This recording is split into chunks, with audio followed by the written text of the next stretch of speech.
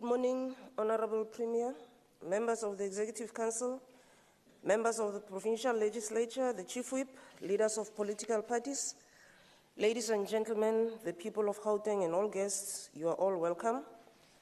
Can we remain standing for a moment of silence and prayer and meditation?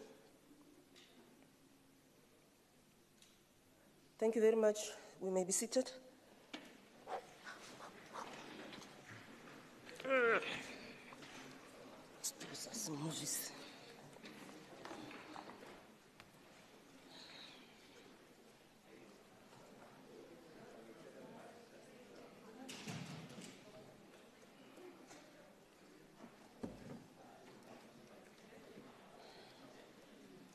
Okay.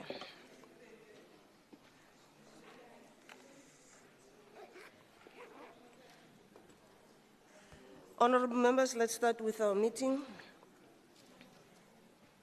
Under announcements or members' announcements,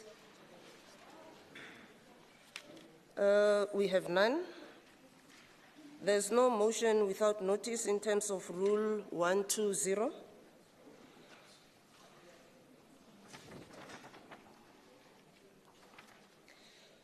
And there's no statements also under Rule 79, subsection 1.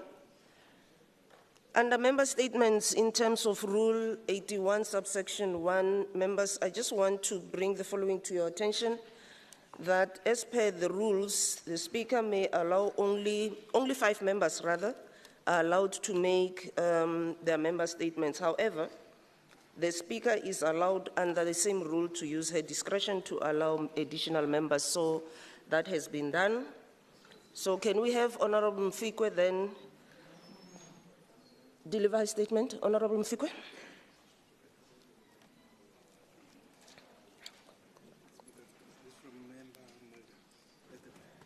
Thank you very much, Madam Speaker. Greetings to the Honorable Premier, the Executive, and all members and our guests in the gallery. In accordance with Rule 81.1, I, Matshidiso Mfikwe, tables the following member statements on Israel's participation in the Olympics. Honorable Speaker, the Olympics were officially opened in Paris on the 26th of July.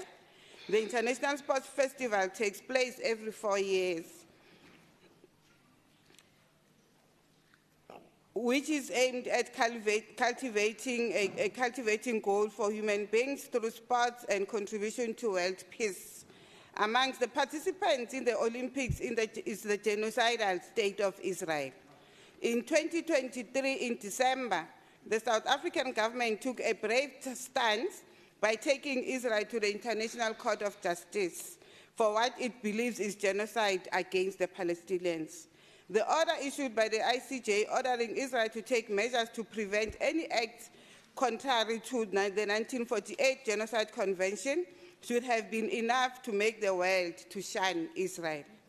It is saddening that the apartheid state of Israel, with its clear display of violation of human rights and disregard to human life, is allowed to participate in the Olympics Games. As the ANC, we echo the call made by our Deputy Minister of the Department of Sports, Arts and Culture, Honorable Peace Mabe, that the participation of Israel in the Olympics is against the spirit of Olympism. We further emphasize the message that the ANC communicated in this August House at the end of the 6th term, that as a movement, we know the pain of the people of Palestine too well, as we too suffered segregation along racial lines. The ANC fought against the racial segregation which has the detriment of the majority of our population.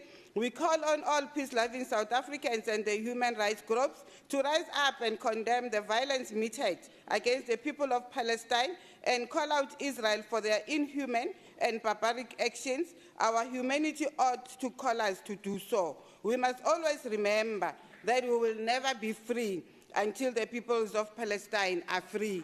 Free, free Palestine. Free Palestine. Thank you, Madam Speaker. Thank you very much, Honorable Mfikwe. Honorable Musai. Thank you, Madam Speaker. Greetings to the Premier, the MECs, honourable members, and the members in the gallery.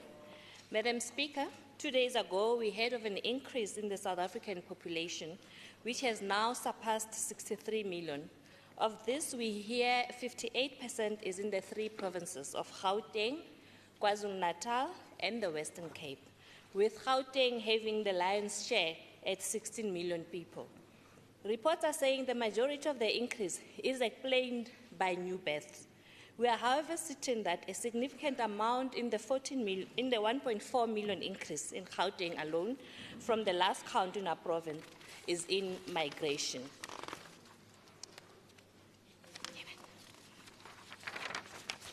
Madam Speaker, tabling the provincial budget speech on the 6th March of this year, former Finance MEC, Honourable Jacob Mamabolo, gave a total budget amount of 165.8 billion for the 2024-25. The budget speech delineated critical points from the 2024 State of the Province address, allocating resources to various Gauteng government departments.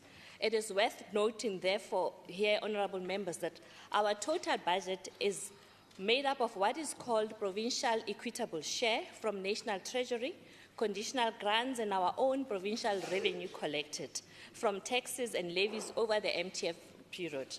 In our case, the limited source of revenue is the motor vehicle license fees, which make up joint just on 3.4% of our total resources. Madam Speaker, if the stats are correct, the 1.4 million increase in the Gauteng population indicates an increase of about 10% from the last census total population.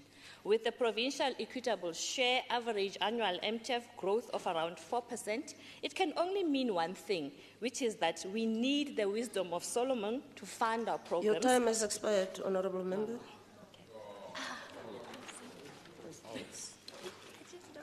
Honourable Ndlovu. Thanks. Greetings to you, Speaker. Greetings to the Premier, the members of the House, and the residents of Gauteng. Madam Speaker,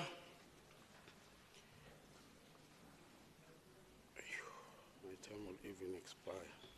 On the occasion of the debate of budget votes of the Gauteng Provincial Government, particularly by the committees under Economic Transformation Cluster, it is only befitting that I present to this House a member statement on the bills signed by the President into law. This month, the President signed the Small Enterprise Amendment Bill into law. This is positive news for small, medium, and micro enterprises in South Africa, as they will now have an ombuds to represent them when they are unfairly treated. There will also be one agency that provides business development and financial support for SMMEs and cooperatives. The law will now allow that all unfair trade practices be dealt with through interventions by the Minister. The President has also signed the Public Procurement Bill into law, which, amongst other things, establishes a Public Procurement Office in the National Treasury. In the province of Gauteng, the Office of the Premier in the previous years identified supply chain as one of the areas that carried a substantial risk of corruption, and put in place systems to curb corruption, including vetting of officials. As the ANC, we are pleased with this piece of legislation that will prohibit any further interference and influence of procurement and tender bids after submission or award. This law also enhances our efforts through the open tender process that was pioneered by Gauteng Provincial Government in 2014 to get rid of government procurement processes of corruption. I thank you, Madam Speaker. Thank you very much, Honourable Ndlovu. Honourable Gentile.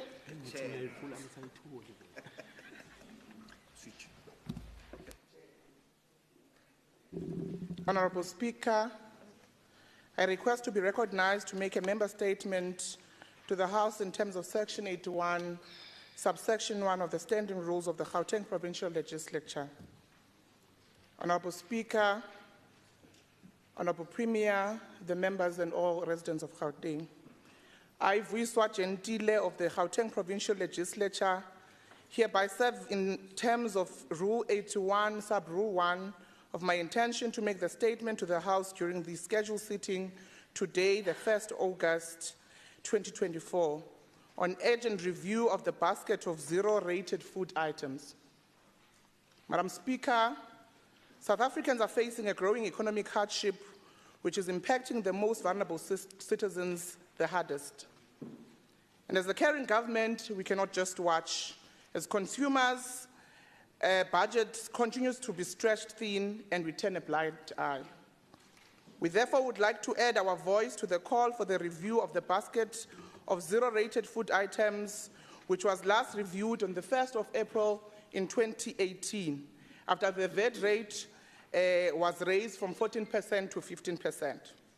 Madam Speaker, the basic food items that are currently in the basket of VAT-exempt items include the brown bread, maize meal, samp, rice, milk, fruits and veggies, as well as tinned fish. Madam Speaker, because food prices remain high in spite of the falling food inflation, we support Cyril Ramaphosa's announcement on plans to add protein-rich foods like chicken, maotwana, and peanut butter to list the VAT-free foods, which he made 2 weeks ago on the opening of Parliament. We agree that this will bring some relief to our citizens, the consumers, especially if this action includes frozen chicken portions, which are a staple food in most of the poorest of the poorest homes. Madam Speaker, this is central to the ANC's vision where basic needs such as food are met as part of the respecting of human dignity. Let me conclude, Madam Speaker, by quoting Mahatma Gandhi, who said, I open quote, "There is enough on the planet to feed everyone's need, but not everyone's greed." Madam Speaker, I thank you. Thank you very much, Honorable Gentile. Honorable Mekwe. The cycle is coming in. Thank you very much, Madam Speaker. In accordance with Rule 81, subsection 1, I, Linting Mekwe, tables the following member statement on the first day of the Women's Month. Madam Speaker, on the 9th of August 2024, will mark exactly 68 years since the Women's March on the 9th of August 1956. On that day, about 20,000 women made history by staging a march on the Union buildings in Pretoria to protest the proposed amendments to the Urban Areas Act. The ANC-led democratic government has set aside the 9th of August as a Women's Day to commemorate and honor those women on whose shoulders we stand today. Those who laid a solid foundation in the fight against oppression of women and society in general. Women played a significant role in waging a fight for the liberation of South Africa. Madam Speaker, as this Women's Month commences today, we honor and salute the brave women who put their lives on the line and walked so we could run. The lives of Mama Helen Joseph, Lillian Goni, Sophia Williams de Bruyn, who was once the Deputy Speaker of this Honourable House, and Rahima Musa. Since then, significant strides have been made towards the emancipation and empowerment of women. However, gender-based violence and femicide remain our main biggest enemy that is threatening to reverse our gains. We commend the interventions of the Gauteng government in fighting gender-based violence, which include, but not limited to, the deployment of gender-based violence brigades in all wards, appointment of dedicated GBVF social workers, safety volunteers participating as GBV brigades, launching of the floor management program within police stations to limit secondary victimization and waiting times for those reporting GBVF crimes. Remojo, we are working together with our own communities. I thank you, Madam Speaker. Thank you very much, Honorable Moikwe. Honorable Ncheke. Thank you, Honorable Speaker. The saga around the NPO adjudication process stems from the changing of the process in Gauteng last year. Instead of making the process better, the NPOs are worse off because of it. Media reports indicate that acting HOD, Mr. Bongani Ngomani, lied about the Auditor General, that the Auditor General asked for a new process for the funding of NPOs. Mr. Bosso, the Auditor General, has distanced himself from such a statement and said that they never made such recommendation except on monitoring and evaluation. This shows once again how the acting HODs to play with NPOs because he simply does not respect them or the work that they are doing. MEC, through the Speaker, I believe this is a serious misconduct by the acting HOD and should be dealt with accordingly. But there is a way for the acting HOD to prove me wrong and the people of Gauteng, either by submitting proof of the recommendations of the Auditor General in the form of minutes of the meeting or recording from the Auditor General for the meeting where he made such a recommendation, or submit the letter where the Auditor General made such the recommendation. Then we can verify the same correspondence with the Auditor General if in fact the document is genuine. It is simple. I thank you, Deputy Speaker. MEC, I have already written to you to make such a request. Thank you very much, Madam Speaker. Thank you very much, Honorable Mtseke. Honorable Dos Santos.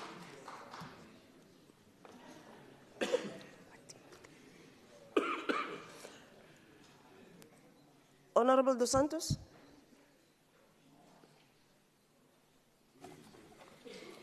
Thank you, Madam Speaker. In light of the recent troubling incidences in Gauteng schools, particularly the reports from Pretoria High School for Girls, I address these serious issues with the seriousness they demand. Our deepest sympathies go out to all the learners and families affected. These incidences, notably the alleged racist WhatsApp messages, highlight systematic issues within our educational institutions that require urgent attention and action. The Democratic Alliance unequivocally condemns all forms of racism and discrimination. We are committed to fostering an environment where every learner feels safe, respected, and valued. It is essential to remember that every individual is innocent until proven otherwise. Our approach must be grounded in fairness and respect for all involved, ensuring that investigations are thorough, unbiased, and conducted with the utmost sensitivity. This commitment to fairness was compromised when Mr. Kokomo and an official from the Gauteng Education Department addressed learners during the school's assembly, asking whether the accused girls should be suspended and expelled. This public degradation without a complete investigation is unacceptable. We must also consider remarks by Mr. Andries Nkadimeng, the District Director for Tshwane South, who stated that issues of discrimination and racism will not be tolerated whether there is tangible evidence or not. While combating discrimination is crucial, we must uphold the principles of justice and fairness, ensuring that allegations are substantiated by evidence. Vilifying any learner without proper investigation risks alienating and fueling further racism. These are children's lives that may be greatly affected. The DA's stance on race equality and fairness is clear. We believe in the inherent dignity and worth of every individual. We are dedicated to creating an inclusive society where everyone has the opportunity to succeed, regardless of their race, background, or circumstances. It is vital that the Gauteng Department of Education conducts thorough investigations and provides counselling and support to all affected learners and their families.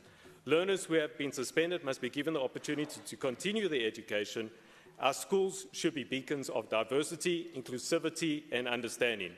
As we navigate these challenging times, let us remember that our commitment to education is a commitment to upholding the dignity and rights of every learner. Thank you. Thank you very much, Honourable Santos. Honourable members, we have received 3 apologies. Honourable San and Honourable Engelbrecht. Honourable Alberts will be joining the House later due to the fact that he has to consult a doctor. Those are the only apologies that we have received. I'm informed that we have stakeholders from the Department of Roads and Transport and the Department of Economic Development. Just a reminder to our guests, you are not allowed to participate in what is happening on the floor. You are also not allowed to take pictures using your cell phones. Your cooperation is appreciated. Will the Secretary please read the first order?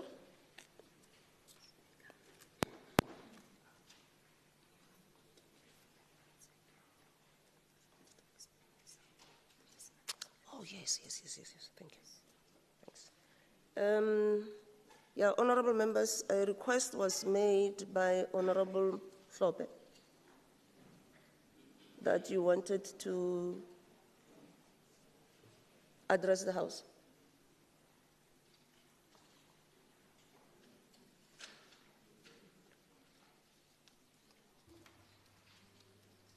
Thank you, Madam Speaker. I rise on Rule 90 in terms of the House rules.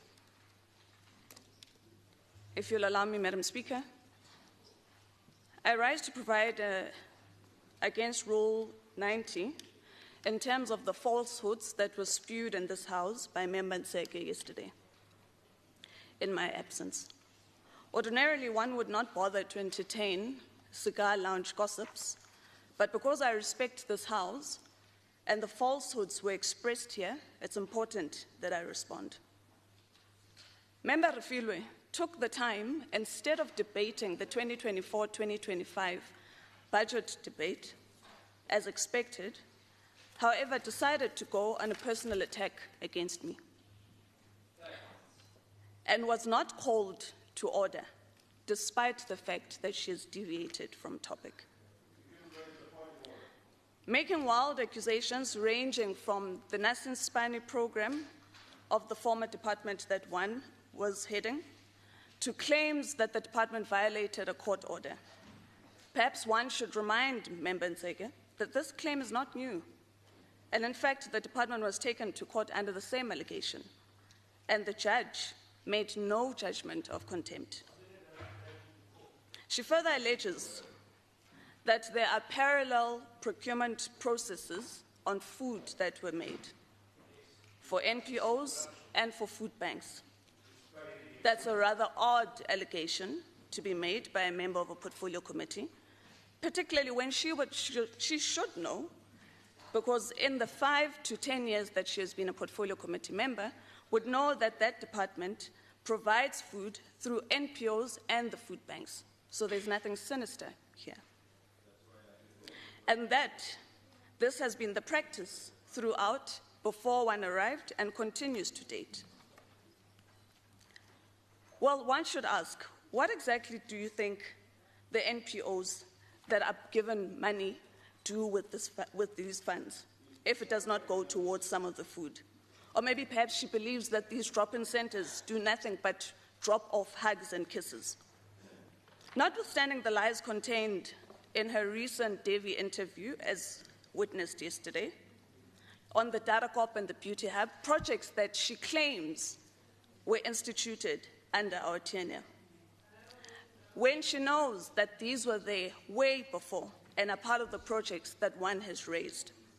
But allow me to indicate that Member Nseke's motives are unrelenting, and the personal attacks have been ongoing and disguise a much more sinister agenda at play. I'm accused of bringing delays to NPO funding because of investigations.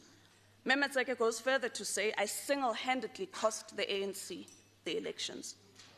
A rather interesting comment to be made by a member of the opposition. A rather bold and unscientific one, if I may say. Because if Member Nseke did her investigation, she would realize that as far back as 2021, with the local government elections. It's fine. Thank you very much, Honorable Hlophe. Can the Secretary order, members, order? Can the Secretary read the first order?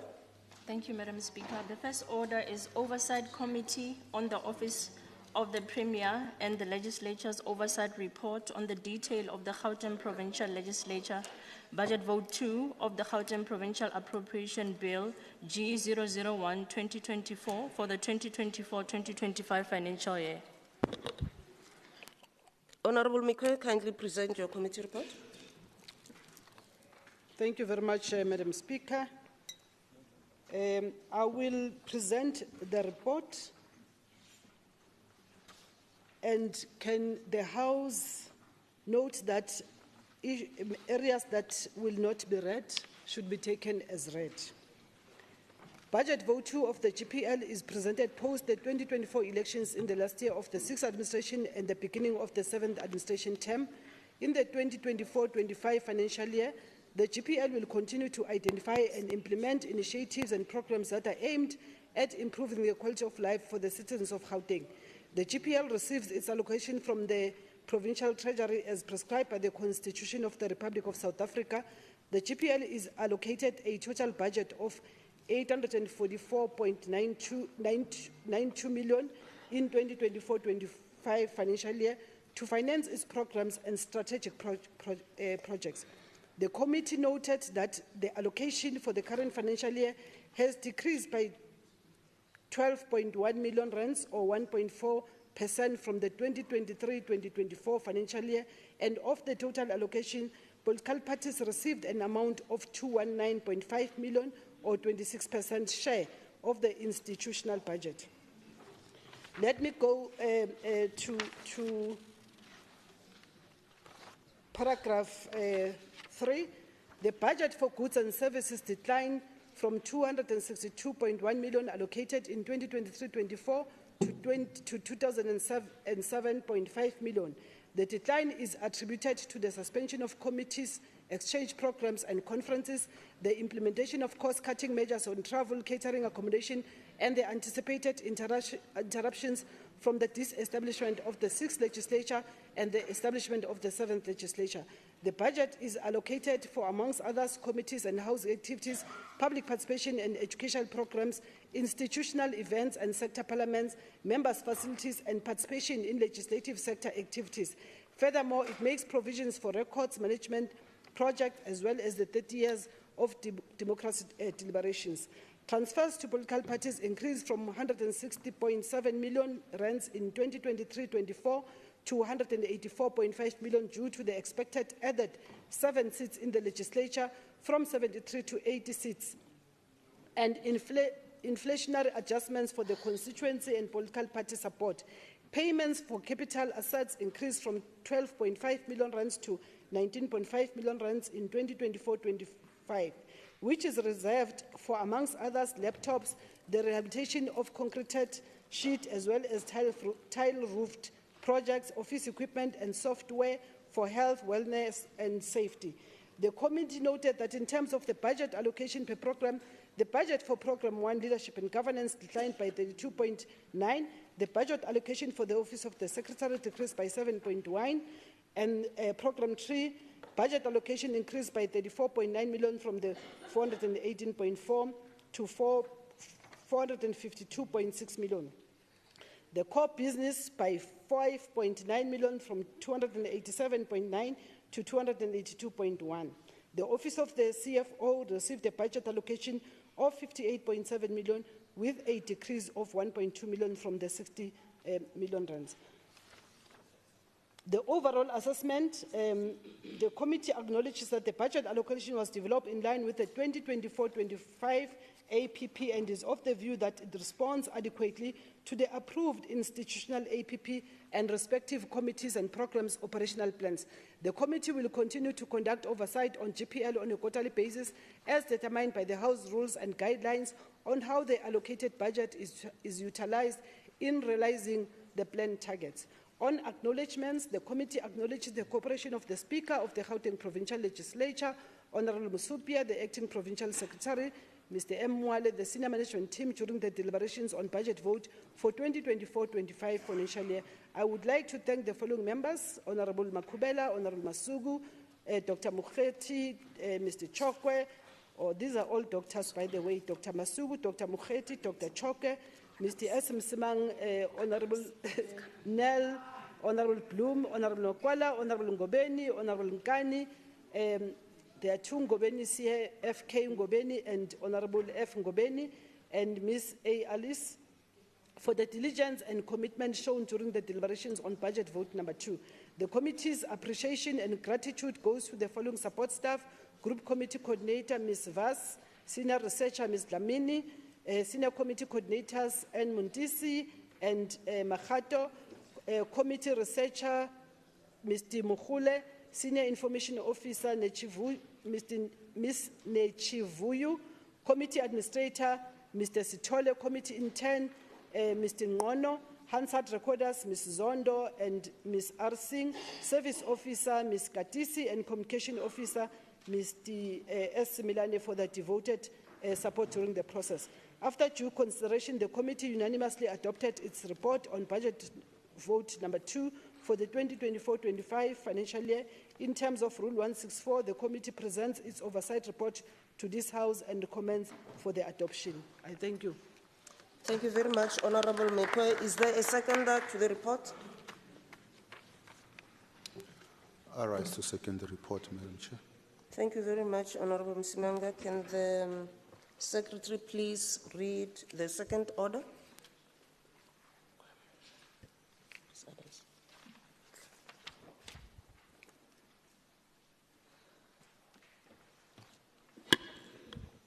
Budget speech and tabling of the Gauteng Provincial Legislature Budget Vote 2 of the Gauteng Appropriation Bill G001-2024 for the 2024-2025 financial year.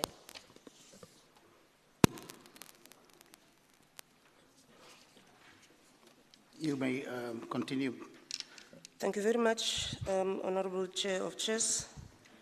Deputy Speaker, Honorable Mhlagaza Manamela, Chairperson of Committees, Honorable Bishop Adams, Deputy Chairperson of Committees, Honorable Tulani Kunene, Premier of Gauteng, Honorable Andrek Panyaza Lesufi, members of the Executive Council, Chief Whip Lesego Makubela, leaders of political parties represented in the legislature, members of the legislature, distinguished guests, baagi ba Gauteng, dumelang hle bagolo. It is indeed an honor and a privilege to stand before you today in this August House as I table the Gauteng Provincial Legislature Provincial Budget Vote 2 for the 2024-25 financial year to the people of Gauteng in the 7th administration in the year in which we are celebrating the 30 years of democracy. And also, this day marks the start of the Women's Month, where we celebrate the Women's Day on the 9th of August at the Union Buildings. My address today will not be long. I hope it will be sweet. It will definitely be short, and definitely it will be to the point. As the Gauteng Provincial Legislature, irrespective of the terms we find ourselves in, we know well that our mandates are enshrined in the Constitution. Therefore, the mandates of oversight, lawmaking, public participation, and cooperative governance have not changed. And it is important that they do not change. This is because, in addition to being our mandate, they form the basis on which we will craft our commitment to the people of Gauteng. The recurring theme of my address today, therefore, focuses on creating value for the citizens of Gauteng who resides in our beautiful province.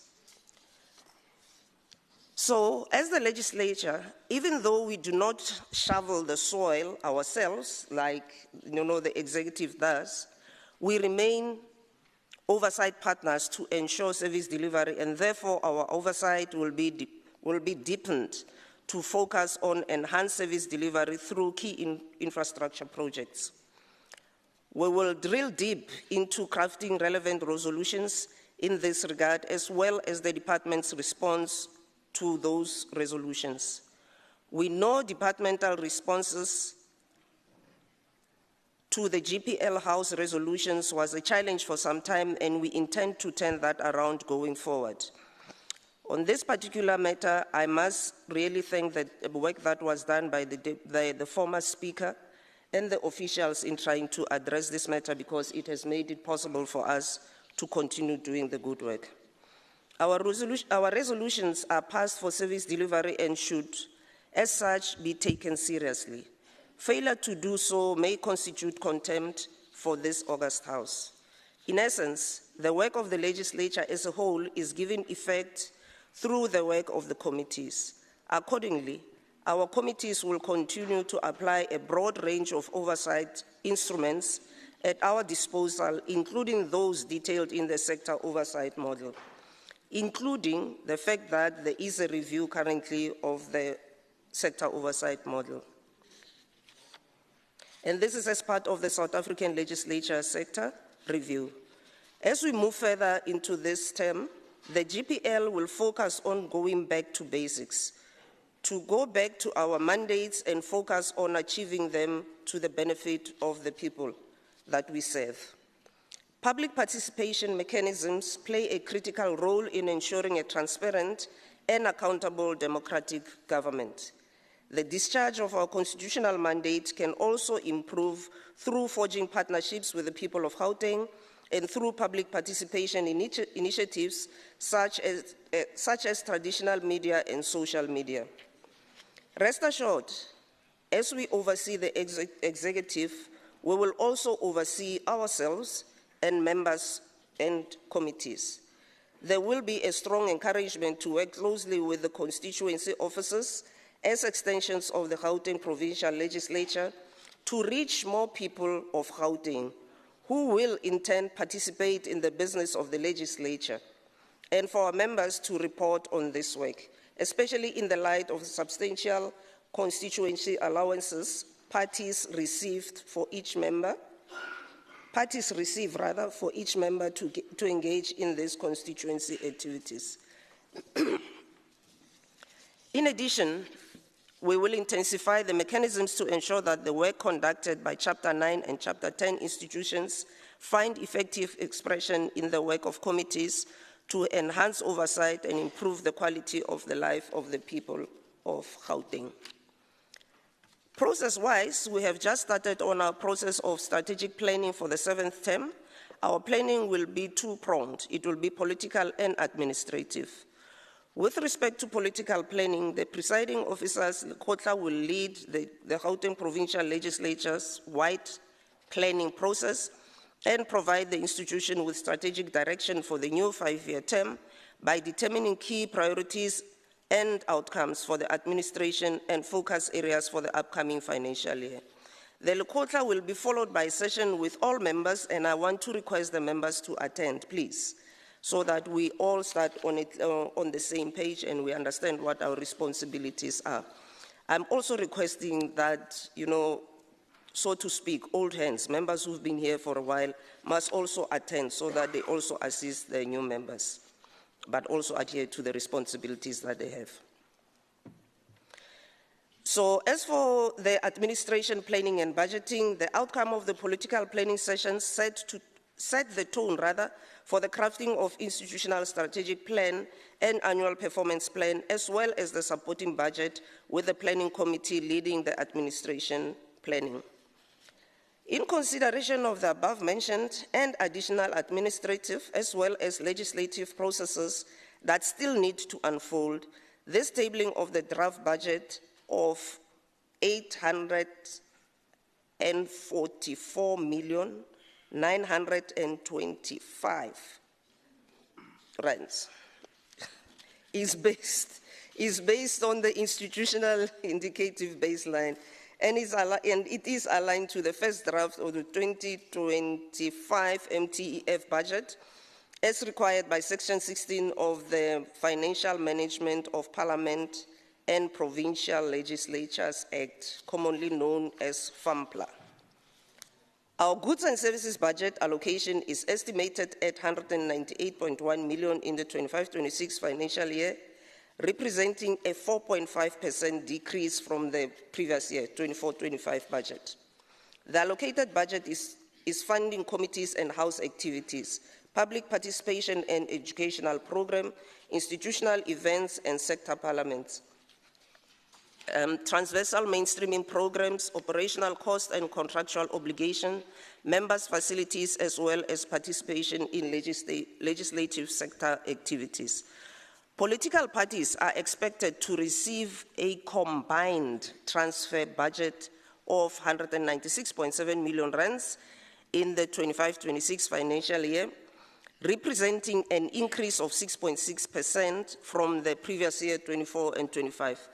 The allocation aims to support members in fulfilling their constitutional obligations and enhancing multi-party democracy, as well as to reduce dependency on private funding. Through touching on some of the budget snapshots, we reiterate that our commitment is to use these public funds entrusted to us by the people not for our own comforts and benefits, but rather for the service and improvement of the lives of the very people whose money it is in the first place. Since it is a fact that the legislature has 80 members of the legislature and more political parties, the increase has contributed to the need for upward revision of the budget. Hence, as the executive authority of the legislature, I will convene a meeting with the Provincial Treasury to discuss the financial challenges of the legislature. The focus of the legislature in this term will be more on oversight visits on service delivery sites. More details will be provided when we present the final budget later in the year and thereafter. So as I conclude, allow me to thank this August House, my fellow presiding officers, members, all our partners, and all the administrative staff led by the Acting Secretary to the Legislature, Mr. Mwale, for the commitment and strides already made and those yet to be made in ensuring we derive value and offer the very value back to the people that we represent. Let me end my speech with a quote from our esteemed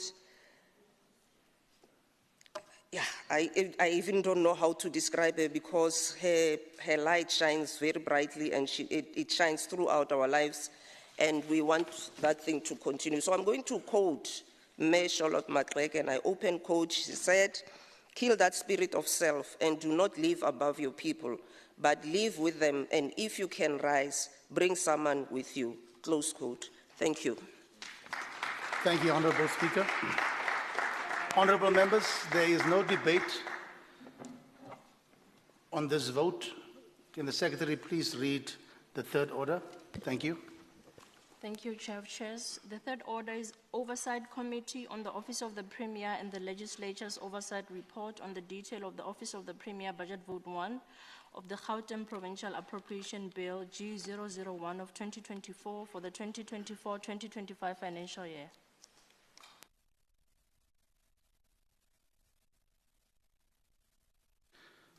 Honourable Mekwe.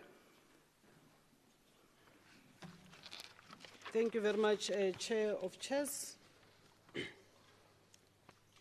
I, Linting Mekwe, would like to table the Committee Oversight Report on the Budget Vote number 1 of the Office of the Premier.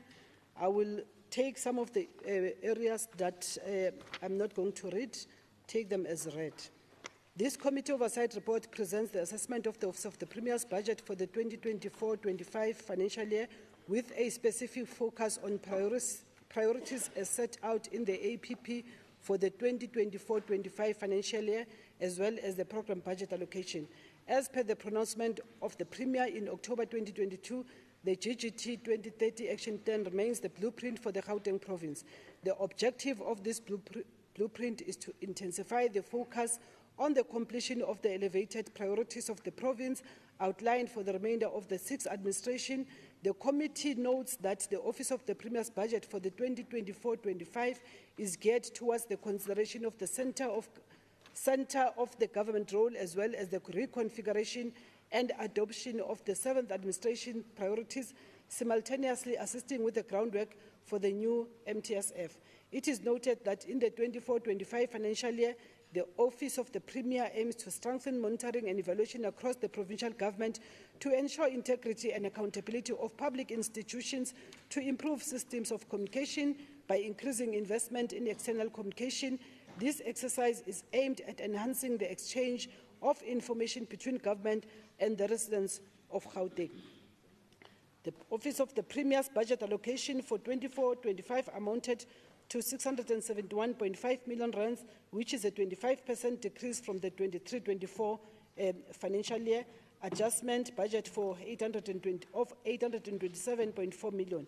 The committee notes that the budget further decreases to 579.8 million in 25-26, mainly due to the planned completion of the elevated priorities. Over the MTF period, provisions have been made to accommodate the carry-through effects of improvement on conditions of service, the inflationary increase to enable the execution of planned activities. The Office executes its APP through 3 programs, Program 1, Program 2, Program 3.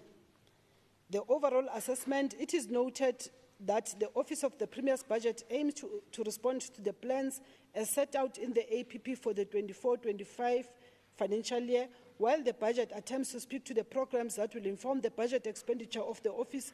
The committee will benefit from a presentation on the revised APP to allow for crucial information on targets that will assess the committee and its oversight commitments.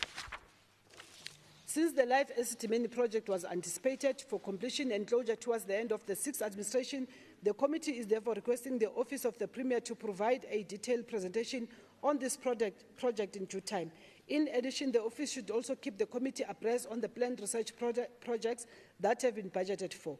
In response to the parallel ICT functions in the GPG departments, the newly established E-Government Department, the Office of the Premier, highlighted that the budget allocation for its internal ICT unit is for the purchase of tools of trade, while the role of the newly established E-Gov Department is, amongst others, that of implementing agent and coordination of IT infrastructure in the GPG to ensure cyber security and management of websites for the GPG departments. As the committee sought clarity on the coordination of functions of the newly established and reconfiguration of GPG departments, the Office of the Premier highlighted that the report on their roles and mandates is ready and can be presented to the committee in the next available opportunity. Therefore, the committee is of the view that the presentation should include how these newly established and reconfigured departments will be coordinating the TISH imperatives. In addition, the achievements and impact made in the implementation of elevated priorities should form part of the presentation. The committee has noted that legal processes in the reconfiguration of the GPG departments has not yet been fully exhausted, but business is continuing as if proper dismantling processes have been followed. Such a risk of illegality is, amongst others, evident in the Department of Agriculture and the Department of Economic Development, which were previously merged. Clarity on this matter should form part of the presentation to the committee. The committee is of the view that changing of priorities for 23-24 to 24-25 financial year should not disrupt service delivery, but should sustain smooth governance transition. Therefore, new priorities should be promptly communicated and presented to the committee to assess the effectiveness of delivery programs. Concerns raised the Office of the Premier's non-provision of details on the impact of phasing out extra capacity for the hotline centre and the reasons that led to this decision, noting the need to address service delivery inquiries. The committee recommends that the Premier should provide a detailed explanation on the impact of phasing out extra capacity for the hotline centre and the reasons that led to this decision, noting the need to address service delivery inquiries. There were no findings that have implications on lawmaking or policy development during this particular quarter. The committee thereby thanks and acknowledges the cooperation of the Office of the Premier and the role played by the Gauteng Premier, Honourable P. Lesufi, the DG, Mr. E. Musue, and the team of senior officials. I wish to thank all doctors and members that were recognized in Vote 2. I'm not going to re-mention the names again. I also want to recognize all staff members as they were recognized in Vote number 2, because these are the same people. In accordance with Rule 164 of the Standing Rules of the GPL, the committee hereby presents the report to the House for adoption. Thank you, Chair of Chairs. Thank you, Honourable Mekwe. Is there a seconder for the report? Member Mokheti. Thank you very much, Chair of Chairs. I rise to second the report. Thank you so much. The report is adopted. Can the Secretary please read the fourth order? Thank you. Thank you, Chair of Chairs. Budget speech and debate on the detail of the Office of the Premier Budget Vote 1 of the Gauteng Provincial Appropriation Bill G001-2024 for the 2024-2025 financial year. Thank you, Honourable Premier. Can you present your budget speech, please? Thank you. Sorry. Thank you so much, Chair of Chairs. Truly appreciate that. Madam Deputy Speaker, Madam Speaker, honourable members of the Executive Council, honourable Chief Whip and members of the Legislature, Honorable Member Ntombi Mekwe, and members of OCPOL, our Director General, Mr. Edward Musu, and senior managers of the department, heads of departments and senior managers present, honored guests, ladies and gentlemen. It was Mother Teresa who said, and I quote, "Yesterday is gone, tomorrow has not yet come. We only have today. Let us begin the day." End of quote. Today, we start the 7th administration of our government after being voted into power by our citizens. Last week, we held a 2-day Lekgotla of the Government of Provincial Unity to shape and sharpen our shared vision for Gauteng, our beautiful province. Joined by all executive mayors of our municipalities, we all agreed to put the interest of our citizens ahead of our petty political differences. We committed ourselves to fight crime, lawlessness, vandalism, and corruption. We agreed to strengthen our resolve to establish a new economic growth points for our province. We maintained the need to improve our townships, informal settlements, and hostels, together with our CBDs, prioritizing the Johannesburg CBD. We also agreed to end urban hunger by creating new job opportunities for our citizens, in particular, our youth. We committed to improve our infrastructure so that it can unleash our economic potential of our province and defend this province as the economic hub of our country. As part of enhancing municipal revenue, we collectively agreed to introduce a new data-driven indigent register that will register those that are poor so that those that can afford to pay for our services can continue to pay for our services. As stated previously, the Growing Gauteng 2030 remains the strategic blueprint for the administration that we have the honor to lead, highlighting priorities such as economic recovery, fighting crime, improving the living conditions of our people, but most importantly, strengthening the capacity of the state in investing in our robust communication strategies. As the Government of Provincial Unity, we would like to thank all political parties that have agreed to work together. We jointly reiterate our long-standing view that no political party should be excluded, and our door will forever be open for new partners. We appreciate the posture taken by ActionSA, ACDP, Freedom Front, and other political parties to be constructive opponents, but joint builders of our future. I want to quote Mother Teresa again when she said, "We have no peace. If we have no peace, it is not because we have forgotten that we need peace. It is because we have forgotten that we belong to each other." End of quote. As we prepare for the State of the Province address to be held on the 15th of August in Katlehong, Ekurhuleni, my home region, the 7th administration must be clear in creating an economic conducive environment in our province so that our citizens can harness the opportunities.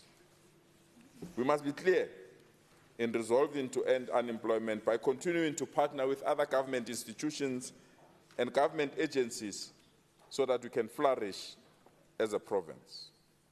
The Office of the Premier received a budget allocation of almost 671 million in the 2024-2025 financial year, allowing service delivery departments to gain more budget during these difficult fiscal times. The Office of the Premier continues to prioritize its budget in order to safeguard and perform its core mandate. Radical steps have been taken by our Budget Committee to scale down various projects, particularly the scaling down of internal events, so that we can accommodate the projects that have been identified in the 6th administration. We have also identified the need to strengthen strategic areas in the Office of the Premier, notably Policy and Advisory Unit, Integrity Management, Interesano Service Delivery War Room, and delivery support so that we can provide the necessary information to our communities and continue to provide support to other departments. In the 7th administration, we are migrating skills development programs like the Gauteng City Region Academy, the Nasispani program to the Office of the Premier to mainstream support to all departments. We'll also consolidate legal support, communications, and drive the desire to move with speed to conclude incomplete infrastructure projects in our province. The Strategic Committee reviewed the funding for projects, assessing the expected outcomes, and reallocated almost 172 million within goods and services to ensure sufficient funding for departmental performance indicators and outputs. Additionally, a budget reduction of 33 million was implemented to accommodate equitable share cuts by the Provincial Treasury. The judgment on life esidimeni should serve as a lesson to all of us to respect and protect the rights of the weak and the vulnerable. We intend to finalize all life esidimeni claims by the end of this financial year so that this particular chapter can come to an end. This matter, now concluded in court with a clear ruling on accountability, will culminate in the completion of the life esidimeni monument by the Gauteng Provincial Government. Usindiso Phase 1 was finalized during this first quarter of the calendar year. Phase 2 was approved to include the assessment of about 100 buildings in the CBD. But mainly, it will be to mitigate reoccurrence and protect the lives of Gauteng citizens that are staying in captured buildings within our CBD. The impact of cost will be incorporated in this adjustment as we proceed to ensure that this commission conclude its work. We have also considered, to the request of Justice Judge Khampepe, to extend the timelines of the commission to later this year. The budget is the first to be delivered during this 7th administration after the new provincial government has been inaugurated. Let me take this opportunity to thank all parties which form part of government of provincial unity. I believe all the parties did so out of a deep conviction that together we can work for a stable and enduring provincial government which focuses on the needs of our residents in our province. I also wish to thank parties which are outside the GPU for opting to contribute to this vision of a better Gauteng from a vantage point of opposition. Coupled with GPU, this constitutes a dialectical relationship amounting to the enhancement of quality of governance in our province. As I conclude, I want to thank all the MECs, our DG, our HODs, and our hardworking staff for continuing to execute their mandate the way they're doing. We want to appreciate their hard work and dedication during the absence of our leadership when we could not conclude the appointment of the new executive. My sincerest thanks to the Honorable Ntombi Mekwe and all members of OCPOL Committee for their continuous guidance and support as we continue to lead this province. I look forward to a good working relationship driven by the imperatives of the medium-term development framework, which is our collective plan for improving the lives of our people in this province. As we said it earlier on, and as I conclude, no sunrise will find us where sunset left us. Days are never counted backwards. Let's grow Gauteng together. Thank you so much. Thank you, Honorable Premier. The debate continues. Honorable Msimanga.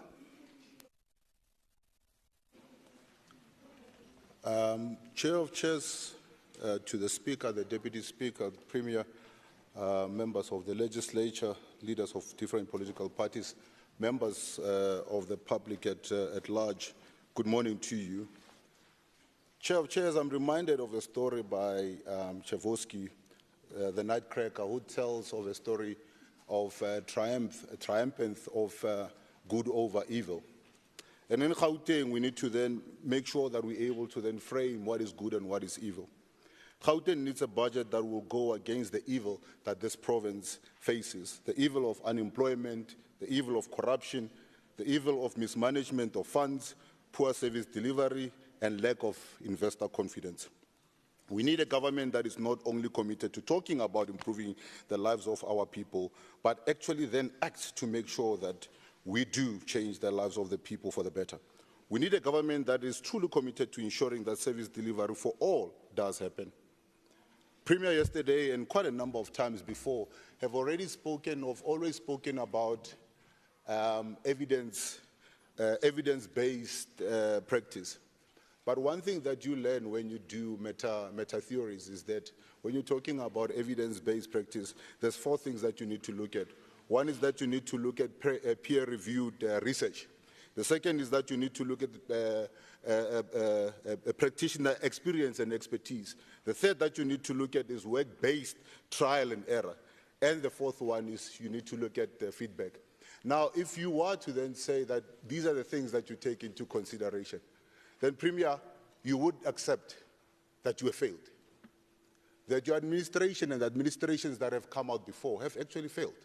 If you look at all the metrics that that we can look at, the economy has actually then taken a very, very bad turn for the worse. Service delivery across the province has taken a very, very dire knock. When you're talking about safety and security of our people, it has taken a dire knock. So if you want to talk about evidence-based practice, you then need to then say, what is the feedback? The feedback will be the results that we got from the electorate, who are saying that we don't have the confidence that you can govern on your own. We don't have the confidence that the programs that you've put in place have actually then given us the results that we are satisfied with, and actually have the confidence that you can continue to govern on your own. Premier Lesufi's budget speaks of the elevated priorities that are meant to improve the lives of our residents. But as always, the devil is in the detail. Premier Lesufi's so-called elevated priorities are aimed at doing a number of things, and these are some of those that have been highlighted. To redirect budgets to township, informal settlement, hostels, to aid an economic recovery. I can tell you that this was the same line that was used by David Makura in 2014. Same line that was used by Makura in 2014. Strengthen the fight against crime, lawlessness, corruption, and vandalism. In fact, if you were to look at how the infrastructure has been vandalized, just here, across the road here, during December, we had fires that were happening under the bridge there, the bridge that had to be closed for almost a month because there was vandalism of cables that had been stolen. We can talk about the streets that have actually then been exploding because there are people that are busy vandalizing that. We can talk about the crimes that are taking place in mines, the crimes that are taking place across this province of ours of infrastructure that is under serious attack. And you said, Premier, that you are putting systems in place that are aimed to direct and really address that. But if you look at the crime stats, contrary is to what you have been doing. We're not getting the results that that are telling us that we're moving in the right direction. You also spoke about improving the living conditions of residents living in township hostels and informal settlements. I can tell you right now that the conditions of the people that are living in township in hostels, like Madala hostels like the hostel in Alexander, are actually far worse than what they have been. You know that, you have been there. That we have spent hundreds of millions in these hostels, but the conditions haven't improved. In fact, in certain instances, they have gotten even worse. We now have cases that are in front of the Human Rights Commission that are saying this is not how humans should actually be living. So you tell me how evidence-based practice has given you the results that says that you are heading in the right direction. You also talks about the strengthening the capacity of the state. Yet Nicodemously you go, and in contradiction of what the DPSA says in terms of how you appoint HODs. You continuously go and appoint HODs and reappoint HODs, but we'll have a chat with that one, because this is something that we're going to take you very, very far with. We're going to have a chat about how these people were appointed and how some of them are appointed while facing serious allegations. These are things that we're going to need to then talk to. So I'm saying that you cannot come and tell us that you are willing to do things better, but still continue to do the same things that you have been doing and expect us to believe that you are really looking at doing things better. I don't think that you're going to be doing things better. Looking at the budget, the way it has been framed, looking at the systems that you have been putting in place, I don't think that you are aiming at doing things a whole lot better. You speak about redirecting budgets. Yesterday, my heart was broken when somebody says that NGOs must go and look for money somewhere else. What you forget to say is that South Africa is grey listed, which means that the people who want to bring in money to South Africa are finding it very difficult to bring in money to South Africa. The NGOs that used to get international funding are finding it difficult to get money into South Africa for them to do what needs to be done. Therefore, they have to rely heavily on you to do what needs to be done. Same thing that you have been failing to do as government. That's the existence of NGOs. They bridge the gap where you fail to cover. Instead of then you saying, this is what we are going to do to cover that gap in order to make sure that the NGOs don't end up firing their staff members, don't end up deserting the people that they're supposed to be serving, unless we end up with a situation like life as it demanding. We get somebody who arrogantly tells us that people must go and look for money somewhere else. Where are they going to be looking for money for when the doors of the international donors have actually then been closed? So we now need to then say, what is then that this government is doing? You've cut money from there. We are now asking the question, what are we doing to make sure that those NGOs are actually then kept alive? The second thing that you speak about is how you're directing funds to ensure that the departments meet their service delivery targets. I want to make a challenge to you, Premier, and I want to give you 5 solutions to the problems that you're sitting with. One, I'm saying that, first of all, let's have a performance management for all MEC's contracts and HODs, and that must be made public. That must be signed and made public with timelines of what needs to be done, when it is going to be done, so that we can hold you and your HODs and your MECs to account, having something tangible that we can look at. The second thing, you must adopt a zero tolerance to corruption in government with measurable case resolution metrics. We don't want to hear that we're fighting corruption. Yet at the same time, when we ask, but how do you measure if you are winning against the corrupt? There's nothing that we can use. I'm saying to you, have a matrix that has got a case resolution matrix that we're able to then see how we're tracking the issues of corruption going forward. And that will actually then really demonstrate that you're not only talking about fighting the scourge of corruption, but you're doing something to make sure that we're able to then bring corruption under control here in Gauteng.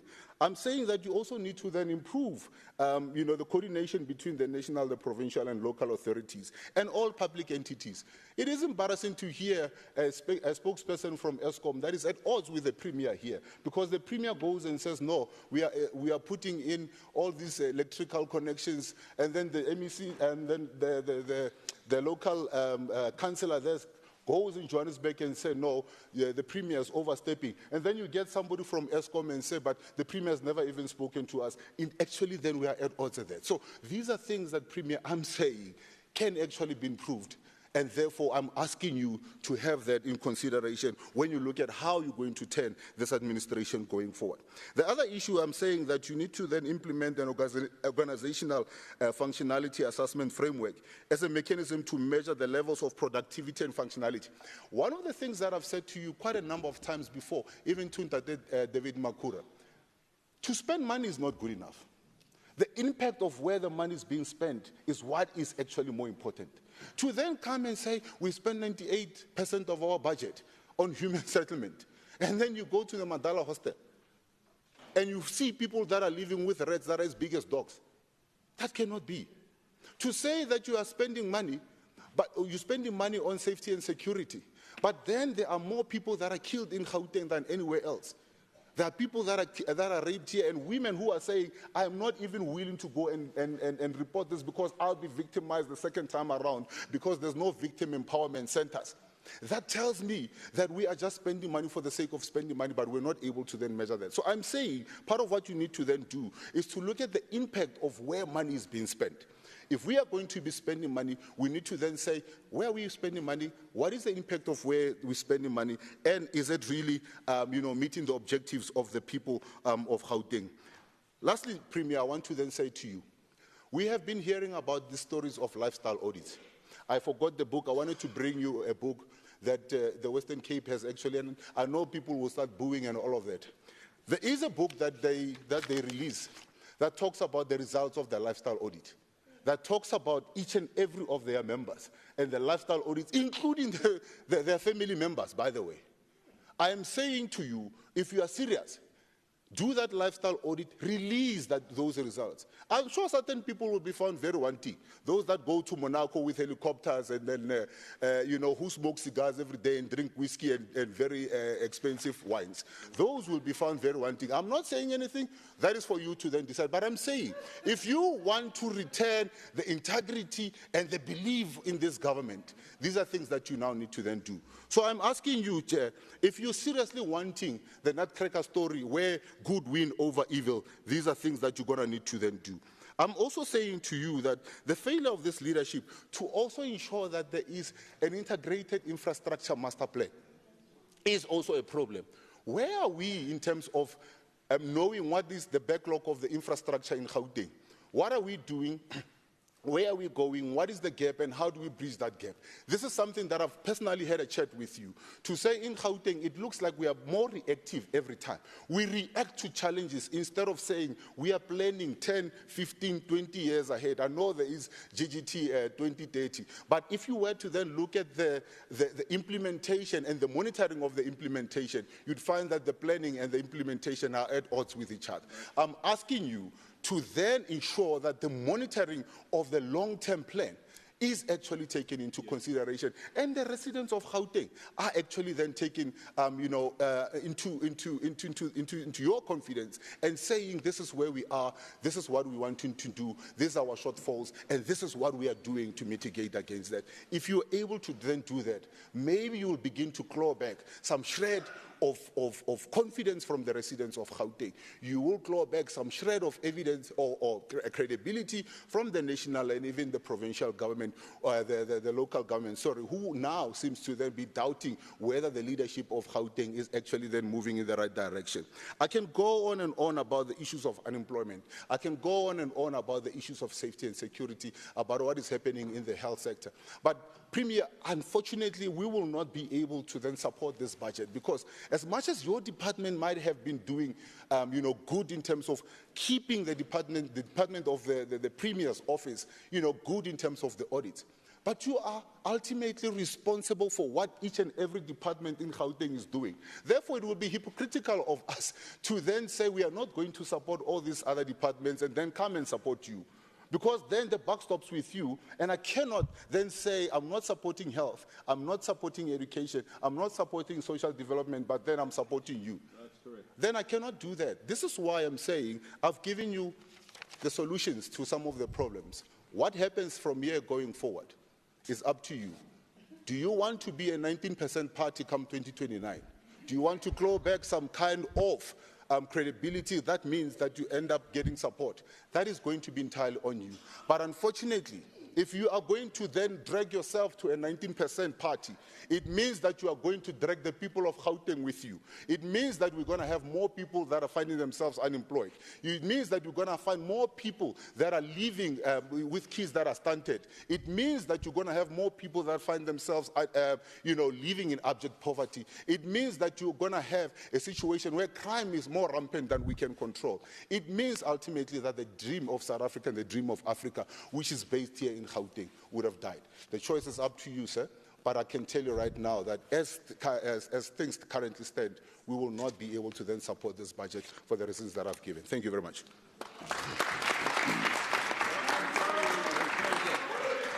Thank you, Honourable Msimanga. Honourable Megwe. Thank you very much, Chair of Chairs. I think I've done the greetings earlier on. in terms of Section 128 and Part A of Schedule 3 of the Constitution, read with Rule 13 of the GPL Standing Orders, provides for the election of the Premier of a province. The 2024 elections ushered in a process that led to the Gauteng Legislature to unanimously elect Honorable Panyaza Lesufi into that position to begin the 7th term for the 2024-2029 administration.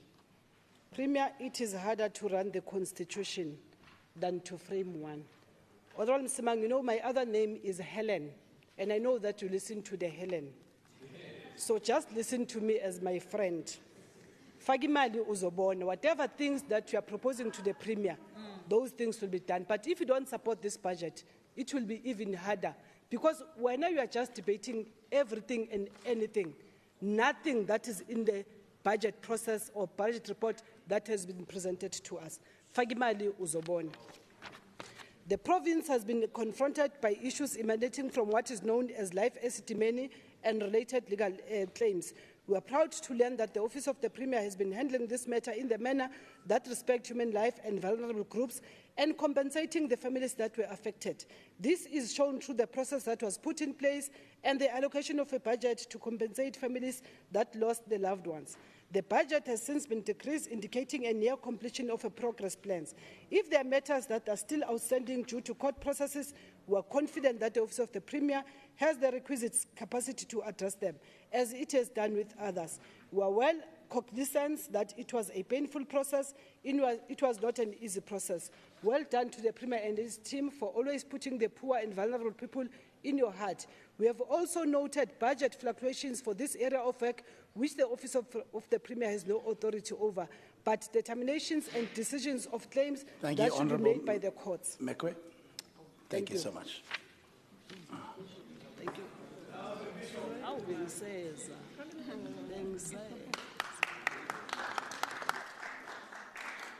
Honorable Makwala. Thank you very much, Chair of Chairs. I would like to take this opportunity to greet the Premier and the progressive forces of the economic freedom fighters. We stand here on behalf of the petrol attendants, the cleaners, the merchandise, the security guards, the retail workers, and most importantly, the more than 500,000 of the vulnerable people who voted for the EFF into power here in Gauteng. Indeed, Comrade Premier, her name was Emasa Teche, and she was only 15 from Atteridgeville in Dr. Peter High School. She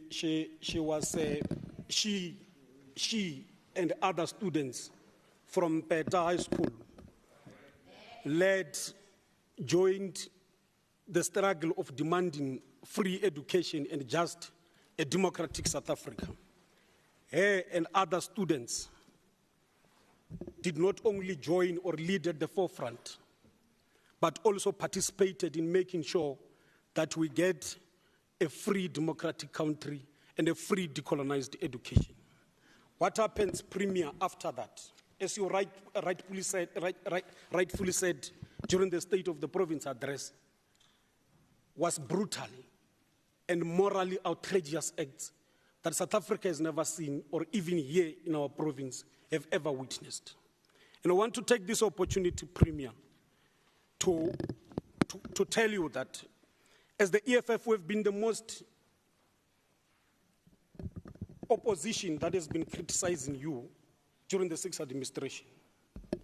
And with what you have just done now, by making sure that you do not align or want to move with those who have killed Emasa Teche in Atteridgeville, makes us to want to revisit our categorization of you as a Lesufism. Because that is what inspires us now, that we are in Gauteng that has refused to hand over power on a silver plate to those who have successfully murdered Emasa Teche brutally and in an outrageous manner. But Premier, when I came here, I thought you were going to speak about Umdala Perpetua, the lion of the Midlands, Irigwala. I'm worried you are now speaking about Mother Teresa. I thought Premier we must rest. I thought Premier we must rest and leave. We must allow Mother Teresa to rest and leave her to the Albanians and the Indians where she is, but to speak about what we were told that it's your mentor or your inspiration, Comrade Rigwala. Indeed, Honorable Premier, on our way of revisiting our characterization of you, we want you to fully be inspired by Harry Gwala, who in the 1950 and ultimately the 1952 National Stairway of Workers joined other progressive forces of South Africa in marching against the brutal system that has been exploiting workers in South Africa for over the years. I thought we were going to speak about Harry Gwala, the one who went to Edendale Hospital in Pietermaritzburg. In 2 weeks after his employment, without inductions, without speeches, without anything, led a successful strike of workers in demanding of their pension funds and their benefits because they were workers, just like he did in the 1950 National Stairway of fighting for benefits and salary increase and refusing workers to do cheap labors. Honorable Premier, while we want to support this budget, we want you to be clear by saying that we must no longer allow motions or speeches or member statements to enforce the security guards here in Gauteng Legislature. We must stop going outside, but first prioritize our house here by making sure that these security guards... Your time is up, sir.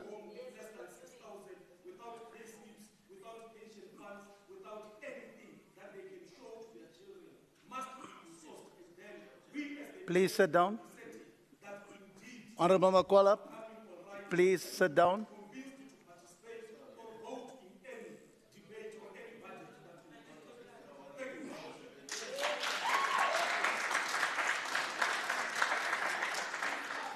Honorable members, can I request that we respect the time that is allocated to yourselves?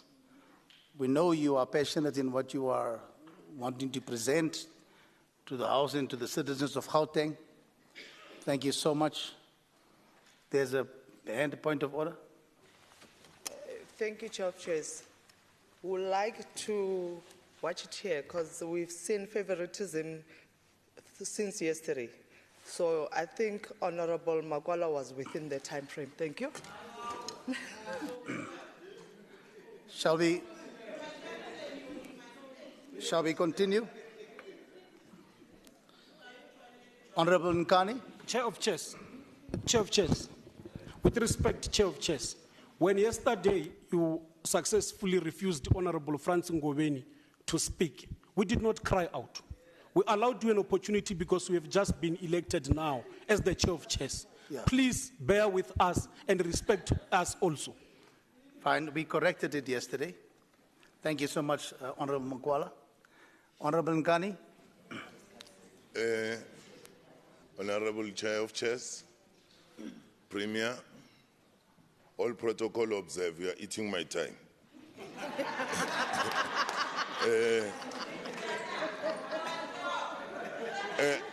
As MK, we are deeply concerned about the negligence that the ANC government is doing in demonstrating something that is not correct, ignoring the issue of the land. By so doing, you'll ignore the issue of the land while in the province, we don't even have a committee or a department that deals with the land. So we'll propose, while we'll also move with this budget, but we'll also propose that this servant administration start to recognize that we need to have the department and the oversight for the land.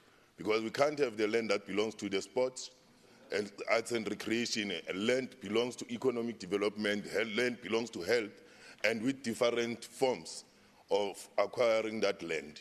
We can't allow our land to be sourced out by different departments to foreigners or the minority elites of this country for building their estates and malls, claiming that it's an investment while they are looting our people for sleeping in an estate.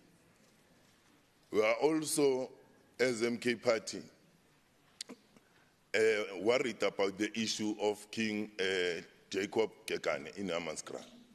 That title deed, we must have the motion in this house that says that man owns the land. Because if we don't do so, we must go back and check the issue of 1852, the agreement between the Europeans and the kings of this land, that there won't be any foreigner for a period of 100 years who will take the land. But it happened that they established the Union of South Africa for them to have the Land Act of 1913 and broke the agreement. And those who are defending that agreement are here, DA and Freedom Front Plus. I can see they've sent the old gurus to come and defend that thing. So as MK, we are here to say this land belonged to the kings of South Africa. And that title deed must be taken into consideration, and the land belonged to Kgoshi Kekane. Thank you. Another issue, but my time is up anyway. Thank you. Thank you, Honorable Nkani. Honorable Masuku. Honorable Masuku. Thank you, Chairs of Chairs, Honorable Premier, Honorable MECs, the Chief Whip of the Majority Party and his Deputy, Honorable Members and the people of Gauteng. I'm a bit discouraged to continue with my debate speech, because debating with people who argue without context, argue with lack of comprehension, is a problem. In actual fact, it makes you think that you belong to a society of idiocracy. My advice to many of those who have spoken, particularly Member Msimang, is that please don't argue on things that you have not read, because it's clearly that you have not prepared and read what the Premier has prepared in terms of what we are debating today. You are just out of context and out of line. But Chairs of Chairs, the Office of the Premier as the apex institution of the Gauteng City region is a center of government, is expected to lead the role of transformation, modernization, re-industrialization of the city region. In order of the Office of the Premier to advance in the radical socio-economic transformation and steer Gauteng towards a seamless integrated city region, the Office of the Premier must be positioned and capacitated to ensure that they develop the necessary evidence-based policy research advisory services as funded in Program 3 of this budget vote. Program 3, Member Msimang, is a critical component of ensuring that the Premier supports the entire Executive Council on policy advice, research, support, and also on international and intergovernment relations in an integrated cooperative governance manner. Historically, the center of government is functioning as part of the support system in policy, driven through committees which are limited decision-making power, informed by the ANC reformulation of how policies should be formulated. We have since seen an ideological change post-1994 that resulted in evolving of functions with the center playing a driving role in policy priorities and delivery agenda, as seen in the elevated priorities announced by the Premier in SOPA 2023. At the center of government, we want to see this budget appropriated to this program, ensuring that the role of the Office of the Premier is interventionist in nature, identifying red flags and responding to policy gaps that lead to lack of service delivery for the residents of Gauteng. It is equally important that the establishment of the policy unit in the Office of the Premier must ensure that these interventions are evidence-based, are guided by science, to be able to stand the test of time and to ensure collective accountability for strategy execution and performance of the entire Gauteng provincial government. The Office of the Premier must ensure coordination and alignment with national policy and plan to effect the National Development Plan, our election manifesto, Growing Gauteng Together Strategy 2030. It is for this reason that we welcome the allocated 1.1 million for the direct rate of planning coordination to ensure development of mid-term alignment of the budget. We welcome also the allocation that is made to the GCRO, which also helps in motivating that the GCRO fast grows in the dynamic urban region. In closing, we draw courage in the words of our Che Guevara, a revolutionary that said, revolution is not an apple that falls when it is ripe. You have to make it fall. Let's ensure that this budget meets the expectation of our communities, as we truly say we have achieved. Thank you. Honorable R.F. Nkubeni. Thank you, Chair of Chair. Good morning to all honorable members. Chair of Chair, by the way, we agree with the EFF on the issue of insourcing. It must happen. And it must happen in this administration. Premier, like you, we also welcome the Life Demanding Inquest judgment, finally bringing the loved ones of 144 mental health patients who suffered horrific deaths at the hands of the system that failed to protect them closer to justice. For the benefit of the residents of Gauteng and those who are here in the gallery, in its judgment, the Pretoria High Court ruled that former Gauteng Health MEC, Qetane Mahlangu, and former Gauteng Mental Health Head, Dr. Makgabo Manamela, acted with negligence, which led to the death of several mental ill patients. In a further shocking indictment, the judge ruled that their conduct made the death of these patients inevitable. Noting the complexity with which the findings articulate the culpability for the causes of death and the handling of the deceased patients, ActionSA believes that the High Court judgment leaves no ambiguity in that the circumstances of the death of all the 144 patients falls at the hands of the negligence of the Gauteng Department of Health.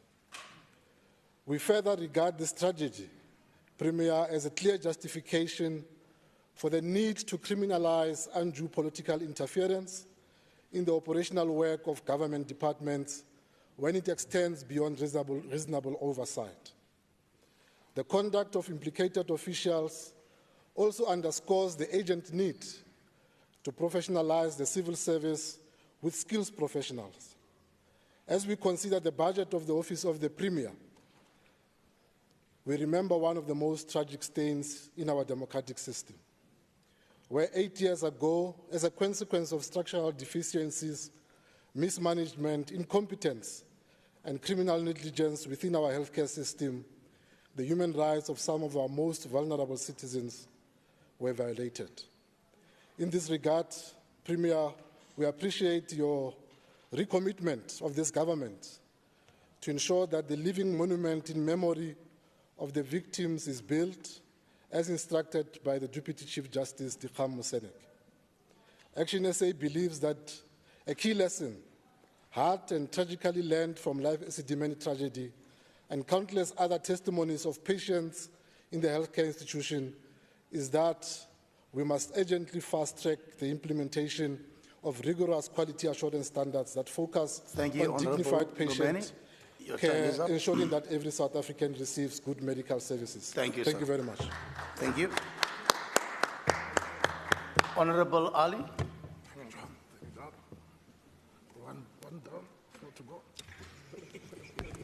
Thank you so much, Chair of Chairs, honorable members, good day. Mashaba Supermarket, the Field Car Wash and Pub, Sammy Supermarket, Sandra's Salon, Deza Trading General, Togo's Inn, TKO Ice, We Know How Cleaners, Pillars Accommodation, the list is endless. These are some of the small businesses that have been crippled by incessant power outages in Soweto. Months and months of rolling blackouts, back-to-back chronic darkness with little to no communication as to if or when the problem will be resolved.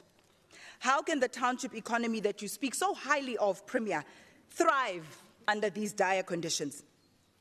Now, before you tell me about Soweto's mammoth electricity debt, I'm happy to tell you that these businesses don't only advocate for some sort of user pay system, they're asking for it. If only Eskom would fix transformers that have been vandalized, tampered with, or looted as a matter of urgency. Yes, some of these incidents may have been sparked by illegal connections, but punishing all for the transgressions of few is unconstitutional. Honourable Premier, I hate to be alarmist or sensationalist, but a storm is brewing over energy insecurity in townships in your province. Protest action is being planned on many fronts, even as we sit here and debate. Please consider this friendly advice. Take it upon yourself to visit communities now and intervene before push comes to shove. Soweto residents are feeling dejected, neglected, and disrespected by the silence of the officials. Now, we as Build One South Africa are happy to share with you our intel, and we can even accompany you to some of the hotspots that are affected. Only do not bury your head in the sand on this matter, only to run around with cameras thereafter. Utilize that massive budget that you've set aside for, quote, brand positioning and strengthening communication in your Tish areas to make sure that you conduct thorough community engagements with aggrieved communities before a flicker turns into a raging inferno. On the campaign trail, Premier, you launched the Gauteng Energy Transformer Replacement Program. You said, and I quote, the Gauteng Provincial Government, in partnership with City Power and Eskom, will roll out a transformer replacement program to communities in need. While electricity is not directly controlled by the provincial government, you made that commitment that you'll make sure that every single business in the township will have new smart prepaid meters. That was your commitment.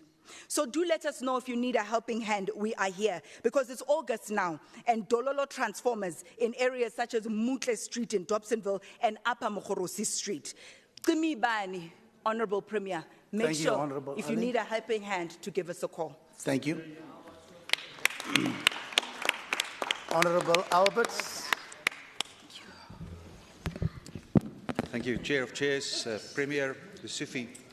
As we start the 7th administration in Gauteng, it is impossible to take note of the drastically different world we find ourselves. The electorates have given us a clear indication that one political party or no one political party is good enough to form a government, and an instruction that we must find a way to work together and devise and implement policy that will make this province politically, economically, socially and environmentally one of the best places in the world to live. The electorate also clearly set before us, political parties, a moral imperative to find consensus as much as the diverse people of this province has found the ability to get along with each other despite being mired in very difficult circumstances. It is our job to heed their advice and to try our best to fulfill the mandate given to us. With that in mind, Mr. Premier, I'm not going to address the particulars of the budget for the Office of the Premier, but I wish to engage on the level of the GGT 2030 plan. GGT 2030, and I quote, seeks to stimulate a more scientific and deliberative approach to governance through data-driven, evidence-based and participative policy making. This is a governance process where decisions are taken based on democratic deliberation, with the emphasis on democratic deliberation, rigorous research and appropriate resource allocation, and not on emotions and arbitrary inclinations. We would like to submit that the GGT 2030, as informed by the National Development Plan Vision 2030, should be revisited by all the parties in this legislature. The connected 10-pillar program for transformation, modernization and reindustrialization is not delivering the economic growth and employment creation that we need. Certain events have also overtaken the GGT 2030, like the shock to the system delivered by COVID-19 and the resulting lockdowns, the information technology-driven growth worldwide since 2008 that have bypassed us almost completely, the incessant trend of deindustrialization and disinvestment by local international businesses, and now the unfolding reality of employment destruction by artificial intelligence that has only but begun. Gauteng needs an updated plan with input provided by the parties in the legislature and those of economists, technologists, current and prospective investors, and the public at large, to name but a few stakeholders. Premier, let's re-evaluate this plan based on democratic deliberation, rigorous research and appropriate resource allocation, and as stated, not on emotion and arbitrary inclinations. If we can establish an updated GGT 2030 plan for these new times and challenges, and we execute that plan diligently and professionally, we can lay the foundation for an inevitably improved Gauteng and stay true to the mandate given by the electorate. Thank you, Chair. Honourable Makubela.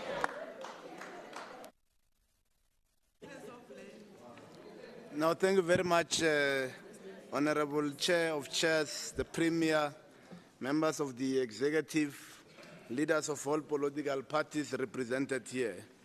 Speaking at an investment conference addressing captains of industry, mining magnates, and capital, both domestic and international, President Thabo Mbeki admonished us and said, I quote, "The immediate reality that all of us know, regardless of our political parties and social circumstances, is that the poor are knocking at the gate.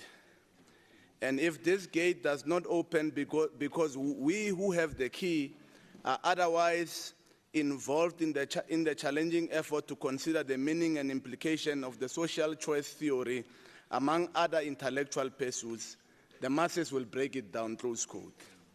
In a well-written book, The House of Hunger, by a Zimbabwean author Dambudzo Marechere, who through a life of debauchery and recklessness died in his early 20s and denied us of his genius.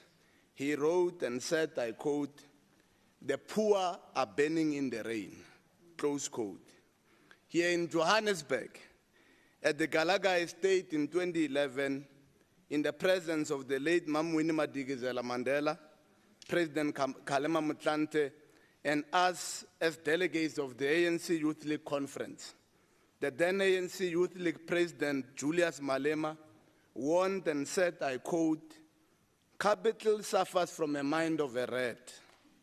They think that if there are going to be riots by the poor in our country, they will be spared. No, the poor will walk across Alexander to Sandton and nest themselves with the cheese in their houses," close quote. I don't know his obsession with cheese. Madam Chair of Chairs, while I'm a jazz fanatic, but in the 90s I was often fascinated by the remonstrations through the Maskandi music of Uphuzi Khemisi.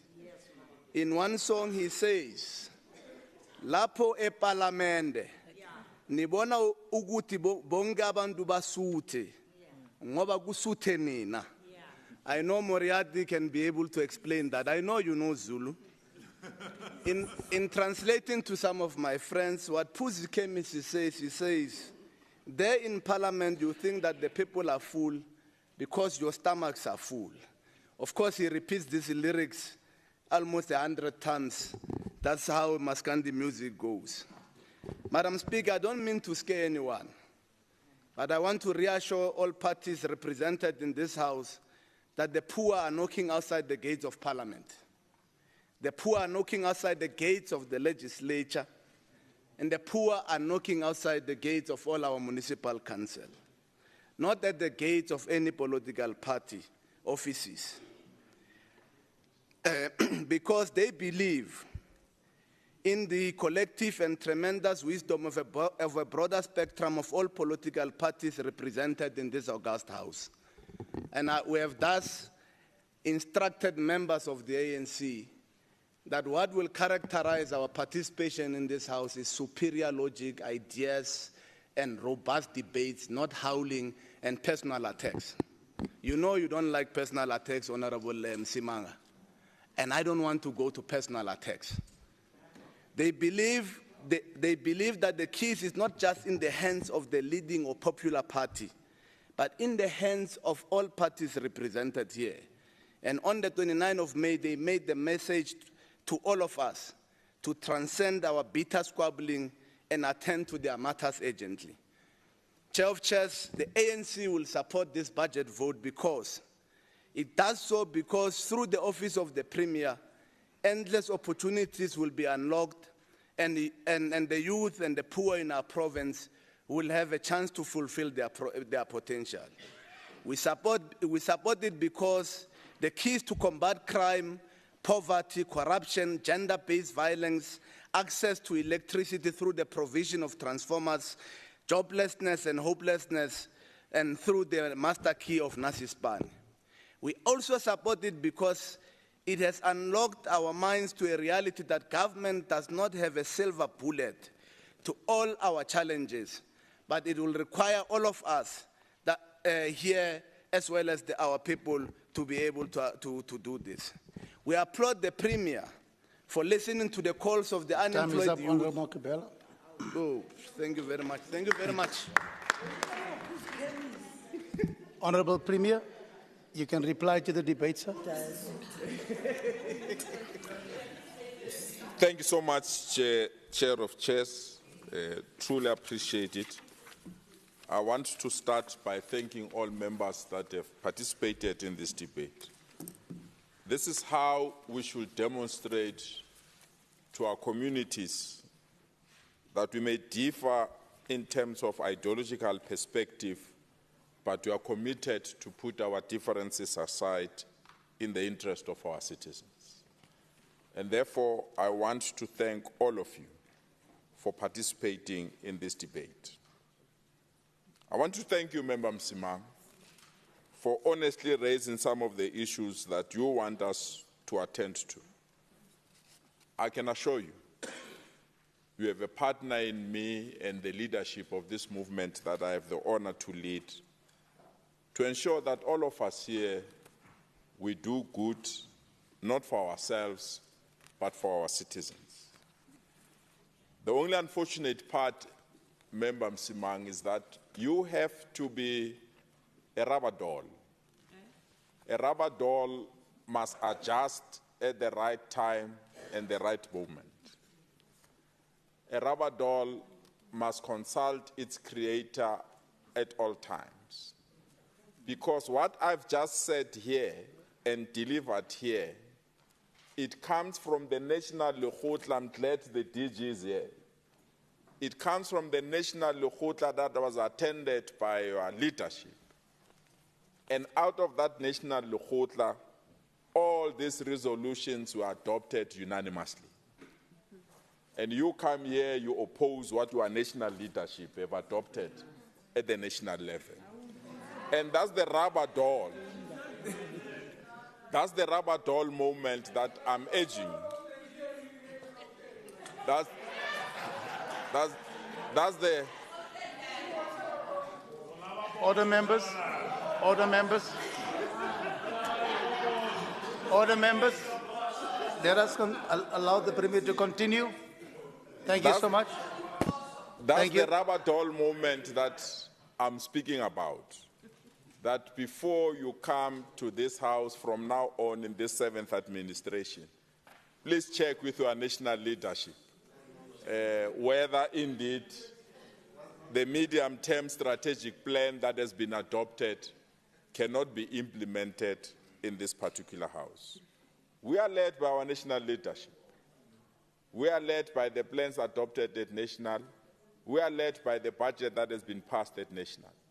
And will implement the priorities of the country, not the priorities of one province somewhere. The priorities of the country will be the priorities that will lead us.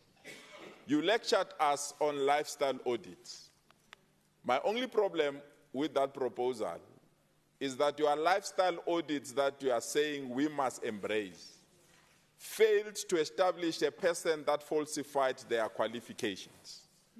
A former MEC, Matigizela, went through that lifestyle audit, but your lifestyle audit could not find that he falsified his academic credentials.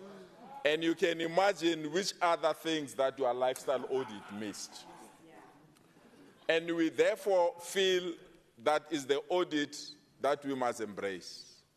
We have been very clear that our lifestyle audit is not going to be done by a private company owned by friends.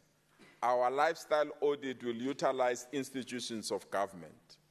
The South African Receiver of Revenue, South African Secret Services, and all financial institutions that are mandated to deal with this particular matter.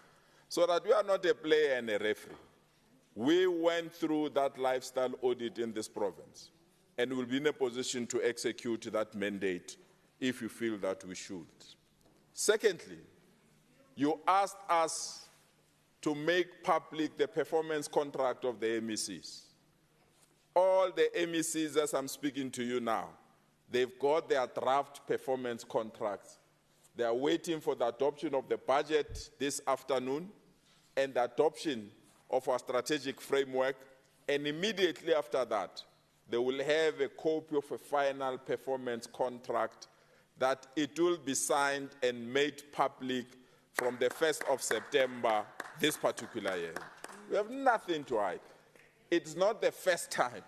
We have signed all performance contracts ever since I was the Premier and the MEC in this particular province. So if you are accusing us of augmenting old stories, the opposite is true with you. Whatever that we have said, it's nothing new, but unfortunately, because we are a willing partner to listen, we will listen to you, and what is good, I can assure you will adopt. What is bad, unfortunately, will not accept. I also want to thank you, Member Makwala. You are indeed a true fighter. And I want to assure you that I might have quoted Mother Teresa, but my blood remains Herikwala. That there's only one person that modeled my thinking and my capabilities. There's only one person that identified me when others ignored me. And that's the Lion of Midland, Herikwala. Champion of the poor, champion of the fearless, and fear is not an option. And I can assure you, Member Makwala, we'll never surrender this revolution to those that oppressed us. Whether they like it or not, we'll defend it with whatever that we have. We'll defend it with whatever we have. There are those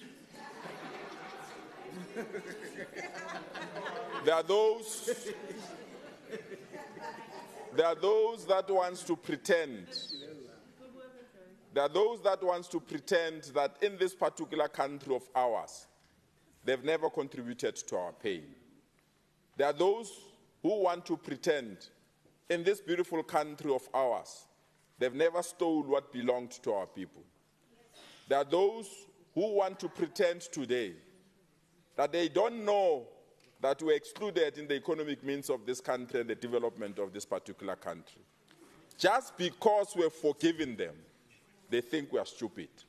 The day will come. The day will come, we'll expose their misgivings and we'll expose their missteps. And I gladly welcome your commitment to free education. I gladly welcome you for reviving the memory of Emma Sateche. When Emma Sateche was killed, I was an innocent boy at Bitumelon Secondary School who was concentrating on my interest of music and art, who had no interest of politics. But when I read the story of Emma Sateche, I asked myself, what kind of a world where a 13-year-old will be run over by a police van called Hippo on a tiny body? And even those that have killed Emma Sateche, even today, they've not even asked for forgiveness. Even today, we don't even know that policeman that drove over that tiny body. Even today, they want us to forgive them, but they don't want to expect that we have a pain to go and heal it. So thank you for reviving that spirit of Emma Sateche, and may soul continue to rest in peace. Memam, can you agree with you? We support your view even though we've got a committee and a department that deals with the issue of land, even though we have not elevated to the levels that we have indicated, but we welcome your suggestion that the issue of the land must be revisited. And we'll revisit that land not only as this legislature, but also our participation at national level. Until our land is returned to our rightful owners, we'll never surrender to whoever that wants to break and wants to do that. So we therefore accept your support for this budget with the limitations that we have raised. We further accept that King Kekana, and I'm glad that MEC Mamabolo is responsible for COCTA, have been engaged in traditional leadership, including King Kekana. We will attend to that matter and deal with that matter in a manner that will assist us. Member Masuku, indeed we are evidence-based and research-driven institution. And we accept your advice that we should continue on this path so that we remain on the side of evidence, that we don't take decisions on the basis of emotions. That whatever that we do will be conducted or directed by research. And I want to thank you for your kind advice and deal with these things. Member Ngubeni, we also accept your heartfelt pain on the issue of life as it may. It's a chapter that must come to an end. And we have resolved that we're going to have that living monument. We're having difficulties in finding the right venue with the families of the affected, but MEC Nkomorali Hogan and a team, including the team in my office, is working very hard on this particular matter. Indeed, we can't distance ourselves as this government. Indeed, we can't claim it's other people. Now that the judge has passed judgment on this matter, on behalf of the administration that I lead, I want to direct my message to the family of victims of life as it may. We are sorry. But this sorry will not bring your loved one back to life. We are committed to deal with all the issues that have been identified, and we are proud that all the payments that have been assigned, almost 300 million, have been paid. It's not about money, it's about dignity, and we will carry that mandate beyond here.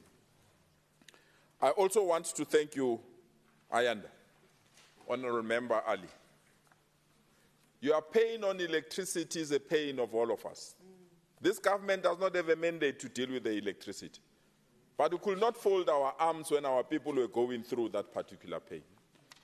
You might have your own figures, but I'm proud that the team that I lead, out of the 522 transformers that were destroyed and vandalized, within 7 months, we managed to restore 502 of those transformers. And we are committed to conclude the remaining part. But we are not only restoring transformers. Next month, we'll make an announcement as this provincial government will bring to the grid 100 megawatts of electricity to assist the people of Soweto and other surrounding areas. We've just concluded with the DGF, just giving a brief. We now have a 5-year plan, as Member Msimangu says, and that's what I'm saying, the infrastructure master plan that he speaks about, we will continue with it. We now have a 5-year plan on how to intervene on the issue of electricity and also how to intervene on the issue of water in our province. So your concern is indeed our concern, and we accept that. You summed it nicely when you say punishing all for the transgression of the few is unconstitutional. And those that are willing to pay will provide support. And we are very clear. We will not repair a transformer unless that community agrees to a prepaid system. Because it's only through a prepaid system that no one will be victimized by not having electricity that they've paid for. So we'll attend to those issues. And when we have attended these issues, I hope you will join me either at Togo's Inn or Tico O Inn, and we'll have a nice drink together to celebrate what we have accepted in our communities. So we'll not bury our hands in our sins. Remember, Albert, I think you know me and you in the 6th administration were just like a cat and a mouse. But I'm glad now that we can hold each other's hand in the interest of our province and in the interest of our country. You are one of the few people that have surprised me. And have surprised me not because of our differences. You have surprised me to say, let's build a better Gauteng together. That our voters have requested us to work together. So others might have their own shortcomings. We didn't expel them. We didn't chase them away. Our door is still open, but we are not ready to work with people that are not ready to accept that this country belongs to all of us, and that there's no one that can claim an inch of it if you are not part together. So we want to accept and appreciate your advice that we should revisit GDT 2030. We accept your advice that an updated version needs to be introduced, because anyway, we are just six years away from 2030, and some of the targets either will be missed or will not be achieved, and it will be ideal that we revisit it now so that we solve the problems that we have attended.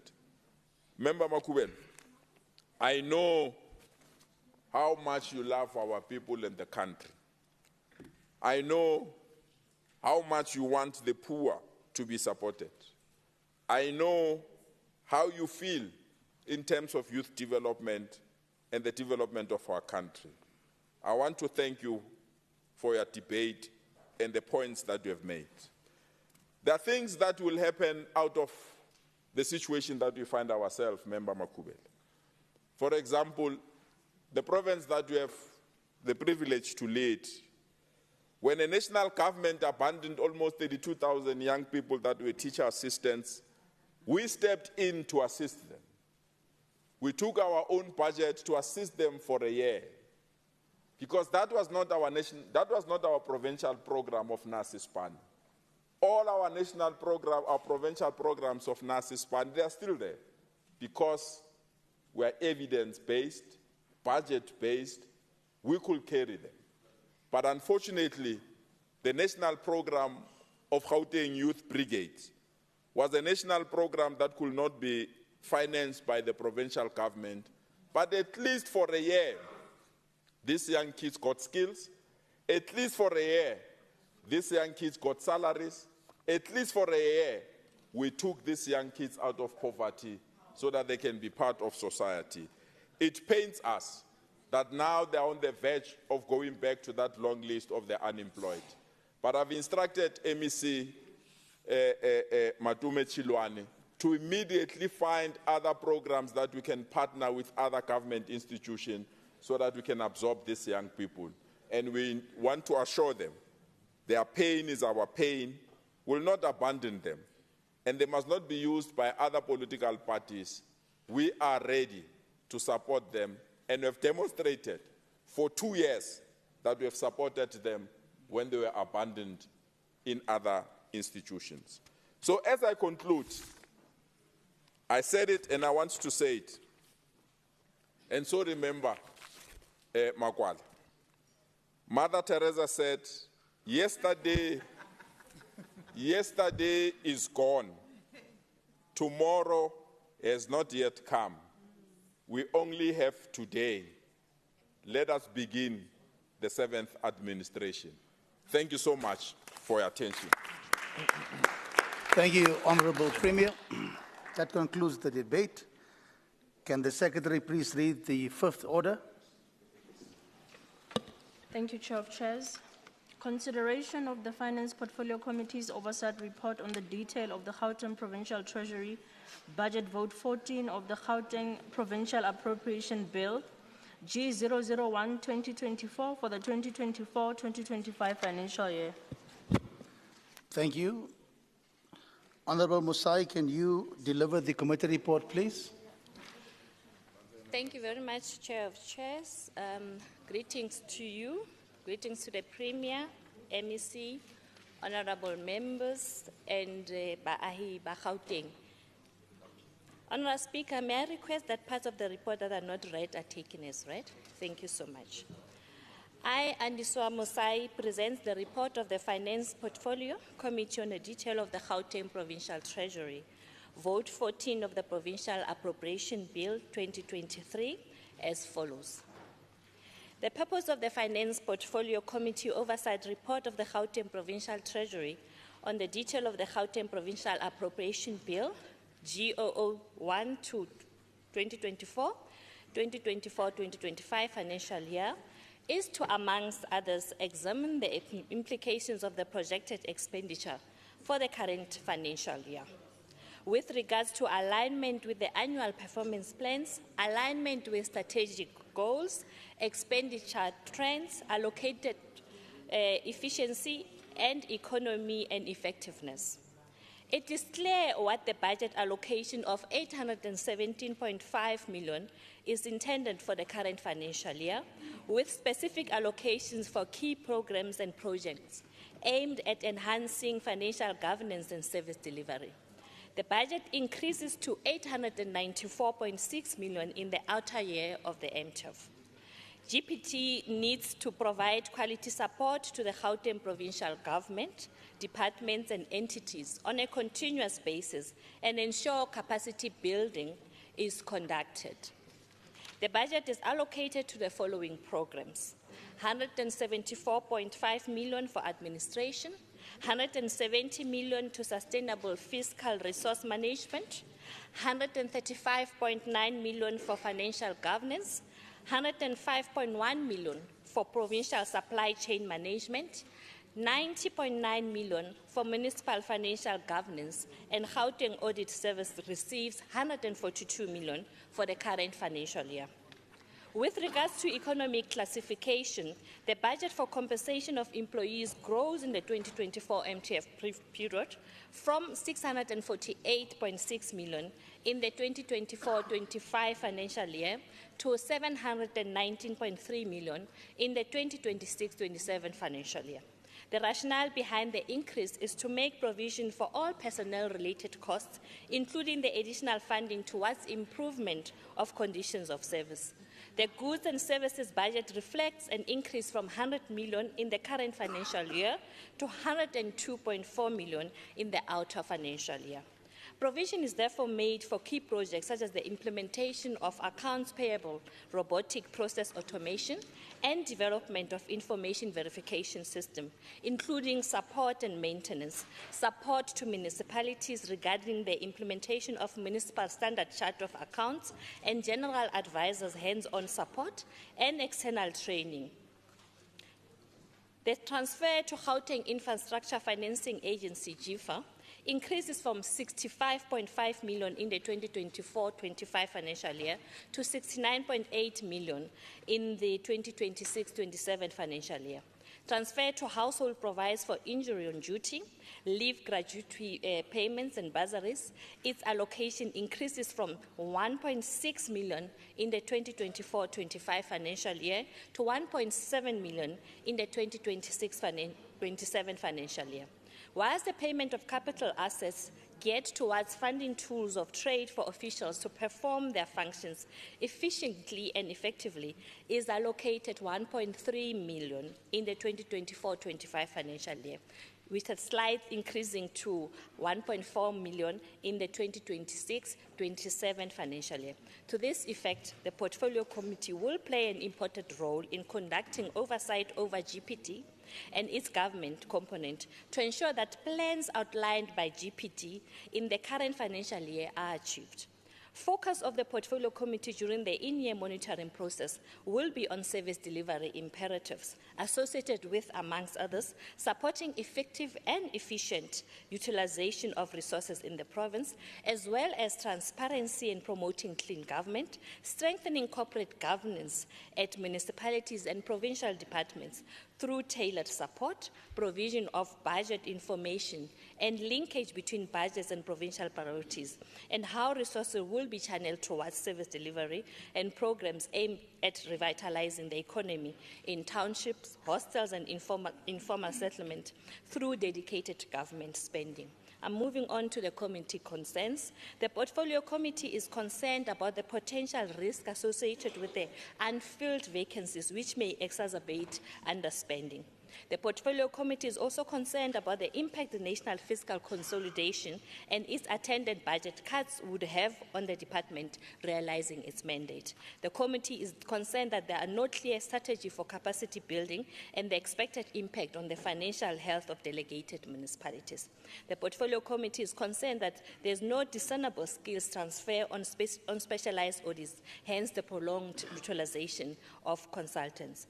Our recommendation as a committee, after assessing the detail of the schedule of the Provincial Appropriation Bill for the Gauteng Provincial Treasury Vote 14, the Portfolio Committee recommends the following and requests for a response by the 26th of August 2024, that GPG should provide a risk mitigation strategy against potential risk associated with the unfilled vacancies, which may lead to underspending. The GPT should assess and submit a comprehensive report highlighting the impact that national fiscal consolidation and its attendant budget cuts would have on the department, realizing its mandate and how such would be mitigated. That GPT should provide a clear strategy on how it would capacitate delegated municipalities and the impact that such initiative would have on their financial health. That GPT should submit a detailed plan for skills transfer to reduce over-reliance on consultants and build internal capacity. That GPT should implement robust monitoring and evaluation frameworks and report on a quarterly basis to assess the impact of budget allocations on achieving strategic objectives. That GPT conducts and submit a detailed risk assessment to identify potential challenges in budget implementation and develop risk management strategies. I would like to acknowledge the MEC for Finance, MEC El Maile, the head of department, the GFA CEO, as well as senior officials from the GPT. I want to say is highly appreciated. We also want to appreciate for diligence, dedication, and commitment shown during the processing of a schedule of the Gauteng Provincial Appropriation Bill. It must go to all members of the Finance Portfolio Committee.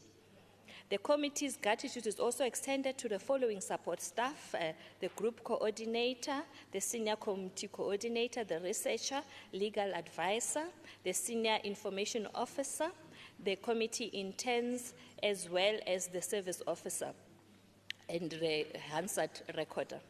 We therefore want to move after deliberations that the Portfolio Committee unanimously adopted the report on the detail of Budget 14, Gauteng Provincial Treasury of the Gauteng Provincial Appropriation Bill, G001, 2024. So in terms of Rule 117, as read with Rule 164, the Finance Portfolio Committee does present to this House and recommends the adoption of the committee's Oversight Report on the detail of Budget 14, Gauteng Provincial Treasury of the Gauteng Provincial Appropriation Bill.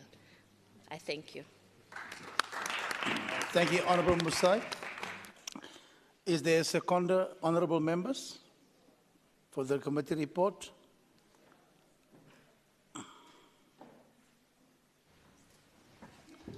Chair of Chairs, I second. Thank you, honourable member. I now put the question. All those in favour say yes. Yes. All those not in favour say no. The yes have it. The report is adopted. Thank you so much. Will the Secretary please read the sixth order? Budget speech and debate on the detail of the Gauteng Provincial Treasury Budget Vote 14 of the Gauteng Provincial Appropriation Bill, G001-2024 for the 2024-2025 financial year. Thank you. Honorable Maile, will you please present your budget speech? Thank you very much, Chair of Chairs, Honorable Premier in absentia, colleagues in the Executive Council, honorable members, MMCs of Finance, the HOD of Provincial Treasury, the CEO of the GIFA, and other senior management, comrades, friends, and colleagues, citizens of Gauteng, ladies and gentlemen. It is an honor for me to present to this House the 2024-2025 budget vote of Gauteng Provincial Treasury. This budget vote provides us with an opportunity to outline key areas that will focus on the first year of the seventh administration, as we implement our constitutional mandate of being the custodians of public funds, providing stewardship on all financial matters in the province. Honorable members, as we present this budget vote, we are mindful of the challenging socio-economic environment characterized by, amongst other issues, sluggish economic growth and stubbornly high unemployment rate, particularly amongst young people. We fully appreciate that it is in these difficult times that more people look to government for public services, including healthcare, education, and social welfare. Therefore, we face a difficult task of managing public finances in a prudent manner, while also supporting departments not only to expand the delivery of services to the people, but also to facilitate the growth of the provincial economy and create much-needed employment opportunities for the people. We must vigorously implement measures to fight fraud and corruption and address practices that lead to the province incurring irregular, fruitless, and wasteful expenditure. This will enable us to stretch the rent and ensure that the 165.8 billion provincial budget that we are investing in the Gauteng space this financial year supports our priorities in areas such as social services, township economy, job creation, particularly for the youth, empowerment of women, and address the energy challenges in the province. And in the current context, we have to ask ourselves difficult questions as we deal with these challenges. And these include, how do we review our existing expenditure so that we eliminate programs that are no longer provincial priorities, that do not offer value for money or waste public resources? What revised approaches can we use towards funding capital projects so that we can leverage on resources outside of the public purse? How do we improve planning and budgeting across provincial government so that we can do more by leveraging on a larger resource base? How do we motivate provincial departments to improve revenue generation and collection so we have more provincial resources to fund provincial priorities? Honorable members, having explained the context within which the department operates as we start in this government term, I will now outline some of the key plans for the financial year. At the outset, let me state that Gauteng Provincial Treasury has been allocated a budget of 116 million for this financial year. We will use these resources to ensure effective and efficient financial management in the province and to drive radical economic transformation. These policy directives are aligned with the GGT 2030. I will now highlight some of the key projects and programs. Honorable members, the following will be done to achieve outcome one, which is enhance sound finances in the province. We will contain the wage bill of the Gauteng provincial government to no more than 60% of the allocated budget. This will enable us to effectively utilize resources, obtain value for money, and ensure that compensation of employees' budget does not crowd out resources necessary for provision of service delivery. We will conduct credible cash flow projections that will result in, amongst other things, a sustainable liquidity position and ensure effective functioning of the provincial revenue fund. Chair of Chairs, in a current depressed fiscal environment, it is necessary that we put more emphasis on increasing revenue collection to ensure that we maintain funding of key provincial priorities. Therefore, in line with GPG own revenue enhancement strategy, the department will intensify the work currently underway with departments and municipalities to enhance own revenue collection in the province by implementing the following initiatives. Firstly, enhancement of banking initiatives for revenue collected to ensure motor license vehicles revenue collected is immediately deposited and reflect into the provincial government fiscus. Pilot DLTCs where the Department of Roads and Transport in partnership with Road Traffic Management Corporation allow their waterfall offices and Gauteng Management Agency at Centurion, Midrand and Sandton to offer services including driver license testing renewals. Smart DLTCs will be introduced, or rather we have already introduced them. New casino regulations to ensure that we also introduce online gambling. And it's also about transitioning from a flat tax structure regime of 9% to a proposed flexible sliding scale tax structure ranging from 8 to 15%. The new bingo licenses that we have already awarded will also deal with new initiatives like cashless rollout and e-commerce. Audit committee meetings will be held to provide oversight, responsibility on financial and non-financial performance of GPG departments, internal control system, risk management, ICT governance, and to give counsel to the departments on any compliance with legal regulations. We, since 2014, we will continue with the implementation of the open tender system and ensure that all bids in this current financial year over 2 million are subjected to probity audits. Since 2014, more than 420 projects have been awarded through open tender, amounting to 41.6 billion. The provincial government has never incurred irregular expenditure on open tender transactions.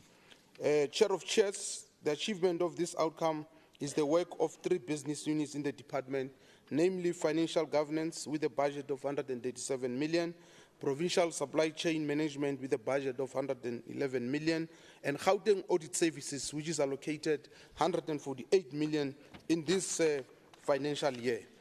Honorable members, we are deeply concerned about the state of finances in most of our municipalities, and I think we will spend time to deal with this matter in the next coming few weeks, and we'll also engage municipalities. So I'm not going to dwell much on this issue.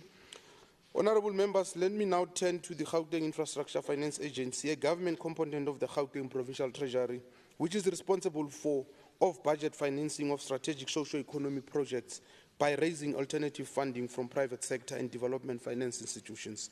In the 2024-2025 financial year, GIFA has been allocated a budget of 65 million.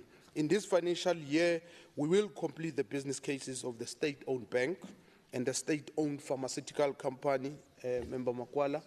The state bank is aimed at promoting access to finance for township businesses in line with our strategy. On the other hand, the pharmaceutical company aims to bring efficiencies in the delivery of medicines and pharmaceutical products of citizens of Gauteng. As the Gauteng Infrastructure Finance Agency, we have explored grant and donor funding for social projects, and this has led to a total of 1.5 billion being raised for the design and construction of 18 schools across Gauteng province. It is because of this achievement over the next 3 years we will support the hospital revitalization program, beginning with a focus of 2 hospitals, Davidton Hospital and Kailami Hospital. Honorable members, in this constrained fiscal environment, GIFA will continue to assist the province to accelerate infrastructure service delivery. In this regard, several projects have been identified for feasibility studies, and these are AIDC Inland Port and AIDC Solar Project in this financial year and in the outer years. I think the rest of the issues, Chair of Chairs, we will engage with the members, but we, at this point, would like to thank the Portfolio Committee, the HOD, the senior management, and I'd also like to thank my predecessor, Honorable Mamabulo, who has done a good job in building a foundation for a solid treasury. Thank you very much. Thank you, Honorable MEC. Honorable Makwala. Thank you, Chair of Chairs. Honorable MEC, we are here in flesh and blood. We did not send our sugar mamas or our sugar daddies to come and consider the budget of this department. We are reminded, MEC of Chinua Achebe, when he asked for whom is it well, there is no one for him it is well. This is informed by the decline in the department's funding, which has been reduced to just over 860 million. Such concerns comes as a reduced budget for this department, as well as its programs, hinders the provincial government from fulfilling its constitutional obligations to the people of Gauteng. The economic freedom fighters raises concerns at the reduced allocations towards critical programs like sustainable fiscal management, which guarantees the effective administration of our fiscal resources, as well as other functions like infrastructure management and monitoring. Considering the dire state the Gauteng Department of Infrastructure finds itself in through its inability to complete infrastructure projects, we are of the view that the reduced expenditure towards this program, as well as other critical programs like municipal finance, is not warranted, considering the need to capacitate municipalities as well as strengthen financial oversight over ailing municipalities. Yesterday, MEC, the Premier alluded to the strain the Provincial Treasury finds itself in, as well as the measures taken to protect the vital department like health. The economic freedom fighters is of the view that Gauteng needs money. We need new revenue, generating streams to ensure that the Treasury responds to the developmental needs of Gauteng. This, however, does not mean programs like the ill-fated taverns of the future program or more investment towards the Gauteng wine industry, which is not entirely viable. Instead, efforts at harnessing the full efficiency of the township economy in terms of supporting 100% procurement from township businesses should be prioritized, as well as optimizing the manufacturing potential of townships. For us as the EFF, a township economy equates to a township industrialization propelled by the state. We are confronted by the commitment. We are comforted by the commitment, as well as the recent efforts by the department towards the creation of a provincial state bank, an idea which is also supported by the policies of the economic freedom fighters. The formation of such state entity will surely bring about sustainable jobs and a solid revenue stream for the provincial coffers to carry out its mandate. We must, however, make sure that these entities are led by individuals who understand the revolutionary need of such entities in changing the lives of the downtrodden from the ground up. Thank you very much. Thank you, Honorable Makwala. Honorable A.B. Kaba. Honorable Chair of Chairs, Honorable MEC, Honorable members and all protocol observed, MK Commissars, Commanders, morning. Morning.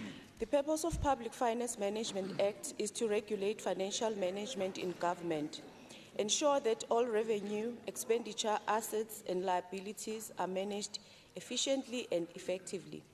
We have noted that the budget was reduced due to unfilled vacancies. In the midst of high unemployment rate, as MK, we feel this is unimaginable and a serious service delivery compromise. More focus must be directed to building human capital and retaining talent to achieve consistent performance. A rock-solid succession plan strategy can ensure a smooth transition of leadership, minimizing disruptions and maintaining stability. Program 4, which is Provincial Supply Chain Management, the allocation for this program is expected to fluctuate with a decrease to 110.9 million before an increase to 116.2 million. Investing in supplier development improves business practices and supplier relationships are a long-term investment that will ultimately save a significant amount of time, cost, and stress. As mentioned by the committee, a more deliberate intent must be directed to empowering vulnerable groups like women and youth-owned businesses, people living with disabilities, and township-based businesses. It is also imperative to reorient fiscal policies to support SMMEs by reviewing payment or trading terms, preferably 7 to 14 days payment term. Honourable Chair, we also encourage that priority be given to procurement of goods and services that are produced in Gauteng, with special focus on small and medium enterprises from the townships. Program 5 is municipal financial governance. There is an urgent need to revive and recapacitate municipalities through financial restructuring that will enhance operational efficiency and strengthen corporate governance. Program 6, which is provincial audit services, the use of audit consultant is an unnecessary expense. Permanent employment can be created by providing opportunities to graduates who can expand on the skills and knowledge gained through study, internships, while benefiting from the guidance of seasoned auditing experts. With 3 to 4 years of experience, emerging auditors often advance to senior roles. Abantwana bethu abakwazi ukuhlala emakhaya benama degrees. It is important to attract and retain top-tier talent. Honourable MEC, Thank you, Mr. El Honourable Balima, Your time is up. after considering the recommendations that have been highlighted, and we hope you take Your time this is as up, Honourable constructive constructism, we support the budget. Thank you so much. Honourable R.F. Nkubeni.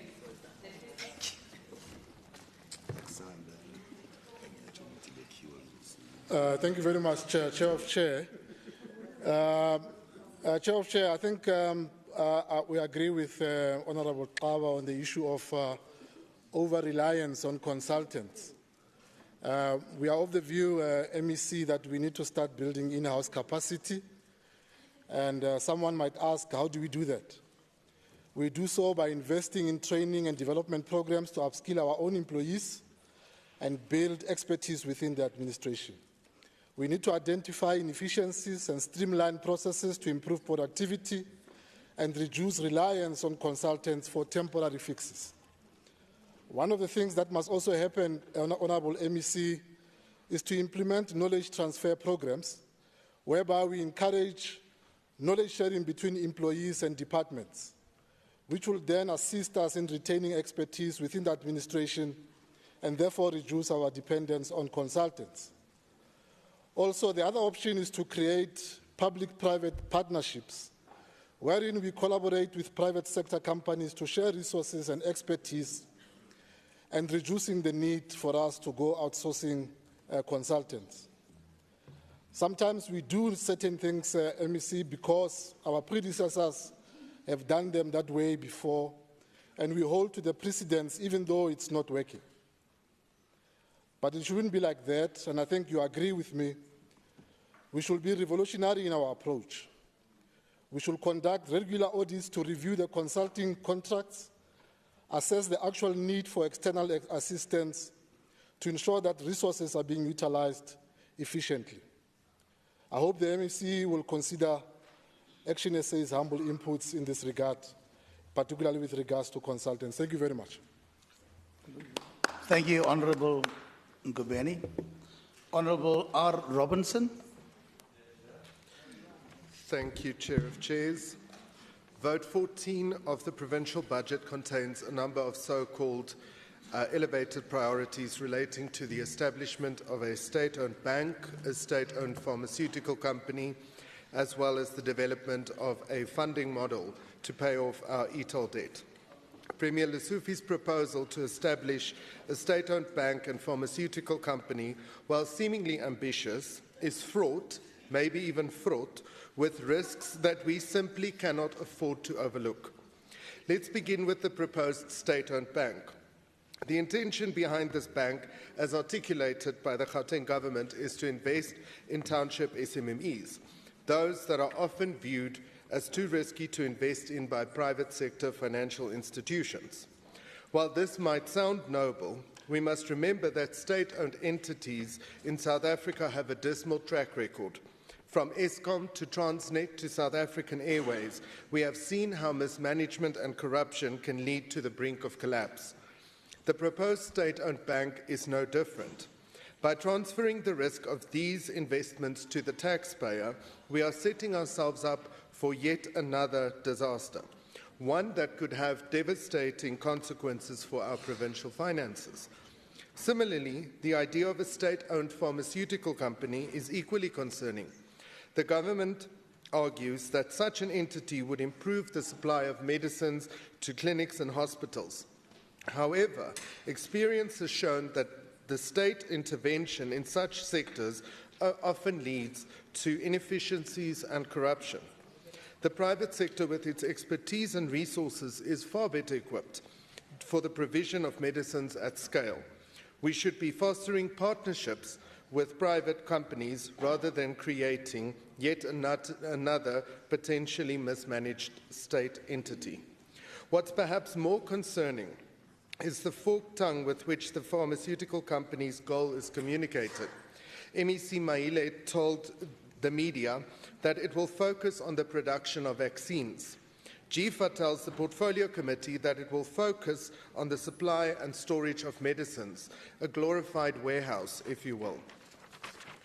The lack of transparency in providing clear details on the planned entities is also concerning and does not inspire much confidence. Is the state pharmaceutical company an R&D focused entity or a glorified warehouse? Do we realize how long R&D cycles for medicines are and the costs involved? This is not a business where shortcuts can be taken. The aim of the state health system is to cure people, not kill them. The latter is far easier to achieve if this government carries on with its spend first, plan later MO. Then there's the elephant in the room, the e-toll debt. Gauteng residents have been burdened with e-tolls, and the lack of transparency surrounding this debt is unacceptable. How did we get saddled with this debt? And more importantly, how do we plan to pay it off? These are questions that remain unanswered by this provincial government. As the Democratic Alliance, we demand full transparency on this issue. We need a clear explanation of the terms of the agreement reached between National Treasury and the provincial government, as well as a concrete plan on how it will be repaid without further burdening the taxpayer. Let me reiterate. The establishment of a state-owned bank and a pharmaceutical company in Gauteng is a bad idea. It exposes us to significant financial risks and potential, definite, corruption, while there are more viable alternatives available. Instead of creating new entities, we should focus on enabling the private sector to drive economic growth and job creation. We must address the e-toll debt with transparency and accountability. In conclusion, Madam Deputy Speaker, the DA remains committed to rescuing Gauteng. However, new, yet-to-fail entities funded by the taxpayer are not what we had in mind. The DA does not support this budget. Thank you. Thank you, Honourable Member. Honourable Mukobe, maiden speech. Thank you so much, Deputy Speaker, the Speaker in absentia, Honourable Premier, members of the Executive Council, the Chief Whip of the Majority Party, Honourable members of the Legislature, the people of Gauteng, and of course its young people.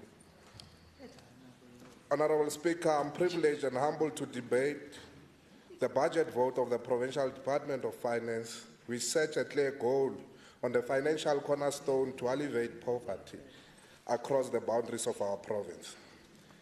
Speaker, as we debate this budget, we draw inspiration from Mr. Talwande, the father of the nation, President Nelson Mandela, on the occasion of a Make Poverty History rally in 2005 London, when he says, as I quote him, "Overcoming poverty is not a gesture of charity. It is the protection of a fundamental human right, the right to dignity and a decent life." I close quote. This budget, Speaker, seeks to address the fundamental challenges facing the residents of Gauteng, namely unemployment, poverty and hunger, social exclusion and social protection. Speaker, the Finance Department is the bedrock of the developmental agenda of our province.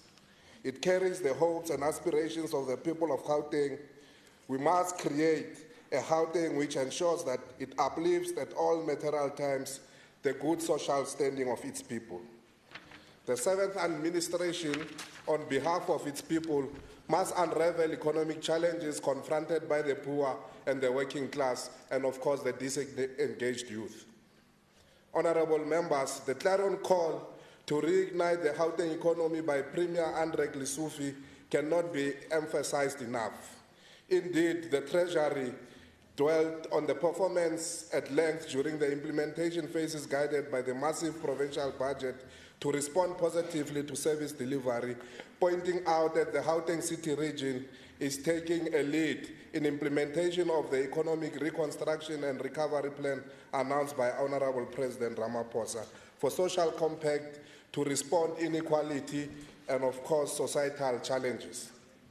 This can be seen in continued focus on high growth, priority sectors and infrastructure investment projects that will be instrumental in unlocking the transformation, modernization, and re-industrialization of the different corridors and districts of the Gauteng City region.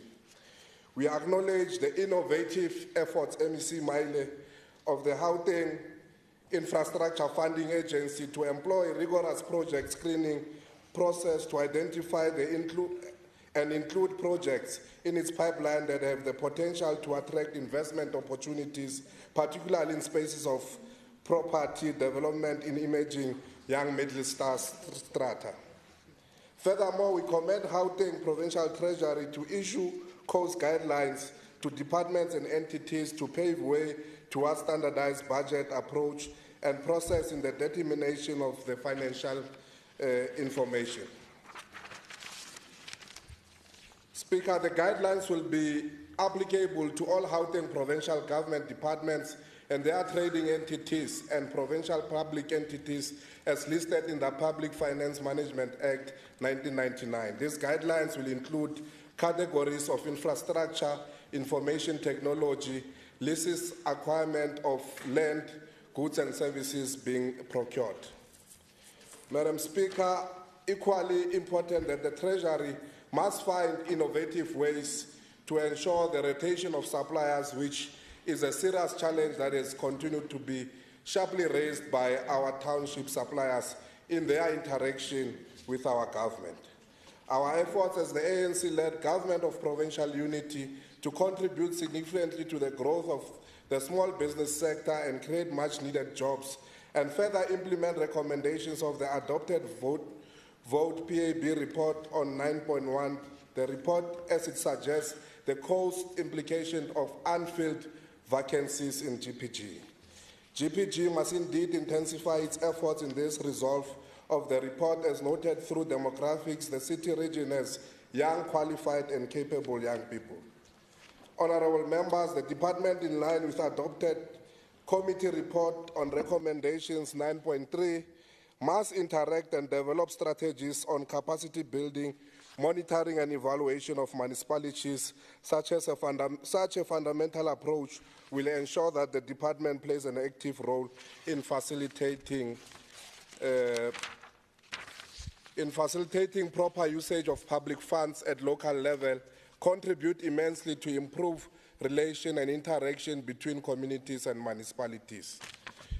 We commend the performance plan for the department, which anchored objectives and priorities for economy, jobs, infrastructure, education, skills, revolution, and health, integrated human settlement, land release, safety, social cohesion, food security, building a capable, ethical, developmental state for better place in the province and sustainable development.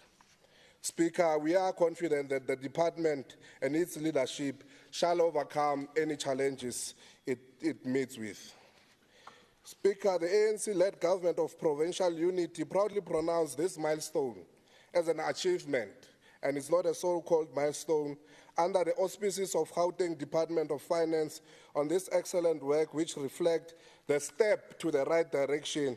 We are vividly announcing the August House that the Gauteng is on track to establish the state-owned bank and state-owned pharmaceutical company to serve the interests of our community at large. The Finance MEC Maile announced that the due diligence report on the State Bank has been finalized and handed over to Gauteng Provincial Government and the leadership of Gauteng under the Premier for further action. This is a major milestone that we have reached and give the process of establishment of the State Bank a thumbs up.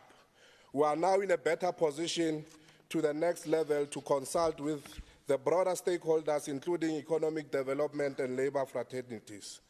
Honorable members, it is envisaged that the state-owned bank will address current market failures by, amongst other things, integrating small, micro, and mid-sized business, SMMEs, under unserved individuals in the formal financial sector. We are convinced that by supporting township entrepreneurs, including access to tailor-made financing products to expand their businesses, will create a new job, increase access to goods and services to promote much-needed economic development in our communities. Speaker, the state-owned bank is one of the key mechanisms that can support us to grow the township economy and increase the overall contribution of Gauteng, the country's gross domestic product, under the capable leadership of the ANC-led government of provincial unity, with, of course, distinction. Speaker, honorable members, we are now turning to the pharmaceutical company. The ANC-led government of provincial unity indicated that the legal due diligence for this entity, which are also in advanced stage, and it supported the establishment of the pharmaceutical company. This proposed solution will address, amongst other institutional arrangements, supply chain management, medicine procurement, distribution of medicines to provincial healthcare facilities, medicines inventory, and dispensary to members of the public. This is a massive achievement. Honorable members, whilst the department is working towards the realization of the outcome set out of the performance plan and budget vote of the Treasury to achieve strategic objectives of the department, must also not forget to focus on the following deliverable aspects for 2024 and 2025 financial commitment, as outlined in the budget speech for economic growth. Lastly, Deputy Speaker, the department must provide independent, objective assurance and consulting services that add value to the operations of GPG institutions through a systematic evaluation of government risk management and control to enhance and protect organizational values. Honorable Deputy Speaker, the ANC-led government of provincial unity acknowledges the challenges encountered by the department through oversight. We will ensure that the department implements accountability measures and consequence management to avoid poor performance of the Gauteng Provincial Department during the process of implementation of the budget vote. Madam Speaker, as we usher in the new era of government of provincial unity, we believe in the integrity, accountability, ethical morality of leading the transformation agenda under the auspices of Treasury as a cornerstone to change lives of the people for economic emancipation and redress. The inequality for societal challenges, which was demonstrated on many occasions for historical legacy to pursue the 7th administration mandate by giving the people of Gauteng what they deserve effectively. Deputy Speaker, I close by saying, while poverty still persists, there is no true freedom, and we shall not rest. The ANC endorses this budget. Thank you.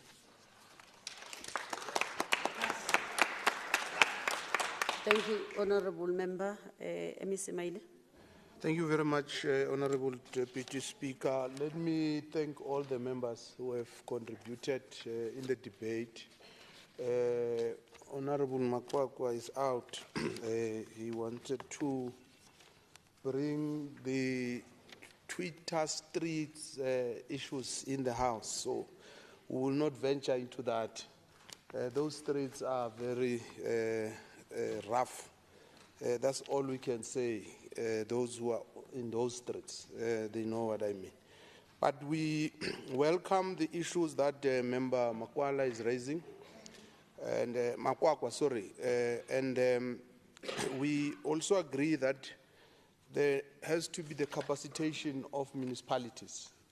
But the question is, how should that be done? I think that's the question we must all answer. And we will be engaging with the municipalities so that we also don't think that it's a big brother kind of approach. We don't want to approach it that way. Hence, in the next coming few weeks, we will be engaging with the municipalities. And we will respond on these issues in terms of what we are going to do. And then we agree with him on the issue of revenue generation. In fact, the biggest project, if you call me for the provincial treasurer in this, if you call for this term, is the revenue generation. In the last 5 years, we were able to raise just over 36.8 billion rands. And we have identified a lot of weaknesses, and we think we'll be able to increase it significantly. So we have no choice. We'll work on that. And we welcome the support on the other issues of township economy. Member Kaba, we agree with you on a whole range of issues you are raising, but tied to the issue that you are raising, which is raised by Honorable Ngobeni as well. In principle, we agree with you, Honorable Ngobeni, and in fact, we accept some of the suggestions, and we already do them. One of the things I didn't say was that already, as we speak, we've got about 87 young people who are on a learnership with us, and we are training them. But one of the issues here is about striking a balance between increasing your wage bill and being able to execute your responsibilities. So one of the issues I was raising was we want to increase, cap the salary bill at 60%. So, but then there are certain services you will require. For instance, for the open tender system. So we can't say it's open tender system when we are the ones who are presiding over it. And that's why we need external auditors who are not part of it. So I would gladly like to have a discussion with the committee on this issue, a member Kaba and a member Ngobeni. And then Member Robinson, I think in summary, the DA has proven without any doubt that it's an inconsistent, incoherent, and unprincipled self-serving party. You know, in Gauteng, Gautrain is owned by Gauteng government, in case you don't know, the state-owned company.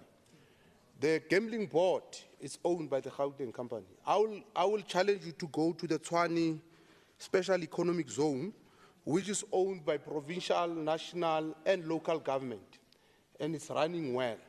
So your suggestion that anything that has to do with state doesn't work, it's false. There are state-owned enterprises that are not doing well, but we have proven here in Gauteng that we've got those state, and that's why we will forge ahead to establish a pharmaceutical company and a state bank. You say we must save lives, but at the same time you want us to continue buying expensive medicines to save those lives. And all we are saying with the pharmaceutical company is that we want to buy quality medicine and where possible even produce it. And what's wrong with that? Because that's what we are talking about when we're talking about a state-owned pharmaceutical company.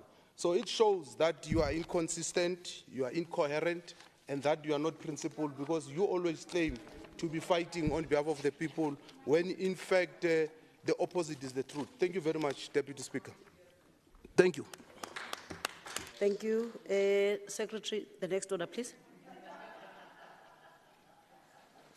Thank you, DS. Consideration of the Economic Development Portfolio Committee's Oversight Report on the detail of the Department of Economic Development Budget Vote 3 of the Provincial Appropriation Bill G001-2024 for the 2024-2025 financial year. Thank you. Honorable Albert.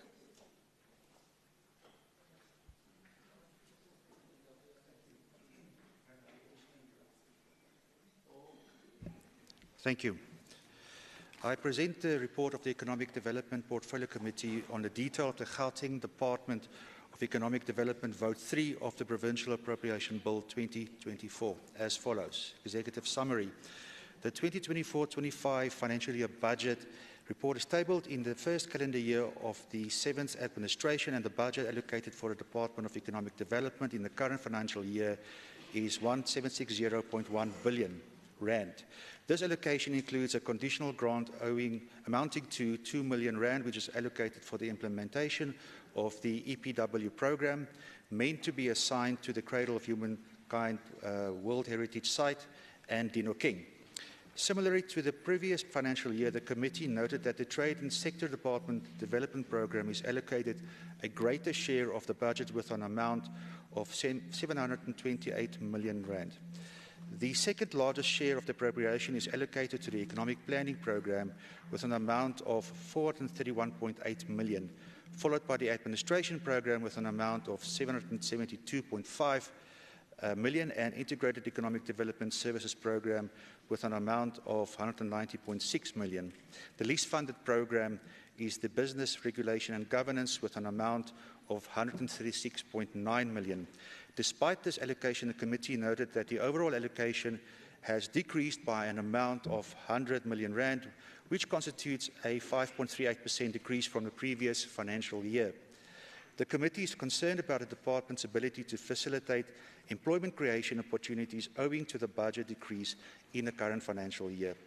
Even though the department and entities have reported that the budget has been reprioritized to accommodate the compulsory budget cuts, in so doing, the committee should be informed on the areas that have been reprioritized which may negatively impact on the job creation initiatives. With regard to the Gauteng Tourism Agency, the committee is concerned on how the GTA will ensure that the Garankuwa Hotel School is operational owing to the decline in the budget transferred to the entity. Furthermore, the committee remains concerned on how the budget allocated will allow the entity to reposition itself to play a role in making Gauteng province a destination of choice, and in so doing, the entity should be well capacitated financially and with human resources to fulfill its task as previously advised by the committee. Noting that progress has been made on the implementation of the organizational structure, wherein it has been approved with Treasury agreeing to fund the structure which was scheduled to be implemented from the first quarter of the 24-25 financial year, the committee should be informed on the number of vacant positions to be filled and the budget allocated to the new organizational structure in an attempt to reduce the 27.62 vacancy rate. The committee raised concerns on GEP's continued operating and attaining its targets, noting that much of the allocation in Programme 2 is geared towards that entity.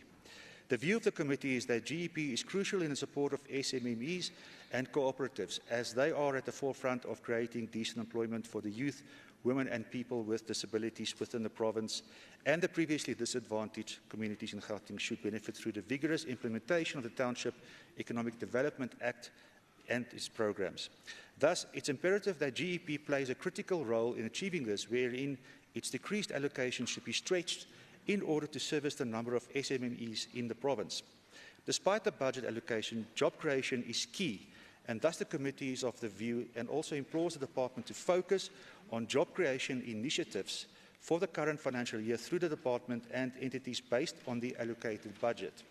Reports on the number of jobs intended to be facilitated in the current financial year should be submitted to the committee, and these jobs should be in all sectors of the economy.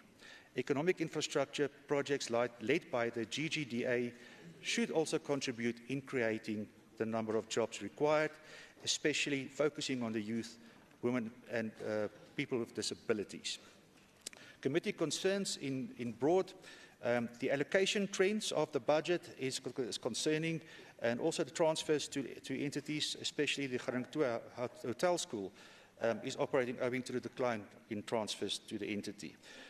Programme 1, the implementation of organizational structure in a 24-25 financial year in view of closing the vacancy rate of 27.62% as committed by the department. In Programme 2, the decrease in allocation within this programme from the previous financial year, as the committee raised concerns on GP's ability to continue operating and attaining its targets, noting that much of the allocation is geared towards that entity, including the implementation of projects related to TIDA. And Programme 4, the operation of the liquor automation system to enhance efficiency within the industry. This is tied with the budget allocated for the employment of liquor inspectors. And in Programme 5, the details around the construction of the TASEZ training campus. Recommendations. Allocation trends. The department should report in detail on the areas that have been reprioritized due to budget cuts, which may negatively impact on the job creation initiatives.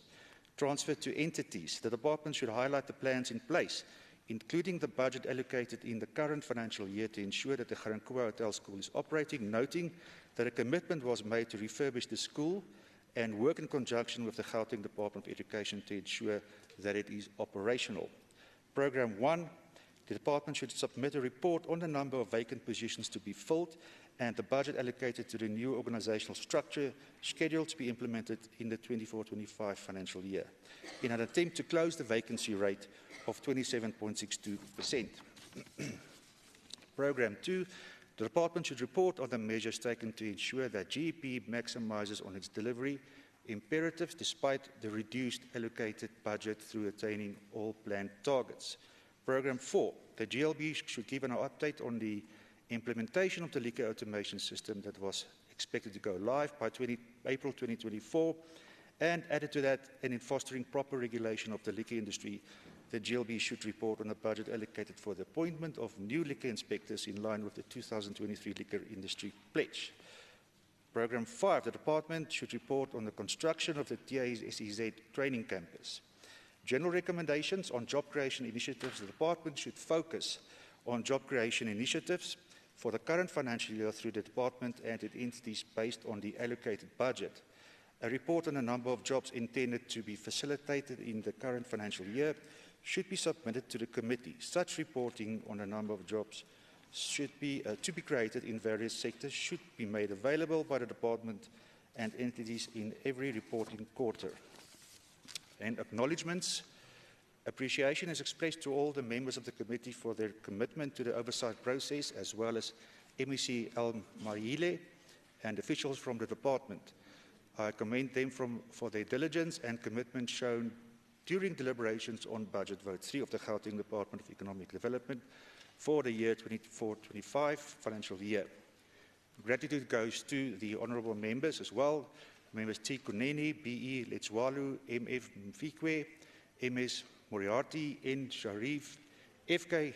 Nkubeni, R.L. Abrams, R.F. Nkubeni, L.J. Evans, A. Ali, A.B. Zaba, and N. Delebo. Further appreciation goes to alternative members S.J. Dos Santos and P. Makwala. It's an honour to lead such a hard-working team. And then, if I have time left, on behalf of the committee's appreciation and gratitude also goes to the following persons. Group Committee Coordinator, Mr. T. Bodibe, Researchers, Mr. A. Malapane, Ms. M. Makubele, Senior Committee Coordinator, Mr. T. Skosana, Committee Administrator, Ms. V. Mokubetsi, Hansard Recorder, Mr. S. Niku, Public Participation Officer, Mr. B. Dlomo, Assistant Public Participation Officer, R. Matibula, Service Officers, Ms. Z. Mabasu, Communication Officer, Mr. T. Ndo, and Information Officer, Ms. A. Nchiviu, for their devoted assistance. Adoption of the report. After due consideration, the Economic Development Portfolio Committee unanimously adopted the Gauteng Department of Economic Development Budget Vote 3 report for the 24-25 financial year in terms of Rule 1172C, read together with Rule 164. The committee presents to this House and recommends the adoption of the Committee Oversight Report on the Gauteng Department of Economic Development Budget Vote 3 report for the 2024-25 financial year. Thank you, Madam Deputy Speaker. Thank you, Honourable Member. Is there a seconder? I rise to second. Thank you, Honourable Moriarty. I now put the question. All those who say yes, all those who agree say yes. Yes. Yes. Those who do not agree say no. The yes have it. Thank you. The next order, please, Secretary. Thank you, DS. Budget speech and debate on the detail of the Department of Economic Development Budget Vote 3 of the Gauteng Provincial Appropriation Bill G001 for the 2024-2025 financial year. Honorable MC. Thank you very much, Madam Deputy Speaker. Let's also acknowledge the colleagues in the Executive Council, members of the August House, the Chair and members of the committee, the acting HOD and the senior management team, and the CEOs of our agencies who are here today. During the opening of Parliament, the President reaffirmed that the National Development Plan Vision 2030 remains the cornerstone of our country's growth and development, and this vision will be brought to life through the National Medium Development Plan. In alignment with this vision, the GGT 2030 and TISH priorities stands as the guiding stars for the Gauteng Provincial Government, defining the long-term priorities of our province. The Gauteng GGT 2030 and Provincial MTDP are seamlessly linked to the NDP and the National MDDP, respectively. The Provincial MDDP is not just a document, it is a bold, high-level strategic blueprint that aligns with National MDDP. Together, we are laying the foundation for a brighter future, a future where every resident of Gauteng can thrive. This alignment is not just a bureaucratic exercise, it is a commitment to transformative growth and economic development. Our challenges are unemployment. Firstly, as you know, fellow citizens, that South Africa is confronted with one of the highest unemployment rates globally, particularly amongst youth. Our official unemployment rate stands at 32.9%, a staggering 25% increase since 1994. In the first quarter of 2024, we saw this rate rise by 0.8 percentage points from the previous quarter, marking the second consecutive increase, while total employment did see a modest rise of 22,000 to 16.74 million. It is a significant slowdown compared to the over 150,000 jobs created during the same period last year. Our labor force grew by 352,000, resulting in 330,000 more unemployed individuals, bringing the total to 8.2 million. Despite a labor force growth of 3.9 million since 1994, the expanded unemployment rate, which includes those no longer actively seeking work, is at an alarming 41.2%. Youth unemployment stands at a staggering 64.4%. Here in Gauteng, our unemployment rate is even higher at 33.7%, with 40% of new labor force entrants in South Africa coming from our province. Inequality. South Africa remains one of the most unequal countries in the world, with a per capita expenditure Gini coefficient of 67%. Income inequality has risen since the end of apartheid, showing fluctuations over the years, despite having higher annual mean and median expenditures. Gauteng holds the fourth highest inequality rate amongst all provinces. In migration, since 1994, our continent has seen an increase in migration, with South Africa being a major destination, particularly from SADC region. The United Nations Department of Economic and Social Affairs estimates that there are over 3 million migrants in South Africa, most of whom are concentrated in Gauteng. Additionally, since 1994, Gauteng has experienced the highest positive net migration in the country, continuing its historical pattern of significant population growth.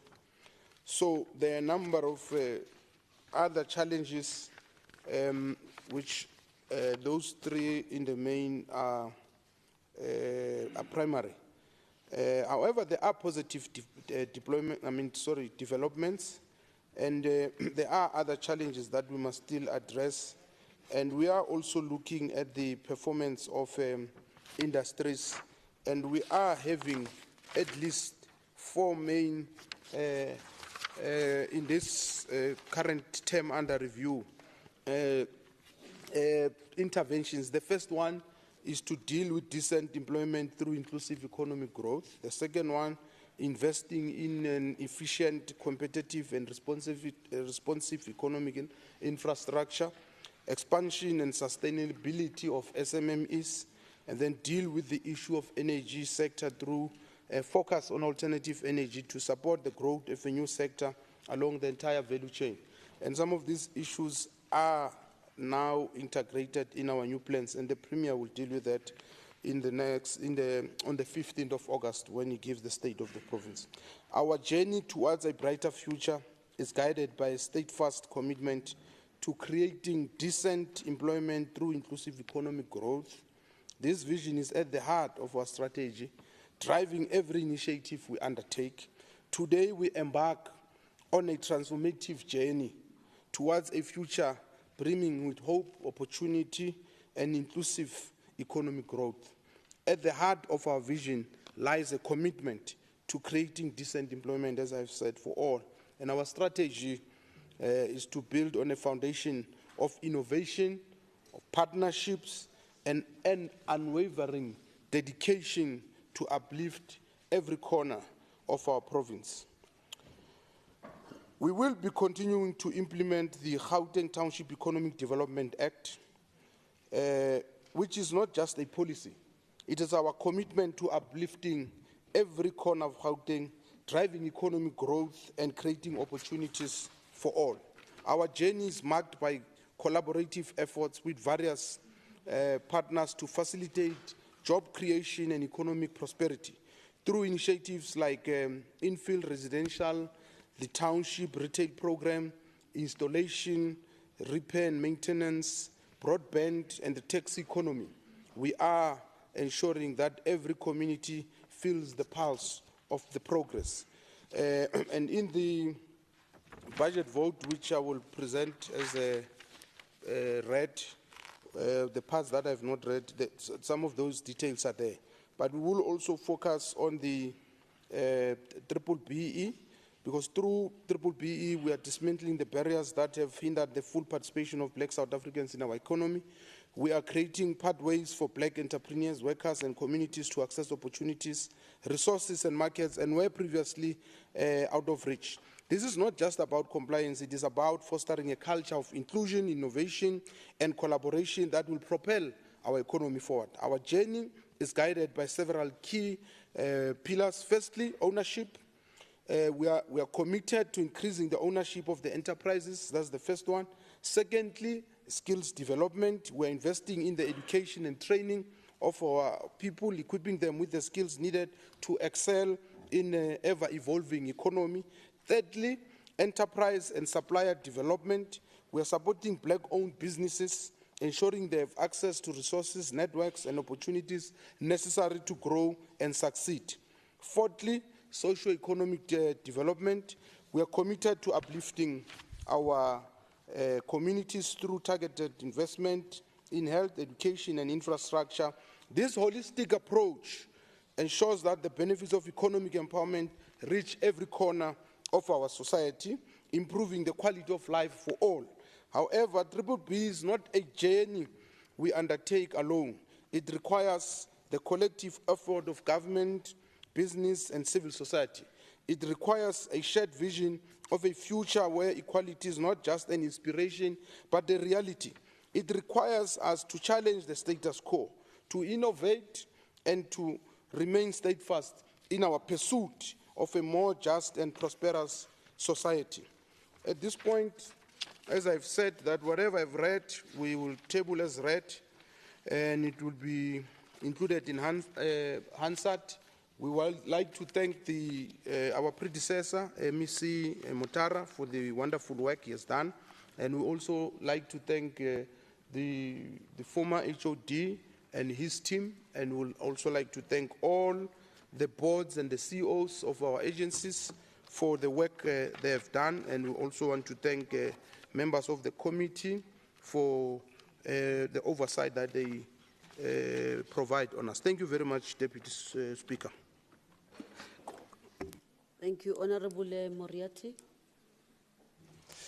Yes, Madam Deputy Speaker, I'd like to congratulate the MEC for an honest, if not sobering, speech. Madam Deputy Speaker, the Economic Development Department exists to foster programs that are supposed to lead to economic growth and with it, more jobs. The department also oversees agencies that regulate activities in the gambling and liquor industries, among other things.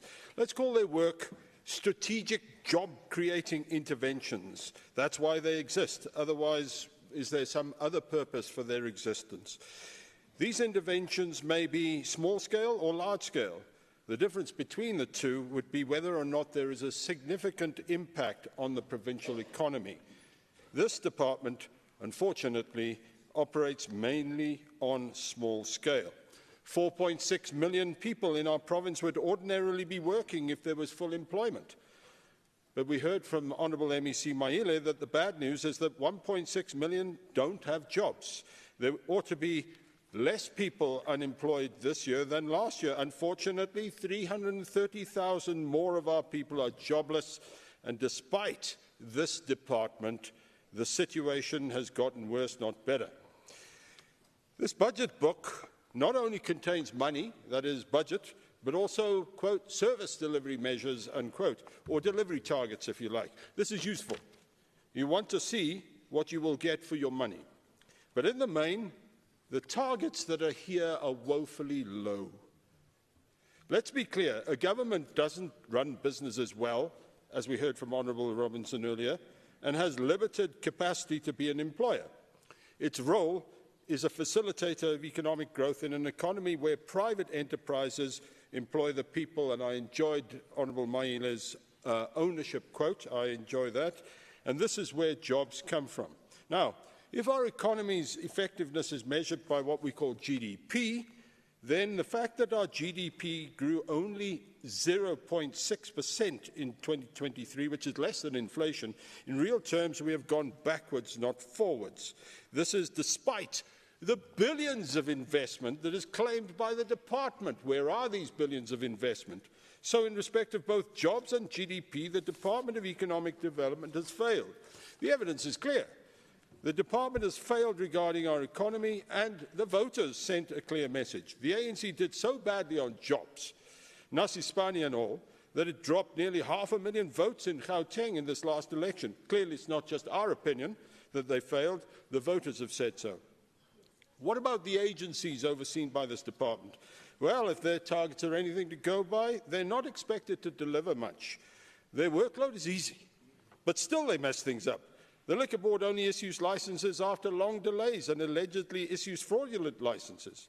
The Gambling Board has had leadership turmoil with serious allegations of misconduct. Our provincial-owned industrial parks and SEZs declined in performance. There was infrastructure vandalism, governance issues, and a lack of integration with city development plans, but I'll stop there. So should we expect better? Perhaps, if this was a better budget. However, the money has been reduced. They will have to work a lot smarter. If we do the same as last year, Madam Deputy Speaker, we can expect the same disappointing economic result. There's only one evidence of change in all of this, and that's at the level of the MEC. That's the new MEC, MEC Maile. MEC, do you understand the enormity of the task that you've been given? What new plans are you bringing? Can you emulate the Western Cape, where they have agencies such as Westgrow, which is far more than Gauteng's? They have strategies and partnerships that should be copied. You can rescue this province's economy. Their economy is improving while ours is in the doldrums. In Gauteng, we blame the global economy. But in the same global economy, Western Cape is advanced. There they have hope where we have despair. But we can have hope if we learn from their examples. Mr. MEC, you've been given much, and much is expected of you. Madam Deputy Speaker, there is nothing here that gives us confidence that anything will change. Therefore, we cannot support this budget. Thank you. Thank you, Honorable Moriarty. Honorable Ngobeni. You are recognized, Honorable Nseke. Thank you, Deputy Speaker. I rise in terms of Rule 77.5. I'd like to pose a question to Member Moriarty, please. Member Moriarty, are you taking a question? Okay, I'll take a question. Thank you. Thank you, Speaker. Member Moriarty, I listened to you. You said billions of investments, but not really translating to lots of jobs and development of small businesses in Gauteng. Do you believe there's corruption in economic development, considering those billions of investments that you talked about? Thank you. Yeah, so I think certainly, many aspects of failures, such as the failures of the industrial parks, would suggest that there is corruption.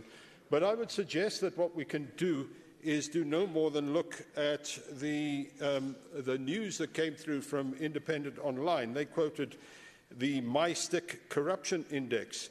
You know, Madam Deputy Speaker, according to the MyStick Corruption Index, the ANC is a world leader. The African National Congress ranks as one of the most corrupt organizations, according to them, placed at number 16 out of 7,000 in the world. Well done, ANC. Thank you. Thank you, Honorable Moriarty. Honorable Ngobeni. Greetings, Deputy Speaker, the Honorable Premier, Honorable members present.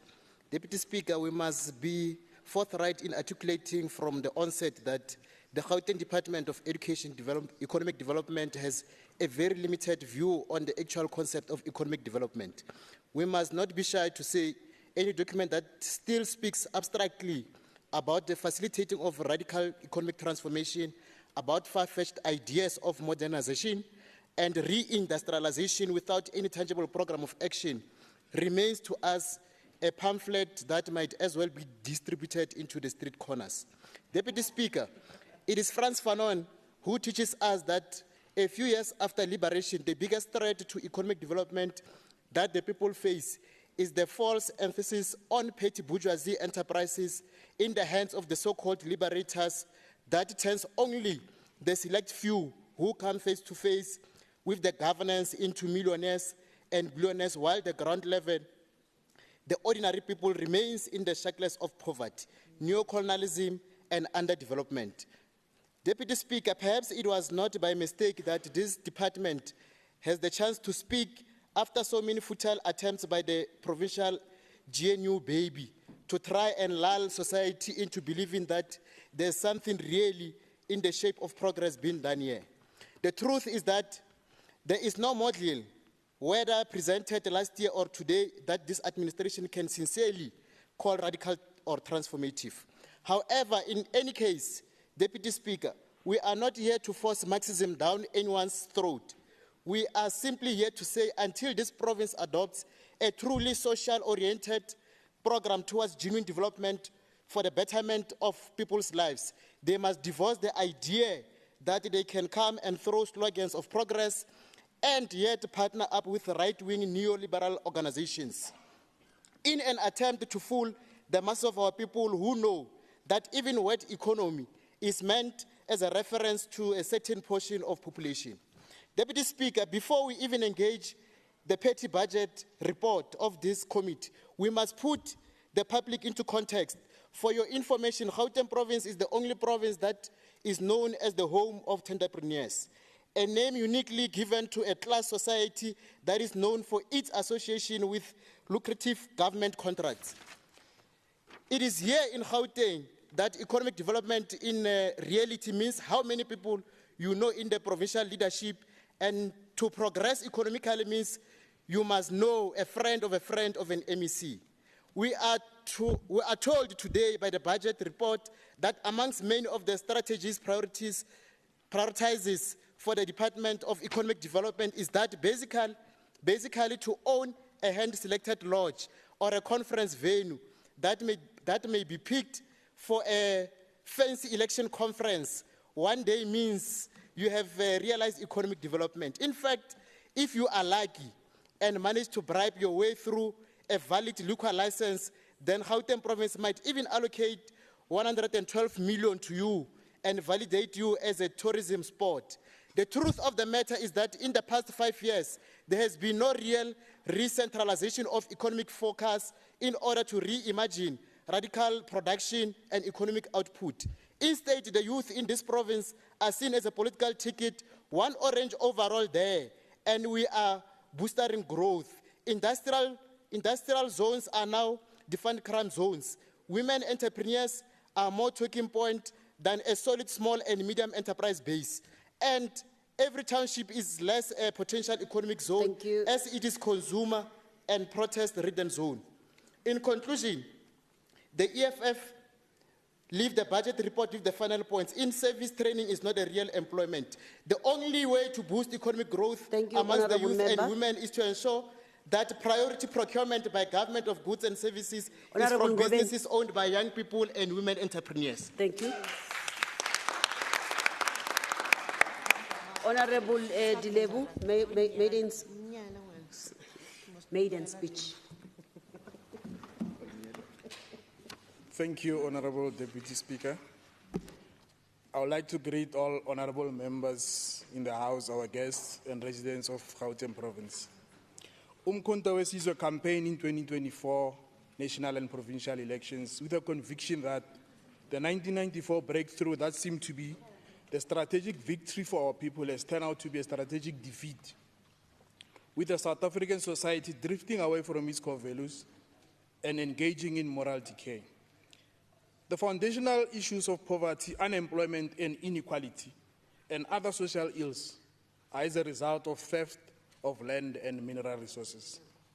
To effectively address the socio-economic challenges of Gauteng, we as Umkhonto Wesizwe call upon the government to adhere to all 8 pillars as reflected in our founding documents. That is, reclaiming of land and mineral resources, reclaiming of economy by prioritizing the historical marginalized, build human capital and technological capabilities. On the aspect of Economic Development Services Program, MK Party is disappointed with the reduction of budget for this important program. This is definitely a need to invest in human capital, to end austerity measures and neoliberalism, to invest in research and development, and to foster technological upgrade and diversity of the economy. Gauteng government should, through sector development and strategic initiatives agencies, be able to provide contemporary training that will assist beneficiaries to respond better on tourism, township economic initiatives, and other job creation drivers. Madam Speaker, we as Umkhonto Wesizwe are very disappointed with the fact that this budget does not speak to the total rollout of comprehensive programs that will ensure growth of our township economy. We are also unhappy about the insufficient amount that is allocated to the Business Regulation and Governance Program. We cannot allow unregistered and uninspected businesses to exist in our province. We like to see all businesses regulated and complying with the laws of the country. Madam Speaker, as you know, there are reported cases of children who died from eating snacks from spaza shops owned by foreign nationals in our own townships. And this has not only claimed innocent lives, but it has a direct negative impact to our township economy. It is really a worrying factor that foreign nationals continue to manufacture poisonous, substandard food and alcohol in our province. MEC Maile, please revisit this allocation to the Business Regulation and Governance Program, so that we can clamp down on this economic crime in our townships, primarily because we want to improve and enhance our township economy. Madam Speaker, our leader, President Jacob Zuma, once said in Parliament that we as black people will never be fully liberated as long as we are not economically liberated. We, however, as Umkhonto Wesizwe, support this budget. Thank you. Thank you, Honorable Dilebu. Honorable Member Ali. Deputy Speaker, honorable members, like Vuyo, MEC Maile is such a big, big dreamer. Now, while dreams are not bad in and of themselves, if not well managed, they can quickly become a nightmare. A provincial state bank, that's a nightmare. No offense, but we cannot trust you to run a Bath MEC, let alone a provincial state bank. But let us not discourage you, honorable member, for we too consider ourselves as dreamers at times. We at Build One South Africa have visions of a township economy that doesn't just comprise car washes that are a dime a dozen, but car washes that use their own locally produced products as a standard, not an anomaly. Car cleaning and sun care products, air fresheners and other paraphernalia manufactured in township factories.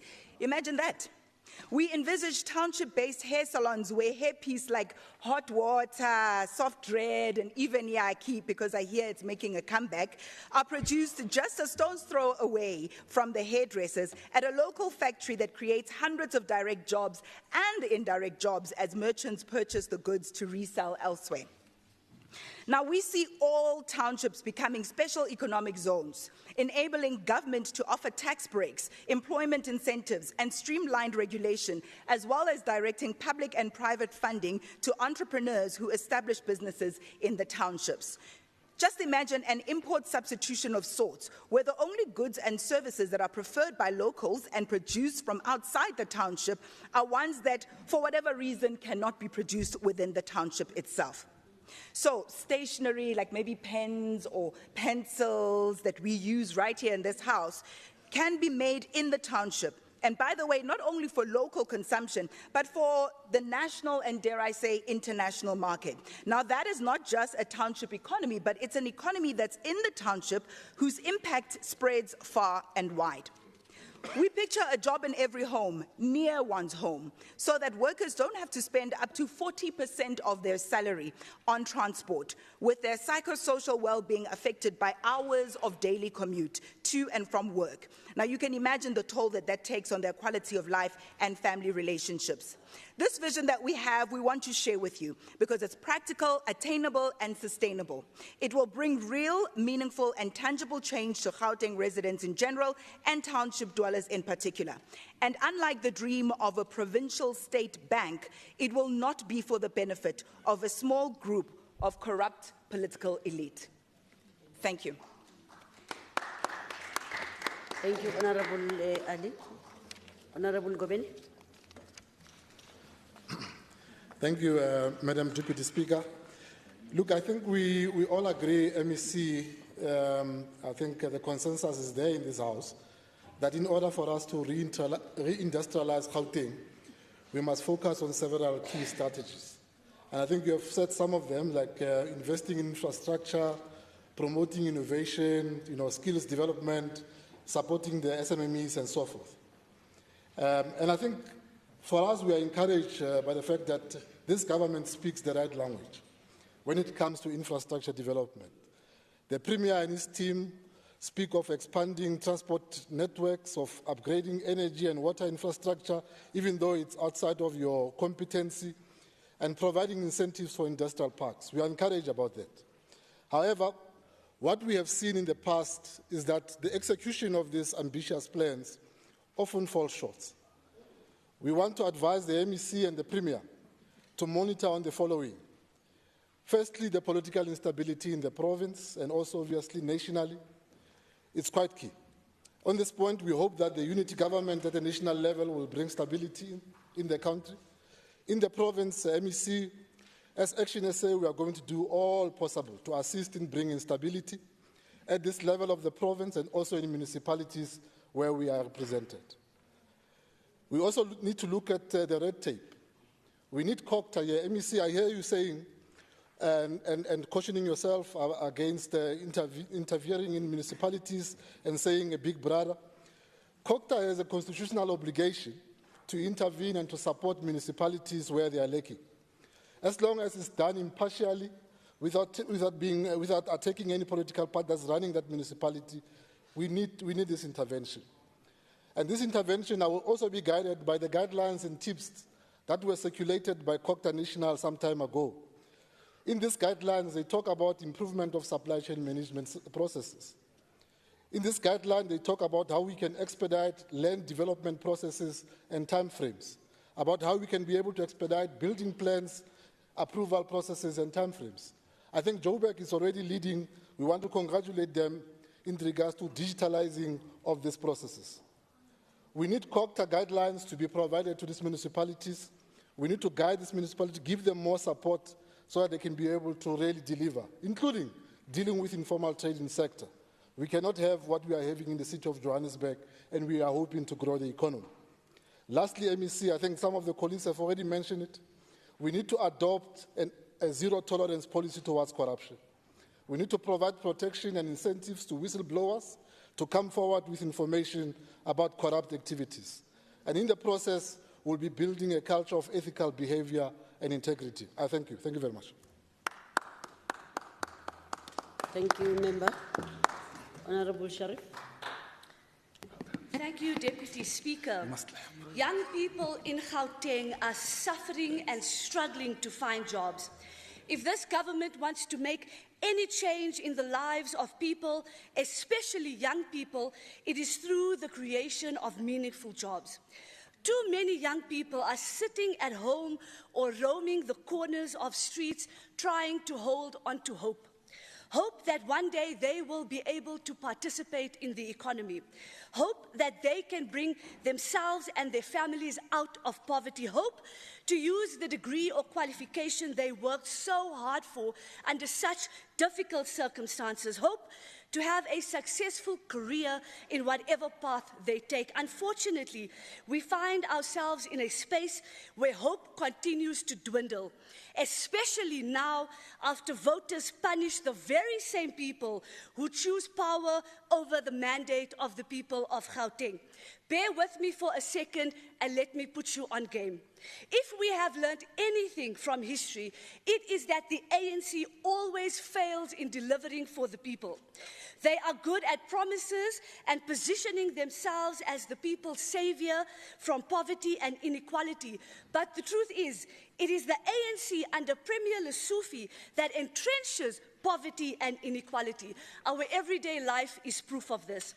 The service delivery target set for the creation of jobs means almost nothing on the ground. 39% of the population in Gauteng are youth, and the numbers provided by the departments on the amount of jobs created are so few in comparison to the need. In fact, it hasn't even made a drop in the ocean of desperation and hopelessness, and it won't, MEC, if we continue on this projection. There is no convincing evidence that the Department of Economic Development has uplifted young people out of poverty and into jobs. As you said, MEC, unemployment has increased in the first quarter of 2024 from 2.56 million to 2.62 million. Evidence that the strategies of this department is failing. 34% unemployment rate in Gauteng, MEC, is too high, and the department has no convincing plans to combat unemployment. Rehashing old ideas will not rescue Gauteng from joblessness and make the change so desperately needed in the province. The need to rescue Gauteng has never been greater, and under the ANC, the province will continue to suffer. As mentioned, the DA does not support this budget. I thank you. Thank you, Member. Honourable Mfigwe. Thank you very much, Deputy Speaker.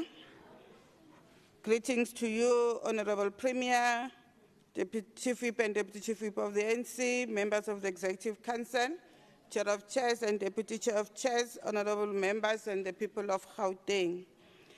Deputy Speaker, it is an undisputable fact that Gauteng remains the fourth largest national economy in South Africa and stands on the top 10 economies of the continent, which signals that Gauteng remains the economic powerhouse. Gauteng may be the smallest of the 9 provinces in terms of area size, but it has the largest economy. In 2022, the province was responsible for 33 rands of the 100 rands produced by the South African economy. The economy of Gauteng is larger than the economies of both KZN and the Western Cape combined. State South Africa Deputy Speaker has highlighted the fact that Gauteng is perceived as the best place to find work. Also estimates that the province will receive the largest inflow of migrants in the 2021-2026 period, attracting 1.4 million individuals, and Western Cape is estimated to receive the second highest number of in-migrants from other provinces, including from abroad.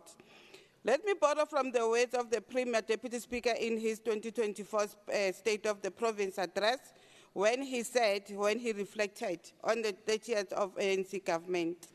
Just like open quotes, as Honorable Jack Bloom can confirm, there was no Gauteng legislature, no Gauteng department to speak of at the time.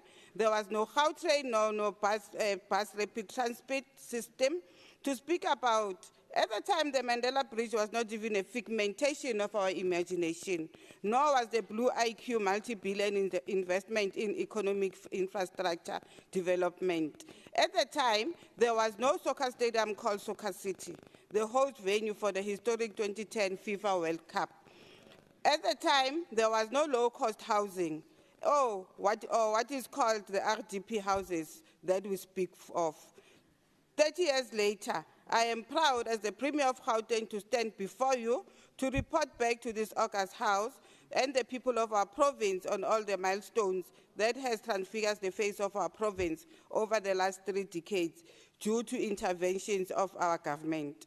The province of Gauteng has changed beyond recognition from the racialized special nightmare of our past. I close quote. Deputy Speaker, it is prudent that we start our debate by noting that the reality of the economic activity subdued across all provinces in the first quarter of 2024. First, 5 of the 5 provinces experienced negative growth rates, while the remaining 4 showed marginal growth. Gauteng economy saw its first quarter decline since the 4th quarter of 2024. Nonetheless, it remains approximately 1.4 higher than its level in the first quarter of 2023. Production sectors like construction, agriculture, mining, and manufacturing show a long-term declining trend, underscoring the need for strategic interventions to elevate our economic trajectory above the 2% annual GDP. Household consumption, Madam Deputy Speaker, expenditure fell by 0.3%, reflecting the financial strain many of our citizens are experiencing. The provincial government of unity has bestowed onto the department a mandate to be a strategic center of economic development, of social and economic transformation in this province of champions.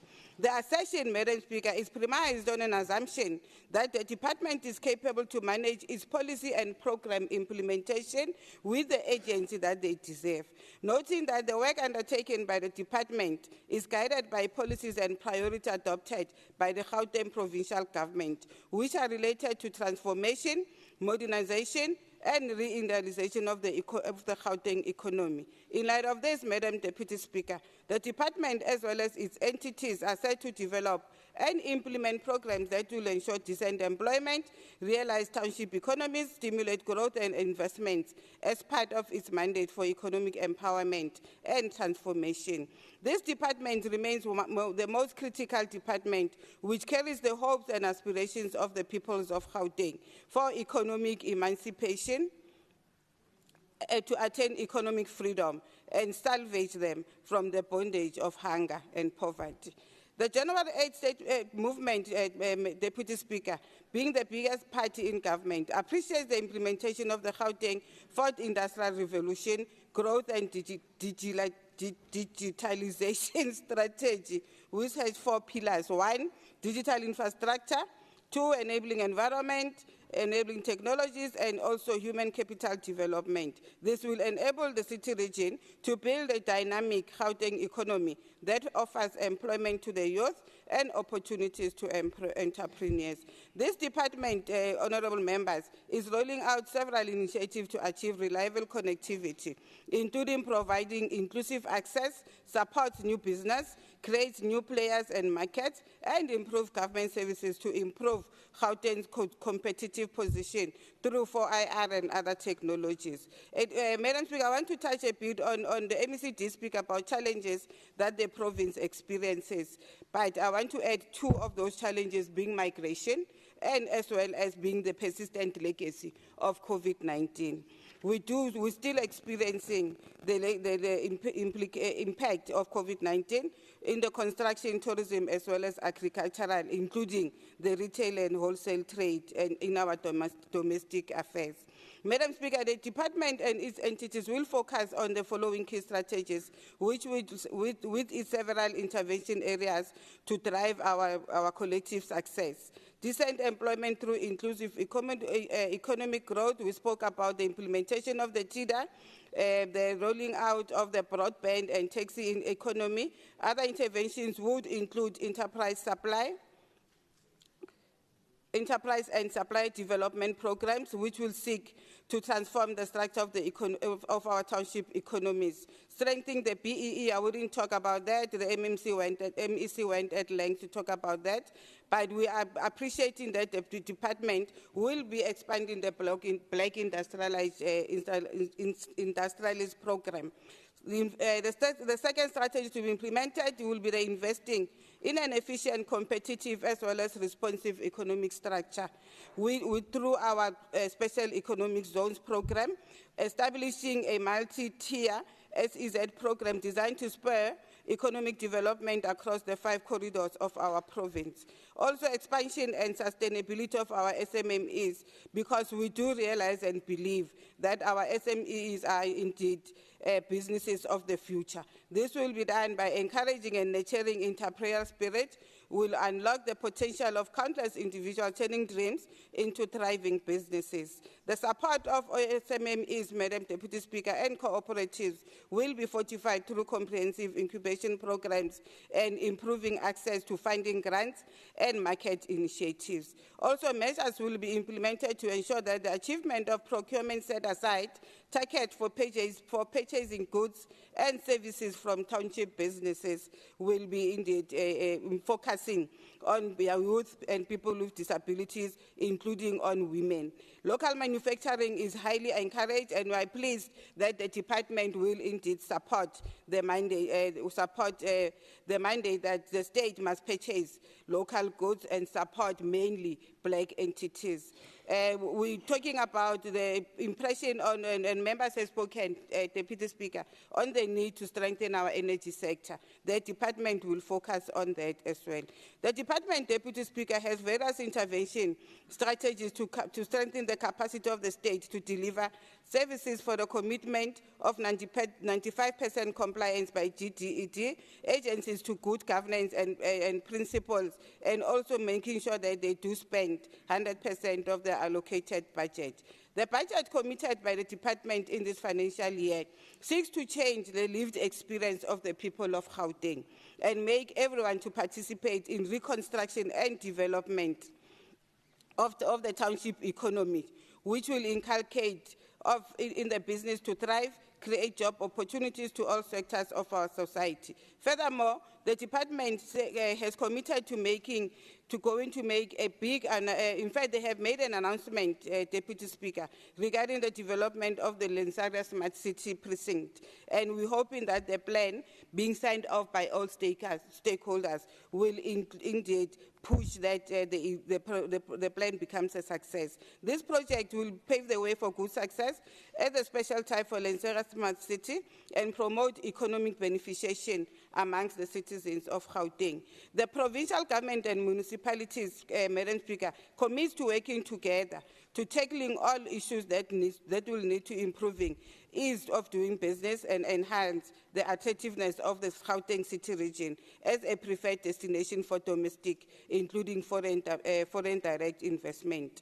Also, a commitment has been made that the province will focus on the massive increase on local production of identified 42 products, ranging from edible oils to furniture, fruit concentration, personal protection equipment, steel products, and the green economy inputs that will be sourced locally. Madam Speaker, the African Continental Free Trade Area, which came into operation on the 1st of January 2022, following its adoption in Johannesburg, gives a platform for the South African business to expand into markets across the continent, and for South Africa to position itself as a gateway to the continent, the world as a whole, for trading purposes. While Gauteng Provincial Government, through the department, will take the lead in those massive initiatives. It is an indication that through the multi-party government, Deputy Speaker, the ANC will reaffirm its commitment of giving the people of Gauteng decent services with intention to fight poverty and improve their livelihood. The sixth administration has laid a solid foundation, Deputy Speaker, and made great strides. We will implore the seventh administration to accelerate and move faster on the commitments made by our Premier to rejuvenate, modernize, and reindustrialize the economy of our province, as enshrined in the Economic Development Plan and the GGT 2030 strategy. We further encourage the department to do more for the economic transformation agenda. Madam Speaker, as I take my seat, can I be just a minute Honourable Member, to close and say let us do more, because that is what our communities experience. Thank you. Thank you.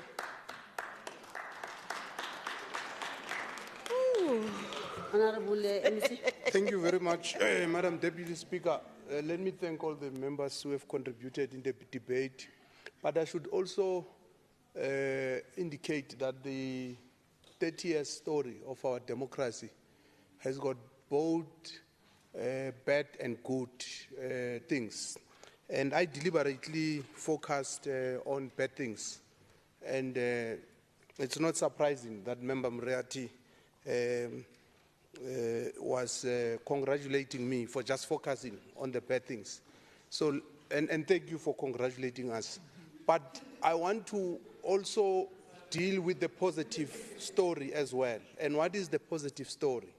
The positive story is that in 1994, Gauteng economy was hovering just around 700 billion. In 1994, the population of Gauteng was around 7 million. 30 years later, Gauteng economy is now sitting at just over 1.5 trillion. 30 years later, Gauteng population is sitting at about 15.1 million. What is significant is that, and this is linked to what Member Ali is saying, dreaming. If Premier Tokyo Sekwale in 1994 did not dream and say, I'm going overseas to buy a train, we wouldn't be having Gautrain today. If Premier Mbazi Mashilowa did not dream, we will not be having the auto sector in Gauteng, because the Gauteng government deliberately invested, and these are invested in the auto sector in Tshwane and attracted investors. So I can go on and on that if Mayor Masondo did not dream, Soweto will not be having all its streets tarred. And I can go on and on. But having said that, we will be the first as the ANC to admit when things are not going right. We are the first to admit that despite all these interventions, we have not been able to ensure that we change the ownership patterns in the economy. So when we talk about the radical economic transformation, we are saying we must temper with the ownership patterns. It can't be right that the overwhelming majority, 84% to be specific, of the population are in the marginal and periphery of the economy. So we must change this, and this is what we're going to do. So we are dreaming, Member Ali, because we are inspired by those who came before us and who have realized their dreams. And by the way, Gauteng was realized long before Premier Skhwali was there. Some of the interventions that were made long before were realized later. So we are clear, we are deliberate, and we're not just thinking about the now. We are thinking about, yes, the now, and of course, the future. You know, Honorable Sharif, it's very interesting when you listen to the DA that is in government at national level, and you listen to the DA that is in Gauteng.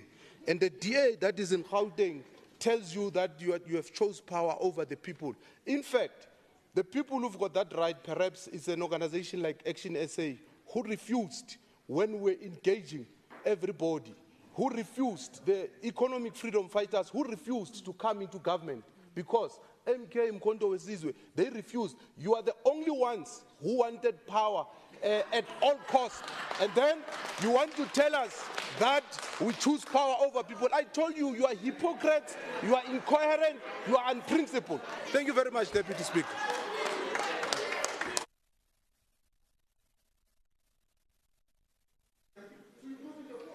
Thank you, Honorable Maile. The next order, please.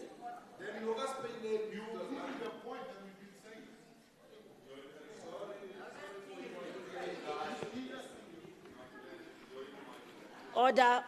Let's settle down. The next order. Thank you, Deputy Speaker. Order number 9 is the consideration of the Environment, Agriculture and Rural Development Portfolio Committee's Oversight Report on the detail of the Department of Agriculture, Rural Development and Environment Budget Vote 11 of the Gauteng Provincial Appropriation Bill G001-2024 for the 2024-2025 financial year. Honorable members, can we settle down? I'm not sure what the excitement is about. We're reading an order here. Order, Machene, man. Member Machene. Honorable Mulder. Thank you, Honorable Deputy Speaker. I, Jaco Mulder, Chairperson of the Environment, Agriculture and Rural Development Portfolio Committee, presents the Committee Oversight Report to Budget Vote 11, allocation for the Gauteng Department of Agriculture, Rural Development and Gauteng Department of Environment of the Provincial Appropriation Bill as follows.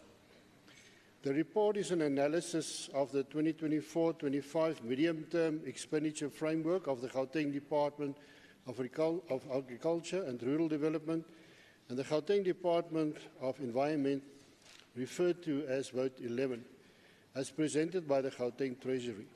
The aim of the report is to determine whether the proposed inputs speak to the government priorities and annual targets in order to realize the required outcomes. The budget framework provides resources that support the strategic priorities and objectives of the department and government.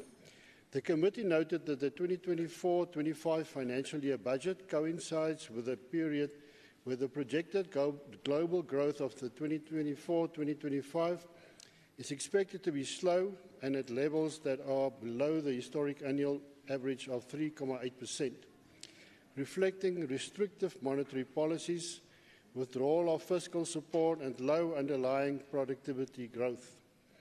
The department's total allocation for the 2024-25 financial year revenue is set at 1.035 billion rand, which marks a 19.2% reduction from the previous financial year's adjusted budget of 1.281 billion rand. The department's budget in relation to the total provincial budget continues on its own downward trajectory, decreasing from 0.77% of the previous years to the provincial budget to 0.62% in the current financial year. The committee further noted that the proportion of compensation towards employees to total budget increased from 45.4% in the previous financial year to 55.6% in the current financial year. The budget proportion of conditional grants in relation to the total budget maintains the same level as in the previous financial year of 14.8%. This substantive reduction in budget is not surprisingly given the large sums of monies that have been remained unutilized in the past several financial years and have had to be returned to Treasury or rolled over to the following year. The budget coincides with a period where the projection of global growth for the 2024 and 25 is below the historical annual average, even as the economy is rebounded in 2021. The commercialization program is beset by problems related to promising of funding, where not realized, have led to skepticism that some of the farming communities have about such program. With the economy still battling to recover to pre-COVID levels and unemployment rampant, it will be important for the sector to contribute towards the lifting of the economy with absorbing people in jobs created, especially as it is a workforce-intensive sector. The committee also noted that the department continues to sponsor 3 programs, namely the Administration, Agriculture and Rural Development, as well as the Environmental Affairs programs. These have received budgets to the tune of 281.4 million rand, 459.9 million and 293.8 million rand respectively. The budget is meant to help in reversing the effects of the COVID-19 pandemic on the provincial economy so that the economy actively is taken to as close as where it was before the occurrence of the pandemic. The committee acknowledges the budget allocation for 2024-25 financial year and will continue to monitor the performance of the department on a quarterly basis and over the medium-term period of funded programs. Honourable Deputy Speaker, goods and services expenditure increased from 58.7 million rand in 2021 to 107.8 million in the 22-23 financial year, owing to the implementation of nature reserves, management plans and environmentally clean development projects.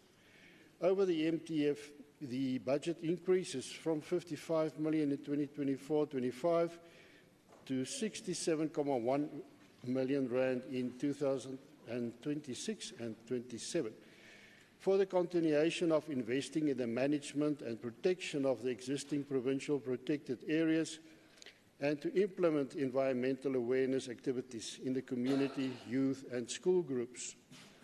Transfers and subsidies budget increased from 1 million in 2024-25 to 1.2 million in 26-27. Mainly for payments of rates and taxes, as well as leave gratuity benefits. The expenditure for capital assets is 66.5 million in 2020-21 and decreased to 5.9 million in 22-23, owing to the completion of the Career Crew oxidation tank infrastructure project and procurement of departmental nature reserves motor vehicles. Over the 24 MTF, the budget is 8.2 million in 2024-25 and 37.8 million in 26-27. Funds will be utilised for revitalisation projects for departmental nature reserves, such as erecting a fence at Abe Bailey for safekeeping of animals. The committee is still concerned with the challenges experienced by the Suikerbosrand Nature Reserve and urges the department to collaborate with the Gauteng Department of Infrastructure Development on a turnaround strategy to improve the nature reserve. The committee is concerned about the following, Deputy Speaker, members: the continuous inability to eradicate the backlog faced with the establishment of infrastructure projects brought about by the IDMS policy, inadequate support given to smallholder farmers and agricultural cooperatives, lack of plans to address the impact of climate change and food security in the province, the continuous failure to identify available land for rehabilitation and agricultural production and the implementation thereof, and lack of assisting smallholder farmers to gain access to land for agriculture and agro-processing purpose. The lack of improvement on spending the allocated budget continuously and not achieving planned targets. the lack of spending the conditional grants on the agricultural industry.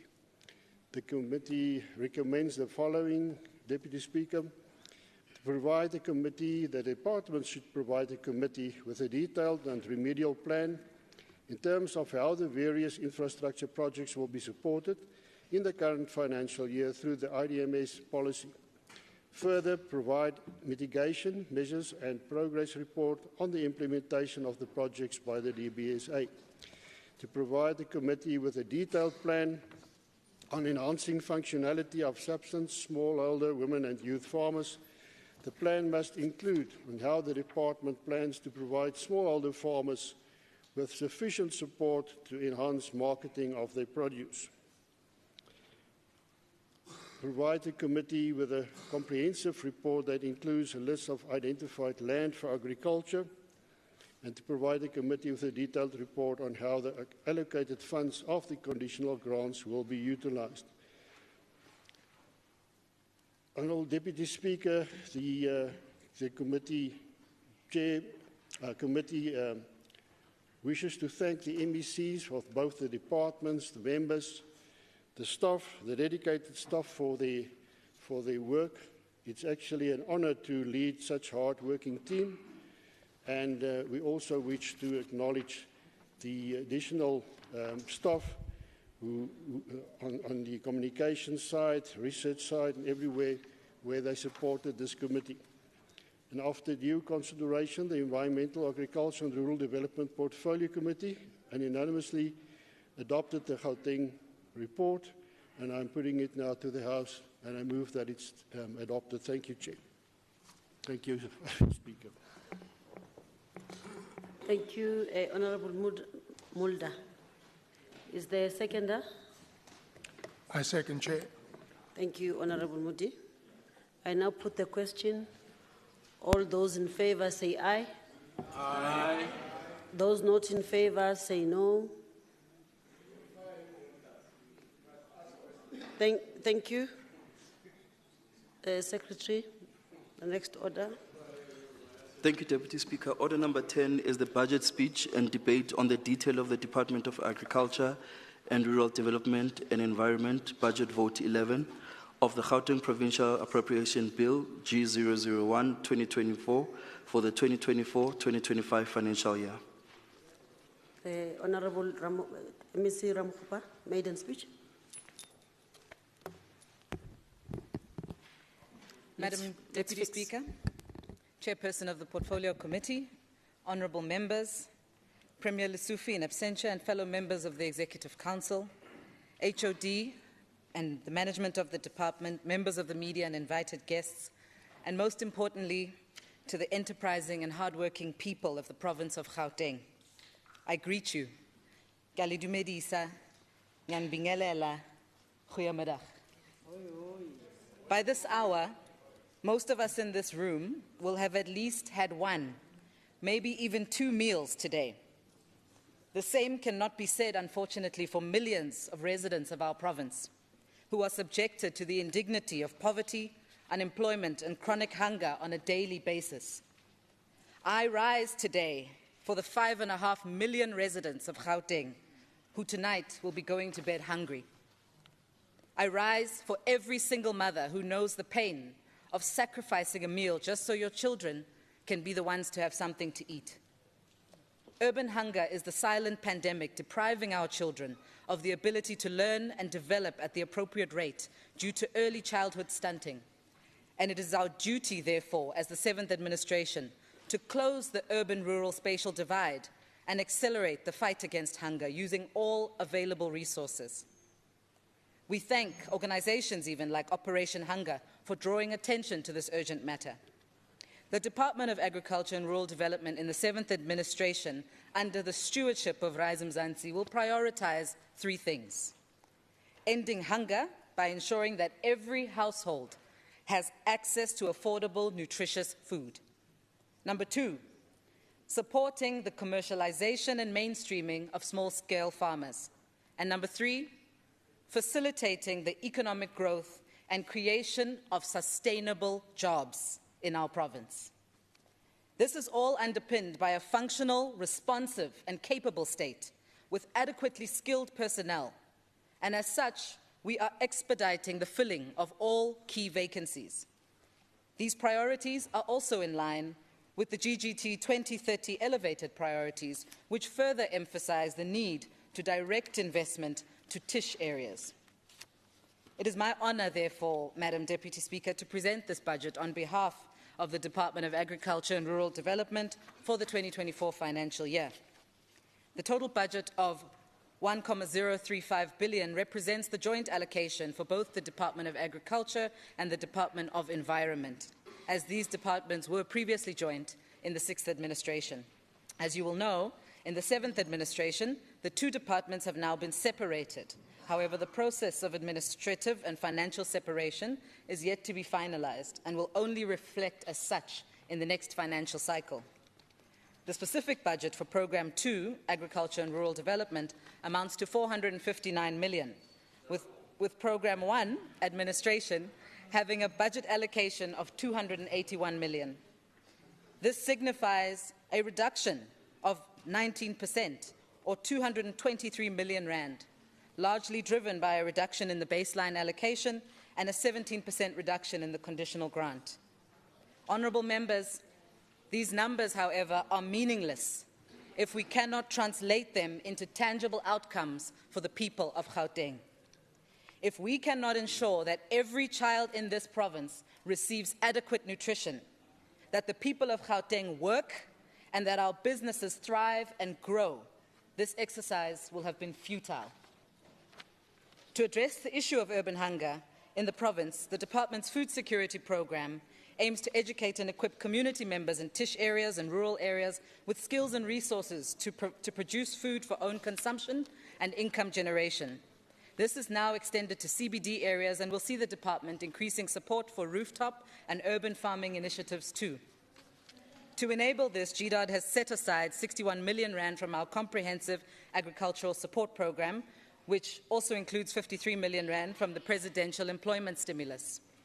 This budget alone, allocated to the department, obviously isn't enough to solve the hunger problem.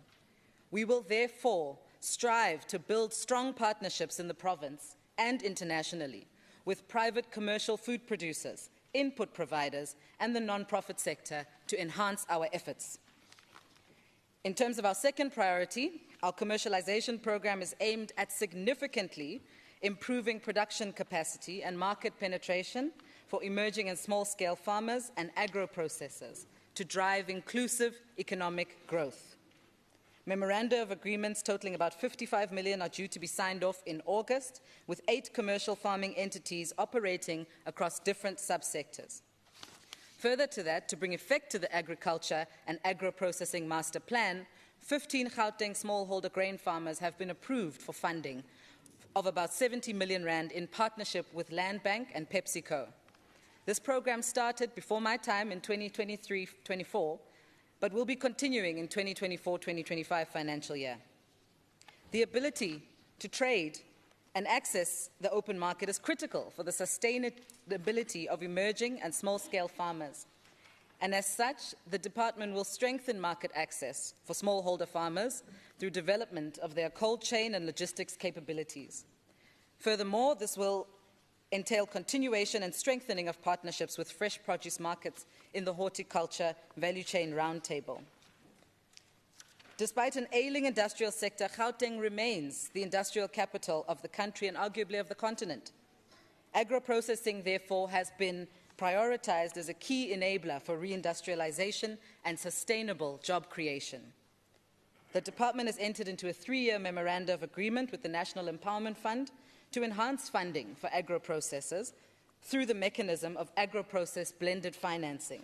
This will assist the department to leverage funding from other institutions for the commercialization of agro-processors. The department, in collaboration with South African Poultry Association, is also close to completing the development of an egg aggregation pack station. This will be completed by September.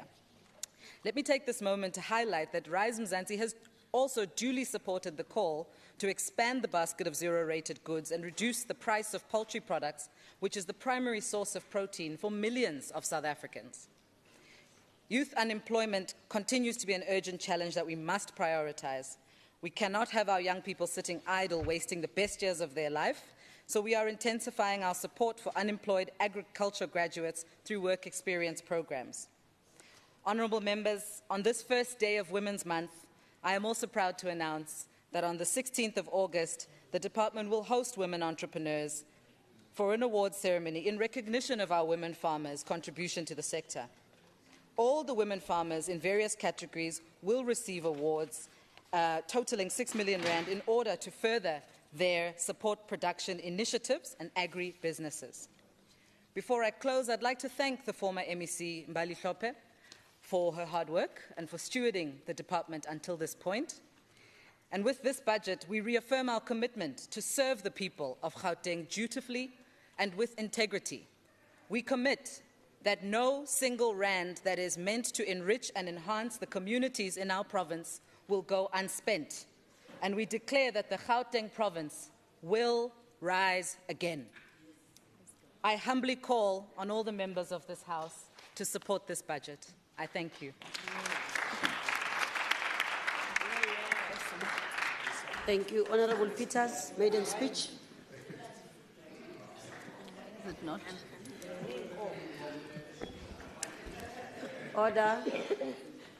Honourable Deputy Speaker, Honourable Speaker and Honourable Premier in absentia, Honourable members of the Executive Council, Honourable members of the Legislature, Head of Department and Senior Management of the Department, distinguished guests. Good day. Sani Bonani, goeiedag. Goeiedag. I would like to firstly express my sincerest gratitude towards God for entrusting us with the responsibility to serve His people. I stand with a humble heart, make it known that the journey ahead of us comes with great excitement and its fair share of environmental challenges. Allow me to begin by acknowledging the decisive leadership of our Premier, Honourable Panyaza Lesufi, in setting up a provincial department responsible for environment in line with Priority 7 of Sustainable Development for Future Generations in the Gauteng Provincial Government. Onze Premier Baizani. I would also like to extend my thanks to the former MEC, Mbali Hlophe, for her dedication and work as well within the department.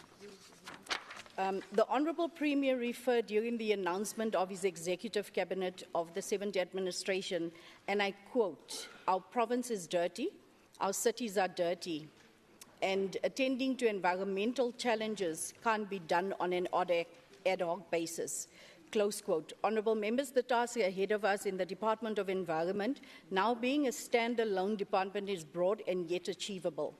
We are mandated by Chapter 2 of the Constitution of the Republic of South Africa, the Bill of Rights, Section 24, which asserts that everyone has the right to an environment that is not harmful to their health or well-being, and to have the environment protected for the benefit of present and future generations. The Constitution requires us to effect this environmental right through reasonable legislative and other measures that prevent pollution and ecological degradation, promote conservation and secure ecologically sustainable development as use of natural resources while promoting justifiable economic and social development. The mandate of the Environment Department translates into a practical approach that responds to the effect of climate change, deal with industrial and household air pollution, promote sustainable waste management, promote conservation and biodiversity, ensure that regulatory efficiencies in environmental impact assessments and ensure sustainable development, promote environmental awareness and education, ensure livelihood through environmental programs, conserve heritage of our province, and ensure environmental compliance and monitoring and enforcement. As we meet here today, 9 days ago, the President of Ramaphosa signed the Climate Change Bill into law. Climate Change Act 2024, this pivotal legislation is designed to define, manage, monitor, and implement South Africa's response to climate change. Gauteng's response to the climate change should be tangible and reflect a fair contribution to the reduction of greenhouse gas emissions as South Africa committed in the Paris Climate Agreement of 2015. During my first 30 days in office, my team and I have already engaged on the following priorities in a focus-based approach. Number one would be climate change, biodiversity, waste management, protection of nature reserves and heritage sites. It is therefore paramount that we continue to strengthen environmental policy and planning with strict timelines attached to key priorities. The Bondleki Buthu Cleaning and Greening campaign has already yielded expectations within the province. We are continuing our quest to maximize resources for cleanup efforts whilst ensuring operational efficiency to tackle environmental issues. The Gauteng Department of Environment is a newly established department. The Office of the Premier is finalizing the proclamation for this department. It should be noted at the time of budget allocation, the Gauteng Department of Agriculture, Rural Development, Environment, GDAT, was not split into two departments. The allocation was just over 1 billion rand, and this allocation covers the two departments.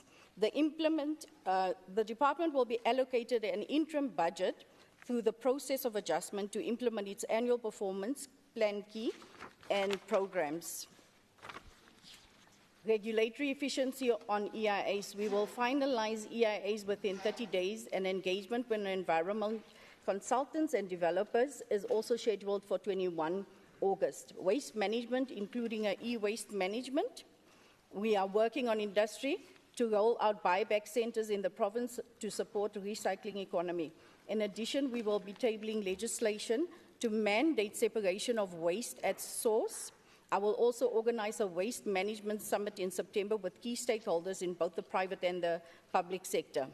We are collaborating with Kochta and the private sector players on the old CBD's revitalization program. The Bondleki Buthu will undertake the 18 CBDs in this program. Under sustainable development, Madam Deputy Speaker, we will be supporting roads and transport industry, human settlements, and other sectors on the energy and water efficiency. We will also increase the current 400 companies' participation in the Gauteng Industrial Symbiosis Program. Nature and ecological preservation. We are finalizing the plan to commercialize the Suikerbos Nature Reserve. This will serve as a blueprint for commercialization of other reserves. Compliance and enforcement. We are strengthening the green scorpions to ensure compliance and enforcement in the province. We will not tolerate a culture of pollution, non-compliance to legislation and ecological degradation by industry. Additionally, the Department of Green Scorpions will maintain COVID surveillance operators. Job creation, environmental programs. The Bondleki Buthu remains a flagship EPWP an employment program of the department. This is a cleaning and greening program to tackle illegal dumps and littering in the province. This program is intertwined with the great army that it created more than 8,000 jobs in the last financial year. This 5,219 jobs have been created through programs. The Bondleki Buthu program will continue focusing on ensuring cleanliness in townships, informal settlements, hostels, and central business districts. Madam Speaker, in conclusion, it's abundantly clear that we cannot execute this broad mandate with the provincial fiscus only. We will therefore partner with private sector, especially producer responsibility organizations, municipalities, NPOs, NGOs, faith-based organizations, and women as well as youth-led organizations for climate change, sustainable waste management, and effective job creation. This we can achieve only through a multidisciplinary approach that leverages private and public sector in action. With that, Madam Deputy Speaker, it is my humble request to the House that they will support the budget. Salute.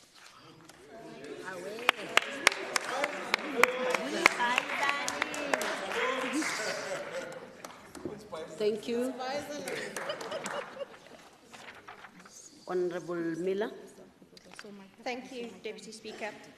The agricultural sector plays a crucial role in the South African economy as a contributor to food safety, an earner of foreign exchange, a source of employment and capital, a buyer of goods, and a provider of inputs to the manufacturing sector.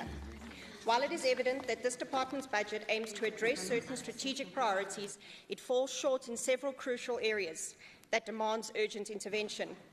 The total allocation for the Gauteng Department of Agriculture, Rural Development and Environmental Affairs has been drastically reduced by 19%.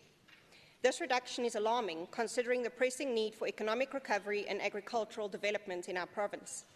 A decrease of this magnitude undermines our efforts to foster sustainable growth and support our farmers in the most populous province.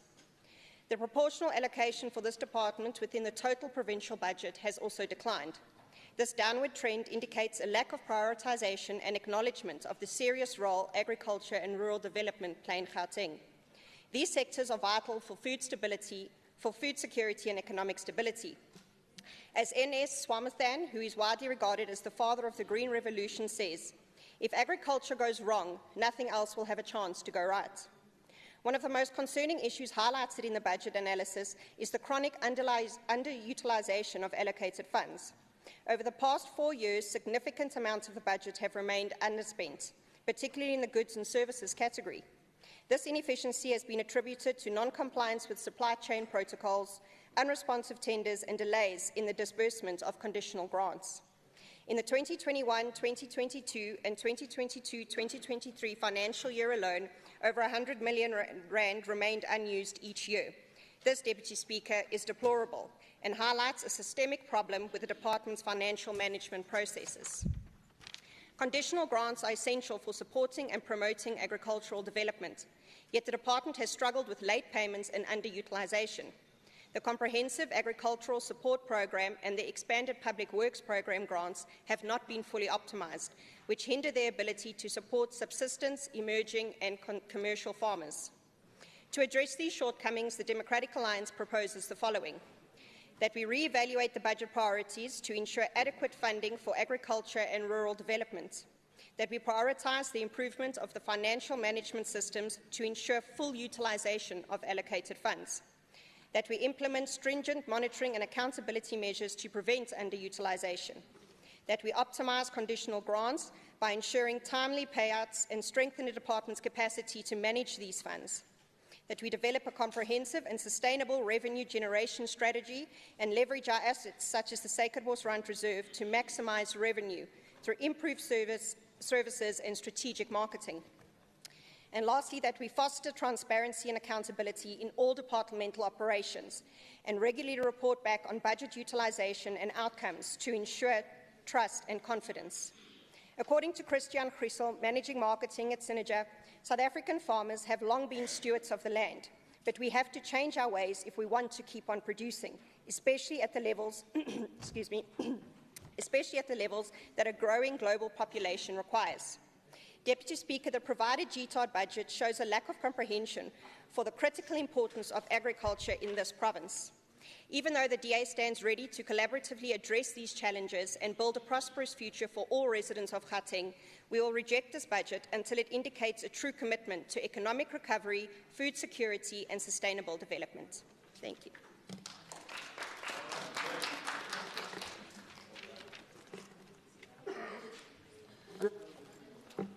Thank you very much, Speaker. Greetings to the EFF caucus, led by Philip Makwala, the party leader. Speaker, if we were to characterize environment, agriculture, as well as rural development in Gauteng, we would have to use the analogy of a stationary, broken-down car, Skorokoro, that broke down years ago. Yet, the car still takes up a considerable sum of money annually. This is the character of a department engulfed in stagnancy, similar to a broken-down car being unable to reach its set destination through its failures to meet its own set targets. Such is reflected in how the budget allocation for this financial year saw a 19% decrease, leaving it at just 1.03 billion. The downward trend is consistent with the department's failure to utilize operational budget to carry out its mandate and fill critical directorship vacancies for SCM, which have remained vacant for over a year, contributing to the failures of this department. Such failures are exemplified in one of the several blind spots of the department, infrastructure development. This is despite an allocation towards the recruitment of infrastructure professionals. The department seems to particularly struggle around the completion of infrastructure projects, like the Seiker Bos Rand Nature Reserve bulk infrastructure project, which has been ongoing for 14 years. Project either remains incomplete or are completed long after their specified timeframes, like the Agri-Park projects. The budget presented fails to adequately present the challenges of farmers who have been struggling from the persistent underspending of this department, as well as the late appointments of service providers and the substandard quality of their work towards farmers. The economic freedom fighters advocate for the state to provide maintenance support to farmers in a timely as well as efficient manner. The EFF also has called for great financial and equipment support towards emerging farmers, as this would remedy the department's inability to develop and commercialize small-scale farmers. The litany of the failures of environment, agriculture, as well as rural development in Gauteng reflected in the budget also extends towards the conditional grants of on the agricultural industry, which the department has been failing to utilize. We raise concern on the effects of this on food security across the province, particularly in the context of newly configured functionaries of environment, agriculture and rural development, where agriculture and rural development have been established as stand-alone departments. It remains to be seen if this department will employ this conditional grant in delivering on its mandate of curbing urban hunger, as well as establishment of state farm. The departmental budget for environment, agriculture, as well as rural development has once again shown that the Gauteng provincial government is not adequately prepared to absorb the shocks of global warming, as well as sufficient climate mitigations measures outside of emission monitoring. The budget also fails to acknowledge the dire state environment, agriculture, as well as rural development finds themselves in. It is for these reasons that we submit that this budget falls short of addressing the structural challenges of this department and is therefore inadequate. I thank you, Speaker.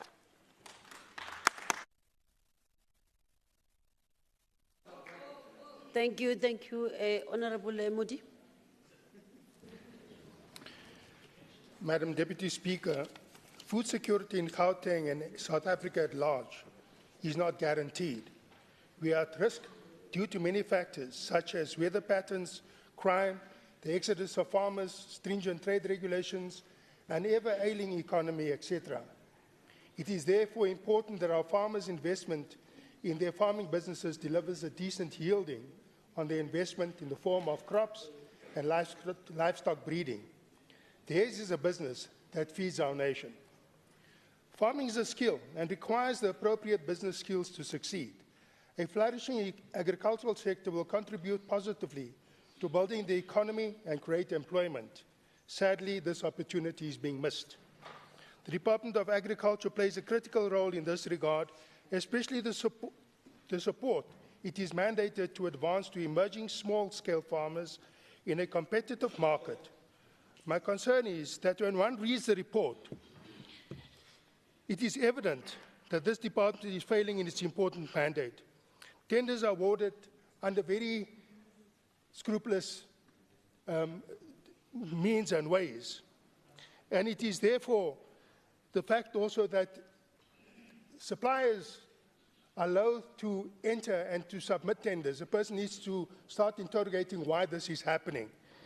It is very clear that money that is earmarked to assist struggling farmers is returned due to underspend when suppliers are not interested in submitting such tenders as well. It would therefore come across as if the senior officials in this department are failing in the execution of their duties and responsibilities. They should do a deep introspection and ask themselves why they seek employment in this department and administration in the first instance. Is it merely to earn a salary and to make a living? Or is it really to contribute to the service of our people here in Gauteng? You see, when we as public representatives and administration don't do what we are called to do, we will not succeed. I'm an ardent nature lover, and this province of ours, quite frankly, has become a dumping ground. Our air pollution, our water pollution is at standards quite frankly never competent and does not meet any standards whatsoever. Umfuleni is a case in point, where sewer runs freely down the streets and children play and grow up in that environment. The Vaal River has become, quite frankly, a river of sewer. I almost said shit, but it wouldn't be appropriate to do so in this House. So it cannot be business as usual. The people have spoken when they cast their vote a few weeks ago. They demand change. They deserve better than what they have been receiving over the past 30 years. And I'm glad to hear that the MEC is prepared to rise to the occasion. And the other MEC suddenly buys out when it comes to dealing with issues. Thank you, Honourable Member. I sincerely hope that you two have not taken on a poison chalice. Thank you, Honourable Member. Unfortunately, we won't be able to support this budget, as ActionSA.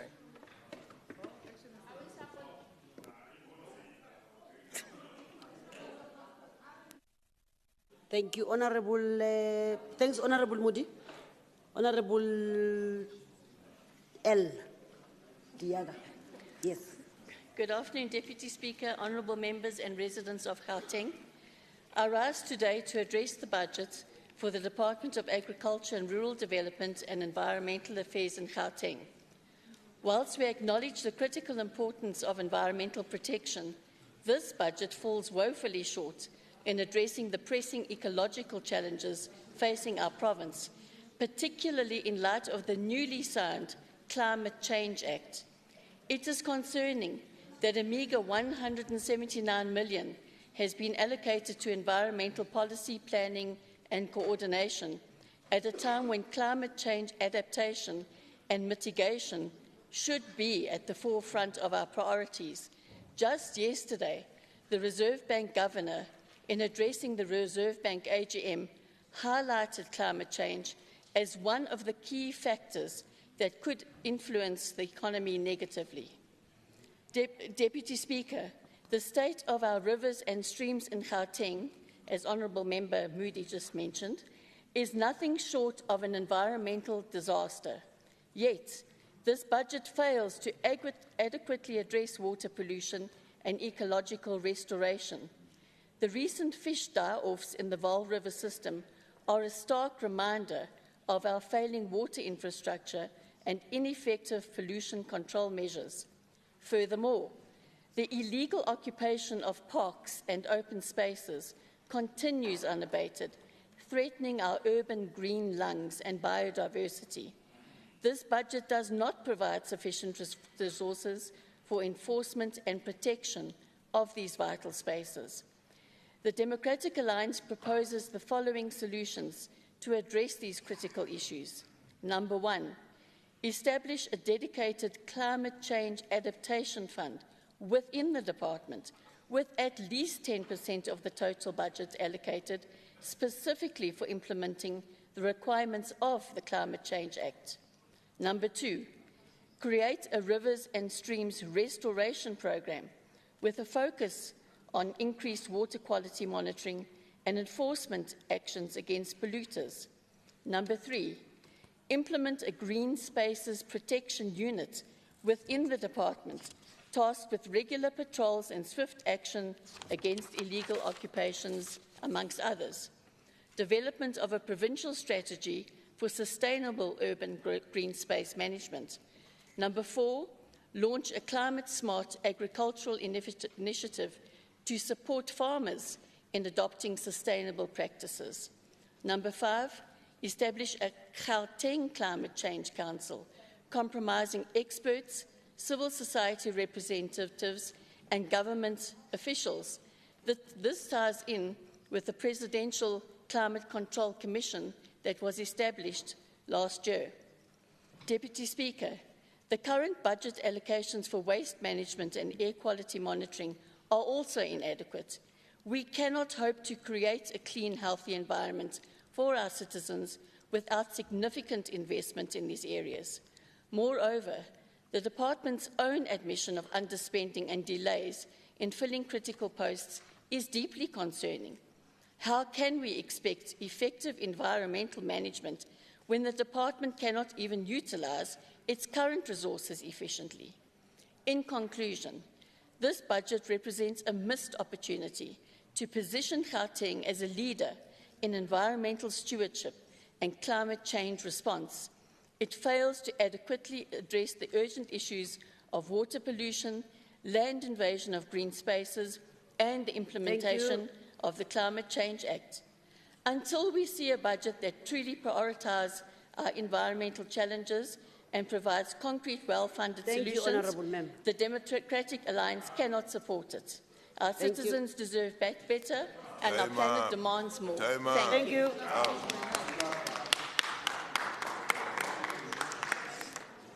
Honorable Mukherjee.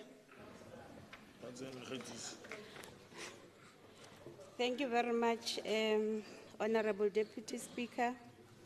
Greetings to Madam Speaker and the Deputy Speaker, Honorable Premier, the Chief Whip of the Majority Party, members of the Executive Council, honorable members in this House, comrades and friends, residents of Gauteng, ladies and gentlemen. Thank you very much, Madam Speaker. It is a privilege to participate in this budget vote of 2024-2025 debate for the Department of Agriculture, Rural Development and Environment. Today, as we debate this budget vote, I am reminded of José Martí, the Cuban revolutionary poet and a leader of the fight for Cuban independence, once said, open and close quote, "To plant a seed is to believe in tomorrow." In Gauteng, this quote embodies our commitment to agriculture and sustainable development. In Gauteng, the quote perfectly captures our commitment to agriculture and sustainable development. Imagine a young farmer in a rural village planting a seed with a great care and hope for a future harvest. Investing in agriculture today addresses both immediate needs and long-term goals, ensuring that agricultural sector remains strong and capable of meeting future challenges. Our dedication to nurturing these seeds will lead to flourishing farms and thriving communities throughout Gauteng. Madam Speaker, the Department of Agriculture and Rural Development is essential in empowering our communities and enhancing food security. For instance, the Land Care Program Act, as a protective measure against land degradation, ensuring that our agricultural land remains healthy and productive. Effective land management not only tackle current environmental issues, but also secure benefits for future generations. By distributing nitrogen-fixing crops like legumes, we provide farmers with the tools needed to improve soil fertility and increase crop yields. This support is critical for maintaining a robust agricultural sector that can sustain the growing population of Gauteng and ensure food security for all. Consider the NASISPAN EPWP, the Green Army program, which generates employment opportunities while promoting the environmental conservation.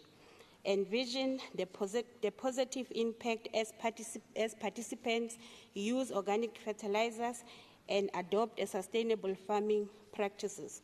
This initiative not only creates jobs, but also fosters greener, more resilient farming methods. Integrating job creation with environmental responsibility helps to build more sustainable and robust agricultural sector in Gauteng, benefiting both the economy and the environment. Participants gain valuable skills while contributing to a greener future, reflecting our commitment to a sustainable development. Madam Speaker, the agro-ecosystem management is another vital focus of our department. Imagine a farmer who learns to adopt to adapt their practices through disaster risk awareness campaigns, equipping them to handle climate change effectively. These initiatives serve as a safety net, helping farmers to prepare for and mitigate risk associated with changing weather patterns. Building resilience through education and preparedness ensures that agricultural sector remains robust and capable of providing a stable food supply. This proactive approach is crucial for safeguarding the future of Gauteng's agricultural landscape and securing livelihoods of our farmers. Despite our progress, there are also challenges, Madam Speaker. Visualize a farmer struggling to meet the requirements for financial support, such as providing audited financial statements. Our targeted training programs are designed to address these challenges, offering workshops where farmers can gain skills in business management and record keeping. This support empowers them to overcome financial barriers and enhance their agricultural operations. Strengthening these skills not only support individual farmers, but also reinforces the overall stability and success in Gauteng's agricultural sector. Our collection efforts in training and support play a critical role in overcoming these obstacles. Veterinary services are crucial in townships where pets and livestock face health challenges due to overcrowding and limited medical care. Ensuring access to veterinary services helps prevent and control spread of diseases that could impact on both animals and humans. Effective veterinary services care is essential for maintaining animal health and preventing outbreaks that could affect public health. By addressing these needs, we improve the well-being of animals and their owners, contributing to the healthier and more resilient community. These services play a vital role in safeguarding both animals and human health. Madam Speaker, the Premier recently stated in his address, he emphasized the importance of combating urban hunger and improving school nutrition. Imagine in a classroom where every child receives nutritious meal, enhancing their health and learning abilities. The initiative will significantly impact urban areas, reducing hunger and promoting equity. As we move through the 7th administration, continuing to build the past achievements is essential. Addressing urban hunger and enhancing school nutrition will also ensure that every child has the opportunity to thrive and contribute positively to our society. These efforts will create a lasting improvement in the lives of our urban communities. As we celebrate Women's Month, Honourable Speaker, acknowledging the contribution of female farmers is crucial. These women are key players in our food distribution and agricultural development. Just as the women of 1956 bravely marched to demand their rights, today female farmers are making strides in advancing food security and rural development. Their resilience and dedication reflects the spirit of those pioneering women who fought for justice and equality. Imagine a female farmer who through her hard work ensures that our communities are well-nourished and resilient. Celebrating and supporting these remarkable women is essential for driving progress and enhancing food security in Gauteng. Madam Speaker, today's debate highlights a crucial moment for agricultural sector. The Department of Agriculture and Rural Development is not merely managing resources, but actively sowing the seeds for future prosperity, from addressing land degradation to supporting farmers with necessary resources and training. We are laying a strong foundation for a long-term success. As we transition through the 7th administration, our collaborative effort will shape a resilient and flourishing agricultural landscape in Gauteng. As I conclude, Honourable Speaker, I would like to acknowledge the Premier of Gauteng, the two MECs and my colleagues in the committee for their commitment in their invaluable contributions and dedication. Your efforts are instrumental in driving progress and achieving our shared goals. Supporting the Department's budget for 2024-2025 budget vote is a commitment to advancing growth and sustainability. I thank you, Nyabong.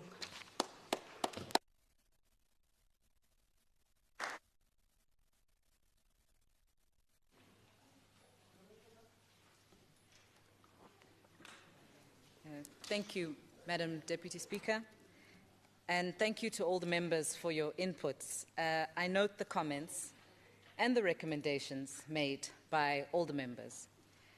I thank all those who have supported and also those who have raised the challenges and highlighted sharply some of the areas of concern. We take heed of all those issues, and we will endeavour to demonstrate the RISE difference by expeditiously addressing the issues of poor management of grants, of late submission and late payment, and even some of the issues around financial mismanagement. I will not attempt to respond individually or to necessarily account for many of the challenges raised. However, I will make a commitment to this House that we will take the concerns that have been raised and ensure that we can register progress in this financial year. What I will also say is that a nation that cannot feed itself can never truly enjoy freedom. I reiterate that our focus at this point in time must be in ending hunger and ensuring that we work collectively and cooperatively to resolve the issue of chronic hunger and poverty in our province. We are willing to work with all members in this House, those within the government and those even in the opposition benches, but we call for a spirit of constructive opposition. We cannot be opposing simply for the sake of opposing. And I call on a new brand of politics, a mature politics and a politics that seeks to put the people first. We are in unprecedented times, and this calls for unprecedented behavior. And I call on the members of this House to continue to work together to ensure that the people of this province, of the Gauteng province, can benefit from this 7th administration and can rise again. Thank you.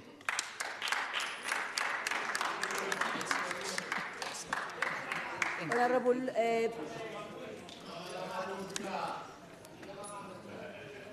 Madam Deputy Speaker, members of the House, I also acknowledge all the recommendations and we appreciate the recommendations as well. I will just deal with some of the questions and comments that were made. The challenges of the bulk infrastructure challenge that we are facing at Suikerbosrand is historic, and at the moment that's why we are commercializing and to obviously attract private sector investment, right? The air pollution is a factor of industrialization. We are working with national departments to monitor industries, Ekurhuleni and Imfuleni. We are also partnering with Kochta to assist the municipalities with the waste management problems that they are facing at the moment. So Kochta will assist the Department of Environment with that. When it comes to the proposal about the DA on the Committee for Climate Change, just to mention to the House, there is already such a committee of 18 members of professionals in that committee, and that committee is basically chaired by the Premier as well. In closing, I would also like to add to say that it's not business as usual within the legislature.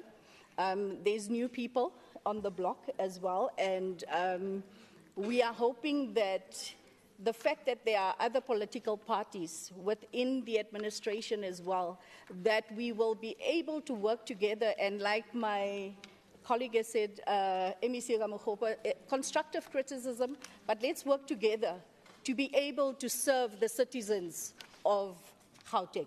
Thank you. Thank you, Honorable Peters. Secretary, the next order. Thank you, Deputy Speaker. Order number 11 is the consideration of the Infrastructure Development Portfolio Committee's Oversight Report on the detail of the Department of Infrastructure Development Budget Vote 15 of the Gauteng Provincial Appropriation Bill G001-2024 for the 2024-2025 financial year.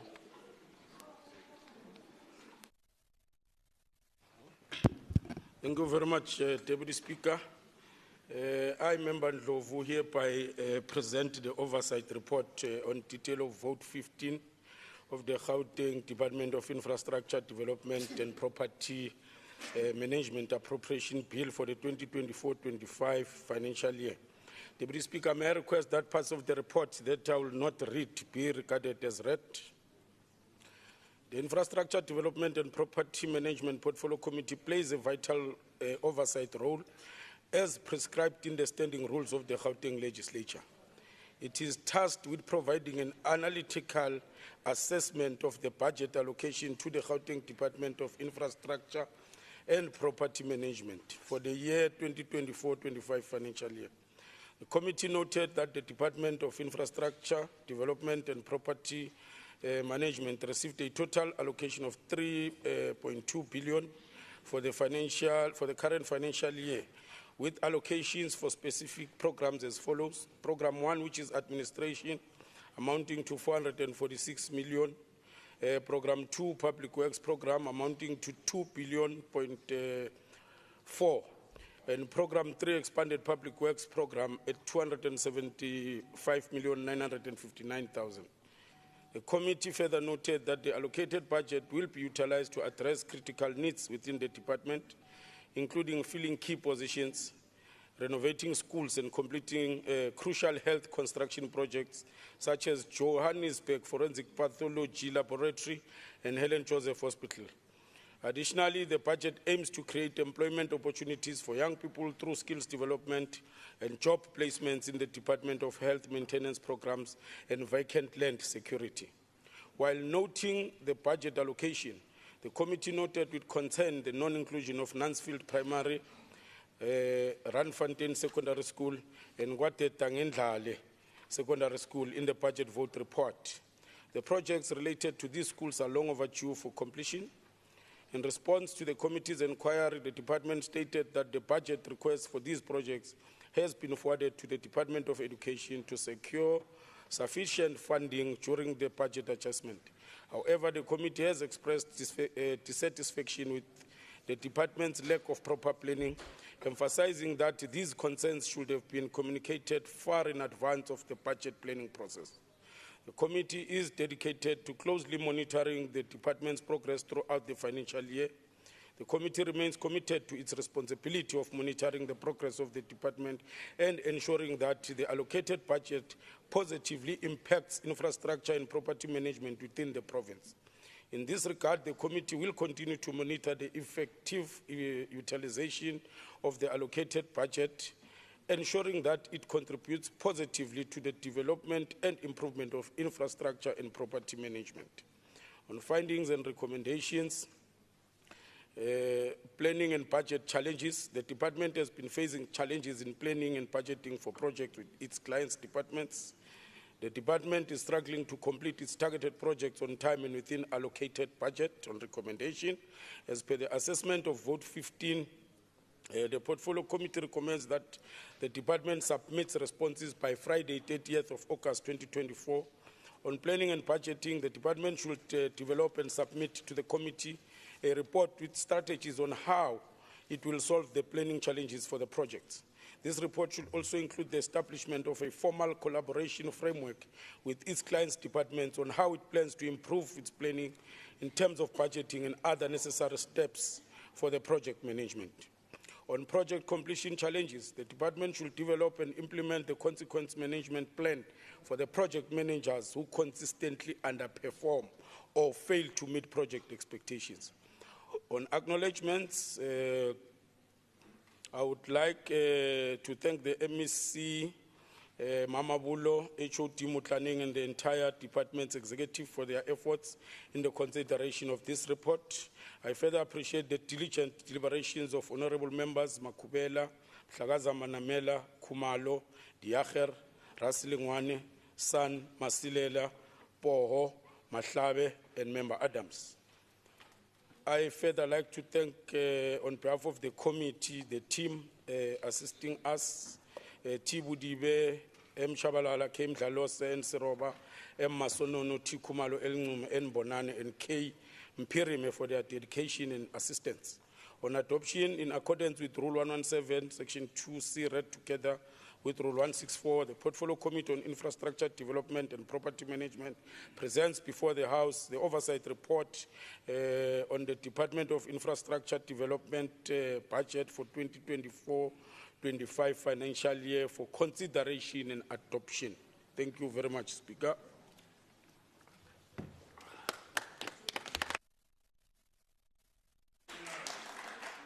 Thank you, Honourable Member. Is there a seconder?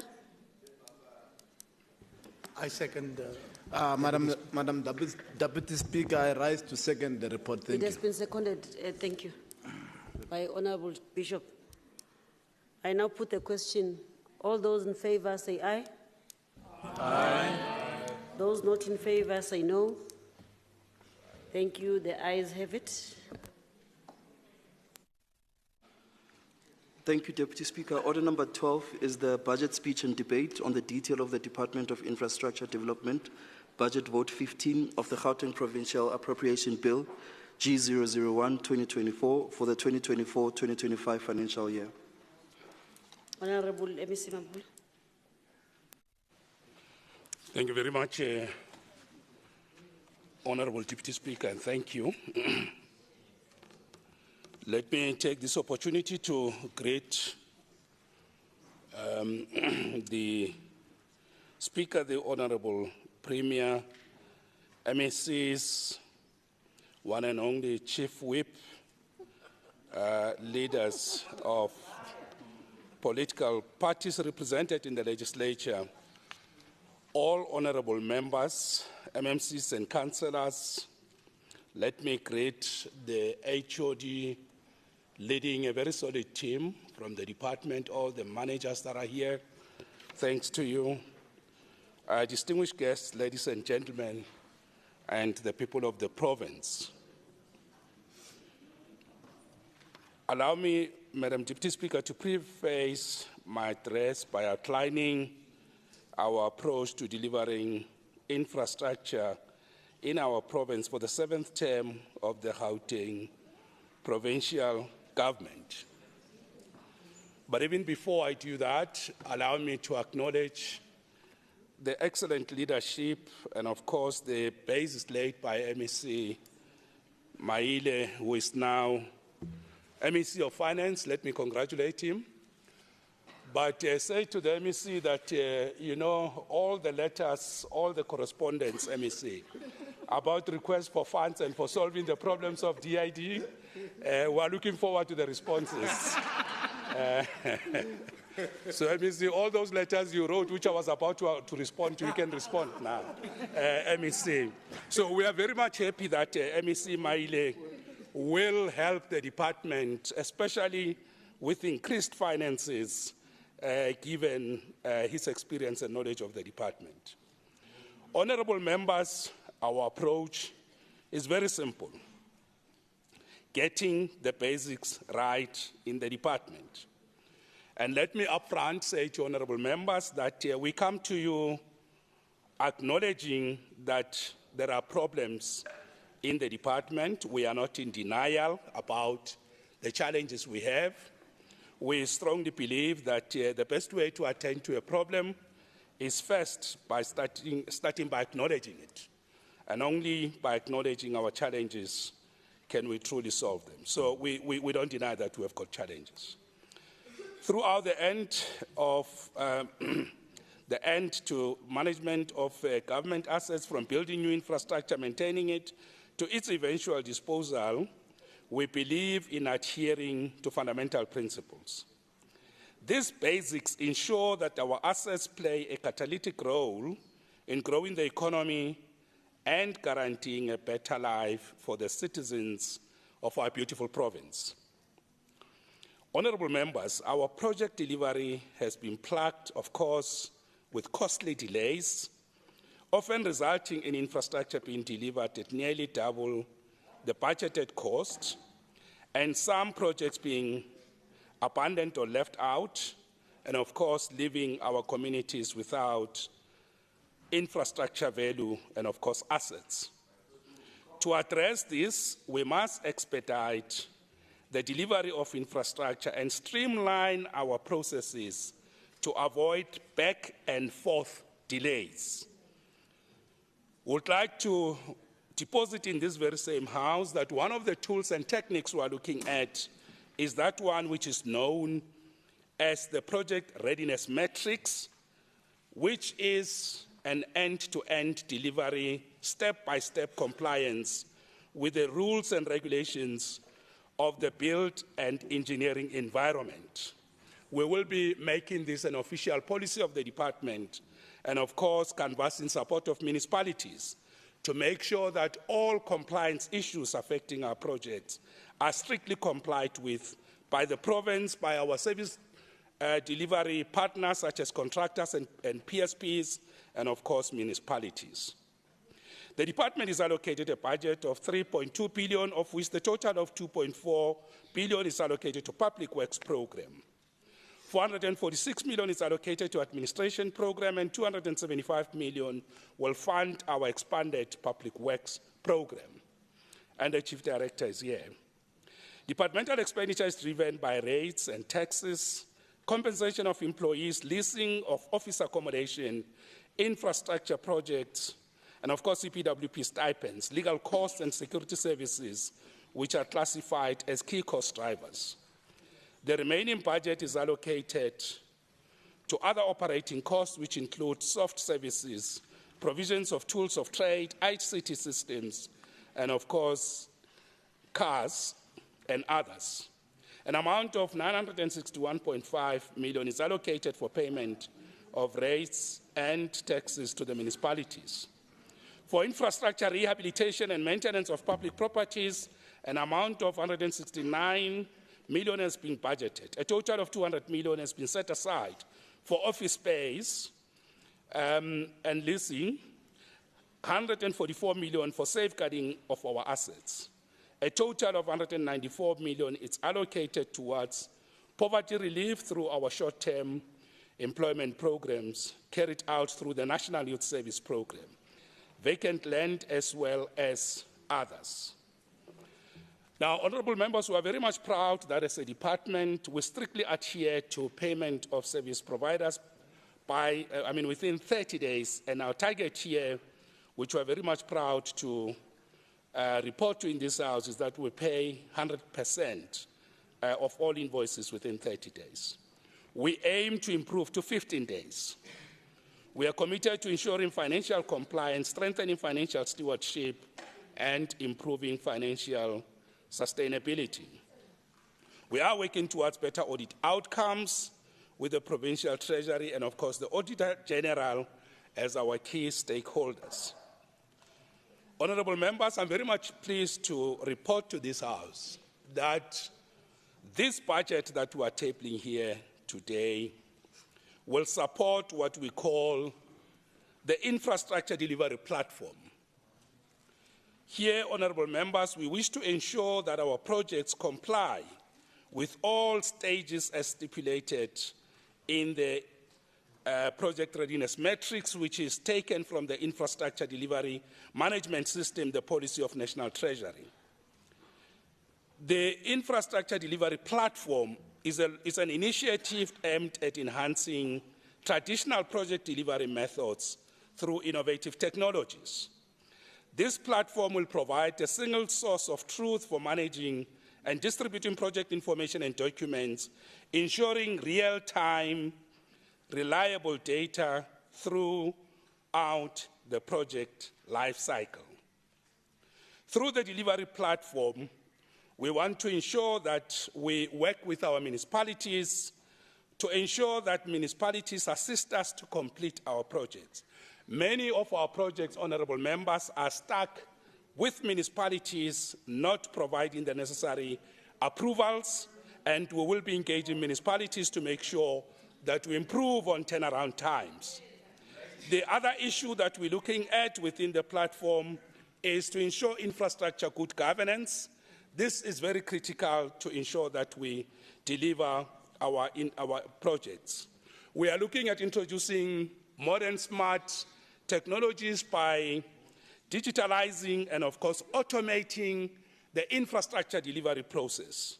With this, honourable members, we want to make sure that in order to support transparency, openness, and, of course, accountability, we believe that it will be critical to put infrastructure data in the palm of each one who need that data's hands, in the palm of their hands, and make sure that right on the digital platforms and, of course, on cell phones, you can easily access project information and data.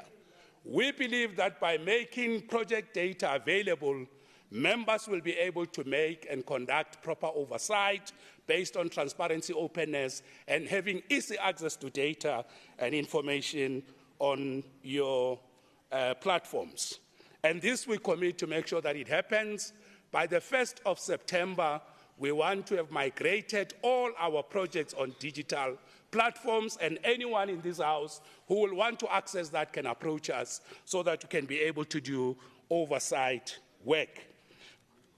Honourable members, we're also looking at empowering small, medium, micro enterprises. We're looking at our property and asset management, and of course, we seek to ensure that we look at the seat of the provincial government and treat it as a precinct. We want to ensure that we treat the provincial government offices as a single integrated precinct. Thank you very much, Honourable Deputy Speaker. Thank you. Honourable N. Tiaga. Speaker, please note that I'm supposed to have 5 minutes and not 4. I got the memo. Thank you, ma'am. Thank you, Deputy Speaker. Let me start by congratulating the ANC, placing 16 out of 7,000 of the most corrupt organizations in the world, according to my STIC Corruption Index. The Gauteng Treasury Socio-Economic Review and Outlook 2024 paints a concerning picture of slowing economic growth across our municipalities. The economic stagnation has profound implications for infrastructure development, potentially leading to reduced investment and increased strain on our existing infrastructure. In this context, one would expect the Department of Infrastructure to rise to the occasion. Regrettably, this has not been the case. The department has persistently underperformed, failing time and again on its key performance indicators. Projects are consistently not completed on time or within budget, indicating serious issues in planning, execution, and oversight.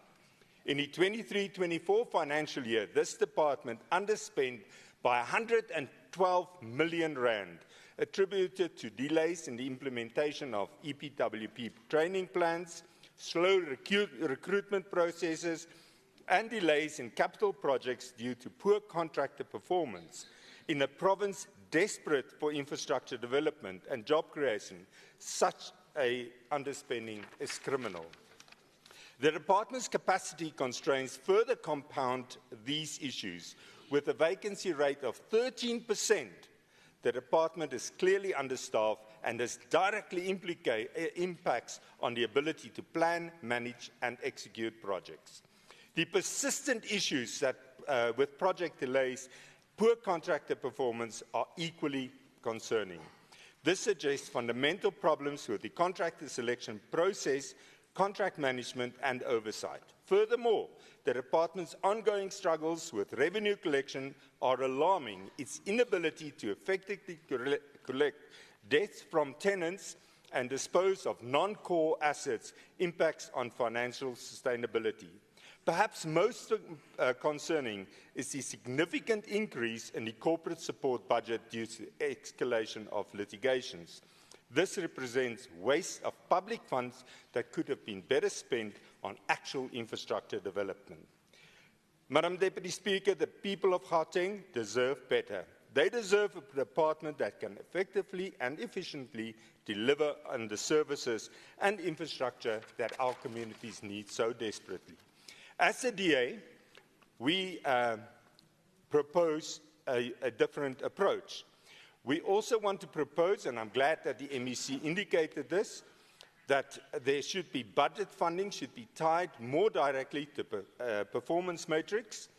We advocate for greater resources to be allocated to recruitment and training to address critical capacity constraints. We propose improved systems for contractor vetting, management, and performance monitoring. We propose increased funding for internal audit and anti-corruption units within the department to address the persistent issues of irregular expenditure and problematic tender processes. We also propose in investing in technology to improve project management, financial control, and overall efficiency where the department consistently underperforms. We propose considering the outsourcing to private sector entities with proven track records. We also propose that for a budget that prioritizes the actual infrastructure needs of our communities. MEC, you only need to ask the DA Minister for Public Enterprises or Public Works, Minister McPherson, how to run this department. These are the pressing needs that our infrastructure budget should be addressing. We need infrastructure development that support economic diversification and job creation, particularly with our youth. We need comprehensive urban planning and infrastructure development to prevent the proliferation of informal settlement and service delivery backlog. While we acknowledge the importance of infrastructure development, we cannot approve more funding for a department that has consistently failed to deliver on its mandate. Instead, we call for a complete overhaul of this department with stricter oversight measures, specific performance targets, and structural reforms. The people of Gauteng deserve a world-class infrastructure that supports economic growth, job creation, and improved quality of life. They deserve a department that can deliver on this promise efficiently, effectively, and transparently. Until we see a budget and a plan that can achieve such objectives, we cannot support the budget. I thank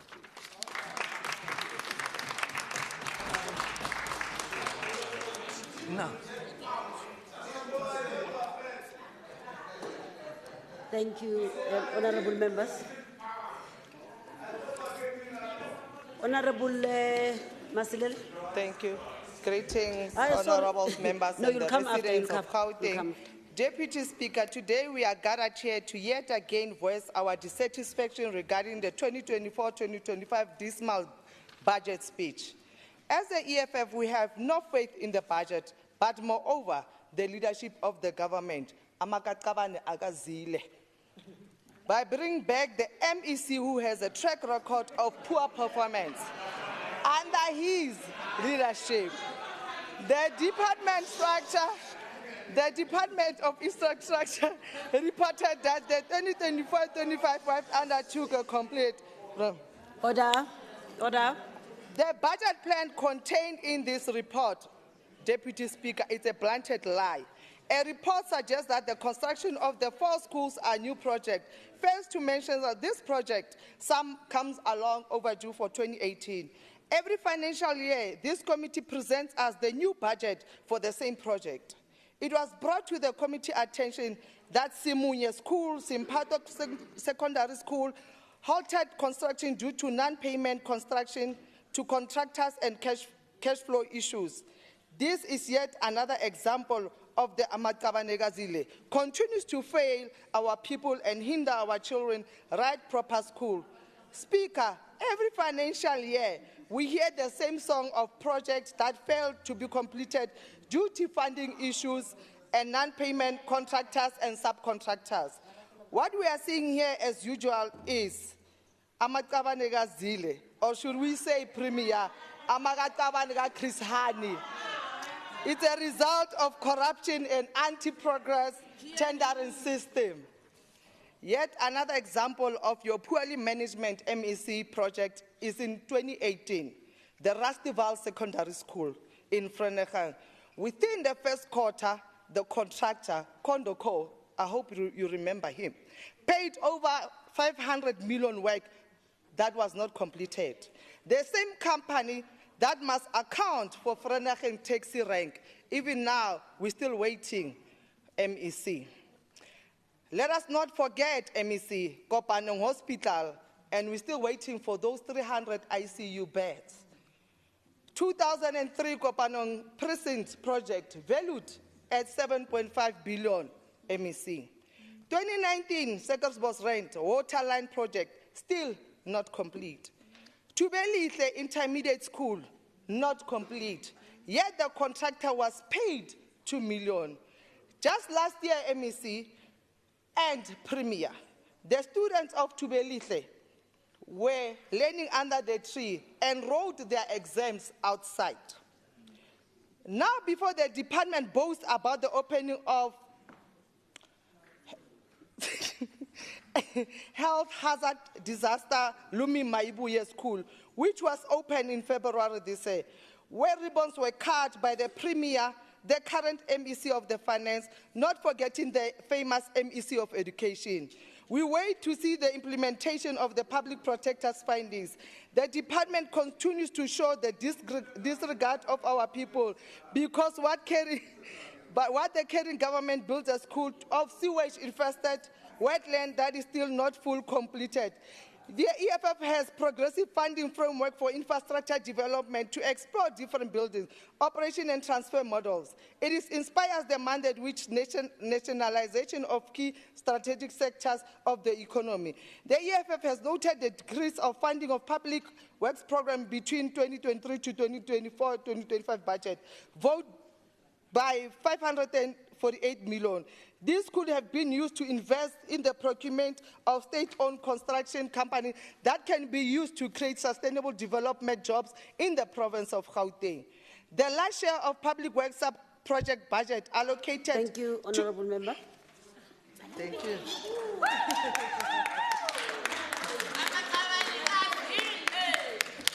Honourable Gobeni. Yeah, thank you very much, Deputy Madam Speaker. I think. Thank you. Thank you very much, Deputy Madam Speaker. I think Honourable Masilela has covered some of these projects. It's a long list of projects that have been left by the department incomplete and all that. I mean, who can forget the Nansfield Primary School in Eldus? Who can forget the Gauteng South Clinic in Carltonville? Maibuye Clinic there by Manzeville in Krugersdorp. It's really a long list. It's embarrassing to actually go through them. But the MEC says he's bringing new ideas, technology and all that. Of course, we will want to give you an opportunity to do so. But the first opportunity that you have to demonstrate a political will to deal with these matters is the report that is sitting with you now that Honourable Masilela spoke about from the Public Protector. That report speaks about the maladministration that cost over 10 million of taxpayers' money in regards to that Maibuye school that is famous, that has been spoken about. So the question is, what are we going to do with that report? Because people need to be held accountable, we need to see consequence management, and we need to see people being arrested who have committed fraud in that regard. I think, Honourable Madam Speaker, we all agree that the bedrock of economic growth is infrastructure development. But you see, with this above-mentioned infrastructure project, it's more than just growing the economy. These projects are mostly about giving dignity to our people. These are hospitals, these are clinics, these are primary schools, high schools, where we have to take our children out of the inhuman containers that they are currently learning under. It's winter now. Most of them had to learn under these conditions. And it's because of people who are sitting in offices who should be doing their work, but instead they are doing something else. I think it's very important, MMC, now that we are getting into the department, to help all of us to really fix this mess, because the mess is really disappointing and actually embarrassing. Thank you very much. Thank you, Honorable Ngobeni. Honorable Raslingwane.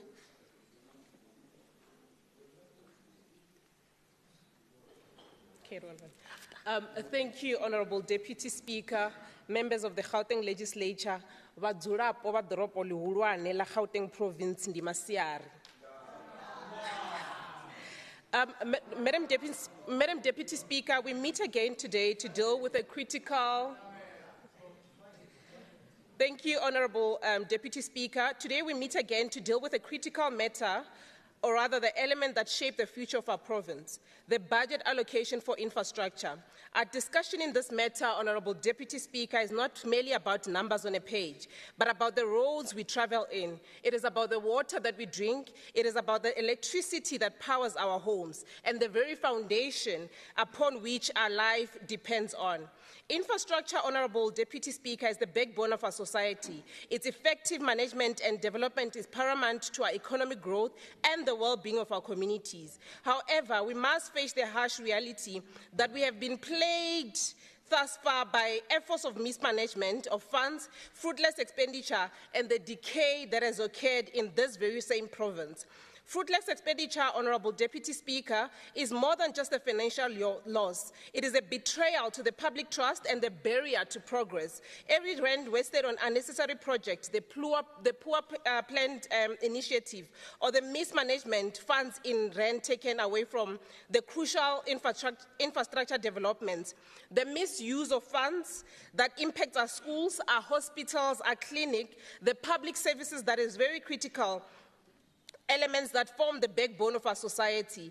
Imagine, Honorable Deputy Speaker, a young student attending a school that sits with a leaking roof, a school that they have to share a class over 70 students in the same class, inadequate facilities that we often find our children subjected to, the outdated resources that our children are often subjected to. These children, full of potential, are denied a conducive learning opportunity, yet the politicians seated on this platform have the necessary tools to take their children to the private schools. Madam Speaker, it is shocking that this department continues to underperform, failing to meet key performance indicators, yet hospitals and clinics are overcrowded. This is a reality and a daily reality that the black people, that those that are in power claims to represent. We have mothers that continuously to give on pavement. We have mothers that gives a birth on inside the car. We have mothers that lose job opportunities simply because they can't make it to work because of the decay of the road conditions in this province. Madam Speaker, it is heartbreaking losing a loved one because they couldn't make it to hospital due to the delays in service delivery that this province or this government continuously subject the people of this province to. Beyond the economic implication, Madam Speaker. Thank you.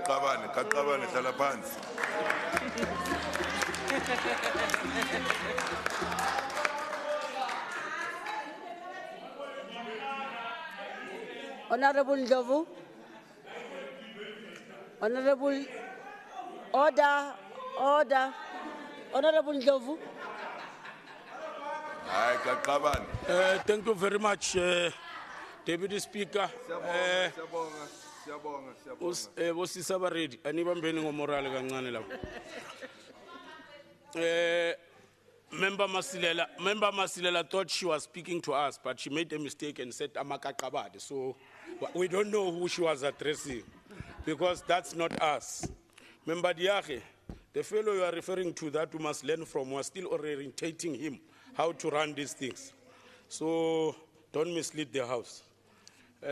Chief Whip Umfelanda Onye Wamampela, Premier of the Province, Chair of Chairs, I greet you.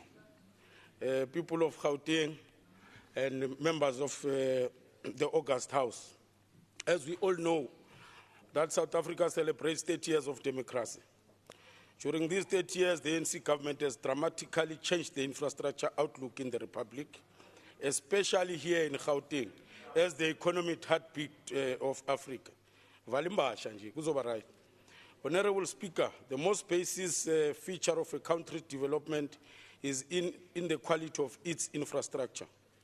The good story, the ANC would not be possible had we not constructed quality schools, had we not built libraries, sports infrastructure, world-class roads, youth centers, state-of-the-art hospitals, clinics, rehabilitation centers, orphanage homes, early childhood development centers, and not built houses for the Gauteng poor population.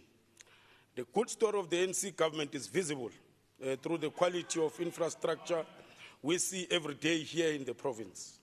In the 7th administration under the government of provincial unity, the ANC will work even harder to preserve its good legacy of quality infrastructure, and most importantly, do more to build a Gauteng that is a destination of choice for investors. The ANC understands it's better that infrastructure is a key driver of investment. Through quality infrastructure delivery, goods and services reach their destination as required. The schools of specialization built here in the province produce quality matriculants who go on to compete with their skills in the labor market after college or university. Residents of Gauteng do not stay far from health care infrastructure facilities. Mental health care and rehabilitation center facilities are easily accessible in townships of Gauteng. The youth of Gauteng and children have access to sport facilities and skills development centers constructed by the Gauteng provincial government. The Gauteng Department of Infrastructure Development has the highest number of skilled personnel within the built environment. As the custodian of the Gauteng provincial government properties and implementing agent for construction, must be supported and given the confidence to discharge its mandate. Speaker, we take pride on the works of the DID, such as prioritizing healthcare facilities on renewable energy solutions. The Green Park Clinic in Western Corridor, Sibukeng Zone 17 Clinic in Southern Corridor, Kekana Start Clinic in the Northern Corridor, the new maternity ward in Philip Moyo Clinic at Etwatwa are some of the great successes of the DIT. Chief Albert Lutuli School, Garankuwa Child and Youth Care Center, Bramfisher Primary School, and many others form part of the great story of success led by this African National Congress. We shall continue to improve the lives of our people even now under the government of provincial unity. As we perform oversight on the executive, we want to see that transformational targets are met and services are delivered accordingly. Infrastructure development is also a key pillar in the fight against unemployment. Contractors must be monitored to ensure that jobs are created for South Africans and locals especially. Local SMMEs must benefit from local development. Triple BEE targets must be realized so that the lives of ordinary South Africans, particularly the previously disadvantaged communities, must transform for good. Developers must form mutually beneficial relations with locals to ensure local beneficiation and avoid local resistance through protests. Legitimately registered businesses must extract value from the development of their communities if they are fully compliant. Both skilled and unskilled labor must be sourced from the locals if it exists. The Department of Infrastructure Development must create the conditions for new and emerging constructors to thrive and grow to become bigger role players in the built environment. Deliberate efforts will be made to ensure accountability and monitor the implementation of our policies. The ANC has crafted the best policies over the 3 decades. It is therefore very critical that this House performs its mandate diligently in order to ensure the seamless implementation of our great policies. The Gauteng mega projects are a visible success story of a great policies from this House. The illegal occupation and invasion of incomplete projects must be addressed speedily. The illegal occupation of government properties must be treated as crime as it is, even if the illegal occupants are government officials. Madam Speaker, we want to ensure that all incomplete projects are completed and consequence management processes are instituted on anyone who plays or played a role whose outcome is the non-completion of infrastructure projects, including taking action against officials who collaborate with non-compliant and corrupt contractors. We support the budget. Deputy Speaker, thank you. Honorable Kumalo.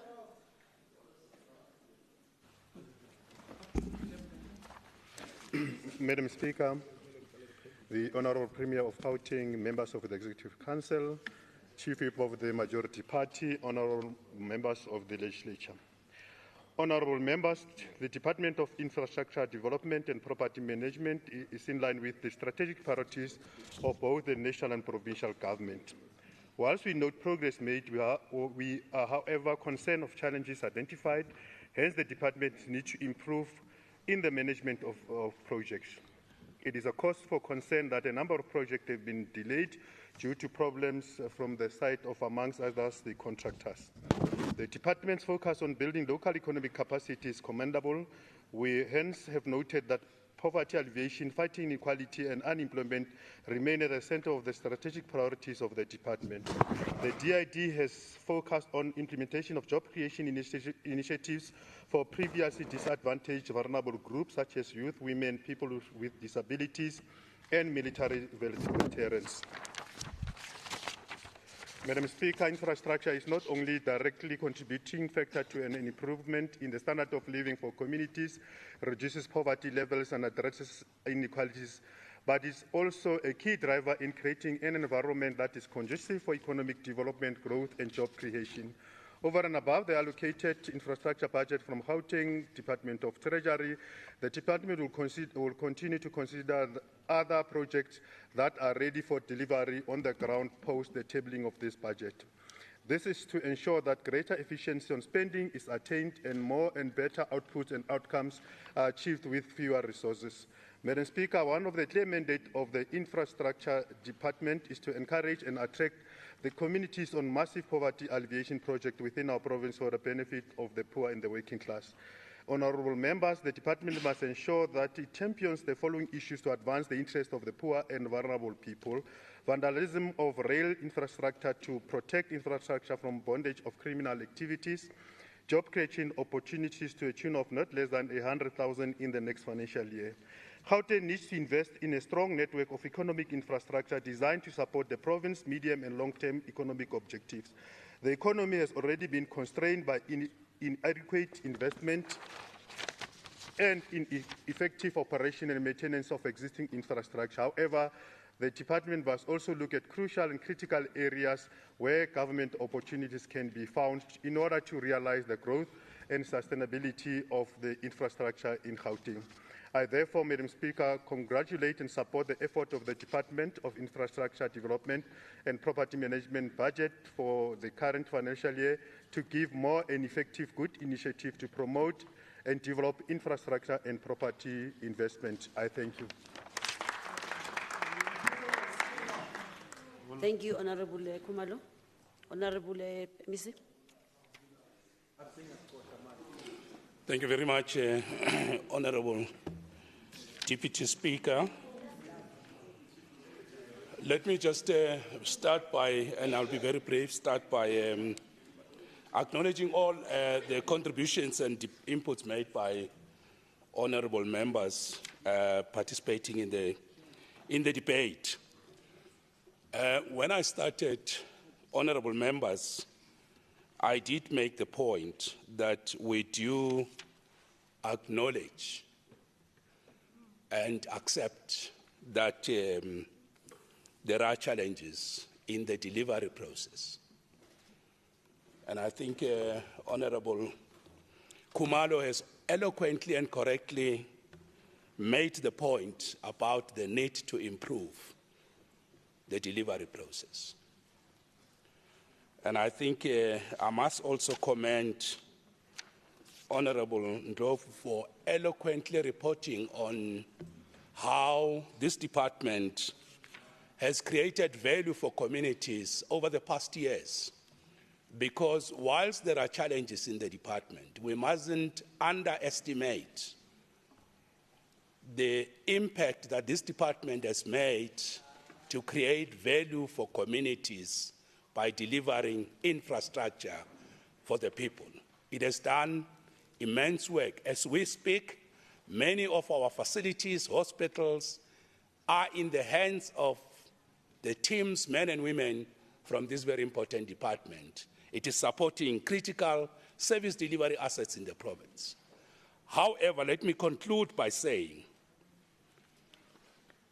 we, together with the leadership that is here, we are making a commitment that we will streamline, we will automate and digitalize our delivery platforms as the first point, as the starting point, to make sure that we put performance data, information in the devices of every member's right in the palm of their hands. That is what we would like to do, and of course, building on that, we believe we'll be able to improve. But we do accept and acknowledge the points, and now that we have accepted and acknowledged the challenges that we have, we are not in denial about them. I think that's even a good basis for all honourable members to support the budget of this very important department. It will be very strange if they don't, but we call on all members to support this department because we do appreciate and acknowledge our difficulties. Thank you. Thank you. Thank you.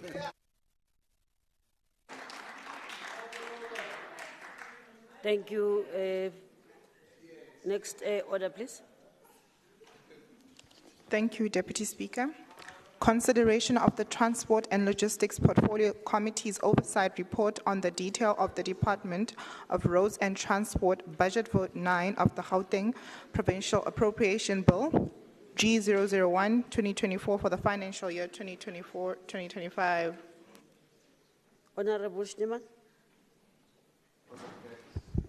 Thank you very much, Madam Deputy Speaker.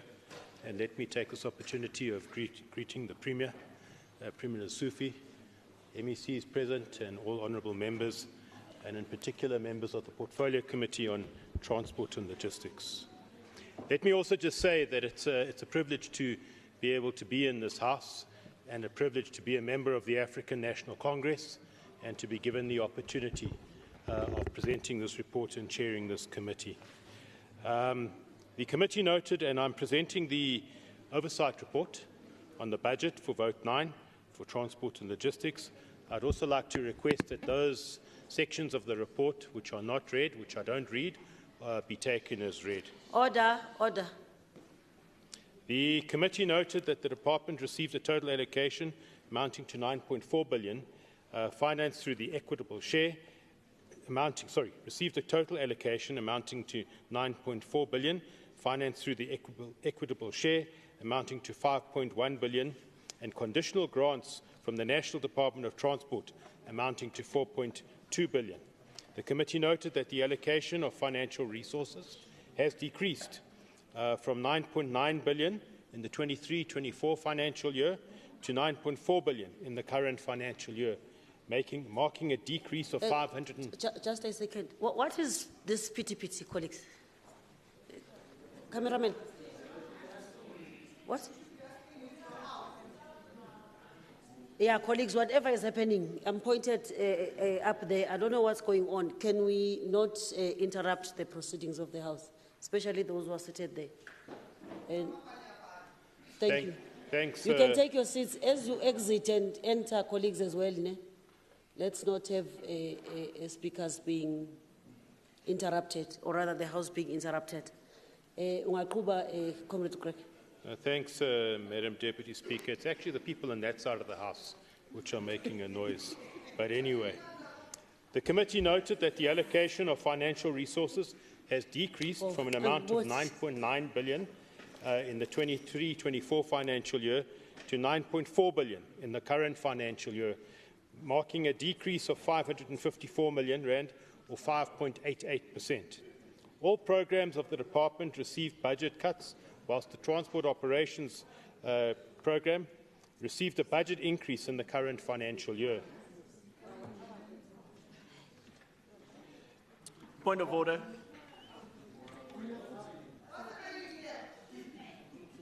Chairperson,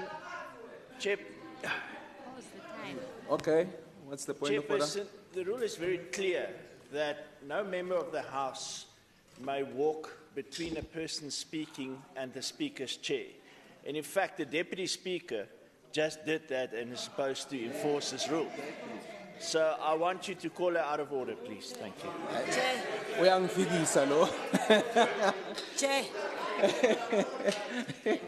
Thank you, Chair. Deputy Speaker. Let's get this out of the way very fast, so that it doesn't happen. You colleagues have been able to go up and down, in between and not even in. Wait, I've been sitting there, humanly impossible that the whole morning, and now I will not. Point of order. I'll not Is this a be able to speech or an apology? Sit down, Nelly, sit down. I will be getting in and out. Chair, there's no interruption. There's no problem. Let's continue. We can't be told by him that one. Okay. No, Honorable Msimanga.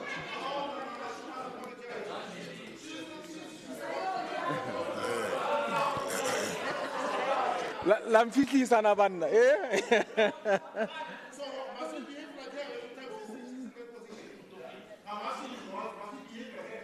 No.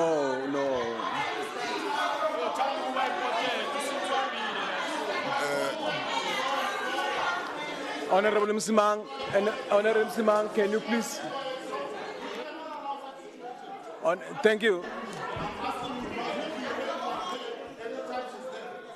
What behavior are you talking about? Because they're walking. Point of order. No, but she was moving to a place. Chairperson, Okay. Rule 85 Okay.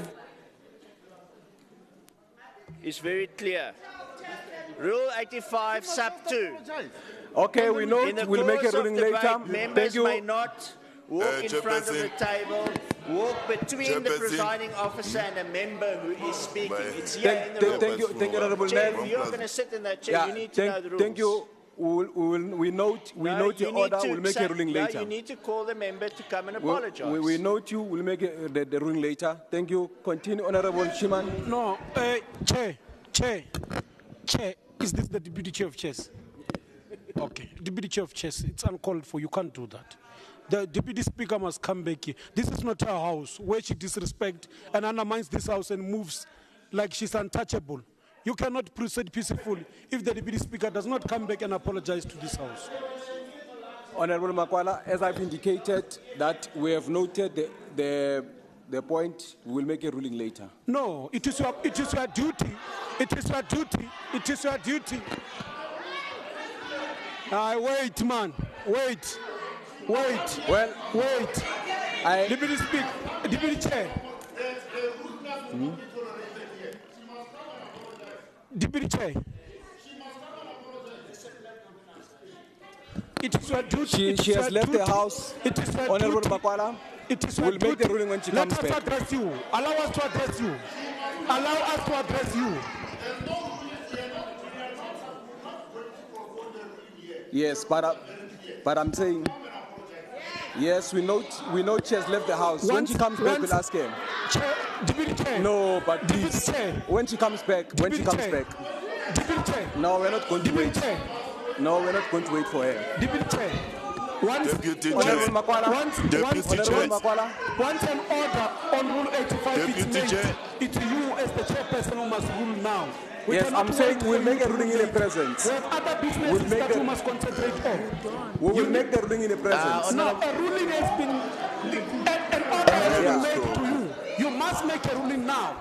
Honorable Deputy Chair of Chairs. You must make a ruling because the order has been made. Chief Whip of the majority. Honorable Deputy Chair of Chairs. Chair. Yes, Chief Whip. Chair. Chief Whip, No, you have not heard my order. But I'm saying a point of order on Rule 85 has been raised. You as the chairperson, you need to rule now before you rule later. Why do you want to decide to choose the chief whip of the minority party while we are raising a serious order here? Well, I don't have to. Do not say the chief whip of the ANC Honorable is the Makwala. chief whip of the majority party. Honorable Do Makwala. not mislead us. There is a point of order on Rule 85. You Yes, as the chair, you but must rule now. I don't have to make the ruling now. You must make the I rule. don't That is have the to. rule. I don't have the to. rules. You must rule now once the point of order has been made. Honorable Makwala, I don't have to. Honorable Makubele. No, thank you very much, Deputy Chair of Committees and leaders of all political parties. I think that no, let's try to tolerate each other. I think we've been doing that the whole day. Honorable Makwala, I think the point of order that Comrade Nell, Honorable Nell called for was on the Deputy Chair of Chairs. It would be very difficult for him to rule on himself. And I think that it is granted that we have to ask the Deputy Speaker, once she's back seated here, that she withdraw some of the remarks that she made. And lastly, we have been running a very robust House meetings that are characterized by a battle of ideas. Let us suppress the temptation to start howling, insulting each other and being personal. I'm just humbly asking. And on behalf of the party that the Deputy Chair of Committees is from, who's also a new member, we need to apologize on behalf of him, because we would not have taken him through not to walk next to the maze. And from the ANC, and I'm saying this on record, Honorable Msima, I'm saying this on record, and the ANC profusely apologized for that, and we will take our members through. Thank you very much. Okay, you can, okay. Honorable. Thank you, Chair. I just want to respond on the issue that has been raised by Honorable Makwala. I'm raising in terms of Rule 89, because he was raising a point of order which he did not mention in the House, and he was allowed to speak. I think he also needs to respect the rules. But Chair of Chairs, I think you are correct. If you go to Rule 89, sub 3, because if there's a point of order that has been raised, as a presiding officer, you must The chief whip has addressed us. The chief whip of the ANC has addressed us. There is no need for the former speaker to come here and want to play more than the chief whip. There is no way. If you are allowing this for discussion, Chair of Chairs, I think. Deputy Chair, if you are allowing this for discussion, Honorable Makwala, I have not recognized you. I have not recognized you. Honorable Makwala, sit down. I have not recognized you. If you are allowing Honorable Honorable Makwala, I have not recognized you. We will rise again. Yeah, but I have not recognized you. You are not recognized. Please sit down. May you allow the speaker on the floor to continue? Continue. Thank you, Chair. I think Rule 89, sub 3 says, after the point of order has been stated, the presiding officer must immediately make a decision or indicate when a decision will be made. I think you are in line, Chair, because you said you'll make a decision. Yes. So that is what we are guiding. Thank you. You are guiding the House. So you are in order. Can we have order, because we are just interrupting the proceedings of this House. Thank you, Chair. Thank you. Mr. Honorable Shiman, can you please continue? No, thank you very much. The budget cuts have led to the lack of allocated funding for a number of planned projects within the department, which include, amongst others, the new Vote motor vehicle number plate system, expansion of frontline services to townships, informal settlements and hostels, bus contracts for the Maloto corridor, and other operational requirements involving maintenance of facilities, UPS systems for DLTCs, legal costs, stakeholder engagements, etc. According to the department, a strategy has been developed and adopted on how to address the unfunded mandates within the current financial year. With regards to the Transport Infrastructure Programme, the committee noted that under the design sub-programme, the department has planned to complete 4 designs for road infrastructure projects to support the special economic zones. On the maintenance of road infrastructure, the committee noted that the department outsources 71% of works to contractors, and 29% of roadworks is done by the regional centres, which conduct daily assessment of the surface failures of roads, road markings, road signs, guardrails and encroachments.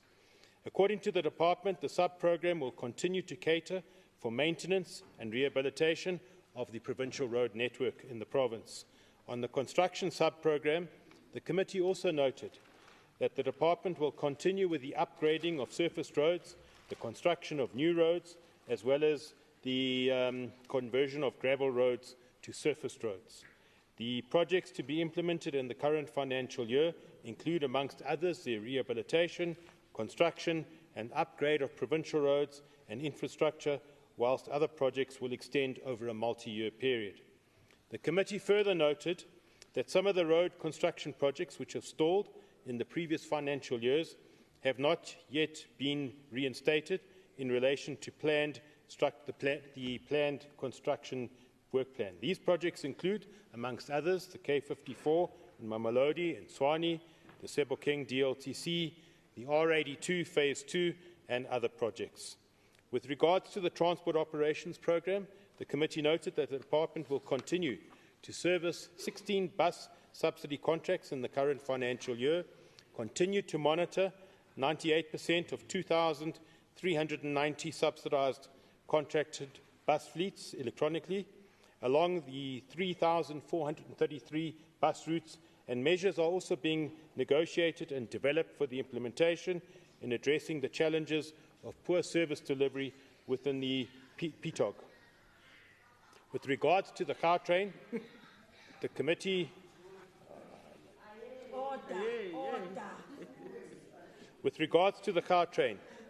noted that the total allocation for the Gauteng in the current financial year is mainly for the operational phase of the project, payment of the patronage guarantee costs, capacitation of the current system, as well as procurement processes for the Gauteng expansion, and the state of readiness for the handing over of the Gauteng system to the province by 2026.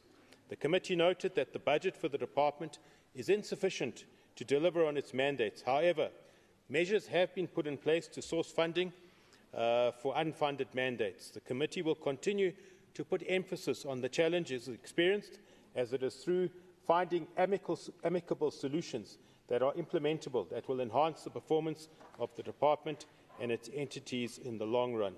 I therefore want to move to the concerns and recommendations.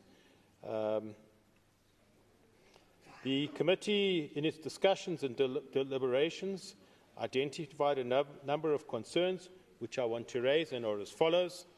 Number one, the unfunded programs of the department, which includes, amongst others, the new motor vehicle number plate system, expansion of frontline services to the townships, informal settlements and hostels, the bus contract for the Moloto corridor, and other operational requirements involving maintenance of facilities, the provision of UPS or uninterrupted power supplies for DLTCs, legal costs, stakeholder managements. 2. The lack of information on the planned road maintenance projects planned in conjunction with municipalities, noting the continued deteriorating state of municipal roads in the province. 3. The continuous delays in the implementation of planned infrastructure projects, as well as the negative impact it imposes on the project timelines and budgets, as well as the intended outcomes of these projects, and I've already mentioned those projects. The underfunding for the maintenance of traffic signals in the province, the non-alignment of the budget vote and annual performance plans for 24-25 with the ITMP 25, the overall budget costs across all programs of the department except transport of the Transport Operations Programme, and the impact on the implementation of planned targets. I then want to move to the recommendations of the Portfolio Committee, which are as follows, and the committee also asked for a detailed report by the 6th of September 2024, and they are as follows. 1. The engagement with Provincial Treasury on a request for additional funding to fund unfunded programs, as well as any other internal measures to ensure the availability of funds for all planned projects. 2. The progress made in the signing of MOUs with all Gauteng municipalities on the collaboration of budgets and plans to enhance the maintenance of provincial and municipal roads. The report should also include planned projects and the budget thereof for the current financial year. 3, the procurement processes in relation to the continuation of construction of delayed infrastructure projects, which include the K54 Mamelodi, the R82 Phase 2, and the Sebokeng DLTC.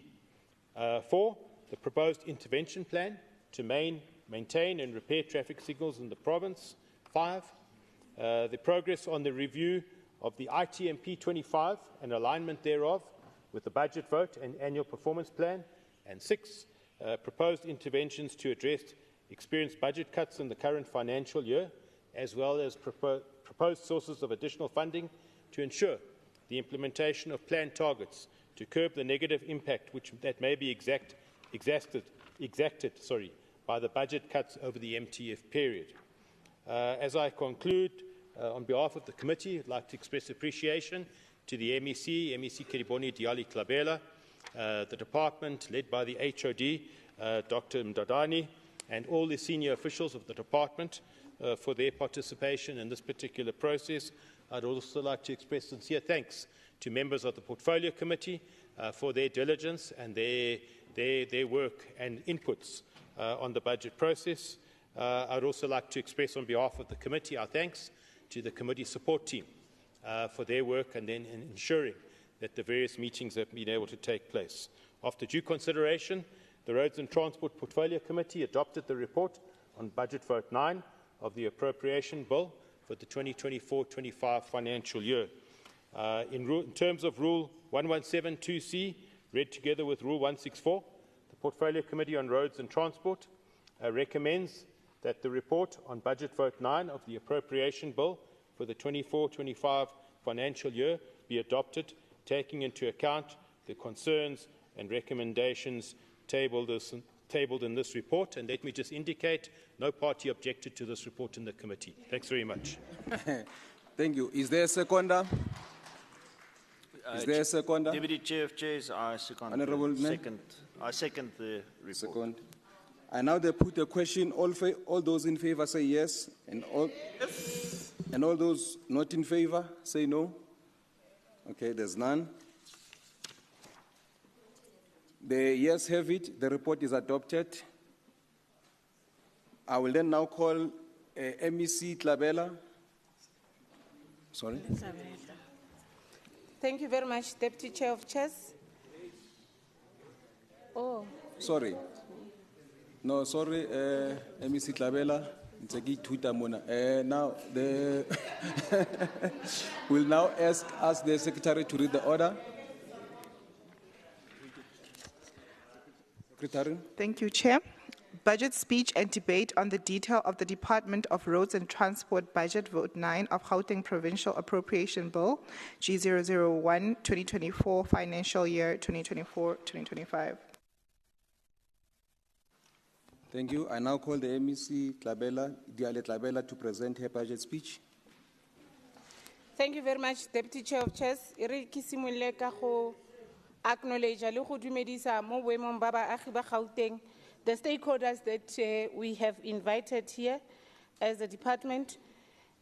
Amongst us, Renale Sanwit, which is Women in Transport, the Gauteng transport industry represented here by Santago and GNTA, as well as the interim structure for the e-hailing services, the bus operators associations that are here on behalf of people of Gauteng, as well as JEPCO and the meter taxi industry interim structure, Nahau on behalf of the workers of Gauteng provincial government, and represented here also is Satau and PSA within our department, as well as the Gauteng Women in Transport. Deputy Chair of Chairs, let me also take my greetings to the Premier of Gauteng, Tate Panyaza Lesufi, colleagues in the Executive Council, Honorable Chief Whip of the ANC, Ntate Lesego Makhubela, honorable members of this House, mayors and MMCs present here, the HOD of the department, as well as the CEO and the acting CEO of the entities, and the entire leadership of our department, Chairperson of the GMA Board, Professor Ntobi, and thank you very much. I greet all of you, honorable members. Deputy Chair of Chairs, scholars within the transport and logistic industry assert that investing in effective and efficient integrated transport system is important for competing in the modern global economy. Transport infrastructure forms the backbone of our country's socio-economic activities by enabling effective mobility of people and goods. One of the significant measures of macroeconomics is economic growth, and transport and logistics plays a vital role in that. Arguably, there is a direct correlation between transport infrastructure development with the improvement of the quality of life of the people. Thinking through the logic of this argument, the higher the level of economic activities, the greater the need of efficiency to ensure effective mobility of people and goods. This creates a greater demand for improved transport and logistic infrastructure. Deputy Chair of Chairs, as we table the 2024-2025 budget for the Department of Roads and Transport as a collective together with our strategic partners, we remain resolute in repositioning the department as an enabler for social and economic interactions through accessible, reliable, safer, and affordable transport services to the people.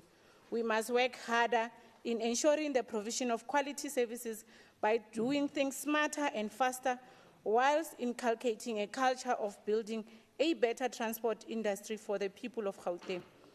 Deputy Chair of Chairs, allow me to quote Vince Lombardi, who, open quotes, who said, "Perfection is not attainable, but if we chase perfection, we can catch excellence." The landscape of our province has undergone a rapid transformation evolution over the past 3 decades, thanks to the strategic investment made by the ANC-led government in transport infrastructure. These investments have not only reshaped mobility patterns in Gauteng, but also played a pivotal role in driving economic development. One of the most impactful additions has been the introduction of the Gautrain. It was done by the ANC-led government. A rapid rail system that has revolutionized our public transport, triggering significant shifts in property patterns and stimulating new developments along its rail lines. Simultaneously, our freeway improvement program has played a crucial role in opening major arteries, adapting to the revolving economy and supporting the emergence of new industries.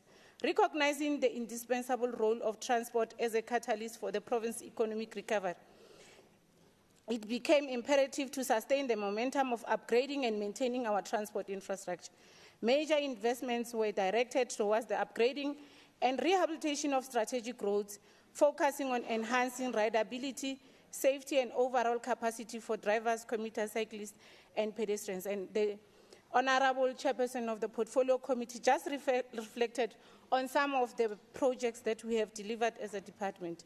The department relentless efforts in improving the condition of the provincial road network encompasses refurbishment, rehabilitation, and pothole eradication continue to gather momentum.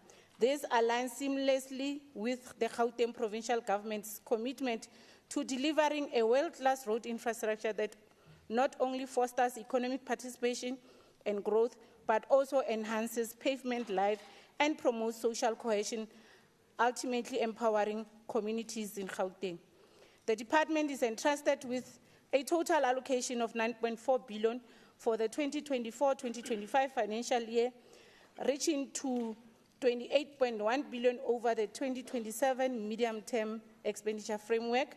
Of this allocation, 2.7 billion is designated for road infrastructure, 3 billion for transport operation, and only 672 million for administration, which is 4% of our budget, Honorable Deputy Chair of Chairs.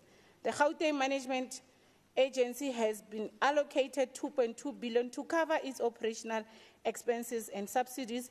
These resources will be strategically directed towards various priorities including the completion of ongoing road infrastructure projects and the introduction of new secure and tamper-proof number plates featuring an innovative track and trace system. And this is one of the projects that Honorable Chair of the Portfolio Committee is advocating and allowing this House that Treasury should find a way of resourcing us to implement. In addition to our budget allocation, a substantial sum of 4.2 billion is earmarked from the National Department of Transport through conditional grants.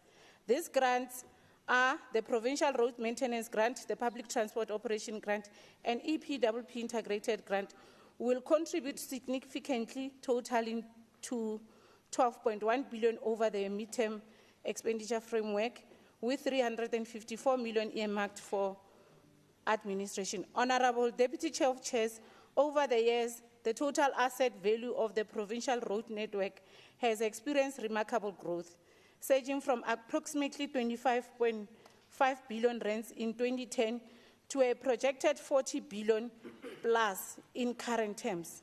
The comprehensive road network is around 5.6 thousand kilometers, comprising of 4.2 thousand kilometers of paved roads and only 1.4 thousand kilometers of unpaved roads, with 676 bridges and 428 culverts.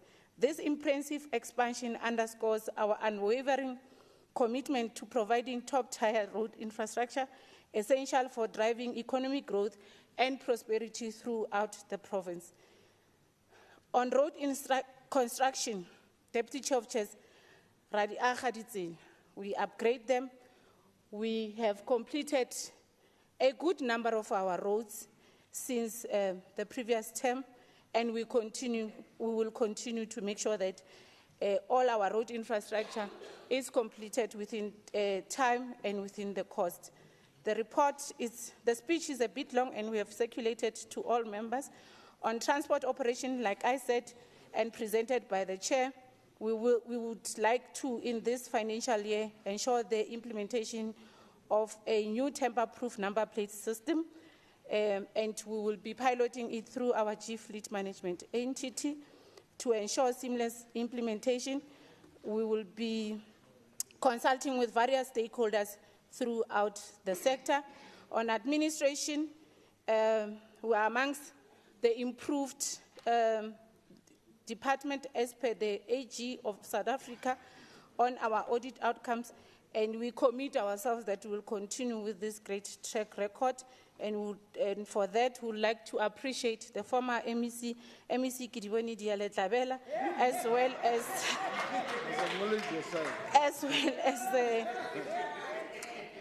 the team.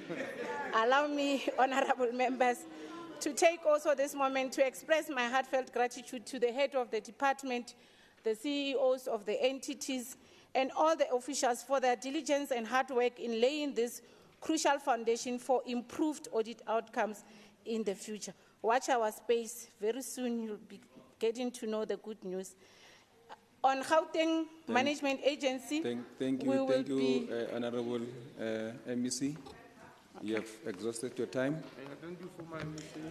Thank you very much, Deputy Chair. We'll now call on Honorable Nell to thank you.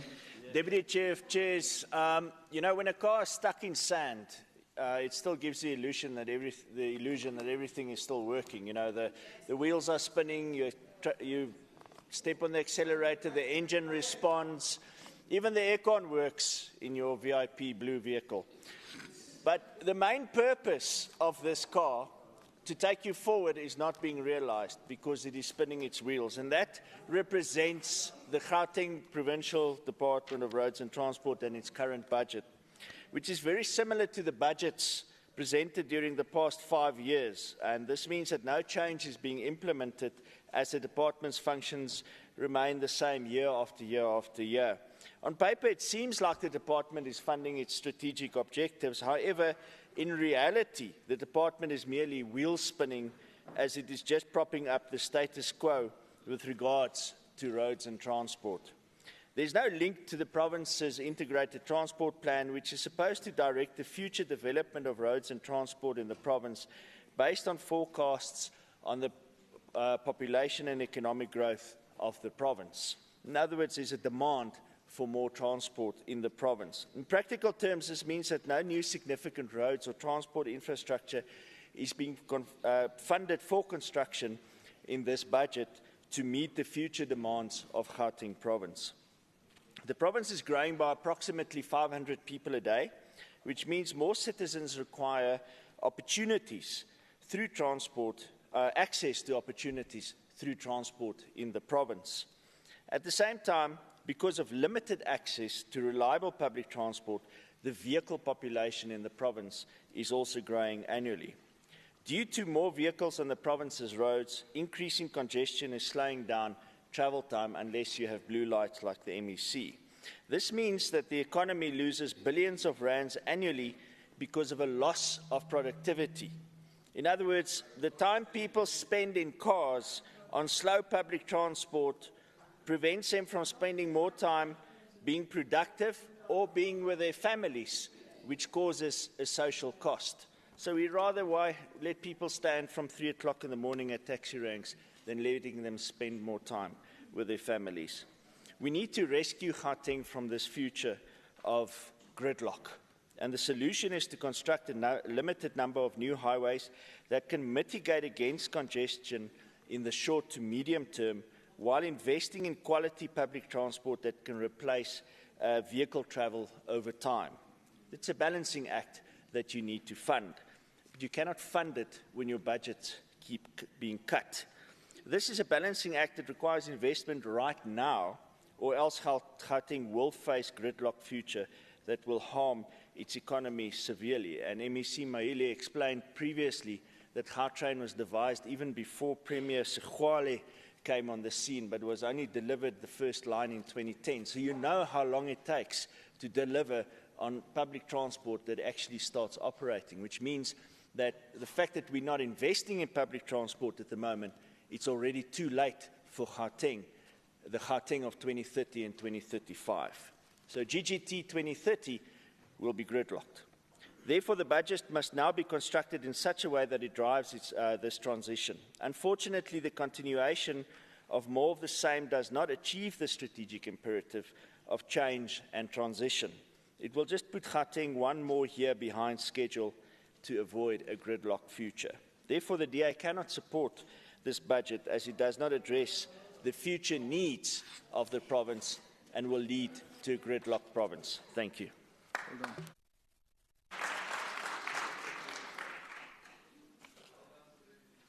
Honourable Member Masoding.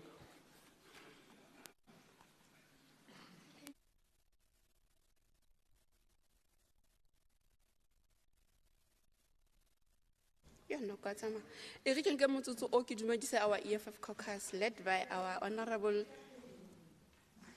Member Philip Makwala. Members of this House, visitors, and most importantly, the people of Gauteng.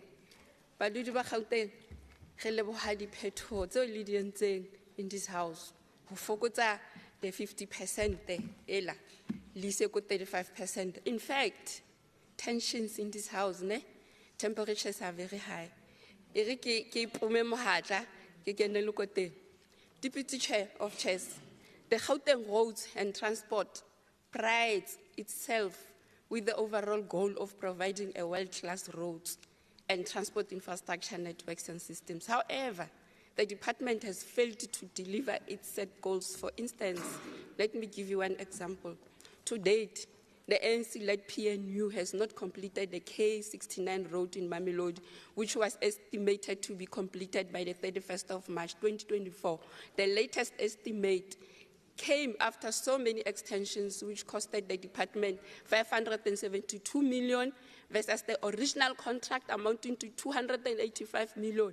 We know that they will stand boldly and say the project is almost done. How do you measure almost done when the project is not complete? This is one of the examples of incomplete projects around Gauteng, which is driven by corrupt and greed. And why we are seeing a decline of 5.8% budget compared to 2023-2024 financial year. Deputy Chair of Chairs, The overall budget for 2023-2024 of the department was 9.9 billion. As indicated, has declined to 9.4 billion in the current financial year. And this is going to have a negative impact on planned projects and core mandates, such as K54 in Mamelodi, DLTC in Sebokeng, R82 Phase 2 from Walkerville to Vereeniging, which was meant to eliminate traffic.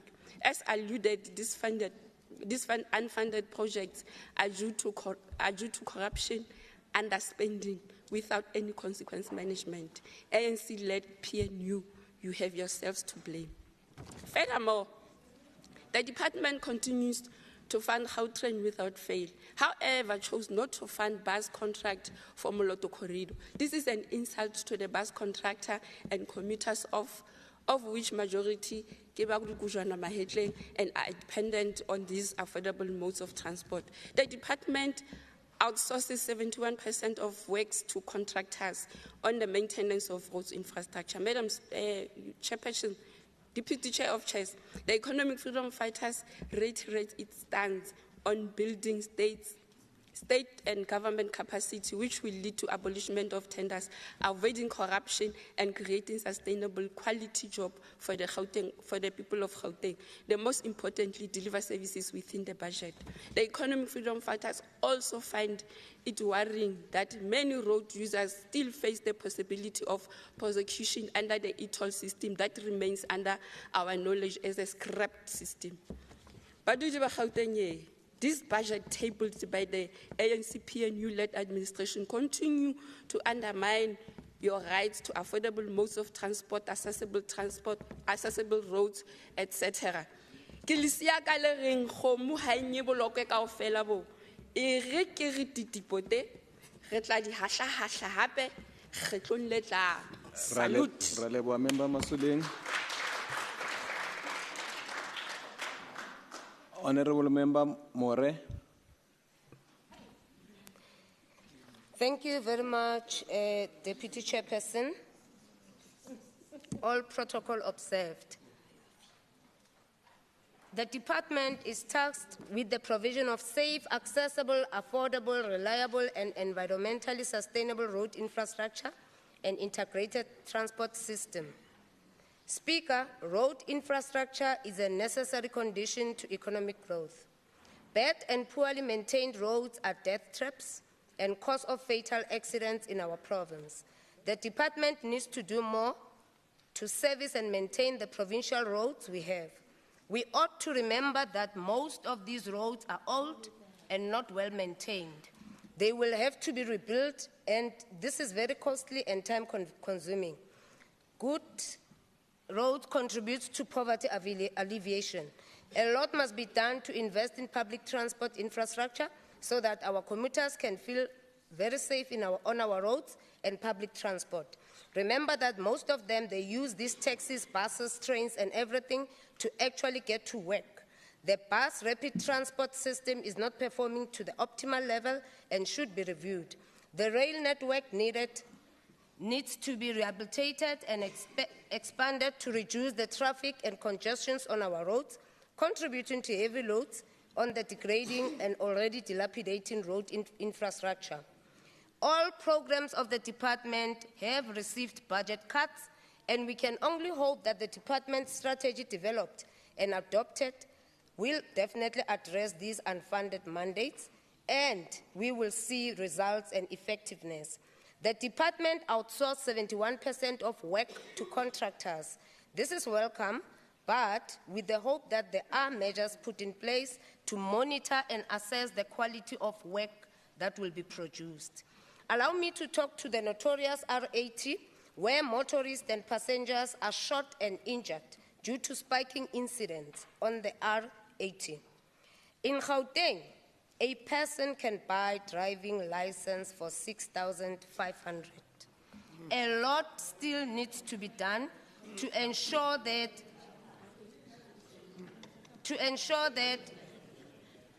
we have on our roads people who are certified, people who can see, people who have been tested.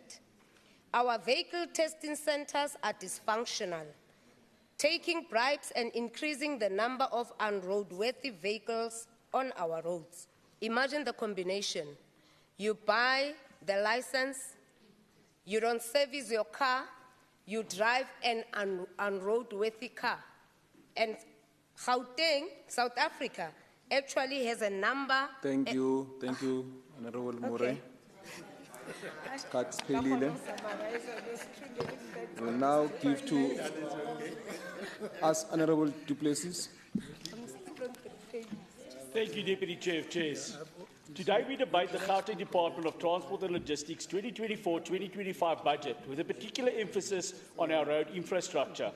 As the backbone of our province's economy, the quality and efficiency of our roads directly impact every citizen's daily life and the business community's prosperity. The road infrastructure being the most utilised form of transport remains a key focus area. A significant portion of the budget is allocated to the maintenance and upgrading of existing roads. The wear and tear from daily use, weather conditions and heavy freight transport have taken a toll on our roadways. To address this, we need to prioritise the rehabilitation of key routes, include major highways and arterial roads that connect our urban centres. By investing in these upgrades, we aim to reduce congestion, improve travel times and enhance road safety. In addition to maintenance, the budget needs to include plans to expand our road network to support the growing population and economic activities in Gauteng. New roads projects should ease traffic in high-density areas, facilitate better access to remote areas, and improve connectivity across the province. These projects should be designed with future growth in mind, ensuring that our infrastructure can accommodate increased demand. We also need to be committed to sustainability in our infrastructure projects. The budget should include initiatives to integrate green technologies and practices in road construction and maintenance. This includes using environmentally friendly materials, implementing measures to reduce carbon emissions, and enhancing roadside vegetation, as being done in the Western Cape. These efforts not only contribute to environmental conservation, but also improve the quality of life of our residents by reducing air pollution and promoting green spaces. Road safety remains a top priority. We need to invest in advanced technologies for traffic management, including intelligent traffic systems and better road signage. These technologies will help in monitoring traffic flows, managing incidents more effectively, and providing real-time information to road users. Additionally, we need to enhance road safety measures such as better lighting, pedestrian crossings, and bike lanes to protect all road users, including pedestrians and cyclists. Traffic lights also remains a continuing problem that has a very adverse effect on Gauteng road users. We should recognise that the success of these projects depends on the active involvement of our communities and stakeholders. The budget includes provisions for public consultation and stakeholder engagement to ensure that the voices of all the affected parties are heard. This collaborative approach will help us to address local concerns, incorporate valuable feedback and build infrastructure that truly meets the needs of our communities. In conclusion, the 2024-2025 budget for the Gauteng Department of Transport and Logistics does not speak to all these aspects. Through strategic investment, innovation and community engagement, we are not only addressing current challenges, but also laying the groundwork for a more connected, efficient and sustainable future.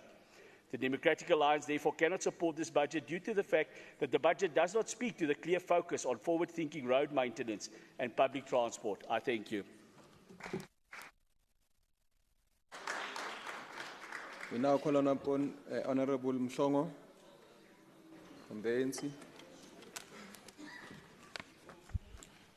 The Honorable Speaker and Deputy Speaker, the Honorable Premier of Gauteng, the members of the Executive Council, Honorable members of the Legislature, the people of Gauteng, the Presiding Officer, Honorable Deputy Chair of Chairs, it is a great honor for me to debate the Budget Vote 9 of the Provincial Department of Transport and Logistics 2024-2025 financial year. Madam Deputy Chair of Chairs, allow me to borrow from the words of President Thabo Mbeki when he said, and I quote, "Africa's story is written by others. We need to own our problems, we need to own our solutions, and we need to write our own stories." Close quote. True to the words of the former president, the transport and logistics problems of South Africa were inherited by this young democracy from its apartheid predecessors. The Department of Transport and Logistics thus commits itself to owning the problems as well as the solutions, so that we write a story of achievements for the people of Gauteng.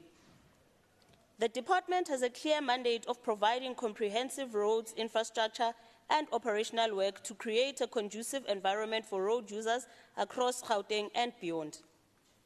This is done in line with the National Development Plan Vision 2030 to reignite the Gauteng economy, to take a lead in South Africa's economic reconstruction and recovery plan, as well as Africa's industrialization agenda for transportation purposes. Honorable Chair, the ANC commends the department on increasing its budget expenditure from 91% to 97%, as well as the improvement on its audit. The department has in the last 2 years improved in the target achievements from 45% to 85%. This proves that the work to improve the lives of our people continues. Honorable members, the ANC manifesto in 2024 asserts that we must fast-track the reinstatement of all existing passenger rail lines, provide security for rail infrastructure and passengers, that we must develop further passenger rail networks, including high-speed rail. Ntate Hoi Hoi, the Premier of Gauteng, the Honorable Mr. Panyaza Lesufi, did not waste time in announcing the high-speed rail link between Gauteng and Limpopo. The 240-kilometer rail network will transport commodities for regional and domestic markets as well as people. This will go a long way in the reduction of the traffic congestion as well as the accidents that we see on the N1. In addition to fulfilling this mandate of the ANC, the Transport and Logistics Department under MEC Dia Letlabele has made a commitment to expand the Gautrain as part of Gauteng's Rapid Rail Integrated Network Extensions Plan. This is a 45 billion investment asset which should commence in 2026. When building South Africa together, the ANC meant that the marble towers of elitism will fall and no one is going to be left behind. A person from Alexander, from Soweto, Boksburg, Mamelodi, Roodepoort, or Jabulani should not be divided from the people of Sandton, Midrand, Rhodesfield, or Marlborough, or any other suburb. Gautrain belongs to all people that live in Gauteng, and as such, there will not be a divide between our people.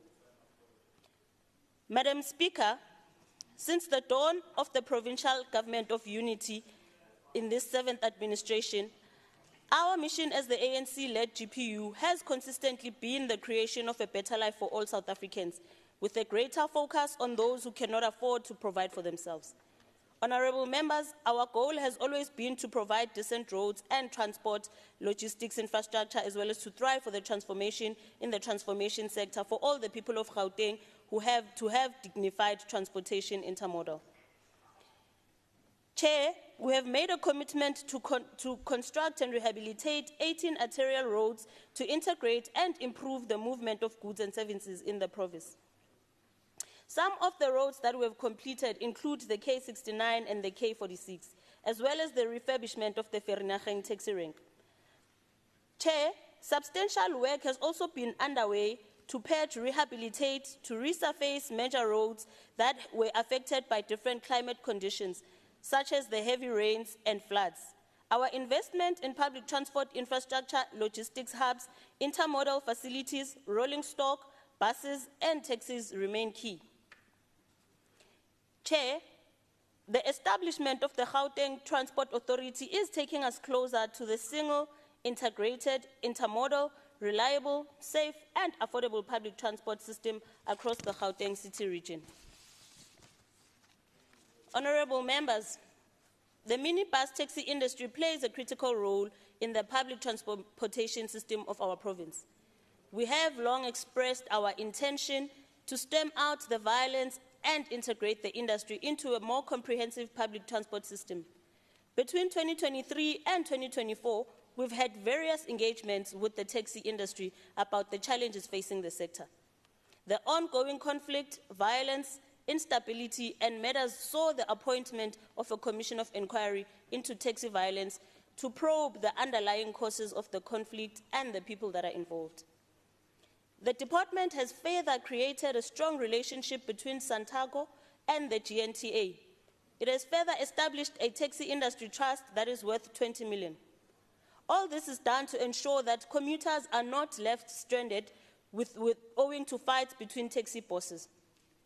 We call on the MEC of Transport MEC Dia Letlabela, to find a solution between public transport players in the province.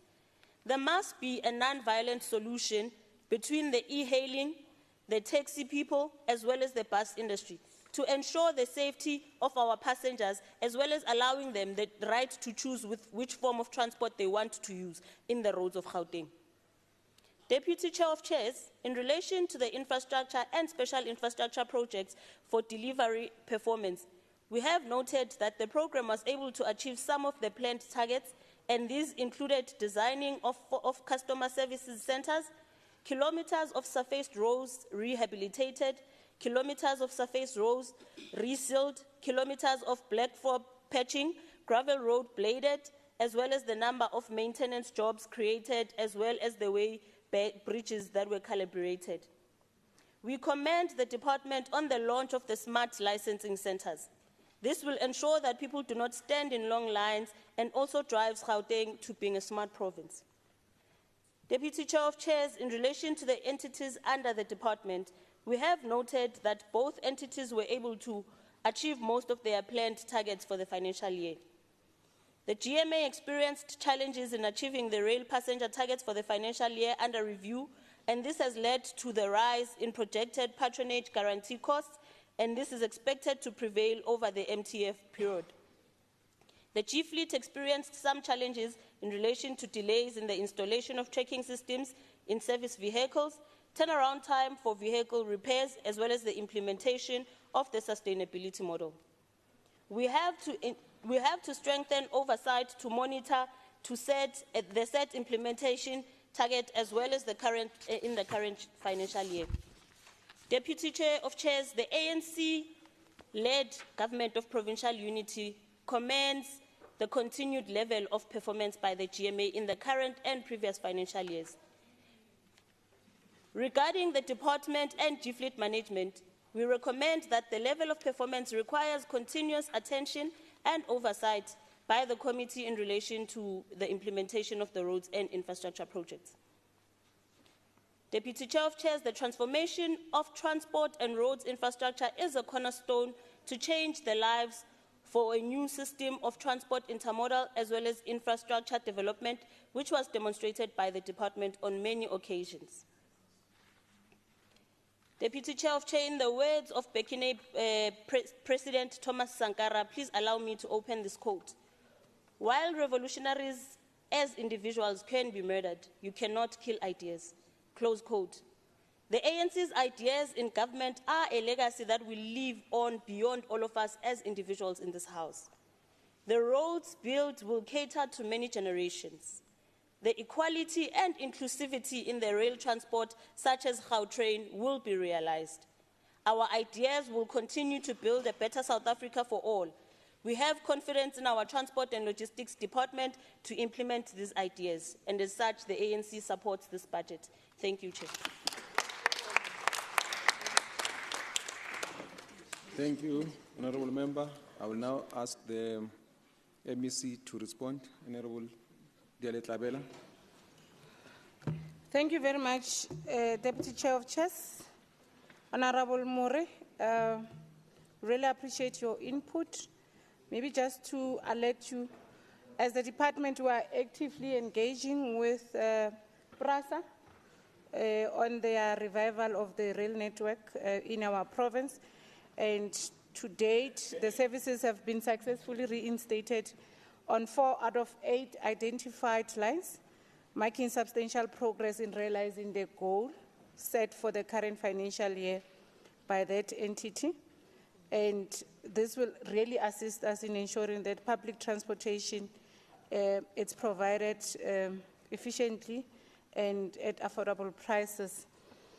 And we also, as a department, working hard and with our sister department of community safety to ensure road safety in our province. And we are currently in discussions with the Office of the Premier on putting more resources using the traffic wardens that we have to assist us with infrastructure policing as well as road furniture policing. We have a serious challenge of theft and vandalism in our province, and we need to deal with that. Honorable Duplessis, it's a bit challenging that you are comparing us with Western Cape.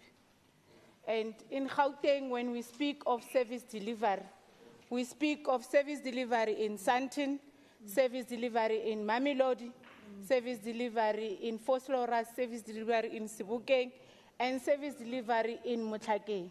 And that's where you will find our smart licensing centers.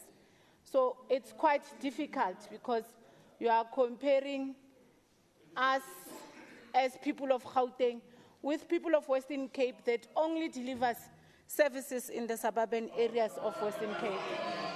Yes, that's true. That is true. Honorable Masoleng, I think you'll have an opportunity to go through the speech, but maybe perhaps one needs to alert you that in this 7th term, the ANC has deployed to our portfolio committee a young, vibrant woman who comes from the student and youth movement. And I am sure she will be able to take you through on what activists do when they are at work. Because she didn't join the ANC because it was fashionable to do so. She joined because she's an activist, and she started right as a student and as a youth. Unlike you, who joined because it was a fashionable thing and an emotional thing to do, that's why you are unable to focus on oversight work that your organization has sent you here to do. So we plead with you that you connect yourself with Honorable Miponi Mhlongo. K69 is completed with all its challenges, and I think it's in the 6th administration where I came to this house to present some of the challenges that we were faced with in K69 and K46, and the roads are complete. Honorable Nell, there's a song that says, "Abanomona bangeni zulwini."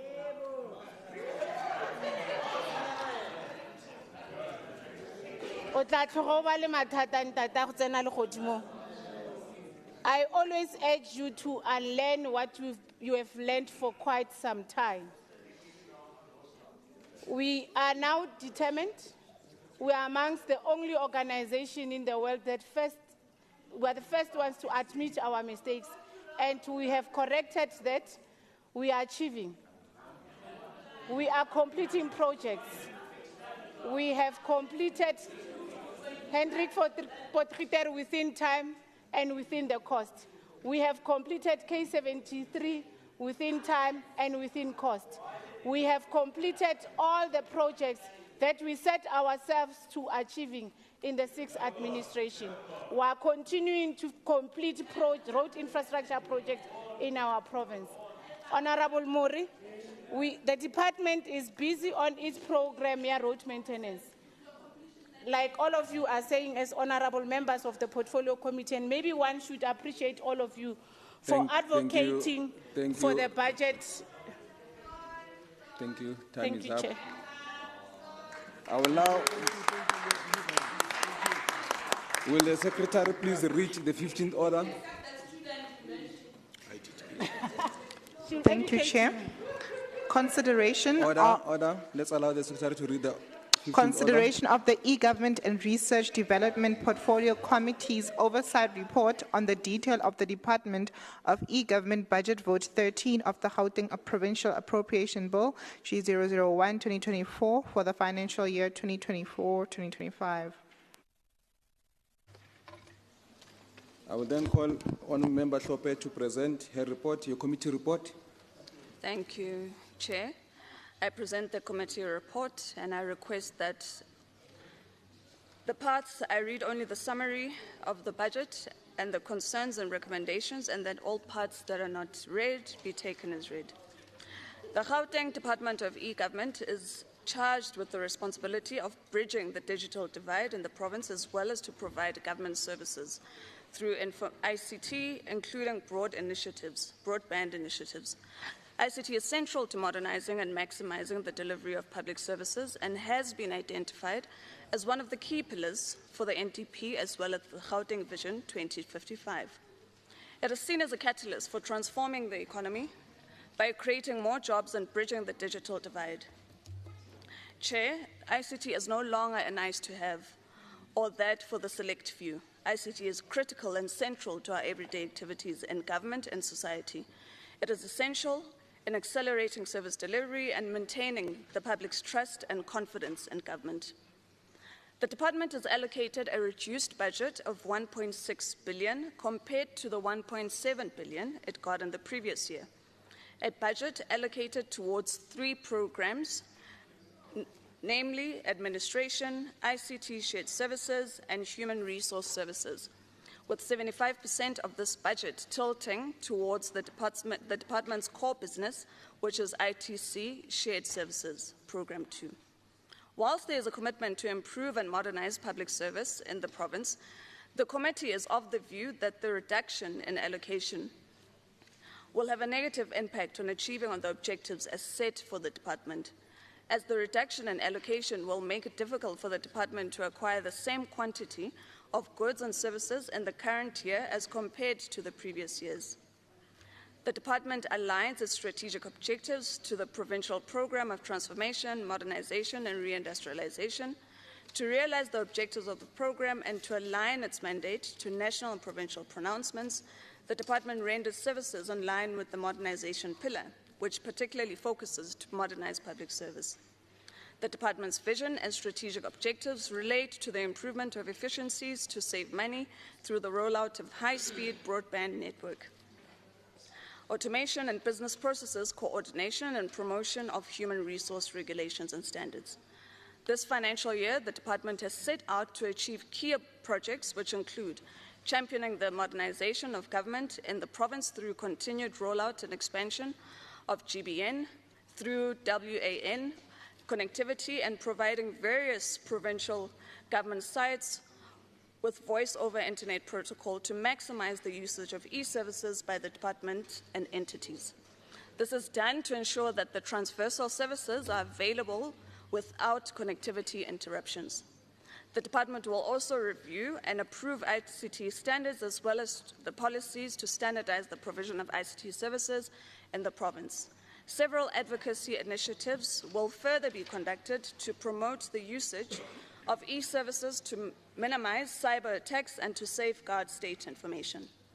To enhance crime prevention efforts using technology, the department will collaborate with partners to install high-quality CCTV cameras as identified locations to enable the sharing of information with law enforcement agencies across the province. Panic buttons will be distributed to the elderly citizens, while those with smartphones can utilize the service from their phones.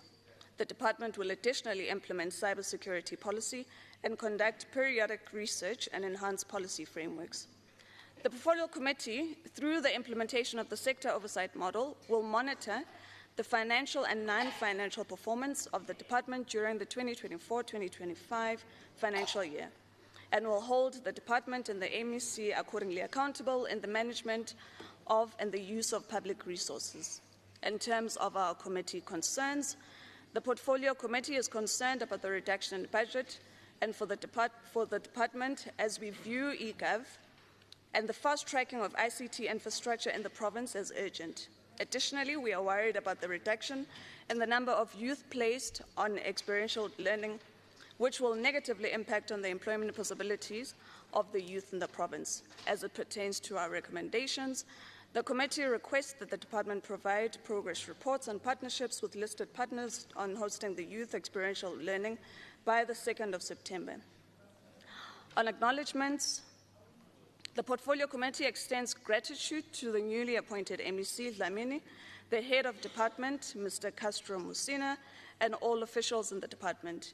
Further appreciation for diligence, dedication, and commitment shown during deliberations on the detail of Vote 13 of the Gauteng Provincial Appropriation for the 2024-2025 financial year to members of the Portfolio Committee, Member Mkhwe, Member Gentile, Member Cilliers, Member Waters, Member Simatla and Member Mahlabe.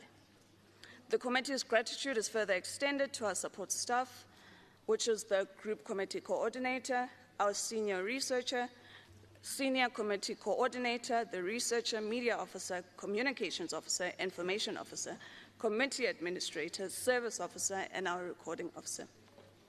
In terms of adoption, after due diligence and deliberation, the Portfolio Committee adopted the report with the detail of the Gauteng Appropriation Bill, Budget Vote 13 for the Gauteng Department of E-Gov, in accordance with Rule 117(2)(c), read with Rule 164.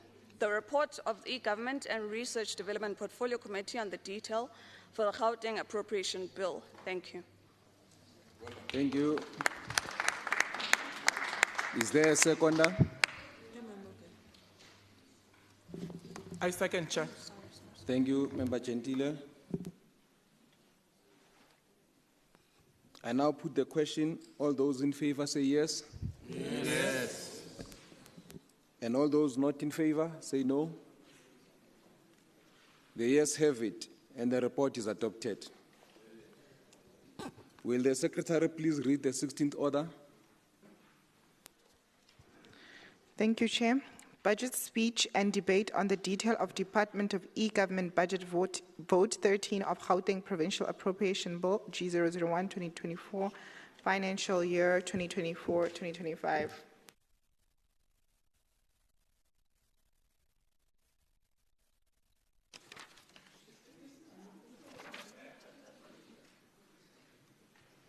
I will then call on MEC Dlamini.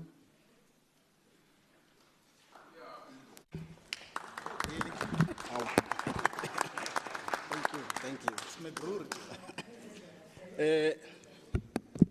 Thank you, Honorable Deputy Chair of Chairs, the Honorable Premier, fellow members of the Executive Council, the Chief Whip, the Leader of the Official Opposition, leaders of political parties, members of the Provincial Legislature, and residents of Gauteng. Madam Speaker, I'm honored to present the 2024-2025 budget vote for the Gauteng Department of E-Government. This budget prepared at the close of the 6th administration marks the beginning of a newly formed government of provincial unity. The electorate has expressed a clear desire for a government where all political parties collaborate to enhance service delivery of our people. Our mandate is to work together, setting aside our differences to drive the transformation agenda of our country. As the winds of change blow across our country and the province, I am reminded of the wide words that sometimes we can only find our true direction when we let the wind of change carry us. Embracing change requires courage to move away from the familiar, to traverse the new paths, and to envision new landscapes. Honourable members, the critical question before us is, are we willing to embark on this journey, just as Robert Frost chose to travel the less traveled road? We as the IFP are prepared for a path that is challenging, full of obstacles, and demanding of our resilience. Yet the will of the people guides us. The Department of E-Government is entrusted with the significant task of digitizing public services. We have laid solid foundations with the Gauteng Provincial Network as a broadband infrastructure that positions us advantageously to further digitization. Our migration to cloud-based data storage marks another pivotal step in this journey, suggesting we are on the right path. As the Provincial Government ICT Department, the Department of E-Government is the central pillar supporting all digital initiatives.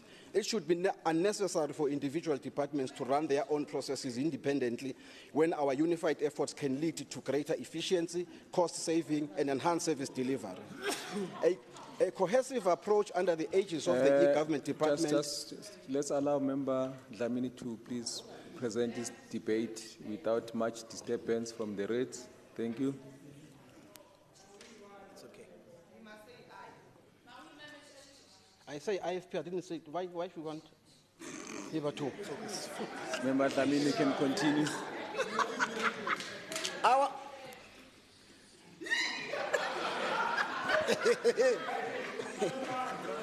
Our initiatives aims to modernize digital infrastructure, and deploy cutting-edge technologies like artificial intelligence to revolutionize service delivery. The department has maintained and improved governance and compliance through its Information Security Awareness Program, which provides critical information on cybersecurity detection and prevention. The department has developed the Provincial Cybersecurity Strategy to ensure the confidentiality and integrity of GPG ITC infrastructure. Implementing this strategy will ensure that GPG data is protected. The Gauteng Security Operations Center and various cyber security tools such as the integrated firewalls have been implemented to ensure proactive management and monitoring of security incidents daily. We are actually aware of the scourge of cyber crimes. As a department housing critical state resources, we must remain vigilant. The recent cyber attack on the strategic national department underscores the vulnerability of government institutions. Hence, we must cover all angles to secure our infrastructure. The department will continue to support and advocate for developing innovative application solutions to bring government services closer to the public.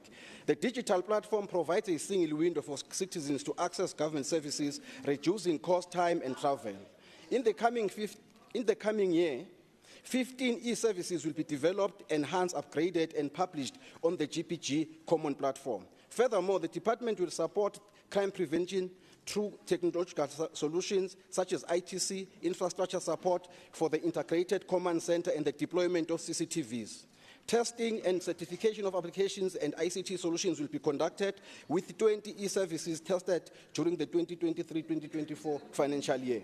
The department will also facilitate the integration of applications and e-services, reviewing standards and architecture to guide client departments and entities in implementation.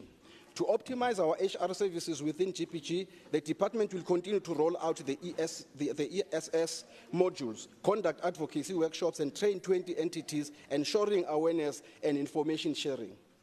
The department will leverage technology to combat crime, installing 500 CCTV cameras on major roads, business centers, and hotspots and across Gauteng, especially in niche areas. We will also explore the ITC innovations to enhance smart technology solutions that addresses Gauteng citizens' safety, security, and health needs. An interim command center is operational, monitoring movements through the 300 GPG and installed and 6,000 leased CCTV cameras. These cameras cover all ward entrances and crime hotspots across the province, north, western, southern, and eastern corridors. Additionally, the e-panic and physical button have been distributed to citizens as part of the new... Member Dlamini, just pause a bit. Please, let's just allow the Member Dlamini to make his...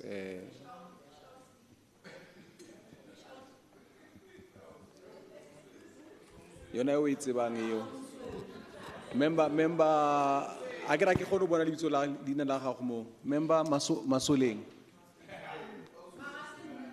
Yeah, okay, thank you. Member Dlamini may continue. The Premier spoke of a rubber doll. He didn't give the color.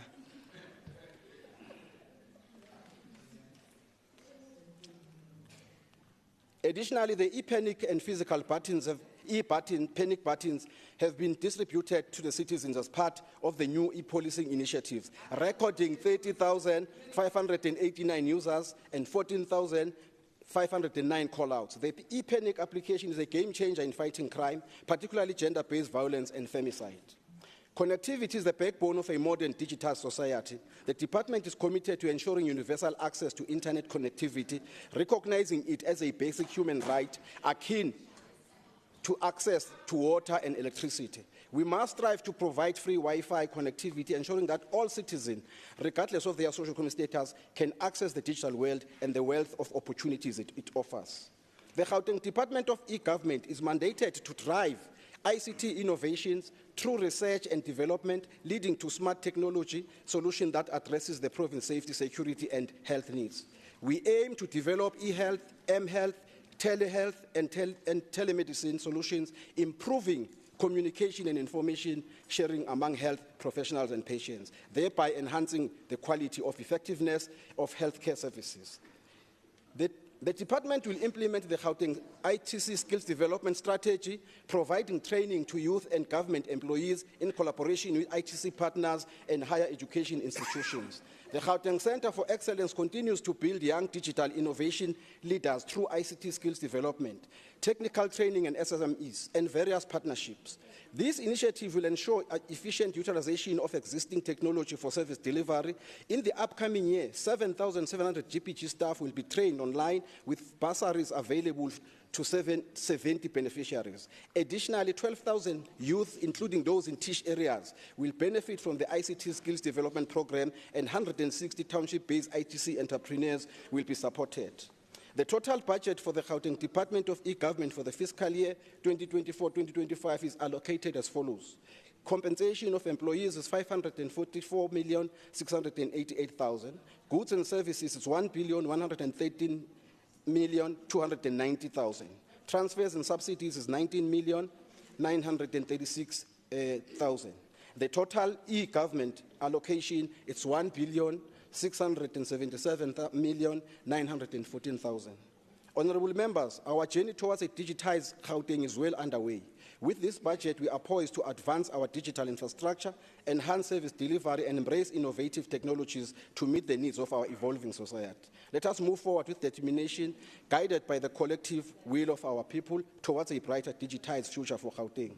In the words of an esteemed African scholar, China Ochebe, and I quote, "The best way to forget our past mistakes is to make a firm resolution to do better today and tomorrow," close quote. Let us resolve to harness the power of digital transformation for the betterment of our province and our people. I thank you.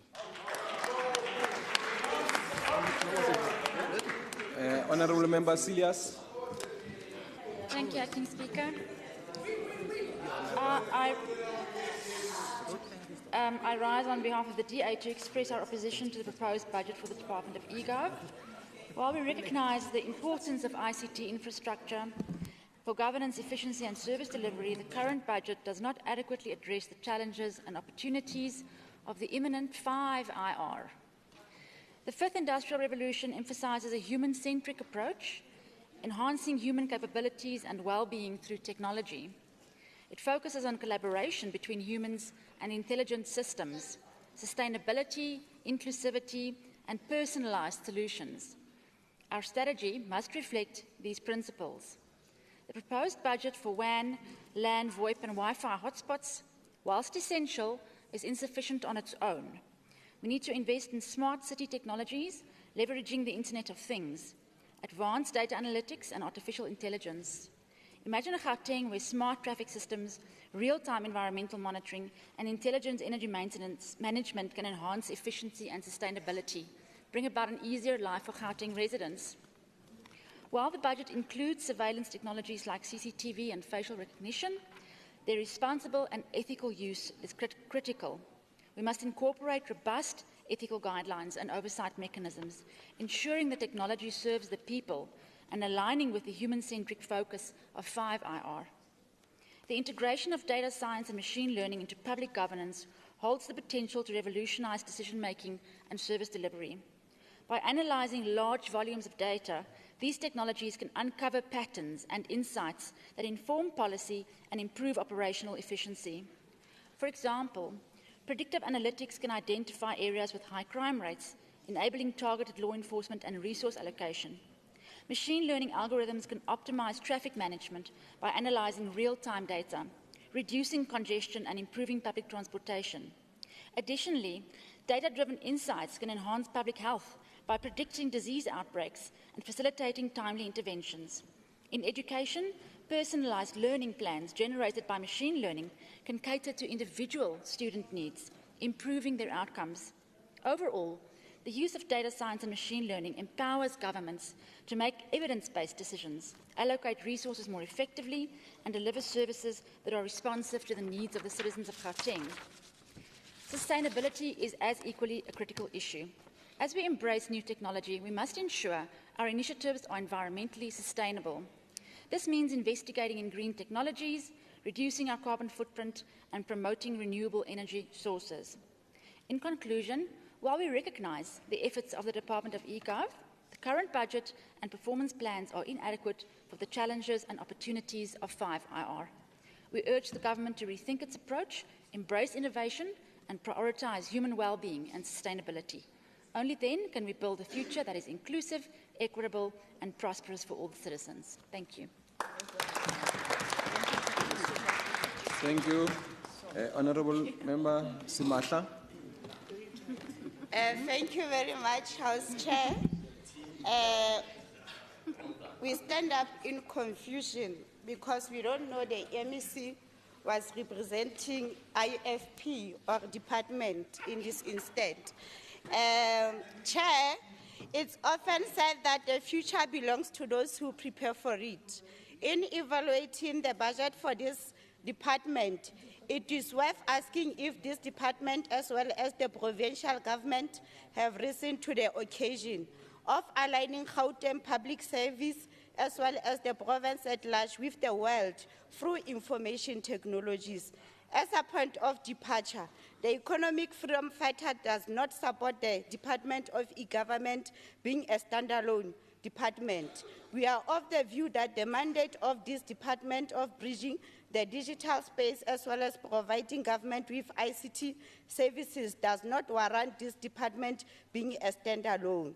The fact that the budget allocated to this department is to the tune of a meager 1.6 billion for a department that needs to undertake costly cutting-edge and the state-of-art technological developments prove the above-mentioned point. The allocation made towards the administration is not enough, as this is where we should capacitate and professionalize this department.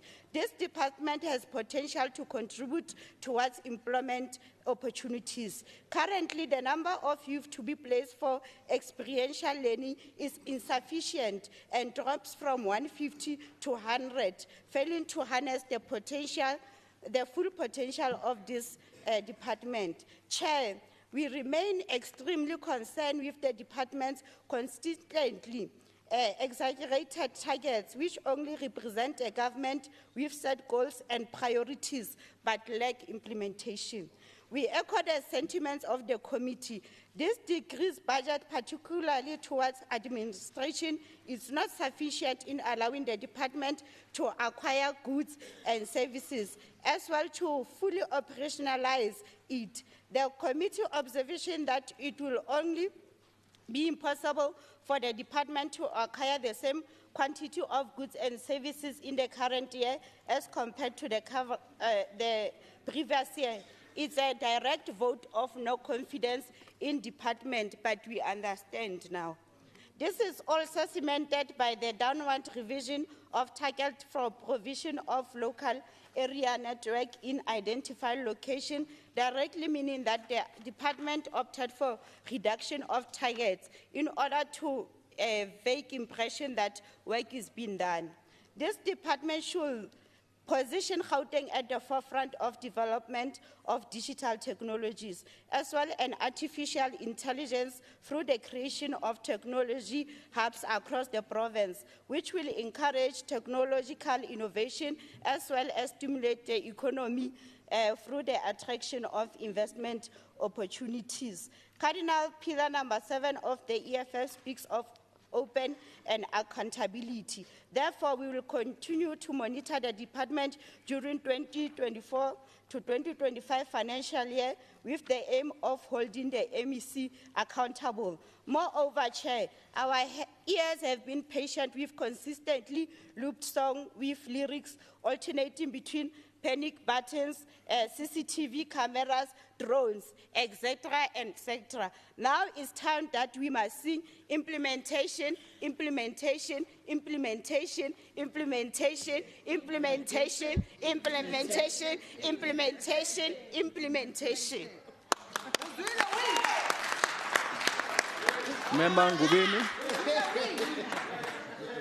Member Ngubeni. Or you want to give away your minutes? Yeah, okay. No, thank you very much, Deputy Chair of Chair. Let's use this opportunity to congratulate the MEC on his new role. By the way, we also congratulate MEC Peters, MEC Ramakopa. We wish you well in your roles, colleagues. Sibalukul, Unfortunately, you are inheriting a budget that you were not there when it was conceptualized. And you will only be able to make minor adjustment somewhere later on in the term.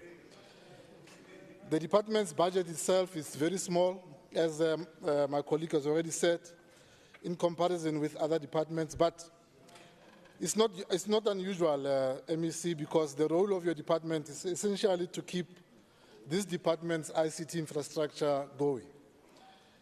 With the money that is left for this financial year, we think it will be vital for you to push for the completion of the CCTV project and Wi-Fi rollout.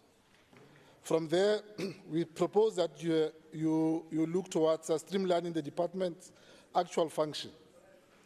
Without quality ICT systems, Gauteng departments are less responsive to residents and make it difficult for government officials to do their work. Let's look at the police stations, for example. Yes, it's fine to have a functional e-panic button call center or whatever features that are also there for emergency and so forth. But it will be helpful if the police stations themselves have proper ICT systems. If telephone lines in police stations are working and police are able to also easily log their cases on their system, if that doesn't happen, it really defeats the purpose. So our proposal, MEC, is that please work with the Premier, work with the Provincial Commissioner of Police to ensure that our police stations' infrastructure is upgraded so that we can be able to see the fruits of this e-panic button, because we are all looking forward to it assisting us in making sure that we defeat crime that is in our areas. We wish you well, MEC. We know you'll be successful. Call on us if you need our help. You are not alone as IFP member. We are here to go and assist you. Thank you very much. You are correct. 1 + 1 is 11. Thank you, Honorable Ngobeni, for saving us some time. May we please call Honorable Waters. He never walks alone. Honorable Waters, please, you can come in. Thank you, Chair. Simply put, this department is supposed to play an important role in ensuring that government services are easily accessible to the residents of Gauteng, where one can go online to access any service you want instead of taking a day's leave and queuing for services. One then has to ask, given the importance of this department, why has the ANC Minority Coalition decided to decrease the budget by over 9% in real terms? It's because you don't care. That's why you don't care. You simply do not care. One vital area that this department could make a difference, MEC, is to ensure that every school has access to internet. And I spoke about this in my education budget vote yesterday. If we want to open up new opportunities, unlimited opportunities for children, we should ensure that every school has internet. Opportunities that many children are not even dreaming of would be unleashed.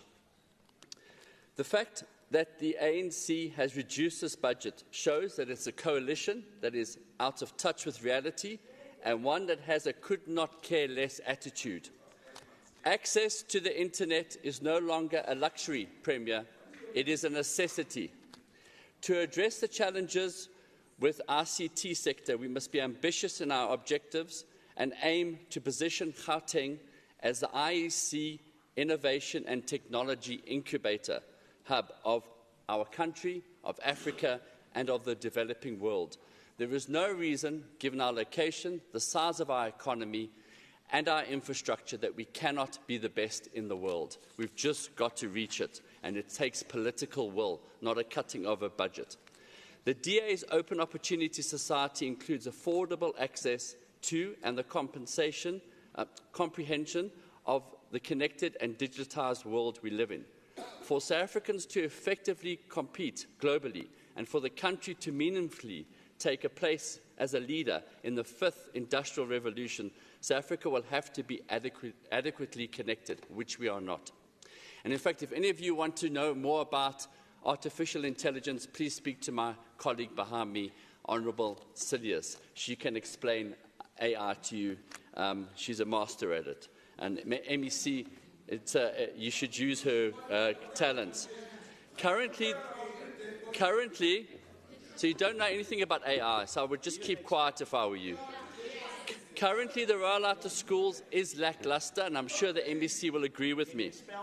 And given its importance, this department should be fixated on ensuring every school has connectivity. MEC, if you want to leave a legacy, leave this legacy. Leave a positive legacy for the children of this province.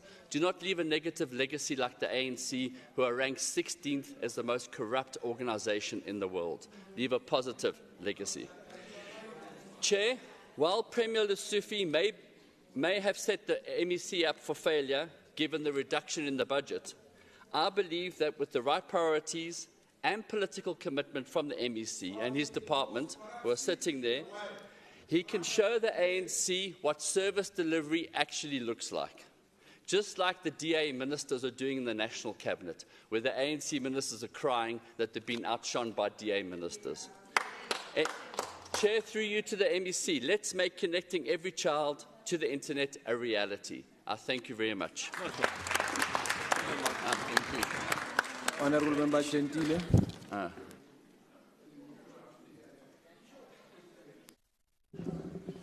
Mandithetha lixesha ndibulele sihlalo. But also to say, andozonilibazisa ngoba ixesha selixhatshwe yinja. The Honourable Deputy Chair of Chairs, Honourable Premier, Honourable Members of Executive Council, the Chief Whip of the Majority Party, Honourable Members of this House, the residents of Gauteng, Botani.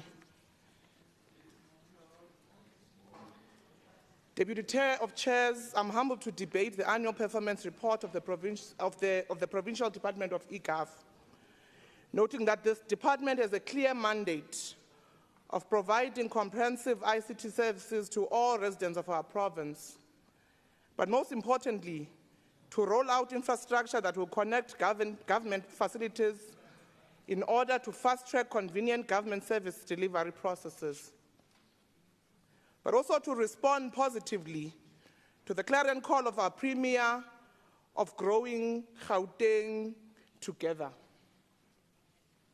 And as such,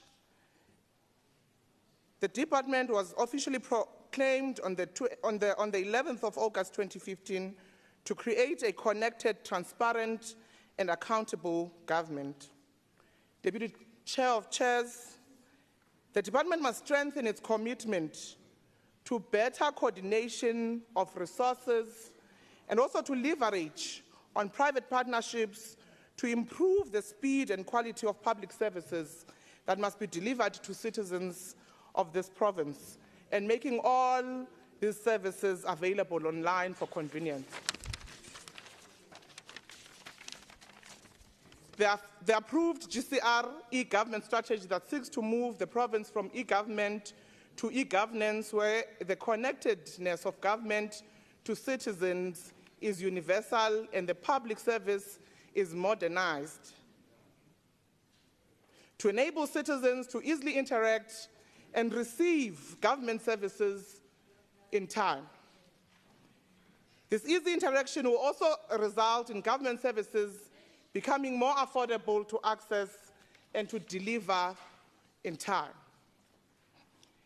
The linkage between the Department of E-Government strategic pillars and the GCR strategy is expressed in the departmental plan of rolling out of the broad network, Gauteng broad-based network across the GCR, and to deliver services to eradicate duplication of applications within the Gauteng city region. This can be seen in the continued focus of high growth priority sectors and infrastructure investment projects that will be instrumental in unlocking the transformation, modernization, reindustrialization of the different corridors of our Gauteng city region. Deputy Chair of Chairs, the department must work with other departments in collaboration to promote and advance the fifth industrial revolution for technological innovation, and this will enable E-Gov to properly exercise its role as a custodian of ICT in this province. Deputy Chair of Chairs, we note the progress that has been made by the department on the implementation of the common platforms that allow citizens to access a wide range of government services through a single window at a click of a button. The Provincial Department developed applications which were periodically tested at the Design and Validation Center to eliminate any possible crashes, thereby minimizing any disrupted connectivity issues. Deputy Chair of Chairs, the promotion for the usage of E-Gov services is paramount to citizens of this province, as it seeks to transform the remote areas of this province through advancing critical economic programs which seeks to benefit the working class and the poor. The department has a strategic objective to stimulate the ICT economy.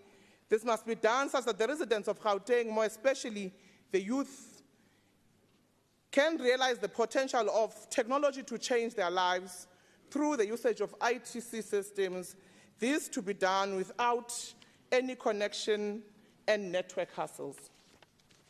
Deputy Chair of Chairs, members of the House, we really salute the government of Gauteng for having introduced the massive ICT system as part of the modernizing of society, as well, so that we can compete as a world-class province in communicating some of our successes. This is achieved and sustained by facilitating incubation, innovation, and well as encouraging public-private partnership for the development and the rollout of E-Gov services for upskilling our people in this province, a focus being the young people, because the province is becoming young by day. Deputy Chair, without fear or contradiction, this can be attributed to high levels of success of the department and great achievement which they can reflect in later. The e-government must support the capacitation of different entities in the province in order to meet ICT compliance requirement models. This can be achieved if private entity collaboration is strengthened. Deputy Chair of Chairs, e-government is a cornerstone to change lives of our people to a new system of technology to enable citizens of this province to compete anywhere in the world. It is for this reason, Deputy Chair of Chairs, that the ANC has confidence that the department can do this work seamlessly if it is supported. I therefore compliment the budget vote of the E-Gov department to do more and to reach everyone in every corner of Gauteng, such that we can then move together in connecting the entire province. We'll continue to monitor the department and to do oversight work to ensure that some of these plans are implemented timelessly. In this reason, the ANC supports this budget vote. Deputy Chair of Chairs, I thank you. Siyabulela Member Gentile. I will now allow Member Honorable MEC an opportunity to reply to the debate. Thank you very much, Deputy Chair of Chairs. I wish to thank all members who participated in this debate, and also thank the Premier for your leadership, and thank the senior management of the department for the work they are doing in the department. The issues that are raised here, for me, they are not controversial, but I'm happy that I've got allies in fighting with MEC Finance that we must give me more. I thank you for that support and the call. With regard to accelerating the CCTV and working with the police, we are already doing that, MEC Ngobeni. We were put at the center of crime fighting as this department because of the technological nature of our work. There is a committee that sits almost every Tuesday and Friday, which consists of the police, the Premier, Provincial Commissioner and ourselves. With regards to the connection of schools, Member Walters, I agree with you 100%. Not only schools, but even pure communities and libraries and all government buildings, because 2 weeks ago on a Saturday, I was in Kromdry in the West End where we were connecting an informal settlement. The joy of the community that you could see, that connectivity is no more a luxury. Connectivity is no more a luxury. It's no more a laughing stock. One lady said to me, you know, our kids will at times, our little girls will at times sell their bodies just to get data. If government provides it for free, it goes a long way.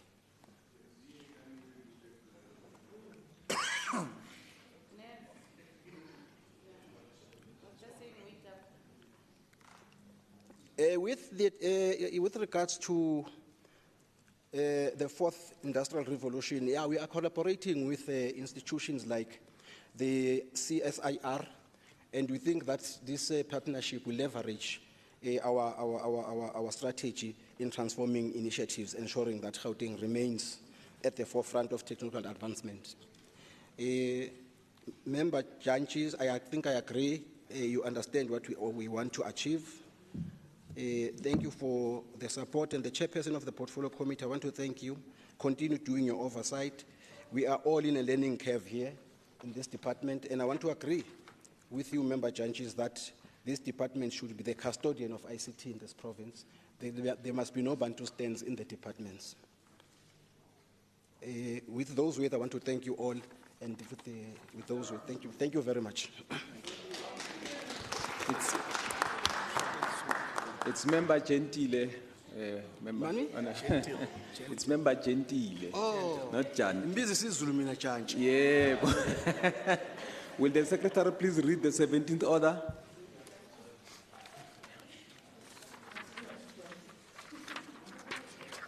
Thank you, Honorable Deputy Chairperson of Committees. The 17th order is the decision on the separate vote in the schedule to the Gauteng Provincial Appropriation Bill G001 of 2024, which caters for the 2024-25 financial year.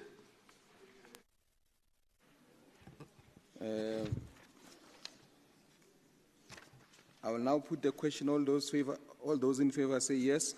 Yes. Now we're going to vote one. I will now put the question on vote one. All those in favor say yes.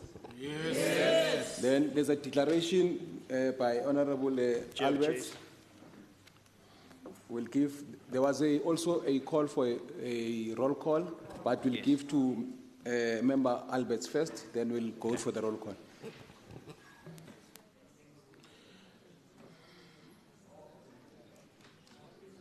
No, I'm indicated, yeah, that first those who had a different view, those who don't support must say, those who say no. The yes have it, the report is adopted.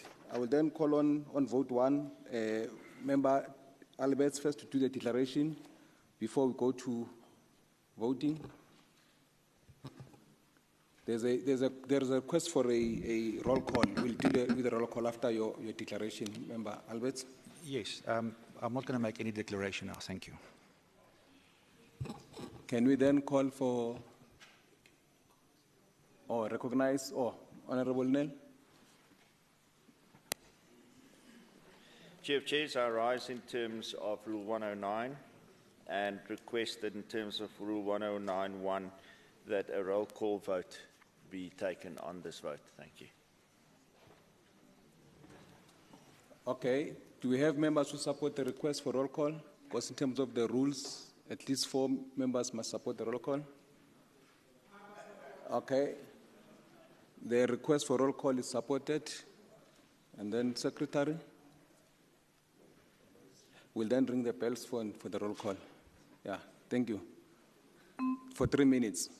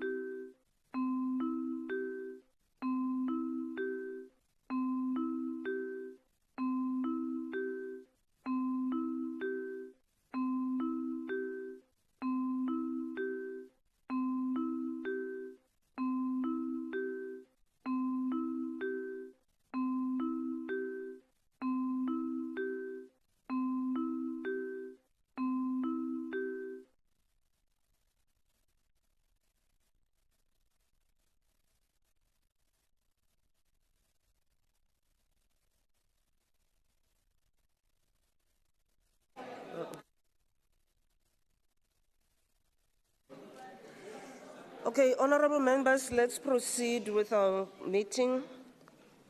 I just want to make sure that the Sergeant in Arms has locked the doors in accordance with Rule 110, subsection 2. I also wish to indicate that in terms of Rule 110, subsection 4, no member may enter or leave the House until the results of the roll call has been announced. So the doors, are they locked? I need confirmation. Okay, thank you very much. I now call on the Secretary to call the roll, and members shall reply with yes or no. And the Secretary will record the responses in terms of Rule 115, subsection 1. Secretary. Thank you, Honourable Speaker. We'll start with row 1. Honourable A. Lesufi. Yes. Honourable N. Nkomoral Huku. Yes. Honourable L. E. Makuvela. Yes. Honourable T. Mutara. Yes. Honourable L. I. Maile. Yes. Honourable K. P. Dialetlabela. Yes. Honourable P. J. Mamabolo. Yes. Honourable N. M. Hlagaza Manamela. Honourable M. M. A. Mfikwe. Yes, please. Honourable M. D. Hlope. Yes. Honourable L. H. Mikhwe.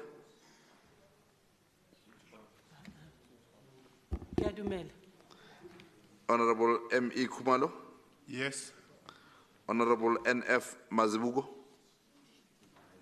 Ngiyavuma. Honourable M. K. Chilwane. Yes. Honourable V. R. M. Ramokhopa. Yes. Honourable S. M. Peters.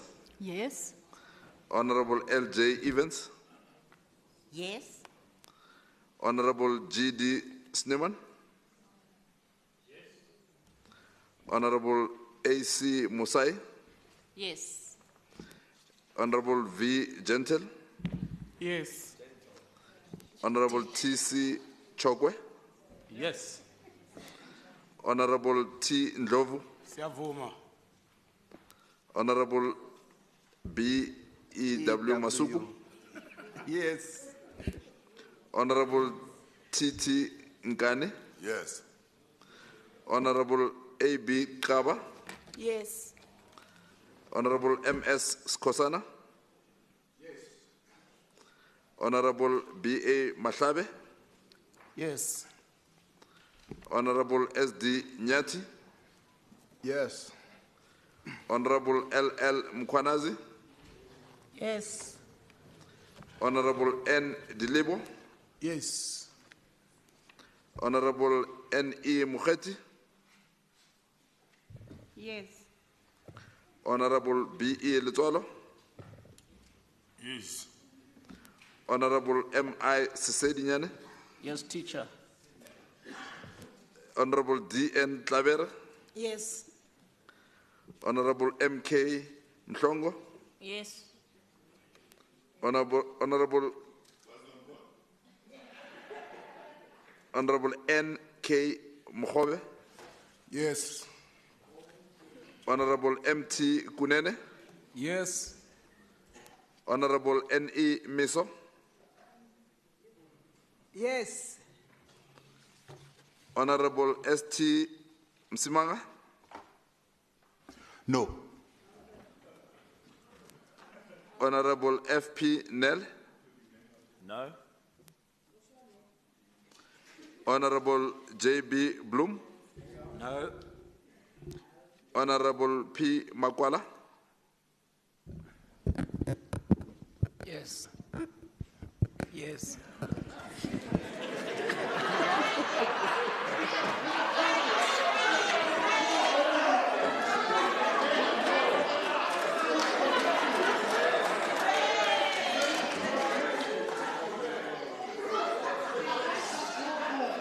Honourable members, order, please. Honourable A. D. W. Alberts. No. Honourable D.K. Adams, Yes. Honorable B.W. Dlamini, Yes. Honorable M. Moriarty, Honorable A.J. Fuchs, No. Honorable M. Waters, No. Honorable M.H. Cherota, No. Honorable E.D. Duplessis, E.P. Duplessis, No. Honorable M.S. Goma, Honorable M.S. Goma, The Honorable Koma has sent an apology, but he has voted yes.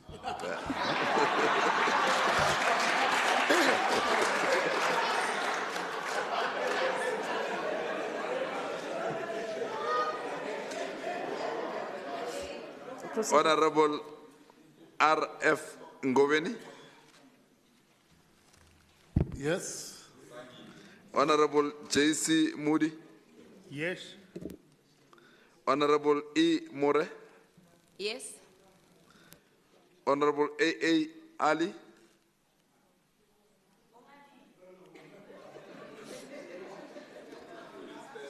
Honorable N.M. Dijakar, Honorable R. Ntege, No. Honorable B.A. Engelbrecht, Honorable B.A. Engelbrecht,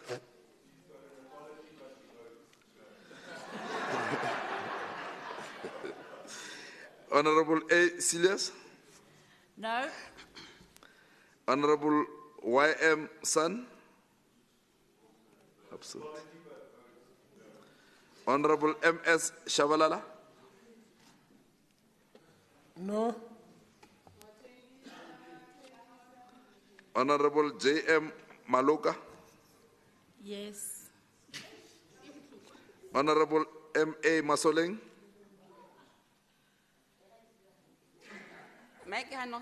Yes. Honorable L. Masilela, Yes. Yes. Honorable K.M. Bo, Yes.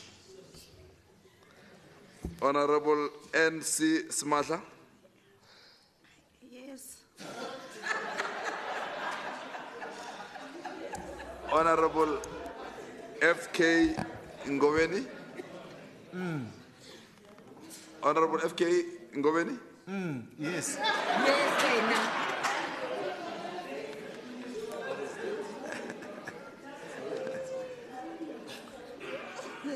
Honorable F.K.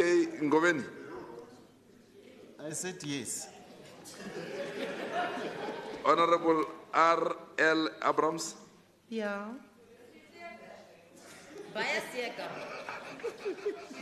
Honorable R. Robinson, No. Honorable S.J.P. Dos Santos, No. Honorable C. Bosch, No. Honorable N.K. Sharif, No. Honorable M.B. Hecklin, Honorable J. Miller, No. Honorable Z.K. Raslingwane, No. Honorable L.J. Dijakar, No. Honorable T. Siteka, Yes. Honorable B. Makene, Yes. Honorable B. Makene, Yes. Honorable F.J. Melda, No.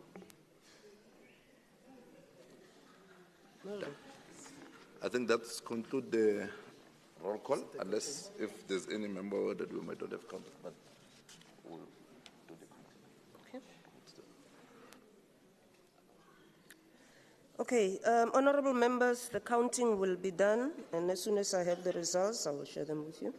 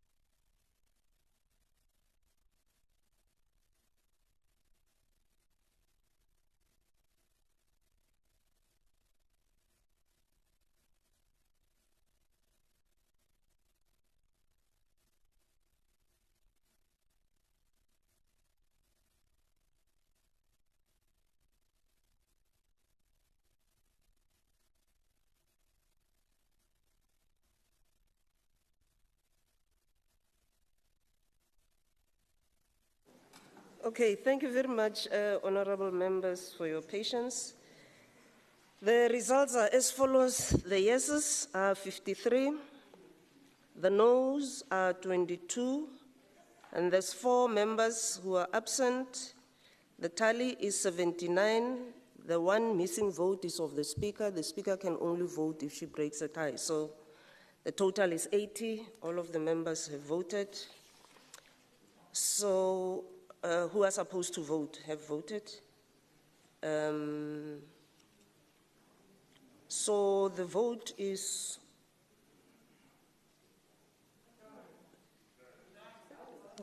just hold on.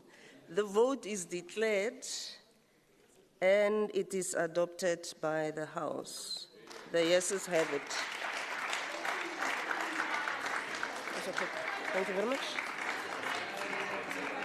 Yeah, the leaders of the political parties, ne? Yeah. Honorable members,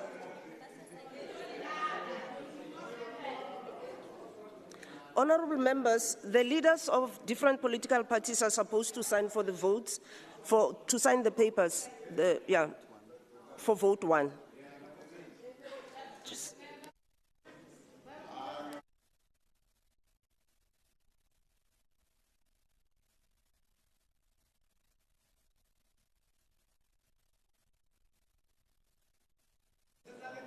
Chief Whip and leaders of political parties, is it okay if you sign for all of them at the end of all of the votes? Yeah, can we do that? Is that agreeable? Okay. Thank you very much. Then we now move to vote number 2. I now put the question on vote 2. All those in favor say yes. Yes. All those who are against say no.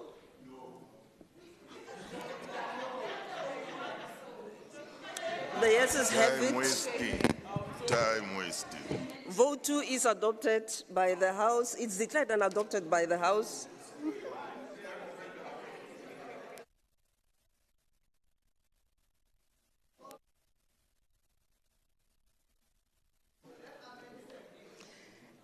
We now move to vote number 3, economic development, and I now put the question on vote 3. All those in favor say yes. Yes. All those who are not in favor say no. No. The yeses have it. The vote is declared, and the vote number 3 is. Okay, Honorable Nell. Speaker, I rise on Rule 109 and request, in terms of 109.1, a roll call vote on this item. Thank you. Yeah, honorable members. Order, order, order, honorable members, order. Honorable members, I now call for the bells to be rung for 1 minute.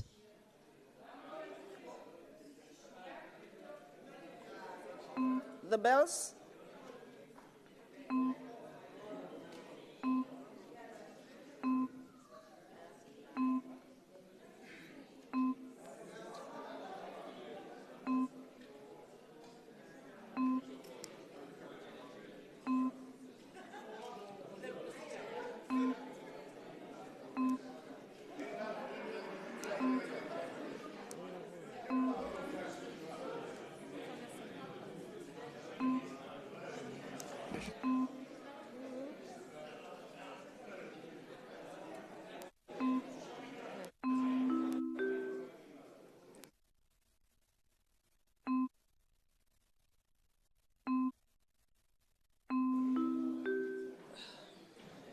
Okay.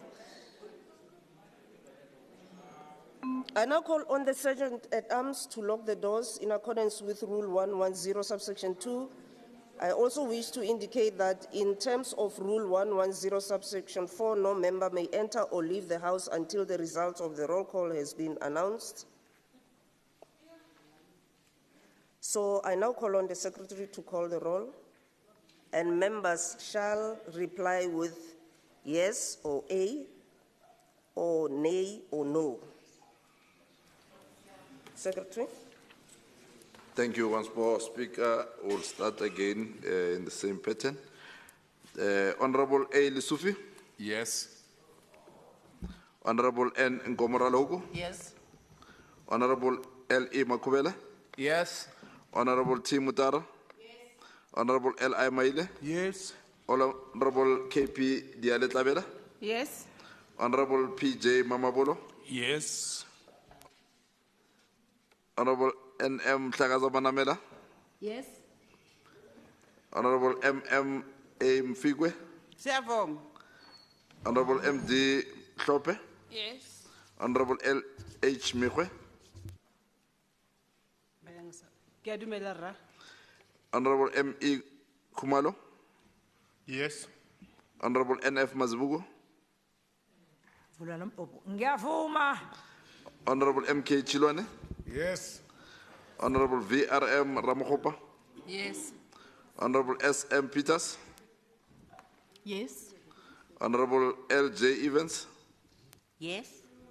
Honorable G.D. Sniman, Yes. Honorable A.C. Musai, Yes. Honorable V. Gentle, Ewe. Honorable T.C. Chokwe, Yes. Honorable T. Ndlovu, Yes. Honorable B.E.W. Masuku, Yebo. Honorable T.T. Ngane, Yes. Honorable A.B. Kawa, Yes. Honorable M.S. Skosana, Yebo. Honorable B.A. Mahlabe, Yes. Honorable S.D. Nyati, Yebo. Honorable L.L. Mkwanazi, Yebo. Honorable N. Dilebo, Yes. Honorable N.E. Mkheti, Yes. Honorable B.E. Litsolo, Yes. Honorable M.I. Sisedi Nyane, Yebo.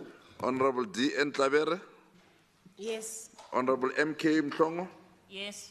Honorable N.K. Mkhove, Yes. Honorable M.T. Kunene, Yes. Honorable N.E. Meso, Yes. Honorable S.T. Msimanga, No. Honorable F.P. Nel, No. Honorable J.B. Blom, No. Honorable P. Makwala, Yes. Honorable A.D.W. Albert, No. Honorable D.K. Adams, Yes. Honorable B.W. Dlamini, Yes. Honorable M. Moretti, No. Honorable A.J. Fuchs, No. Honorable M. Waters, Nay. Honorable M.H. Sarota, No. Honorable E.P. Duplessis, No. Honorable M.S. Koma, Honorable R.F. Ngobeni, Yes.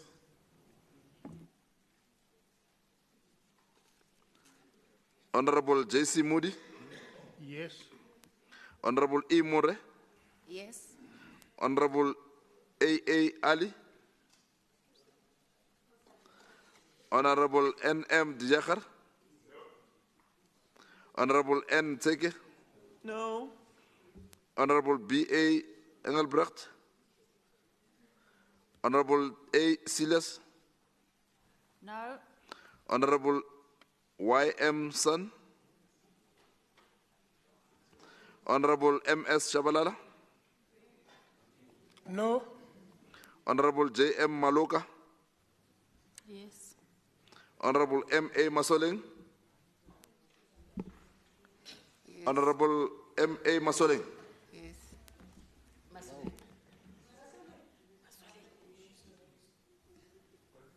Yes. Honorable L. Masilela, Yes. Honorable K.M. Bo, Yes. Honorable N.C. Smasha, Yes. Honorable F.K. Ngoveni, Yes. Honorable R.L. Abrams, Yes. Honorable R. Robinson, Honorable S.J.P. Dos Santos, No. Honorable C. Bosch, No. Honorable M.B. Hecklin, No. Honorable N.K. Sharif, No. Honorable J. Miller, No. Honorable Z.K. Raslingwane, No. Honorable L.J. Diakhar, No. Honorable T. Sitega, Yes. Honorable B. Makene, Yes. Honorable F.J. Melda, No.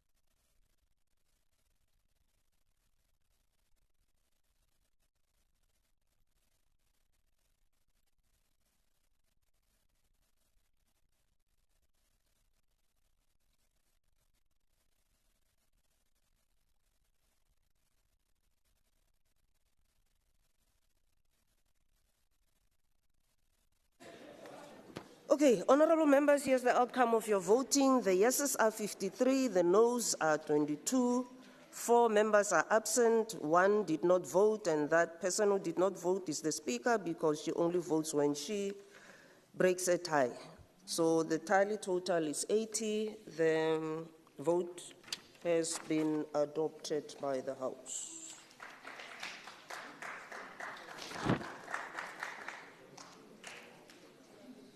Honourable members, we are now on vote 4 for the Department of Health.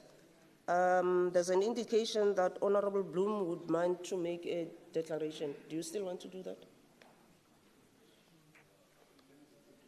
Thank you, Madam Speaker. Declaration, the health budget vote for. The Democratic Alliance rejects this budget because nothing has changed in the top management to ensure it will be spent efficiently and effectively without any corruption. Simply put, the crooks are still in charge. They want to keep their multiple scams going and to protect the looters. If there was another Babita Deokaran in the department, they would silence her. This department needs to be rescued to save lives and provide the best possible public health service within the available budget. We have a specific concern that cancer patients are not getting urgent treatment, even though there is a substantial budget specifically dedicated to this. We also note the poor emergency response times, high neonatal deaths, the failure to pay suppliers in good time, low childhood immunisation, inadequate maintenance, and non-completion of all capital projects. This minority coalition must do better if they want opposition support for this budget. I want to say today that voting against this budget should be an act of conscience. It would mean the department has to come back to this House to give the assurances, particularly on saving the lives of cancer patients, that would allow us to approve this budget. Vote your conscience on this budget. Thank you. Thank you very much, Honourable Bloom. I now put the question on vote 4. All those in favour say yes. Yes. All those against say no. No. The yeses have it. Madam Speaker. Yes. Honourable Nell.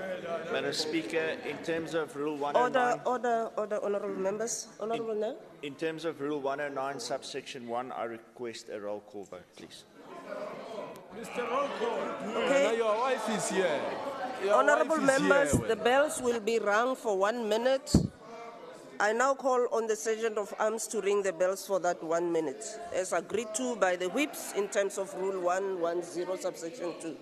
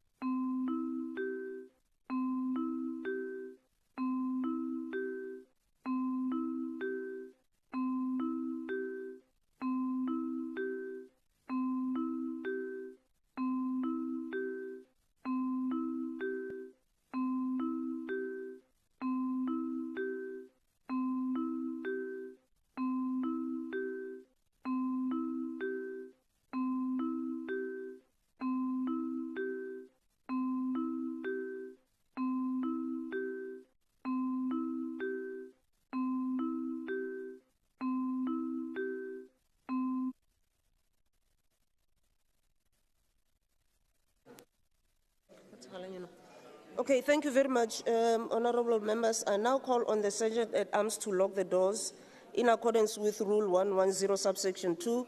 I also wish to indicate that in terms of Rule 110, subsection 4, no member may enter or leave the House until the results of the roll call have been announced. I now call on the presiding officer, the secretary,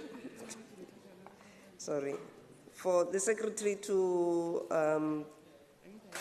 call on the roll of the members. And members, I just want to remind you that you shall reply with either a yes or a no on A or a nay.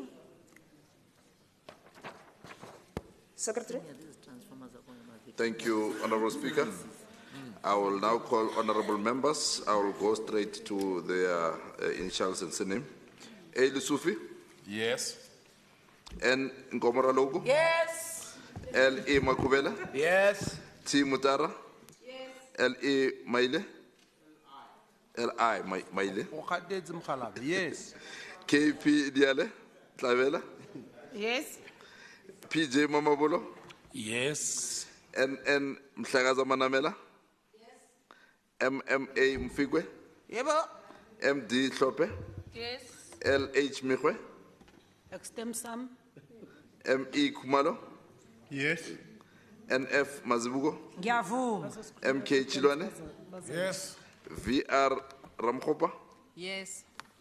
SM Peters? Yes. LJ Evans? Yes. GD Sneman? Yes. AC Musai? Yes. V Gentle? Gentile, ewe. Gentile? TC Chokwe? Yes. T Ndlovu? Yes. BEW Masuku? Yes. TT Nkani? Yes. AB Kaba? Yes. MS Skosana? Ewe. BA Mahlabe? Yes. SD Nyati? Yabo.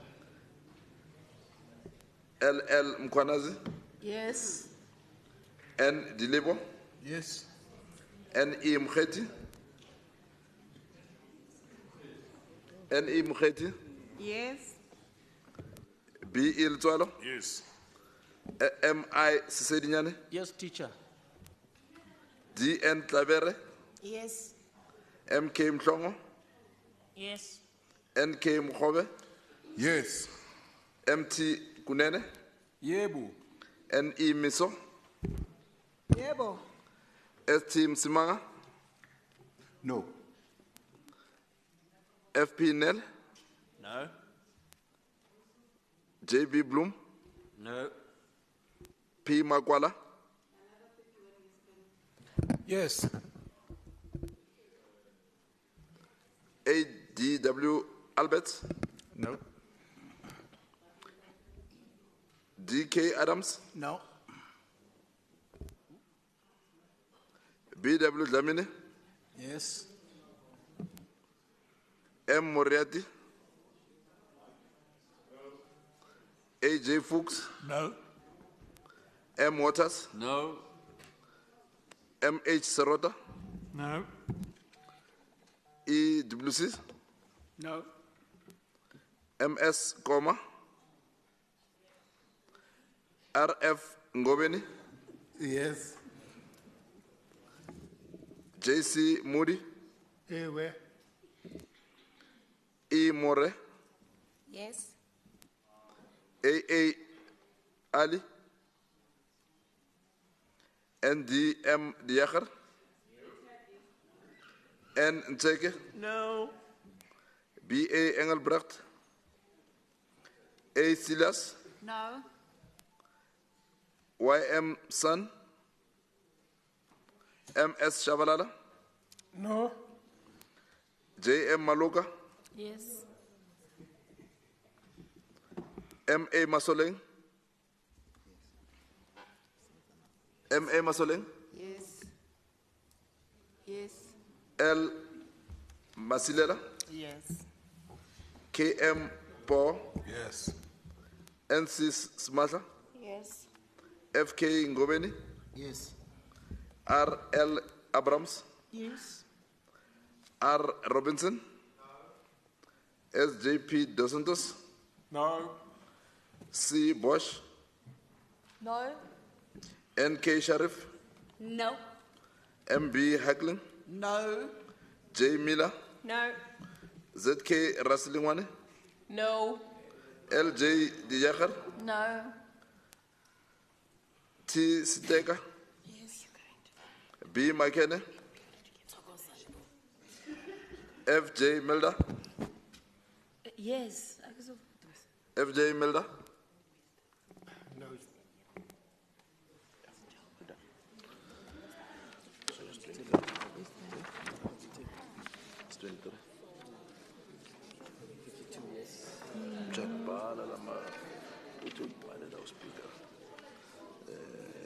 So it's 23 yes.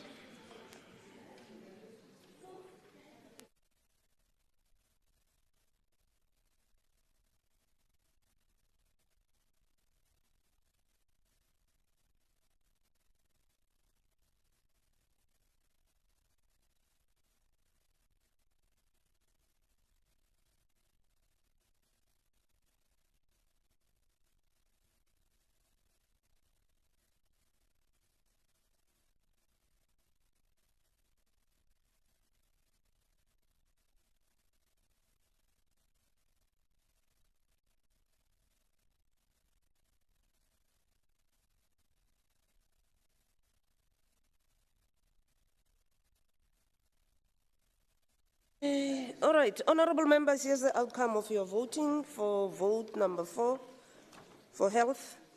The yeses are 52, the noes are 23, 4 are absent, and the one person who did not vote is the speaker for reasons that I have explained before. The total number is 80, so vote number 4 is adopted by the House. Thank you.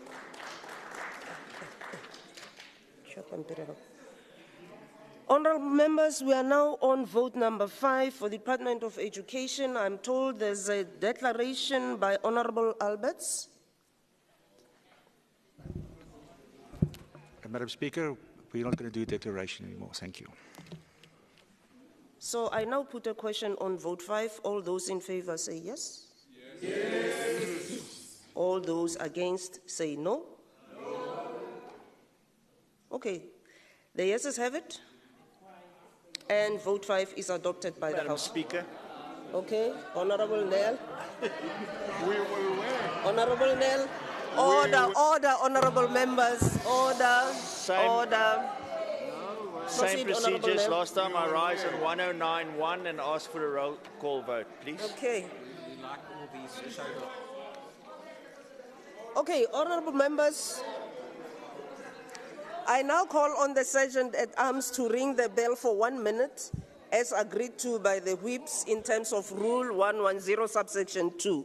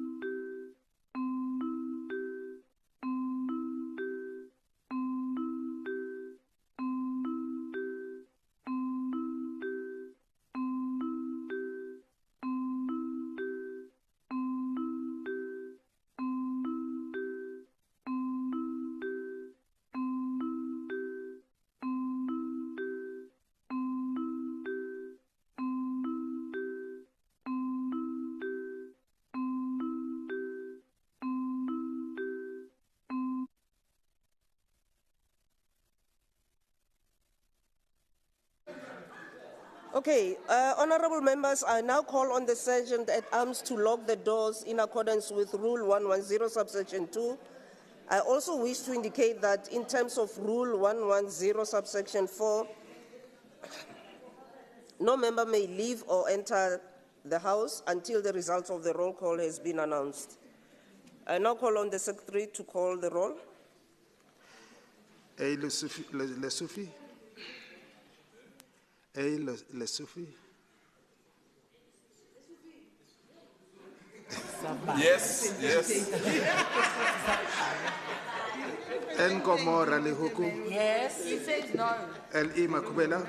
Yes. T. Motara. Yes. L. I. Maile. Yes. KP Diale Tlabela. Yes. PJ Mamabolo. Yes. NM Shagazamanamela. Yes. MNA Mfikwe. Yebo. MD Klope. Yes. LH Mekwe. Yebo. ME Kumalo. Yes. NF Mazibuko. Nyavum. MK Chilwane. Yes. VRM Ramhupa. Yes. SM Peters. Yes. LJ Evans. Yes. GD Skinman. Yebo. AC Musai. V Gentile. Ehwe. TC Chokwe. Yes. T Ndlovu. Yes. Dr. B.E. W. Masuku. Yes. Titikani. Yes. A.B. Kaba. Yes. M.S. Kosana. B.A. Mashabe. Yes. S.D. Nyati. Yebo. L.L. Mkwanazi. Yebo. N. Dilebo. Yes. Dr. E.N. Mokheti. Yes. B.E. Litswalo. Yes. M.I. Sesi Dinyane. Yebo. D.N. Klebera. Yes. M.K. Mhlongo. Yes. N.K. Mokhobe. Yes. M.T. Kunene. Yebo. N.E. Miso. Yes.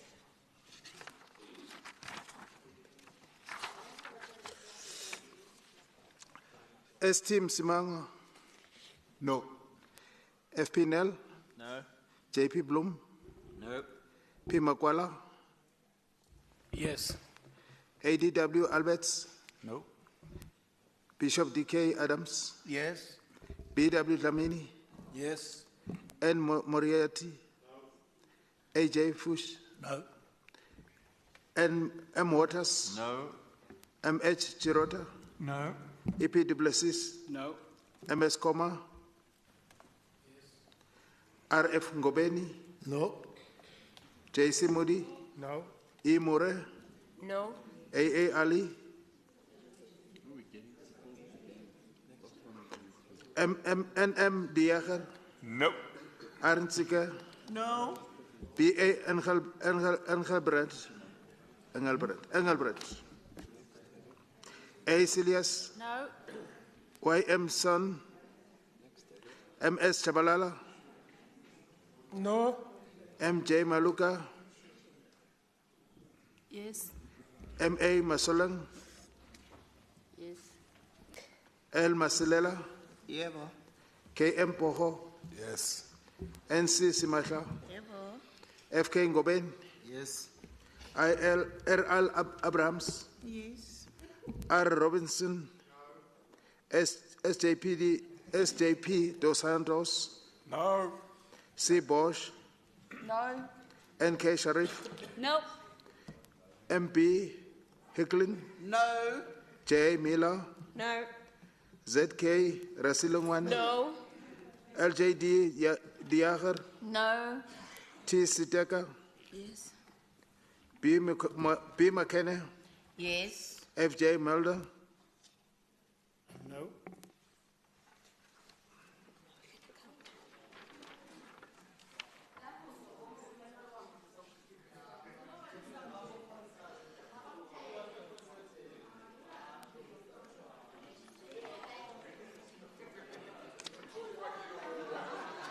The same as the other one.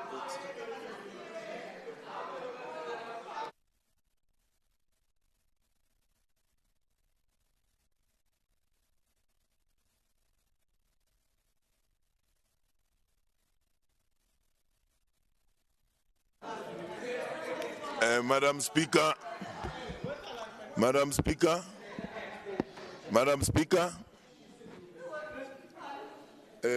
Honorable Nkani? I think I'm not that much in a hurry, but I will ask for 20 minutes break so that we service ourselves and come back and make our night vision.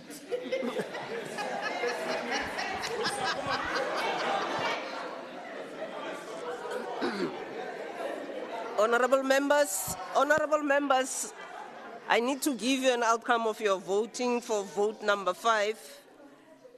So the outcome is as follows. The yeses are 53, the noes are 22, and still there's 4 members who are absent. And there's 1 member who did not vote for the reasons that I explained earlier on. The total tally is 80. So vote, yes.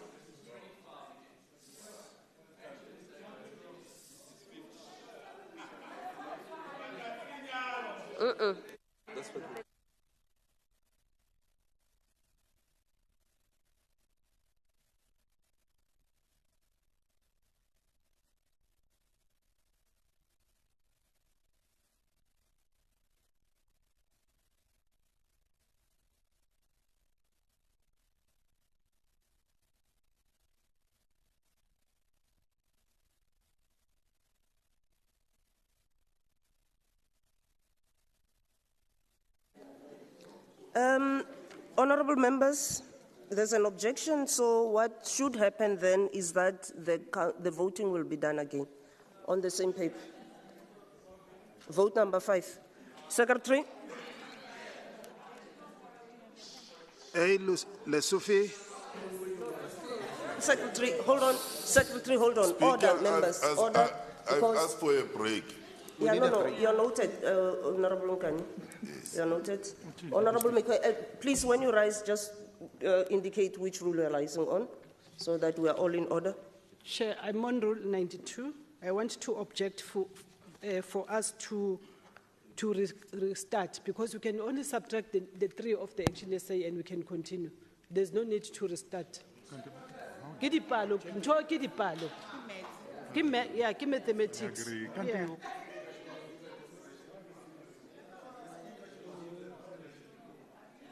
You said rule number? No, Honorable Mekwe, 92.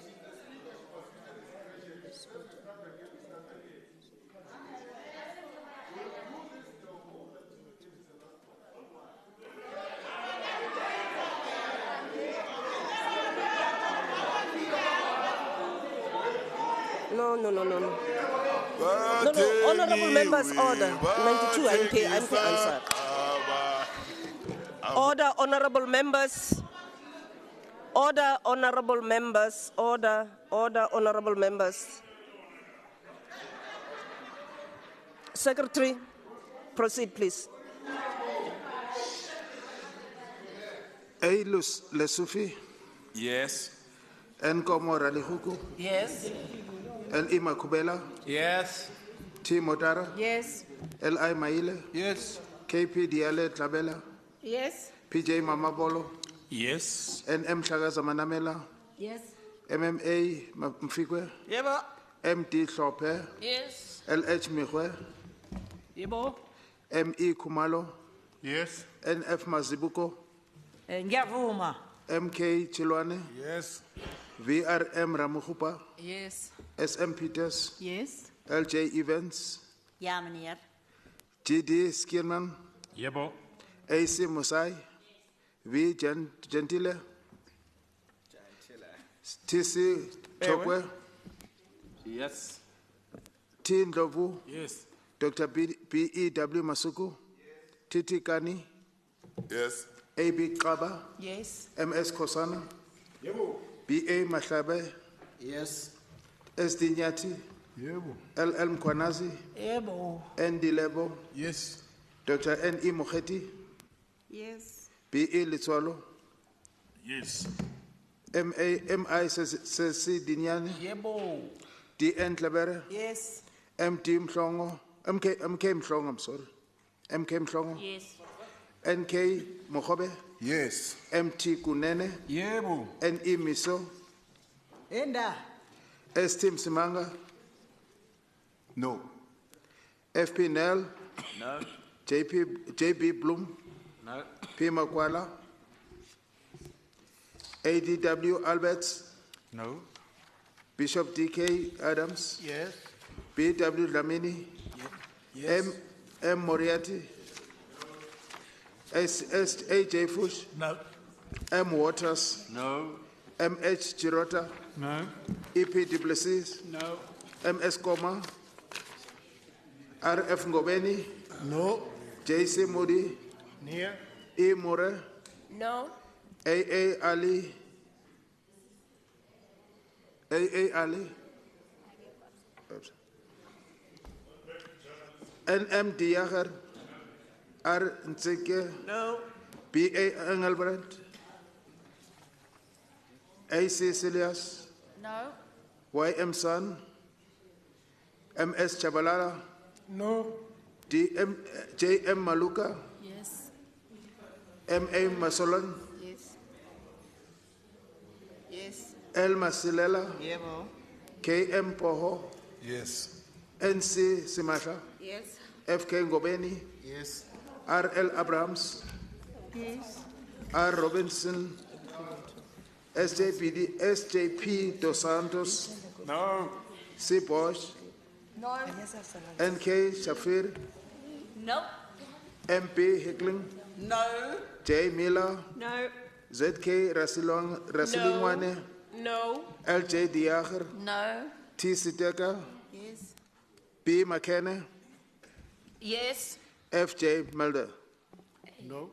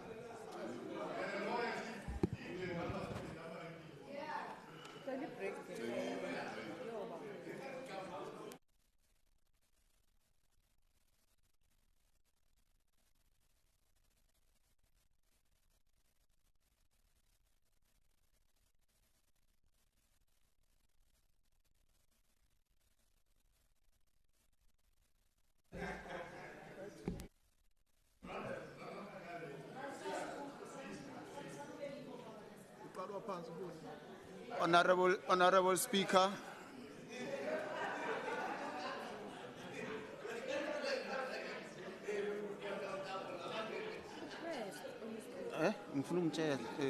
Honorable Speaker. Madam Speaker. Yes, Honorable Member. Madam Speaker, No, I have to announce the results and then I will let you have the break. Yeah, okay. Honorable Nkani. So, honorable members, here's the outcome of your vote. The yeses are 51, the noes are 24, absent is still 4, and no vote is 1 for the reasons that I gave earlier on, and the tally is 80. So, vote 5 is adopted by the House. Honorable members, there's a request, so I'm going to grant you 10 minutes break, and then we'll return to the House. It's 10 minutes. 10 minutes break. Sorry.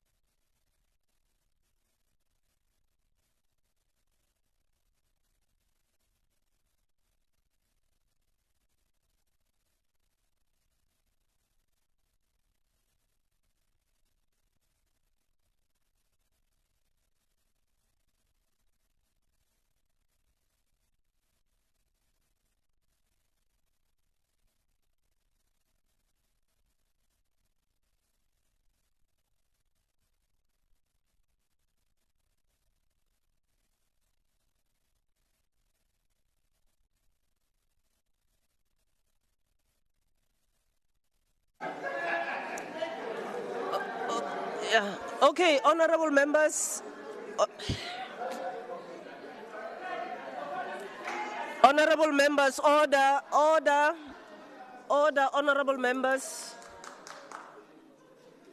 Order, honorable members. I have a request from the Secretariat in front of me that they are pleading with you that you please be as quiet as possible during the voting because they cannot hear. The other request is that you please speak into the mic.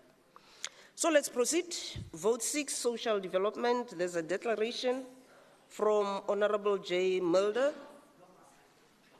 Honorable Mulder, do you still want to make a declaration? No, thank you, Speaker. Okay. I now put a question on vote 6. I now put a question on vote 6. All those in favor say yes. Yes. All those against say no. No. No. The yeses? Honorable Nell. Speaker, in terms of Rule 109, Sub 1, I request a roll call, please. I now call on the Sergeant at Arms to ring the bells for 1 minute.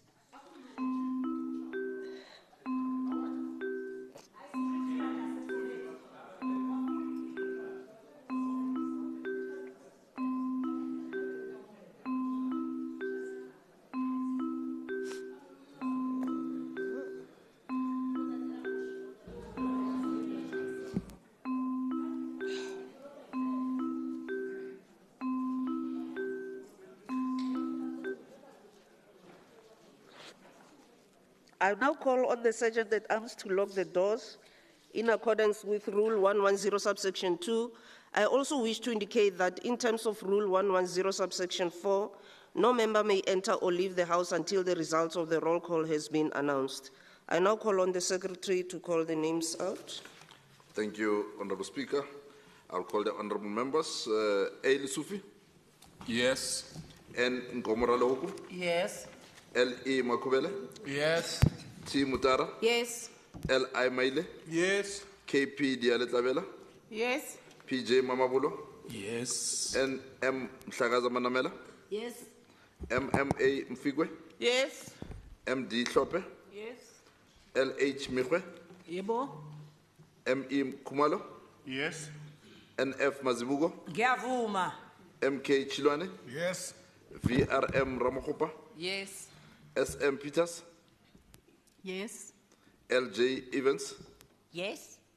G.D. Sneeman. Yes. A.C. Musai. Yes. V. Gentile. Yes. T.C. Chokwe. Yes. T. Ndlovu. Yes. B.E.W. Masuku. Yes. T.T. Nkane. Yes. A.B. Kawa. Yes. M.S. Kumalo. Skosana. Yebo. B.A. Mahlave. Yes. S.D. Nyati. Yebo. L.L. Mkwanazi. Yes. N. Dilebo. Yes. N.E. Mkheti. Yes. B.E. Letswalo. Yes. M.I. Sisedinyane. Yes, sir. D.N. Tlavere. Yes. M.K. Mhlongo. Yes. N.K. Mkhobe. Yes. M.T. Kunene. Yebo. N.E. Miso. Yes. S.T. Msimanga. Awa. F.P. Nel. No. J.B. Bloom. No. P. Magwala. Yes. A.D.W. Albert. No. D.K. Adams. Yes. B.W. Dlamini. Yes. M. Moretti. No. A.J. Fuchs. No. M. Waters. No. M.H. Cherota. No. E.P. Duplessis. No. M.S. Koma. R.F. Ngobeni. No. J.C. Moody. Near. E. More. No. A.A.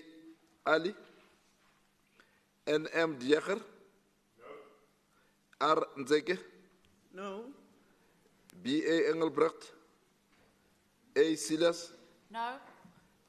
YM Sun, MS Shabalala, No. JM Maloka, Yes. MA Masoleng, Yes. L Masilela, Yebo. KM Paul, Yes. NC Smatla, Yebo. FK Ngobeni, Yes. RL Abrams, Yes. R Robinson, SJP Dos Santos, No. CJ Bosch, It's just C. Bosch, but no. NK Sharif, No. MB Hackling, No. J Miller, No. ZK Raslingwane, No. LJ Dijakar, No. T Steker, B Mahene, Yes. FJ Milder, No.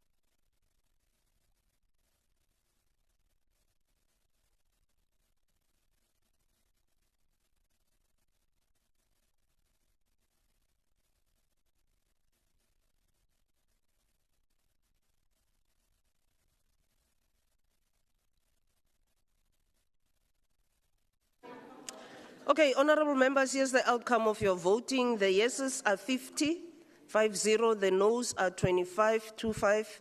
Absent is 4, and 1 did not vote for the reasons that I gave earlier on. The tally is 100. It's 80. So vote number 6 is adopted by the House.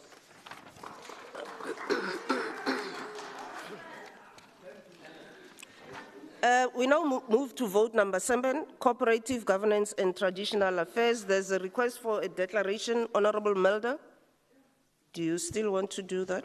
No, Speaker, thank you. Okay, thank you very much. I now put the question on vote 7. All those in favor say yes. All those that are against say no. No. Okay, the yeses have it. Honorable Nell. Speaker, I rise in terms of Rule 1091 and request a roll call. Okay. Okay. I now call the Sergeant in Arms to ring the bells for 1 minute, as agreed to by the whips in terms of Rule 110, subsection 2. 1 minute, Sergeant in Arms.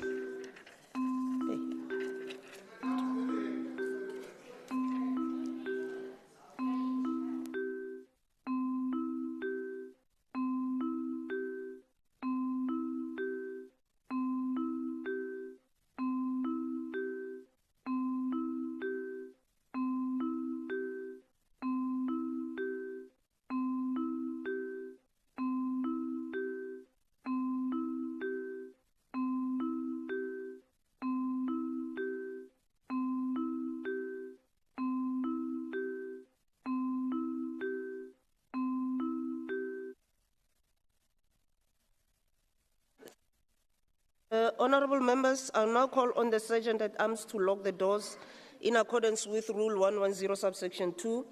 I also wish to indicate that in terms of Rule 110 subsection 4, no member may enter or leave the House until the results of the roll call has been announced.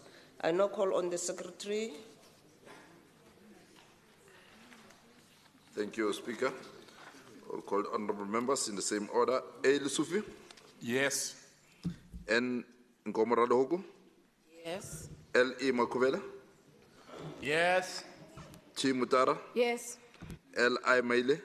Yes. KP Diale Tabela. Ke a dumela. PJ Mamabolo. Yes. NM Tlagaza Manamera. MMA Mfikwe. Yes. MD Klope. Yes. LH Mikwe. ME Kumalo. Yes. NF Mazibugo. Yavong. MK Chilwane. Yes. VRM Ramakhopa. Yes. SM Peters. Yes. LJ Evans. Ja, meneer. JD Sniman. Yes. AC Musai. V Gentile. Yes. TC Yes. Chokwe. Yes. T Ndlovu. Yes. BEW Masuku. Yebo. TT Ngane. Yes. AB Kaba. Yes. MS Kosana. Yebo. BA Mahlabe. Yes. SD Nyati. Yebo. LL Mkwanazi. Yebo. N Dilebo. Yes. NE Mkheti. Yes. BE Lutwalo. Yes. MI Sisedinyana. Yebo. DN Tlavere. Yes. MK Mklongo. Yes.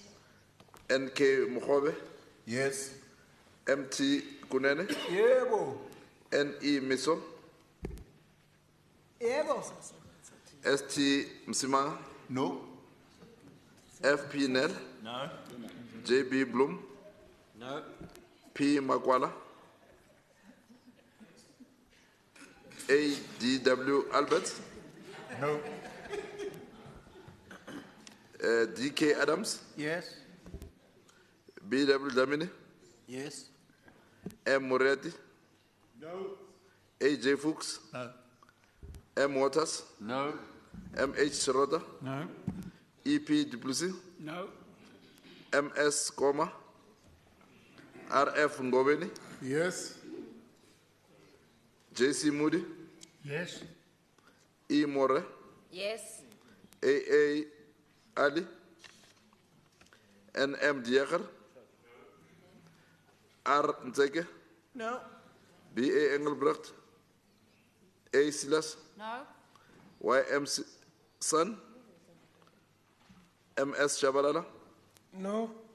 JM Maloka. Yes. MA Masoleng. Yes. L Masilela. KM Paul. Yes. NC Smatla. NC Smatla. Yes. FK Ngobeni. Yes. RL Abrams. Yes. R Robinson. SJP Dos Santos. No. C Bosch. No. NK Sharif. No. MB Heckling. No. J Miller. No. ZK Raslingwane. No. LJ Diacher. No. T Siteka. Yes. B Machene. Yes. FJ Melda. No. FJ Melda. No. 1, 2, 3, 4, 5, 6, 7, 8, 9, 10, 11, 12, 13, 14, 15, 16, 17, 18, 19, 20.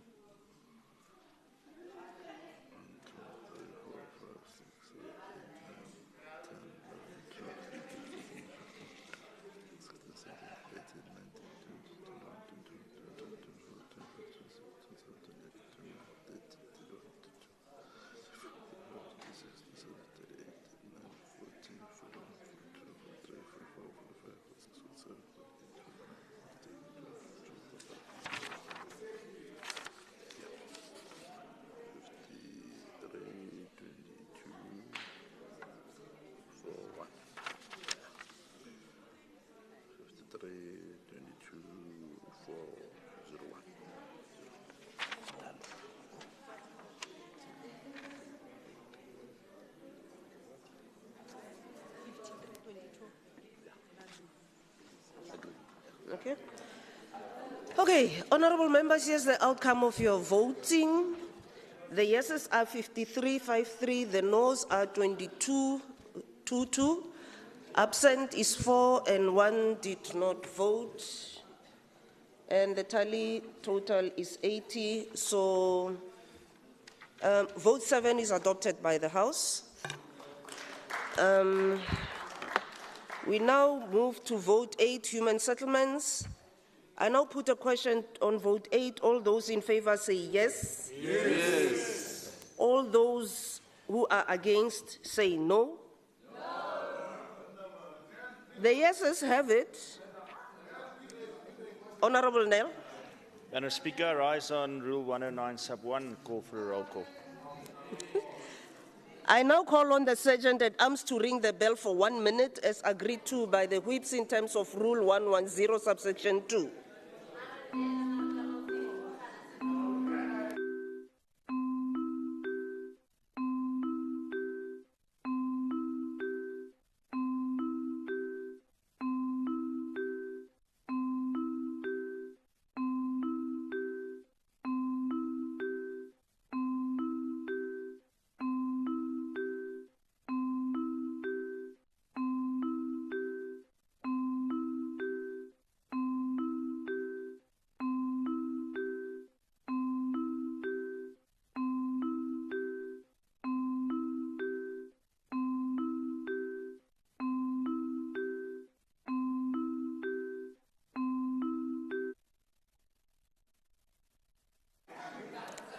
Okay, honorable members, I now call on the Sergeant at Arms to lock the doors in accordance with Rule 110 subsection 2.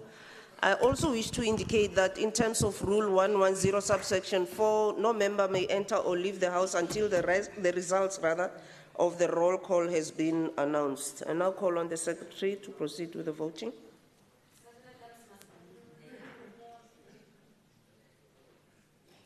Thank you, Honorable Speaker. We'll now do the roll call. A. Lusufi? Yes. N. Nkomo Ralohoku? Yes. L. E. Makubele? Yes. T. Mutara? Yes. L. I. Maile? Yes. KP Dialetabela? PJ Mamabolo? Yes. N. M. Tlagaza Manamela? Yes. M. M. A. Mfikwe? Yes. M. D. Klope? Yes. L. H. Mikwe? M. E. Kumalo? Yes. N. F. Mazibuko? M. K. Chilwane? Yes. VRM Ramokopa? Yes. S. M. Peters? Yes. L. J. Evans? Yes. GD Sniman? Yes. AC Musai? Yes. V. Gentile? Yes. TC Chokwe? Yes. T. Ndlovu? Yes. BEW Masuku? TT Ngane? Yes. AB Kaba? Yes. MS Kosana? Yebo. BA Matlabe? Yes. SD Nyati? Yes. LL Mkwanazi? Yebo. N. Dilebo? Yes. NE Mkheti? Yes. BE Lutswalo? Yes. MI Sisedinyana? Yebo. DN Tlabere? Yes. MK Mhlongo? Yes. MT Kunene? Yebo. NE Miso? ST Msimanga? No. FP Nel? No. JB Bloom? Let's wait for that. No. P Makwala? I'm skipped here. ADW Albert? No. DK Adams? Kia Dumela. BW Damini? Yes. M Moriarty? No. AJ Fuchs? No. M Waters? No. M H Sorota? No. EPWC? No. MS Koma? RF Ngobeni? Yes. JC Moody? Yeah. E More? Yes. AA Ali? NM Diaker? No. R Nzeke? No. B.A. Engelbrecht, A. Silas, No. Y.M. Sun, M.S. Shabalala, No. J.M. Maluka, Yes. M.A. Masoleng, L. Masilela, Yebo. K.M. Paul, Yes. N.C. Smatla, Yebo. F.K. Ngoweni, Yes. R.L. Abrams, Yes. R. Robinson, S.J.P. Dos Santos, No. C. Bosch, No. N.K. Sharif, No. M.B. Hagling, No. J. Miller, No. Z.K. Raslingwane, No. L.J. Diacher, No. S. Siteka, Yes. B. Magene, Yes. F.J. Milda, No. Speaker, Honourable Member. oh, I was not called from the roll call, and my vote is yes. Is that Yeah, a fact? NK Mohobe. It's recorded. It's recorded. It's recorded. We did call.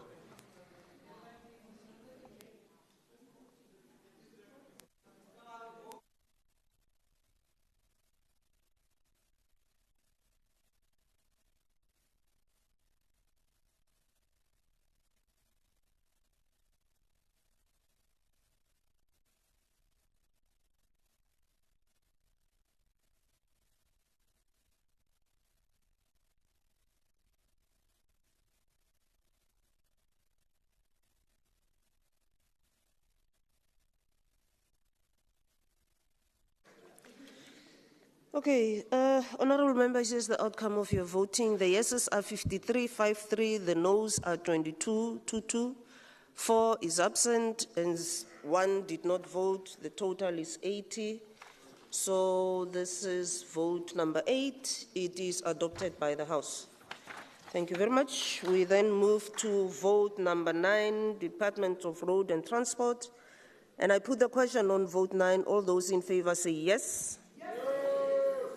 All those against say no. Okay, the yeses have it. Vote 9 is adopted by the House.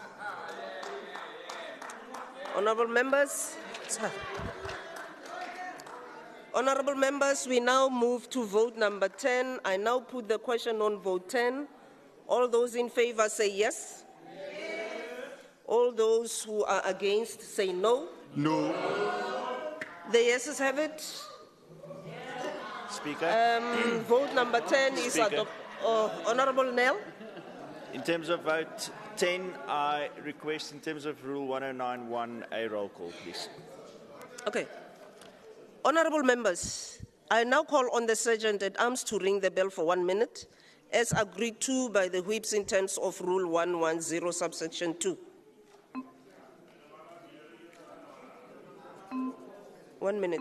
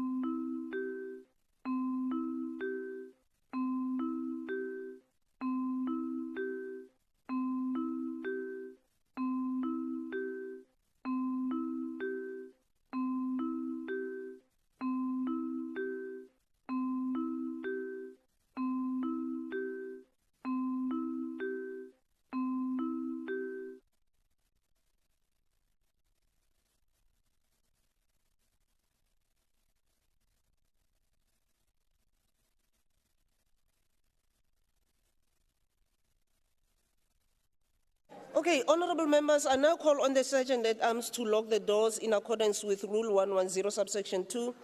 I also wish to indicate that in terms of Rule 110, subsection 4, no member may enter or leave the House until the results of the roll call has been announced. I now call on the Secretary to proceed with the voting. Thank you once more, Speaker. A. Lesufi. Yes. N. Nkomora Logo. Yes. L. E. Makubela. Yes. T. Mutara. Yes. L. I. Maile. Yes. K. P. Diale. Tlabela. Tiarumela. PJ Mamabolo. Yes. N. M. Mhlakaza Manamela. Yes. M. M. A. Mfikwe. Yes. M. D. Hlope. L. H. Mikwe. Yara. M. E. Kumalo. Yes. N. F. Mazibugo. Nyavuma. M. K. Chilwane. Yes. V. R. M. Ramkhopa. Yes. S. M. Peters. Yes. L. J. Evans. Yes. G. D. Sneeman. Yebo. A. C. Musai. V. Gentile. Yes. T. C. Chokwe. Yes. T. Ndlovu. Yes. B. E. W. Masuku. Yes. T. T. Ngane. Yes.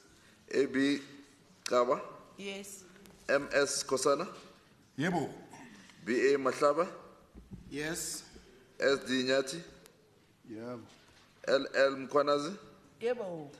N. Dilebo. Yes. N. E. Mkheti. Yes. B. E. Litolo. Yes.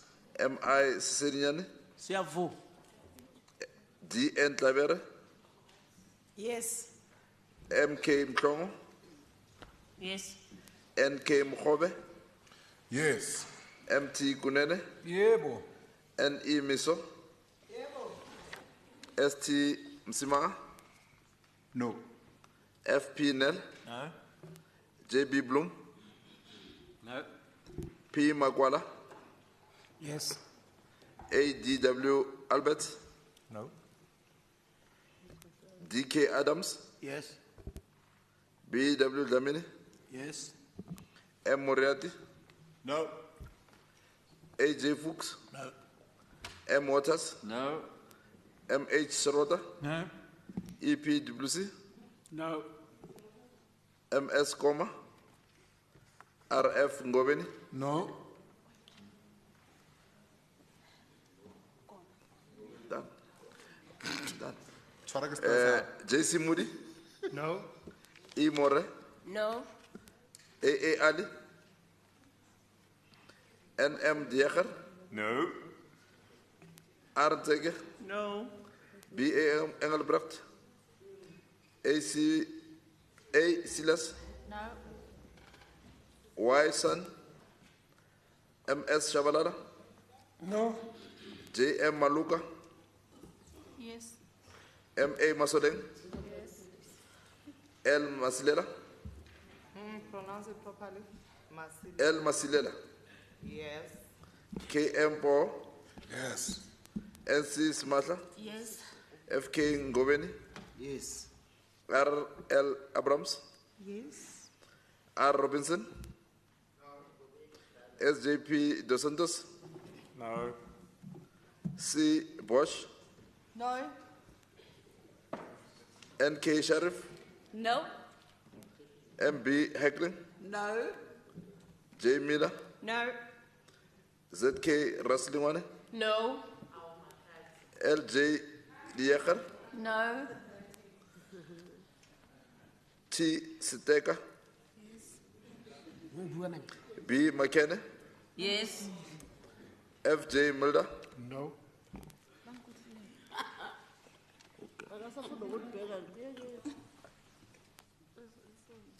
Chairman, Chair of Chairs. Modula stulo. What are the vegetables le di kgo?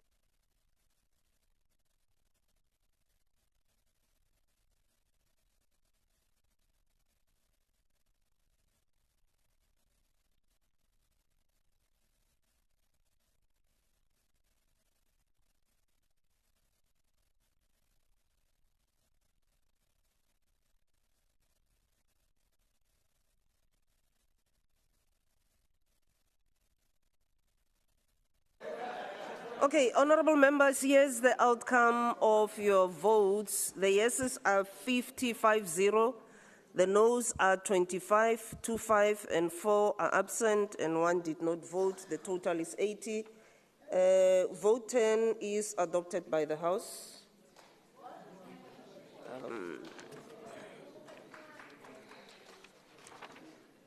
Vote 11, Agriculture and Rural Development. I now put the question on the vote. Vote 11. All those in favor say yes. Yes. All those against say no. Okay, the yeses have it. Vote 11 is adopted by the House. We now move to vote number 12. Honorable members, Sports, Recreation, Arts and Culture. There's a request for a declaration. Honorable Alberts, do you still want to do the declaration? Honorable Alberts? No? Okay. I now Speaker, put a question on vote 12. All those in favor say yes. Yes. All those against say no. No. The yeses have it. Vote 12 is adopted by the House. Honorable members, we are now on vote 13. Honorable members, we are now on vote 13, e-government. I now put the question on vote 13. All those in favor say yes. Yes. All those who are opposed say no. No. The yeses have it. Vote 13 is adopted by the House. We are now on vote 14, honorable members, Gauteng Treasury. I now put the question on vote 14. All those in favor say yes. Yes. All those who are not in favor say no. No. The yeses have it. So, Honorable Nell. Speaker, I rise on Rule 109, Sub 1, and call for a roll call. Honorable Nell. Okay. Vote 14 is adopted by the House. Honorable member, you're like, okay. Vote 14 is adopted by the House. Did he say anything? Requesting a roll call in 109. Oh, yes. sorry. Sorry. Oh, okay. Akamudra. Okay, I now call on the Sergeant at Arms to ring the bells for 1 minute.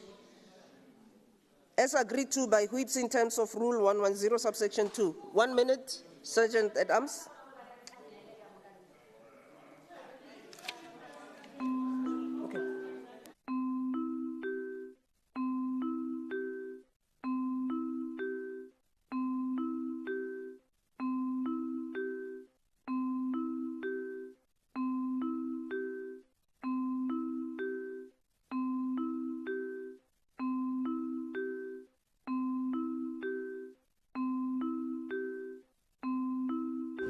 Sergeant at Arms, remove.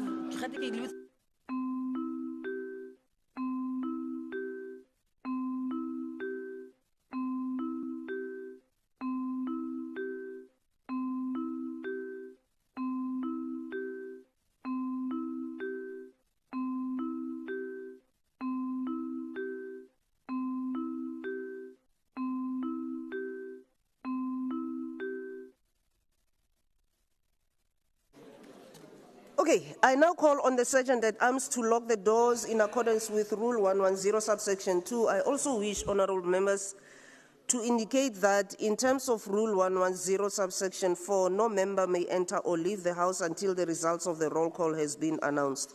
I now call on the Secretary to proceed with the voting. Thank you, Speaker. A. Lesufi? Yes. N. Komoralo Hoko? Yes. L. E. Makubela? Yes. T. Mutara? Yes. L. I. Maile? Yes. KP Dialetabela? Yes. PJ Mamabolo? Yes. N. M. Tagazamanamela? Yes. M. M. A. Mfikwe? Yes. M. D. Shope? L. H. Mikwe? Era. M. E. Kumalo? Yes. N. F. Mazibugo? Yavum. M. K. Chilwane? Yes. VRM Ramkopa? Yes. S. M. Peters? Yes. L. J. Evans? Yes. GD Schneeman, Yes. AC Musai, Yes. V Gentile, Yes. TC Chokwe, Yes. T Ndlovu, Yes. BEW Masuku, Yes. TT Nkane, Yes. AB Kaba, Yes. MS Kosana, Yebo. BA Mahlabe, Yes. SD Nyati, Yes. LL Mkwanazi, Yes. N Dilebo, Yes. NE Mkheti, Yes. BE Ltolo, Yes. MI Sisedinyane, Siafo. DN Tlavere, Yes. MK Mhlongo, Yes. NK Mokhobe, Yes. MT Kunene, Yebo. NE Miso, ST Msimanga, No. FP Ned, No. JB Bloom, No. P Makwala, AWD No. Albert, No. DK Adams, Yes. BW Dlamini, Yes. M Moretti, No. AJ Fuchs, No. M Waters, No. MH Serota, No. EPWC, No. MS Koma, RF Ngobeni, Yes. JC Moody, Yes. E More, Yes. AA Ali, NM Diakar, R Nzeke, No. BA Engelbracht, A Silas, No. YM San, MS Shabalala, No. JM Maloka, Yes. MA Masoleng, Yes. L Masilera, Yes. KM Paul, Yes. NC Smatla, Yes. FK Ngobeni, Yes. RL Abrams, Yes. R Robinson, Santos, No. C Bosch, No. NK Sharif, Nope. MB Hackling, No. J Miller, No. ZK Raslingwane, No. LJ Diakar, No. ST Siteka, ST Siteka, Yes. B Machene, Yes. FJ Melda, No. We're back to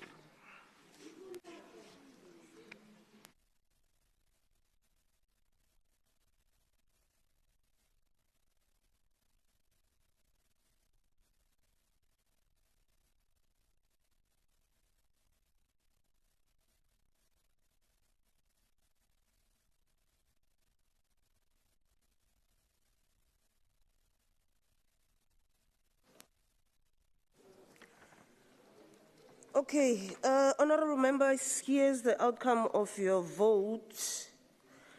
The yeses are 53, 5-3, the noes are 22-2, and 4 members are absent. 1 did not vote for the reasons that I explained earlier on. The total is 80. So vote 14 is adopted by the House. We now move to vote 15, honorable members. I now put the question on vote 15. All those in favor say yes. Yes. All those that are opposed say no. No. The yeses have it. Speaker, Honorable Nell. for the last time, I ask in terms of Rule 109 that we call a roll call. Honorable members, just hold on. I did not hear you, Honorable Nell. Apologies, Speaker. In terms of Rule 109 sub 1, I'm requesting a roll call. Oh, thank you. I now call on the Sergeant at Arms to ring the bells for 1 minute, as agreed to by the whips in terms of Rule 110, subsection 2.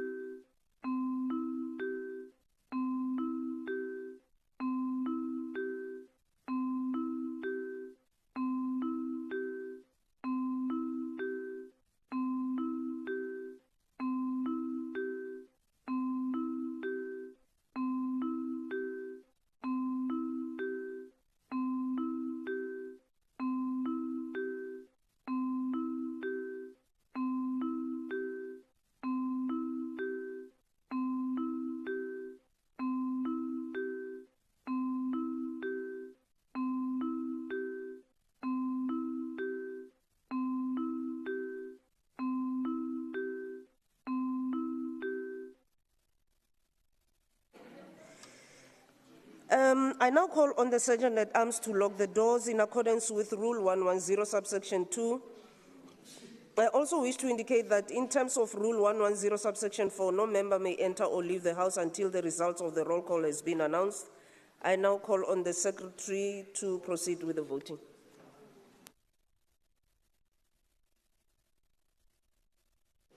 Thank you, Honourable Speaker.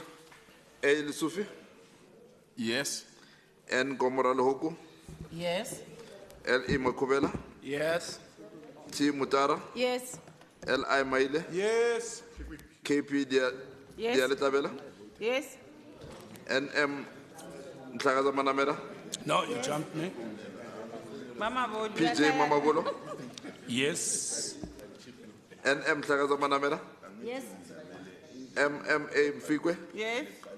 M. D. Shope, L. H. Mikwe, M. E. Kumalo, Yes. N. F. Mazibugo, Siavum. M. K. Chilwane, Yes. V. R. M. Ramkhupa, Yes. S. M. Peters, Yes. L. J. Evans, Yes. G. D. Sniman, Yes. A. C. Musai, Yes. V. Gentile, Yes.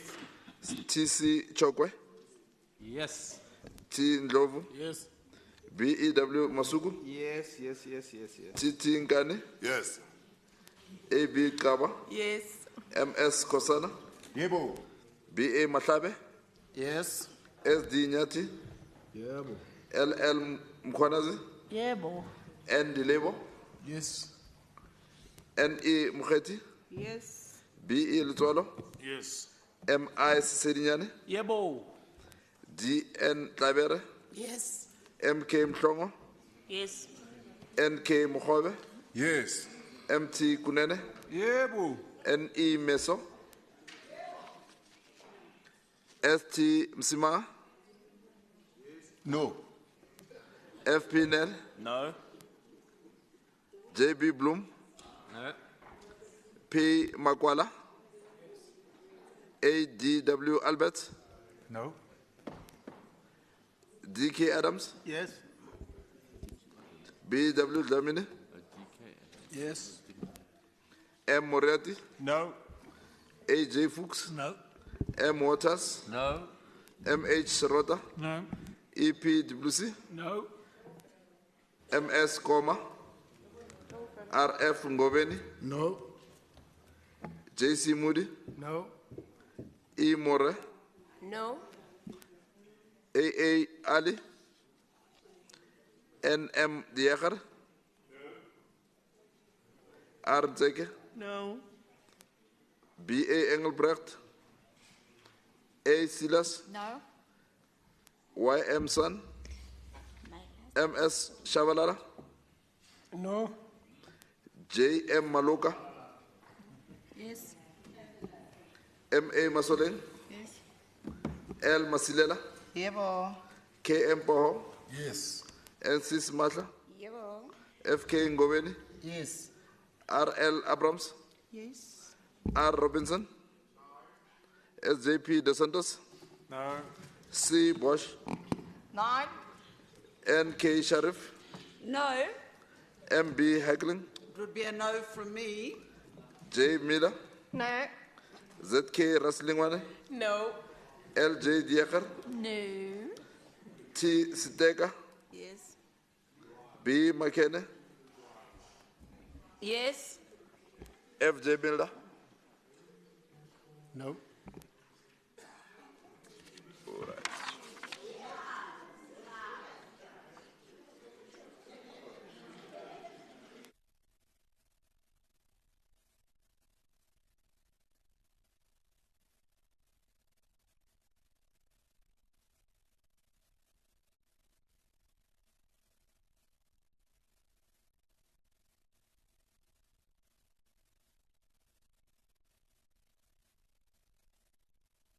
Can you go to the mic?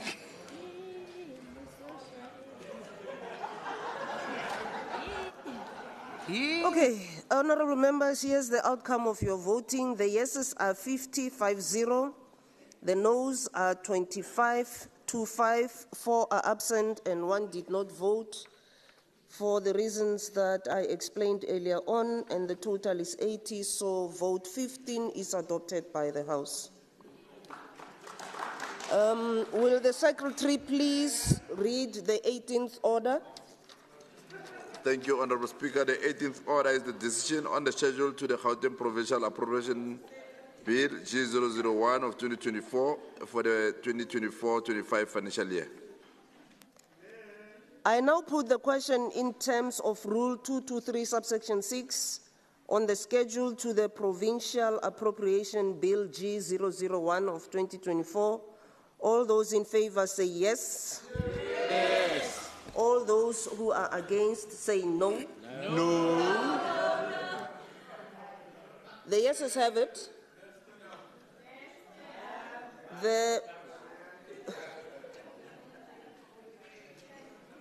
So the order is adopted by the, the yeses have it. The schedule to the Provincial Appropriation Bill G001 of 2024 is adopted by the House. Secretary, could you please read the 19th order? Thank you once more, Speaker. The last order of the day is motion in terms of Rule 1172A, read with Rule 223 and Rule 224 on the adoption of the Gauteng Provincial Appropriation Bill G001 2024 for the financial year 2024-2025. I now call on MEC El Maile to move for the adoption of the Gauteng Provincial Appropriation Bill G001 of 2024. Thank you very much, Madam Speaker. In line with Rule 117, subsection 2, subsection A, read with Rule 223 and Rule 224, I hereby move for the adoption of the budget. Thank you. I now call for a seconder to the motion for the adoption of the Provincial Appropriation Bill G001 of 2024. A seconder? Okay. No, as Umkhonto wesizwe, we move for the adoption of the budget vote. I second. Honorable members, order, honorable members. Honorable members, in terms of Rule 223, subsection 7, the question on the adoption of a money bill shall be determined by a roll call. I now call on the Sergeant at Arms to ring the bells for 1 minute, as agreed to by the whips in terms of Rule 109. No, it's denied. The bells for 1 minute.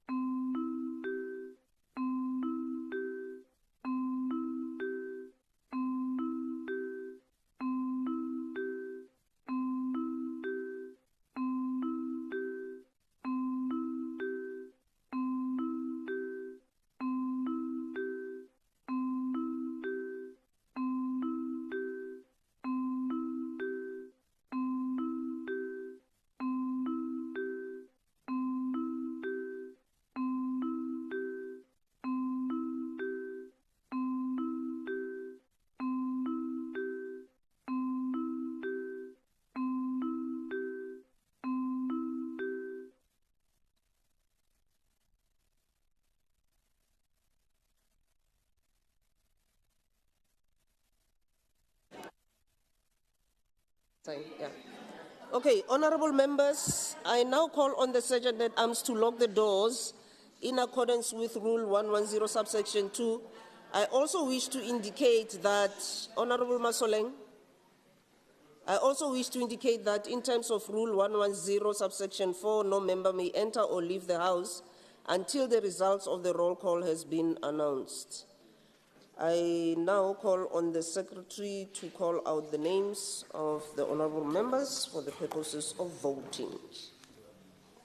Thank you, Honorable Speaker. I'll call honorable members in the same manner we did earlier. A. Sufi. Yes.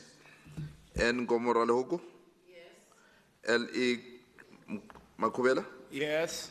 T. Mutara? Yes. L.I. Maile? Yes. KP Dialetabela? Yes. PJ Mamabolo? Yes. NM Tlagaza Manamela? MMA Mfigwe? Yes. MD Klope? Yes. LH Mikwe? ME Kumalo? Yes. NF Mazibugo? Ngiyavuma. MK Chilwane? Yes. VRM Ramokopo? Yes. SM Peters? Yes. LJ Evans? Yes. GD Schneeman? Yebo. AC Musai? Yes. V Gentile? Yes. TC Chokwe? Yes. T Ndlovu? Yebo. BEW Yes. Masuku? TT Nkane? Yes. AB Kaba? Yes.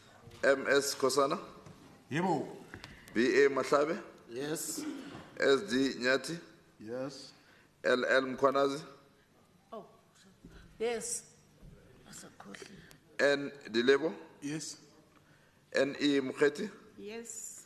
BE Lutwalo? Yes. MI Sisedinyane? Siyavuma. DN Tlabere? Yes. MK Mhlongo? Yes. NK Mkhobe? Yes. MT Kunene? Yebo. NE Meso? Yes. ST Msima? No. FP Nel? No. JB Bloom? No. P Makwala? ADW Albert? No. DK Adams? Ek is moeg, yes. BW Dlamini? Yes. M Moriarty? No. AJ Fuchs? No. M Waters? No. MH Serota? No. EP Diplusi? No. MS Koma? RF Ngoveni? Yes. JC Moody? Yes. E More? Yes. AA Ali? NM Dieger? No. Arnteke? No. BA Engelbrecht? A Silas? No. YM Son? MS Shabalala? No. JM Maloka? Yes. MA Masoleng? Yes.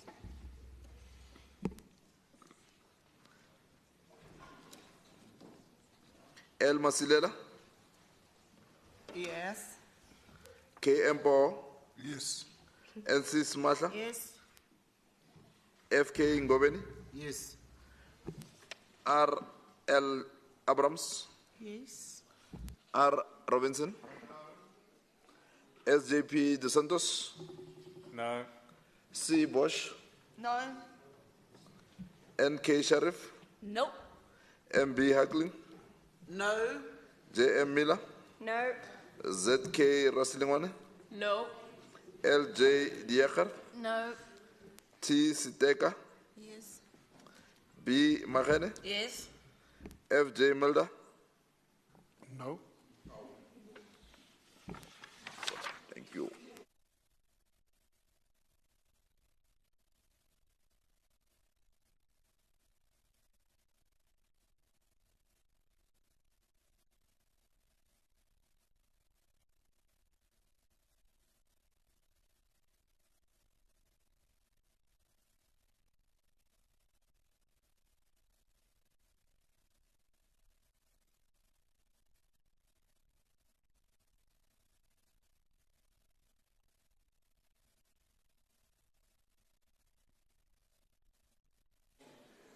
Honorable members, could the whips and leaders of one-member parties kindly approach the table to verify the count and sign the roll call lists?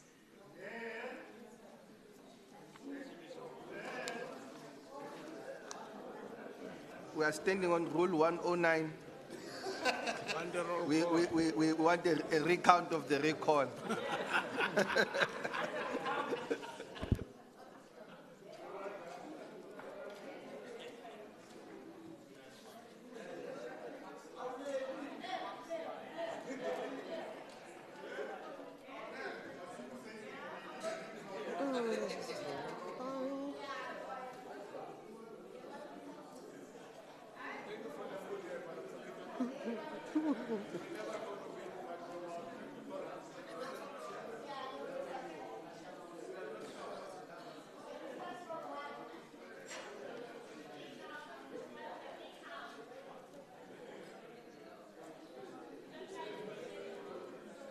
This one.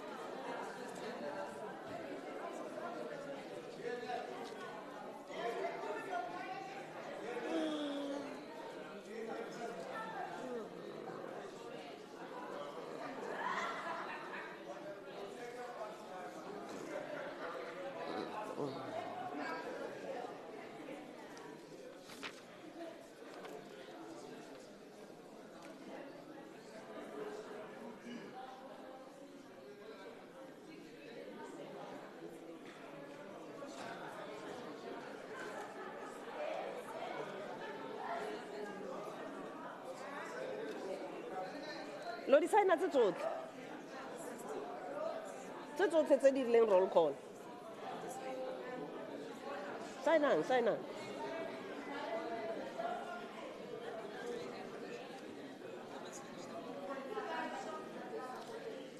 Just a reminder to the whips, you have a number of lists to sign. All of the votes that went to a roll call must be signed. Who's a pen? Okay.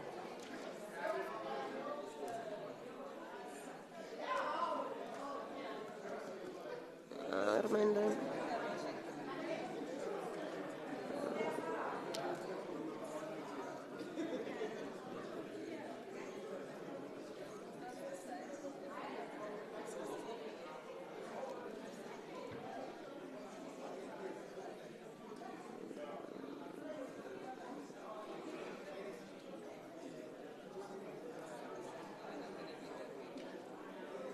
Okay, members.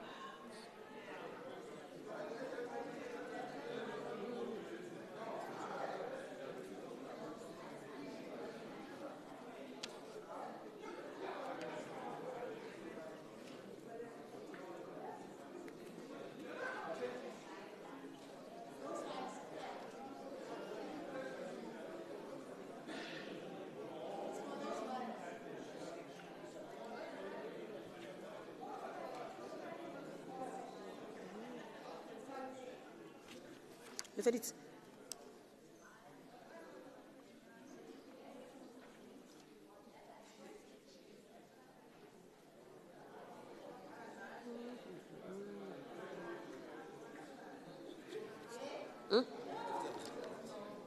Axo announce, I should learn. You vote. 14, Ash, include. That's the announcer. No barba sign it.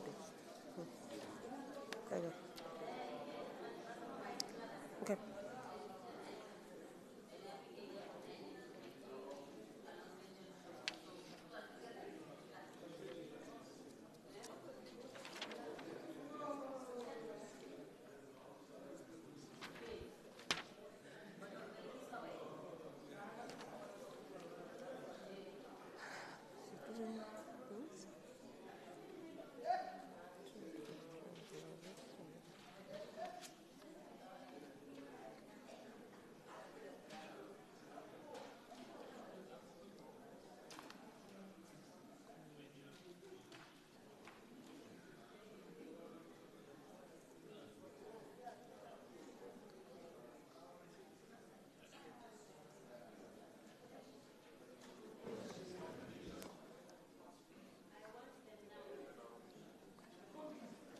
Okay, thank you very much. Honorable members, the yeses have it by 53 number of votes to 22 number of votes to, So the Gauteng Provincial Appropriation Bill G001 of 2024 is adopted by the House.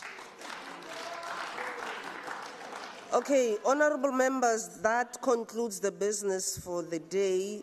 The date of the next sitting is Thursday, the 15th of August, 2024. The House is adjourned. Can